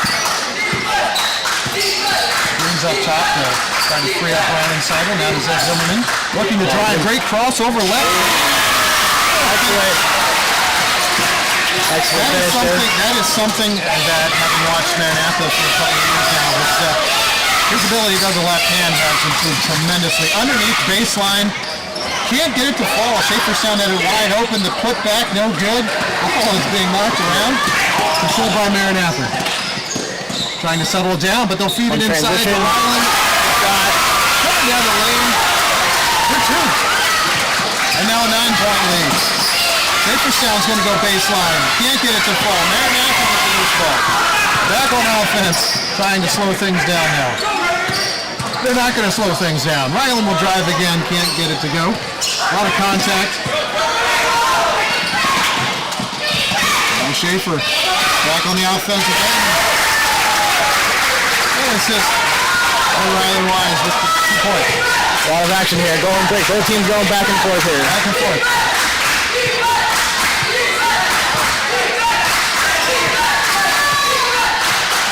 Maranatha trying to slow it down here a bit. Great screen up top. Ryland Seibel for 3. No good. Tips it out. Under 1 minute to go in the third quarter. Tip right finish. Again, lots of activity. There we go. And he's able to put it in.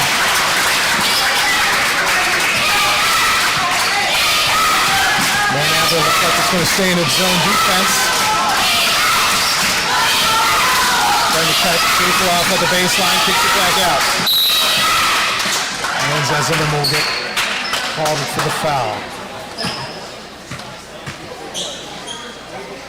Larson Burkholder back in for Schaeferstown. 34 seconds to go in the third quarter. Schaeferstown down by 9. Good look inside. Defense closes quickly, driving baseline again. Loose ball picked up by Maranatha. Maranatha has done well in shutting down that baseline drop. Yeah, but I've seen a lot of improvement in the game so far.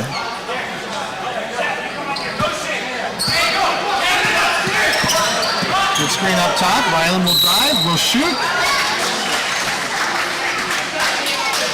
It was a foul. Top of these screens going on right now to try to free up the offense for Maranatha. Now with 4.7 seconds to go in the quarter, Ryland Seibel looking to add to Maranatha's lead. Perfect from the line.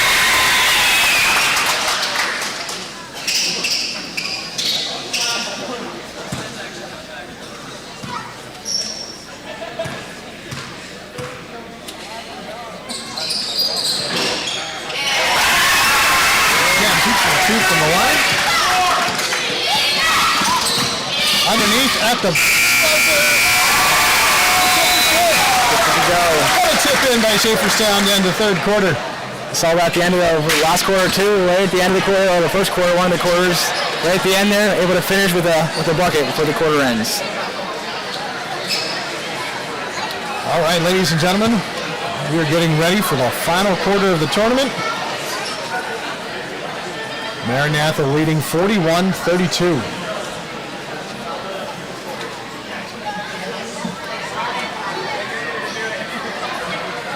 Schaeferstown has done well to force Maranatha, or to keep them out of a lot of easy three-pointers. Yeah. They've defended that well. Yep. Maranatha has done well in taking away the baseline after early in the first quarter. Yeah, we saw a couple of those early in the beginning of the game that we had mentioned about, and then, yeah, we haven't seen a whole lot of points off of that. They've been still driving some of theirs, but Maranatha's done well at stepping up there and stopping some of that penetration there.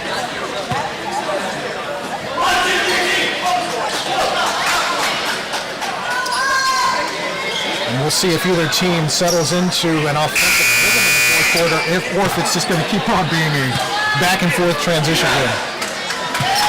Still anyone's ball game here. A lot of time left. Start of the fourth quarter, Maranatha will have possession with a 9-point lead.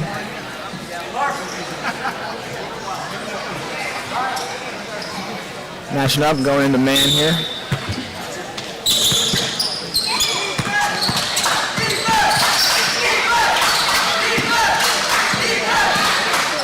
Byler for 3. Long rebound, loose balls. That's Zimmerman with the steal. Drives baseline, he can't quite finish. Schaeferstown recovers.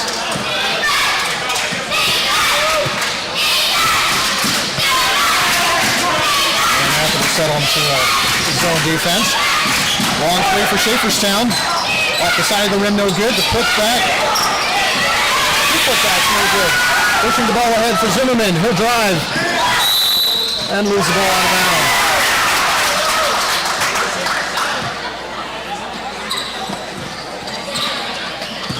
So much for trying to settle into an offense. Both teams racing back and forth. Schaefer will drive. Little push shot, no good. Right inside with the rebound. Transition Pushing here ahead to Johnny Byler. Draws the foul. Something we talked about there with his transition buckets. Looks like the Maranatha is trying to utilize some of that here. Fundamental basketball here. This is where you need a free throw or two.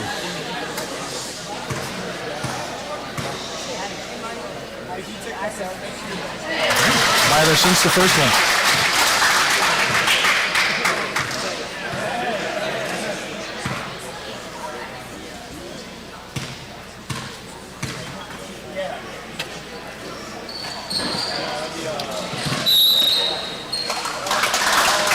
Sipped out of bounds. Schaeferstown possession. 10-point lead for Maranatha. Under 5 minutes to go in the game. Schaefer's going to drive. He's going to find the open Newtwanger underneath, but cannot get the shot to fall.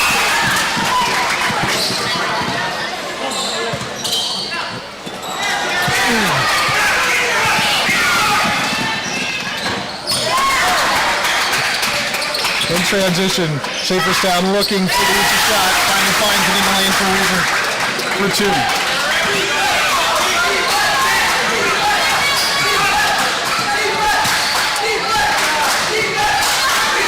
Sidle from the top of the three, no good.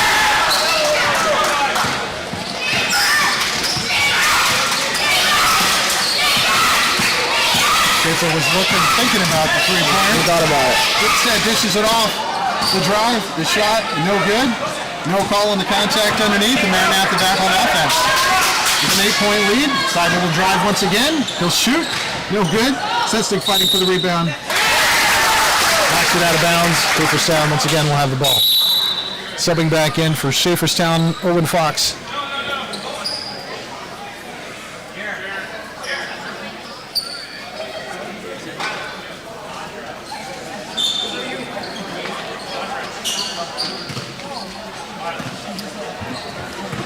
I don't think anyone except for Andre Sensing from Maranatha is in any serious foul trouble. So both teams can keep the lineups they want out on the court. Great drive by number 33, Hans Weaver for Schaeferstown.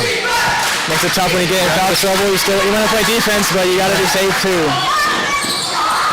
Down to a 6-point game is underneath Andre Sensing fighting for the rebound. The ball is knocked out of bounds for Maranatha.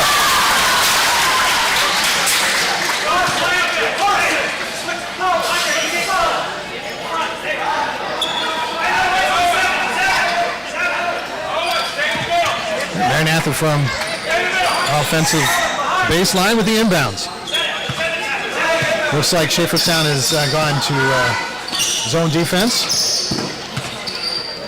Maranatha probing that zone. Basket knocks away. Ryland Seibel will drive and draw the foul.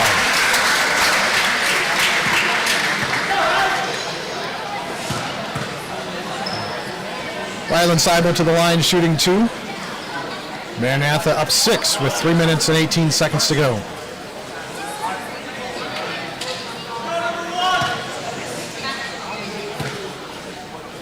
Hans Hoover checking in for Schaeferstown.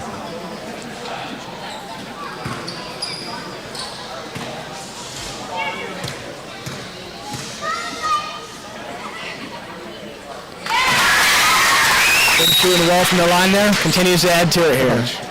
All right, Garrett Burkholder checking in for Maranatha. Giving Roman Groff a breather. Ryland Seibel with his second shot. Oh, gets the bounce.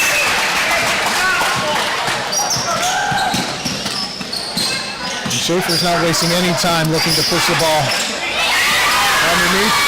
Great steal by Maranatha on the transition. Zeth Zimmerman with the layup.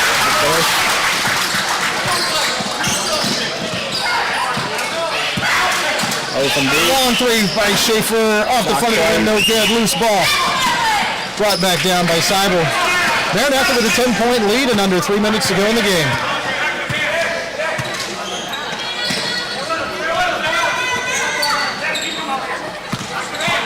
Now they're going to settle down a little bit. Kick it in the backcourt.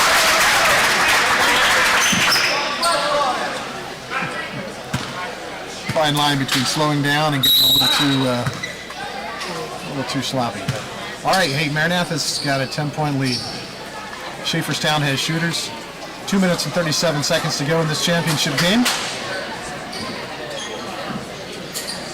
It's going to be a fun finish. It will. Schaeferstown very capable of making it close here. Very capable.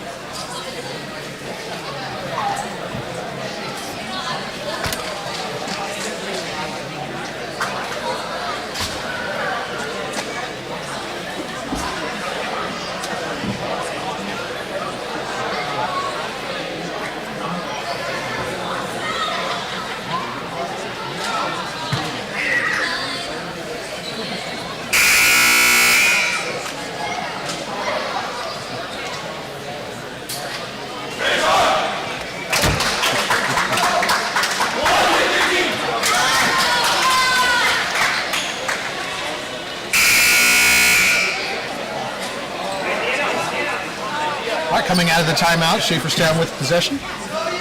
Down by 10.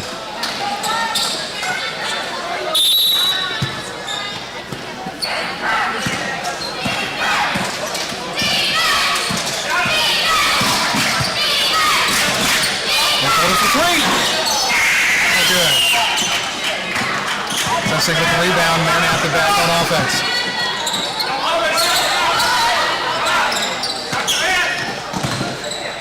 Finding Bilo underneath, wide open.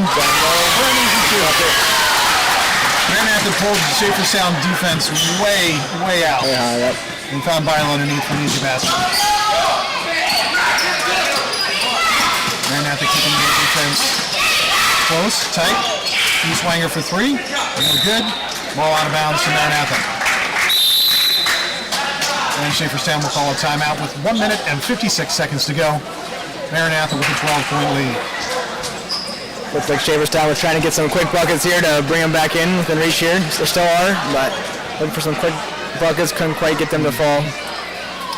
That is the difference from the game earlier this afternoon. They were hitting their threes. They were. Scoring at will.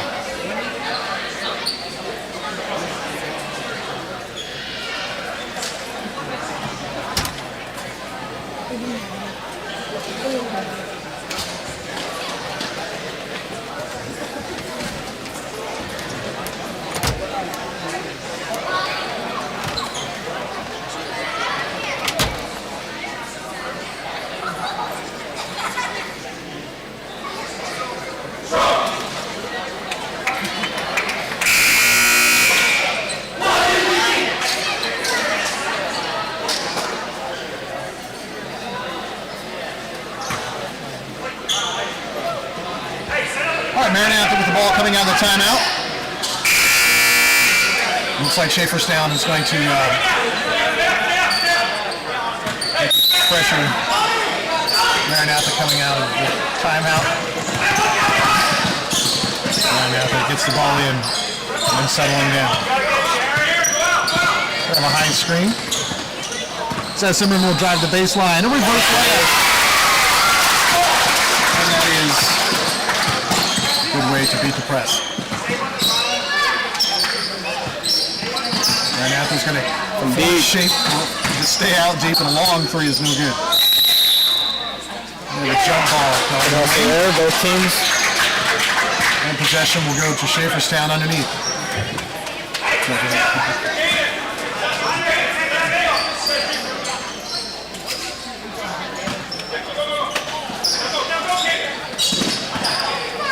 Schaeferstown inbounding, needing to score quickly. Can't waste any time. Schaefer will launch a three. That was good. Good bucket there, Schaefer. Again, Schaeferstown going to to pressure Maranatha all the way down the court. Maranatha trying to break the press. Double team, loose ball. Schaeferstown with the ball, and back in transition quickly. Zimmerman in the front court, can't get the layup. Garrett Burkholder is going to call for the foul. 1 minute and 1 second to go in the game.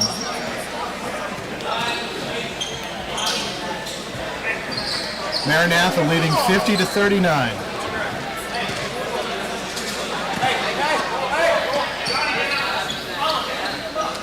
Schaeferstown, of course, needing to score quickly.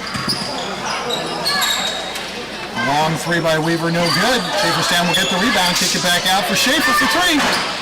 No good. Schaefer's going to chase it down, knock it off the leg of Weiler out of bounds, and Schaeferstown will have possession at the baseline. Good hustle there by Twine, way to follow the shot. Smart play, throwing it off of Maranatha's feet.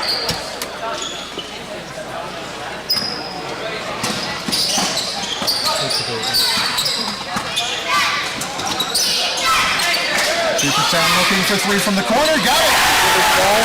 Rollinger, number 34. Again, pressure, Maranatha's going to beat that pressure. And with 35 seconds to go, Maranatha will call a timeout. Down to an 8-point game. One thing that both teams I've seen in both of this game is beating the press, is getting out early right after the bucket, getting the pass in, getting it passed up ahead before you can other team gets set. That's right. And get ahead past half court there. And that's good fundamental heads-up basketball.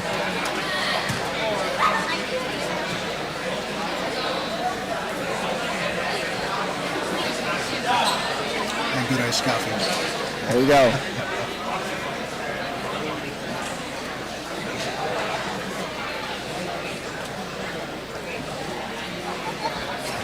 Well, this is year number 5 for this tournament. I believe Maranatha has won 2 of the previous 4. All right, last year falling to Faith in the championship.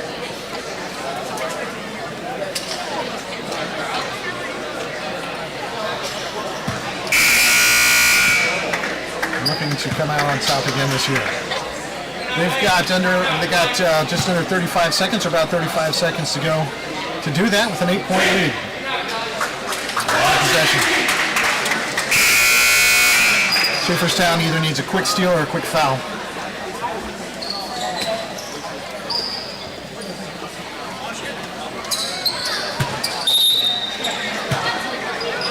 Going to go quickly man-to-man, and they'll go with the quick foul on Ryland Seibel.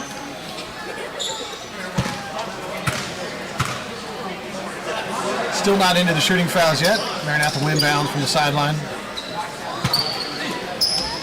Getting it into Ryland, looking to foul quickly. Going to be quick, crossover. Maranatha passing the ball quickly.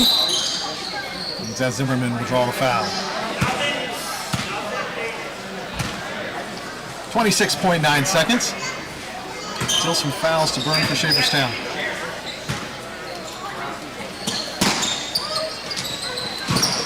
Inbound quickly to Ryland from behind. Ball is knocked out of bounds. Right now it's a game of quickness. That's right. Quick passes or quick fouls. Maranatha inbounding from the baseline. Getting into Sensei, he's going to be fouled immediately. And this will get him to the line.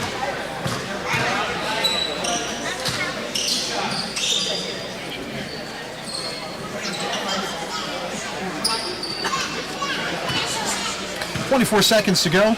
Andre Sensei shooting 2.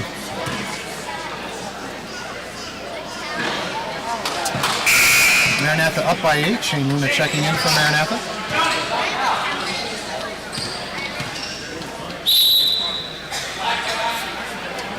And Schaeferstown will call a 30-second timeout.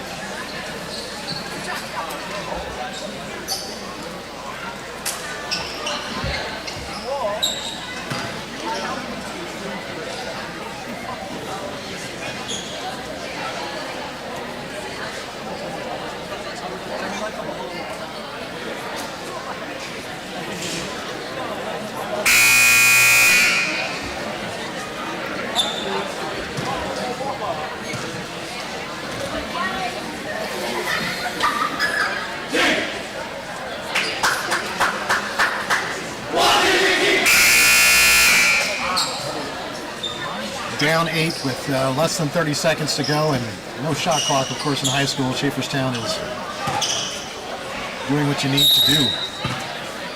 Trying to force the issue by getting someone to the line, hoping they miss, getting the rebound, getting back on offense. Andre Sensi does take 1 of 2. Maranatha's trying to provide some pressure on Schaeferstown, forcing them into a quick shot. One quarter gets 2 to fall. They're going to keep the pressure on Maranatha, looking to foul quickly. And Jonathan Byler draws the foul with 14.1 seconds to go. 7-point game. Critical foul shots here.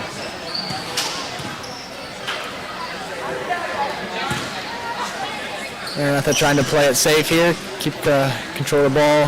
Schaeferstown trying to get some quick buckets, some turnovers here to bring it back in here.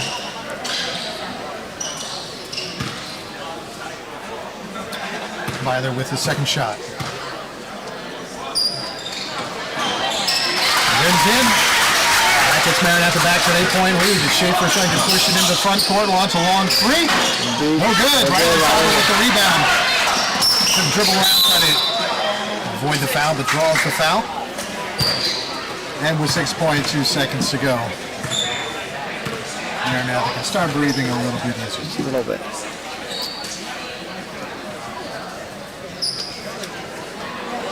Maranatha is going to pull its players off the line. Ryland's shooting 2. Ryland's not unfamiliar to the free throw line. Been there a number of times already this game. He's so perfect tonight from the line.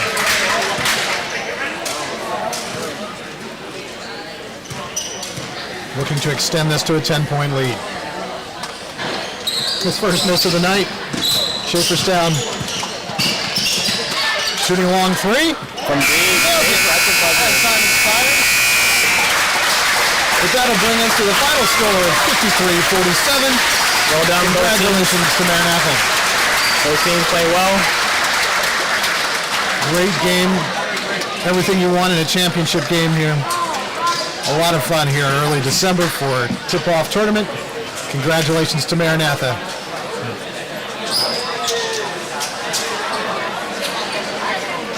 Well, thank you for everyone who's tuned into the live stream.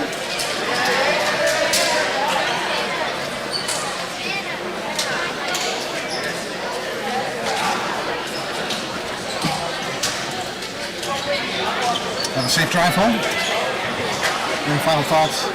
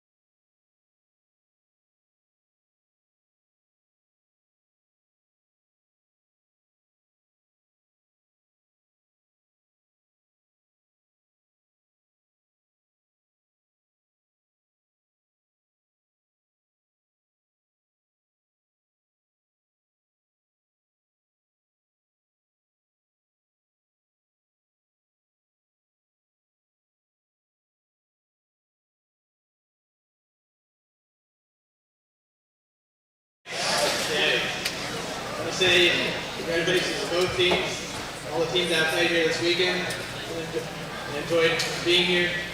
A lot of hustle, a lot of hard work, and action here. I have a couple of thoughts here that we want to kind of end with and maybe apply some things to our lives here, some thoughts from God's Word. Before we get started, let's have a word of prayer.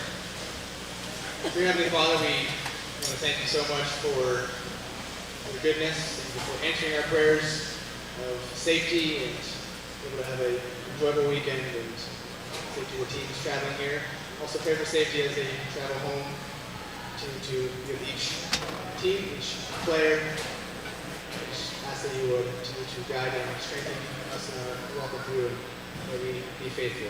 Just focus on your name. Amen.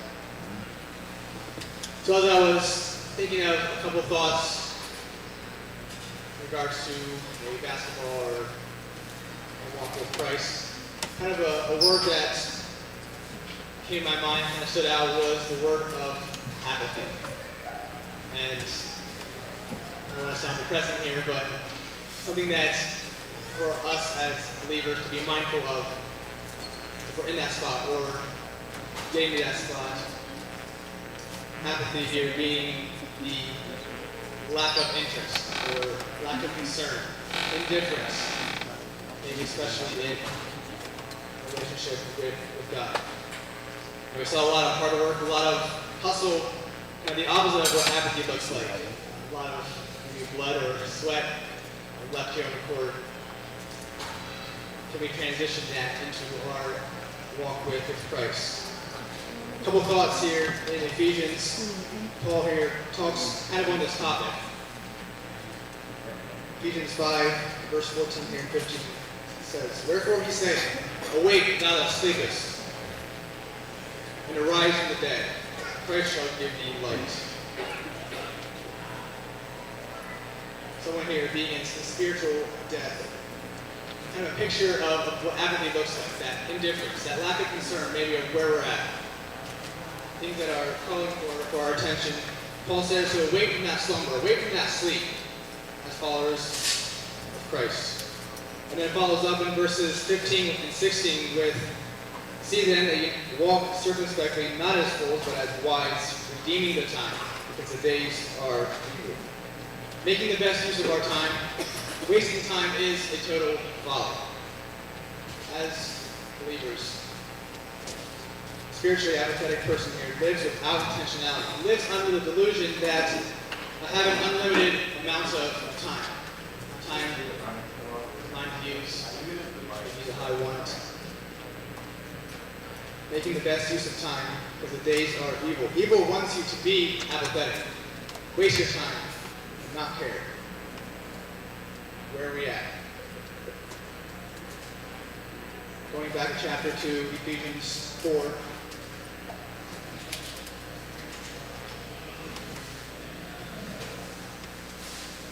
Verses 18 and 19 said, "Having the understanding darkened, being alienated from the life of God through the ignorance that is in them, because of the blindness of their heart, who, being past feeling, have given themselves over unto lasciviousness, to work all uncleanness with greediness." Speaking of the Gentiles here being alienated from God, being past feeling, in that state of numbness.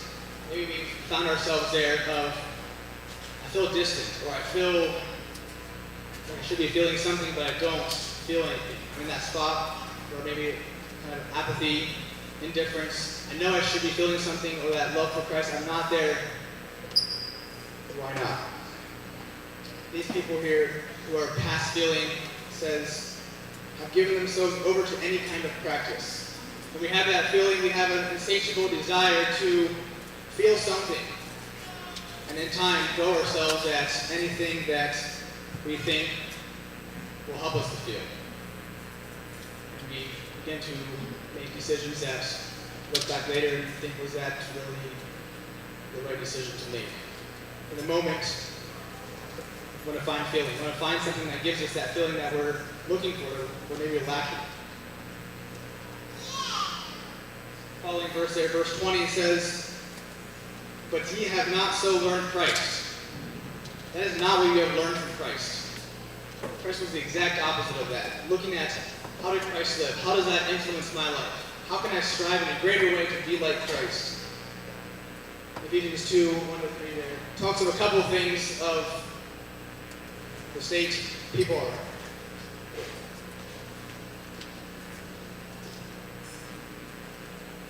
Kind of talks on the similar things of giving ourselves over to the desires of the flesh, things that satisfy maybe in the temporary, but leave us still in that state of apathy, not really getting us anywhere there.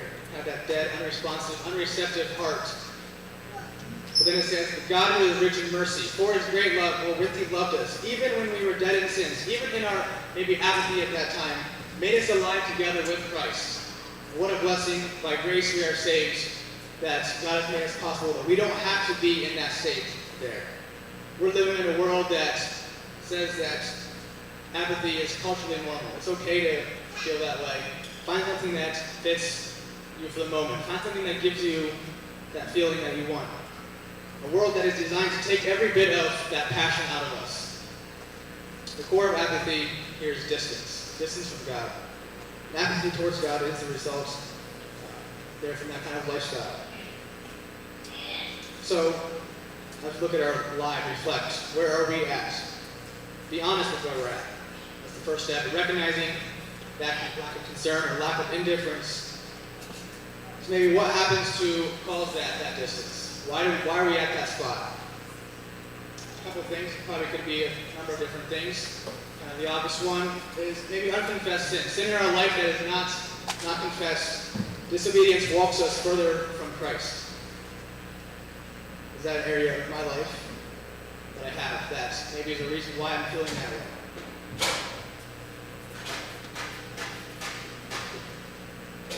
If we intentionally choose to go a different route than what God wants for us, it gets to a point then where we question maybe our nearness to God. Why am I here? Maybe it's unhealed wounds that we've had in our lives, that we've been hurt, been wronged.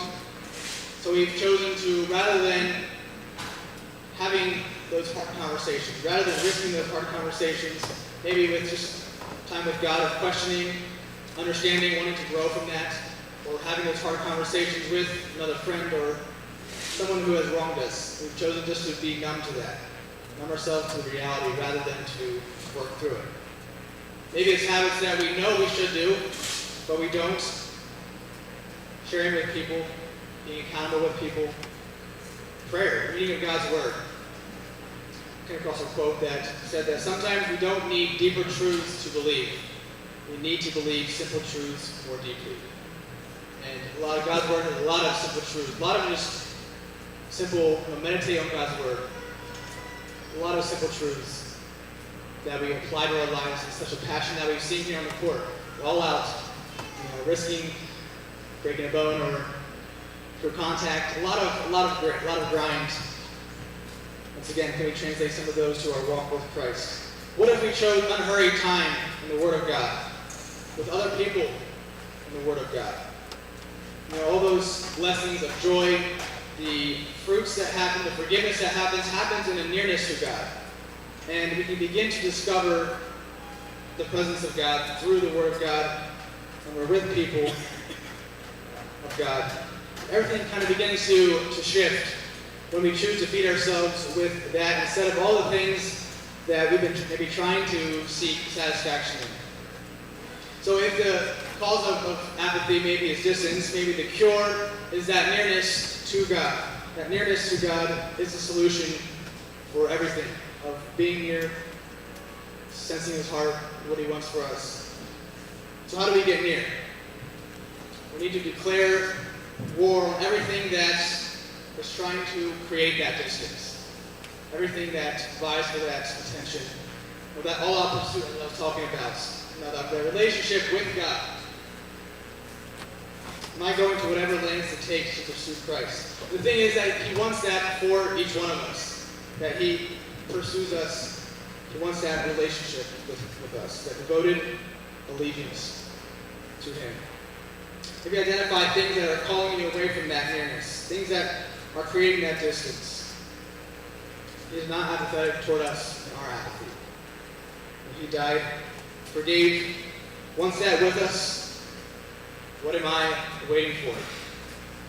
That all-out passion, that love that consumes us, that zeal talks there in Scripture of letting that fervor, that same joy that was with you, letting that consume your life, and don't let your Christian life go off boiling point. Let it bubble, let it roll, let it fire, let it affect those around you. And so may each one of us, as we look at our lives, not be okay with where we're at. We're in that stage to identify those things, to draw near to Christ. He is the answer, and may we replace that apathy through God's grace, through the power He's given us, with that passion, that love for Christ. Let's pray. Dear Father, we thank you so much for your love. Thank you so much for what you've made available to us, your death, shed blood, and forgiveness, rising again, the power you've given to us, the gift of your Spirit. Lord, may you do a work in our hearts. May you guard us from that. If we're in that stage, may you help us to reflect on life. What is really important? Why have you placed us here? What is creating that distance in my life? May we surrender that to your love, to you, and that you are God of redemption. So we can always sing in your name. Amen.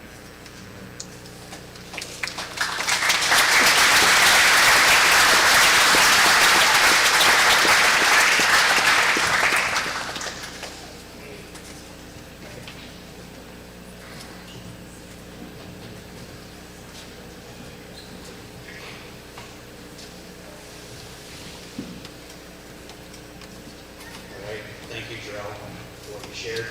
We're gathered here today, last night, centered around basketball, but what you shared there makes basketball as important as pale in comparison. You may remember him. He was able to do some pretty impressive things on the court. He now is serving the Lord here at Maranatha, teaching high school. And so continuing to serve God wherever He's called.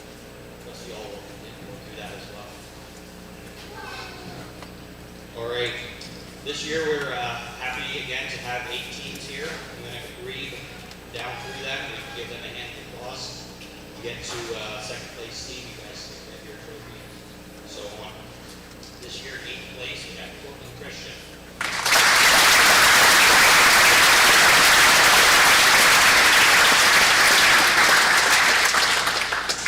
7th place, Markville.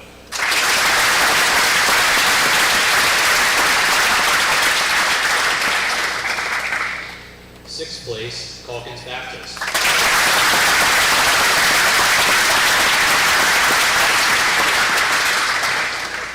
5th place, Central Christian.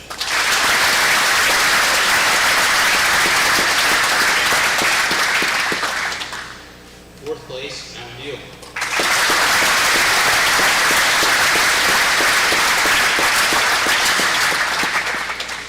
3rd place, we have the Reading Bobcats.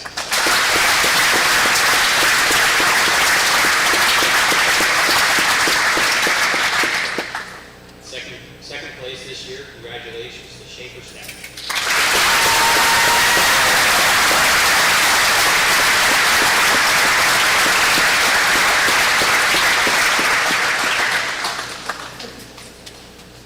2025 Maranatha Christian School Tournament Champions, Maranatha.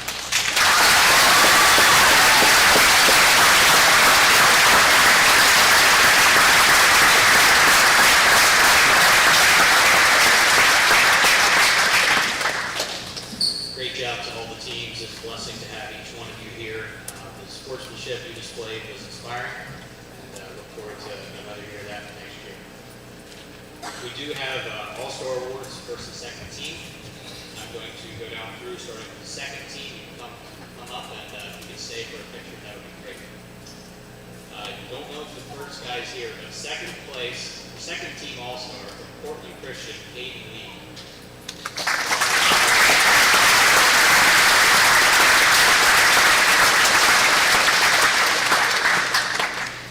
Pretty sure he left.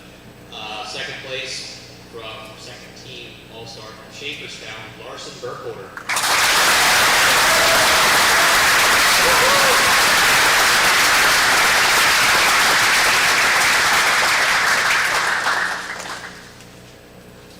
Second team from Maranatha, Andre Sensening.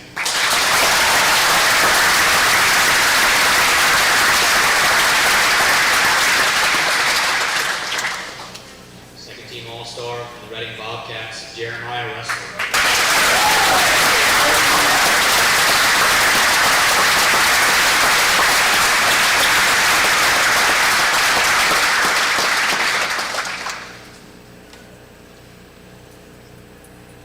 Second team from Mountain View, Blake Yoder.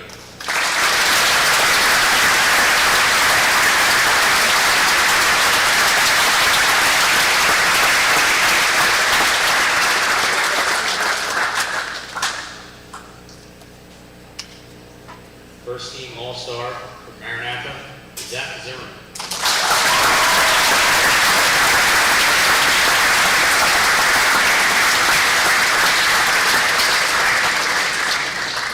First team for Parkville, Austin Yoder.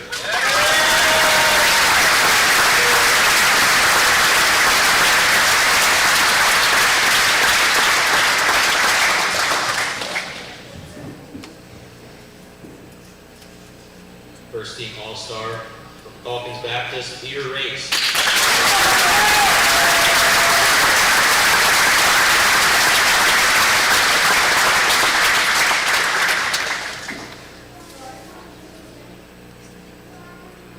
First team All-Star from Schaeferstown, Caden Schaefer.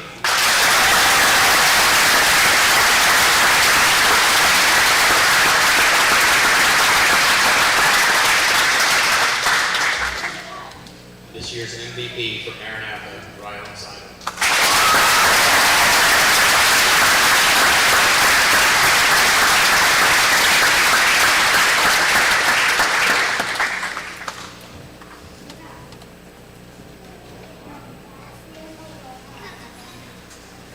Great job, guys. I appreciate your effort, your talent out there you displayed. Like Mr. Sensening mentioned, if you can continue to serve God in the same way throughout your life, then the sky's the limit. There's going to be a lot of potential here. Thank you, guys.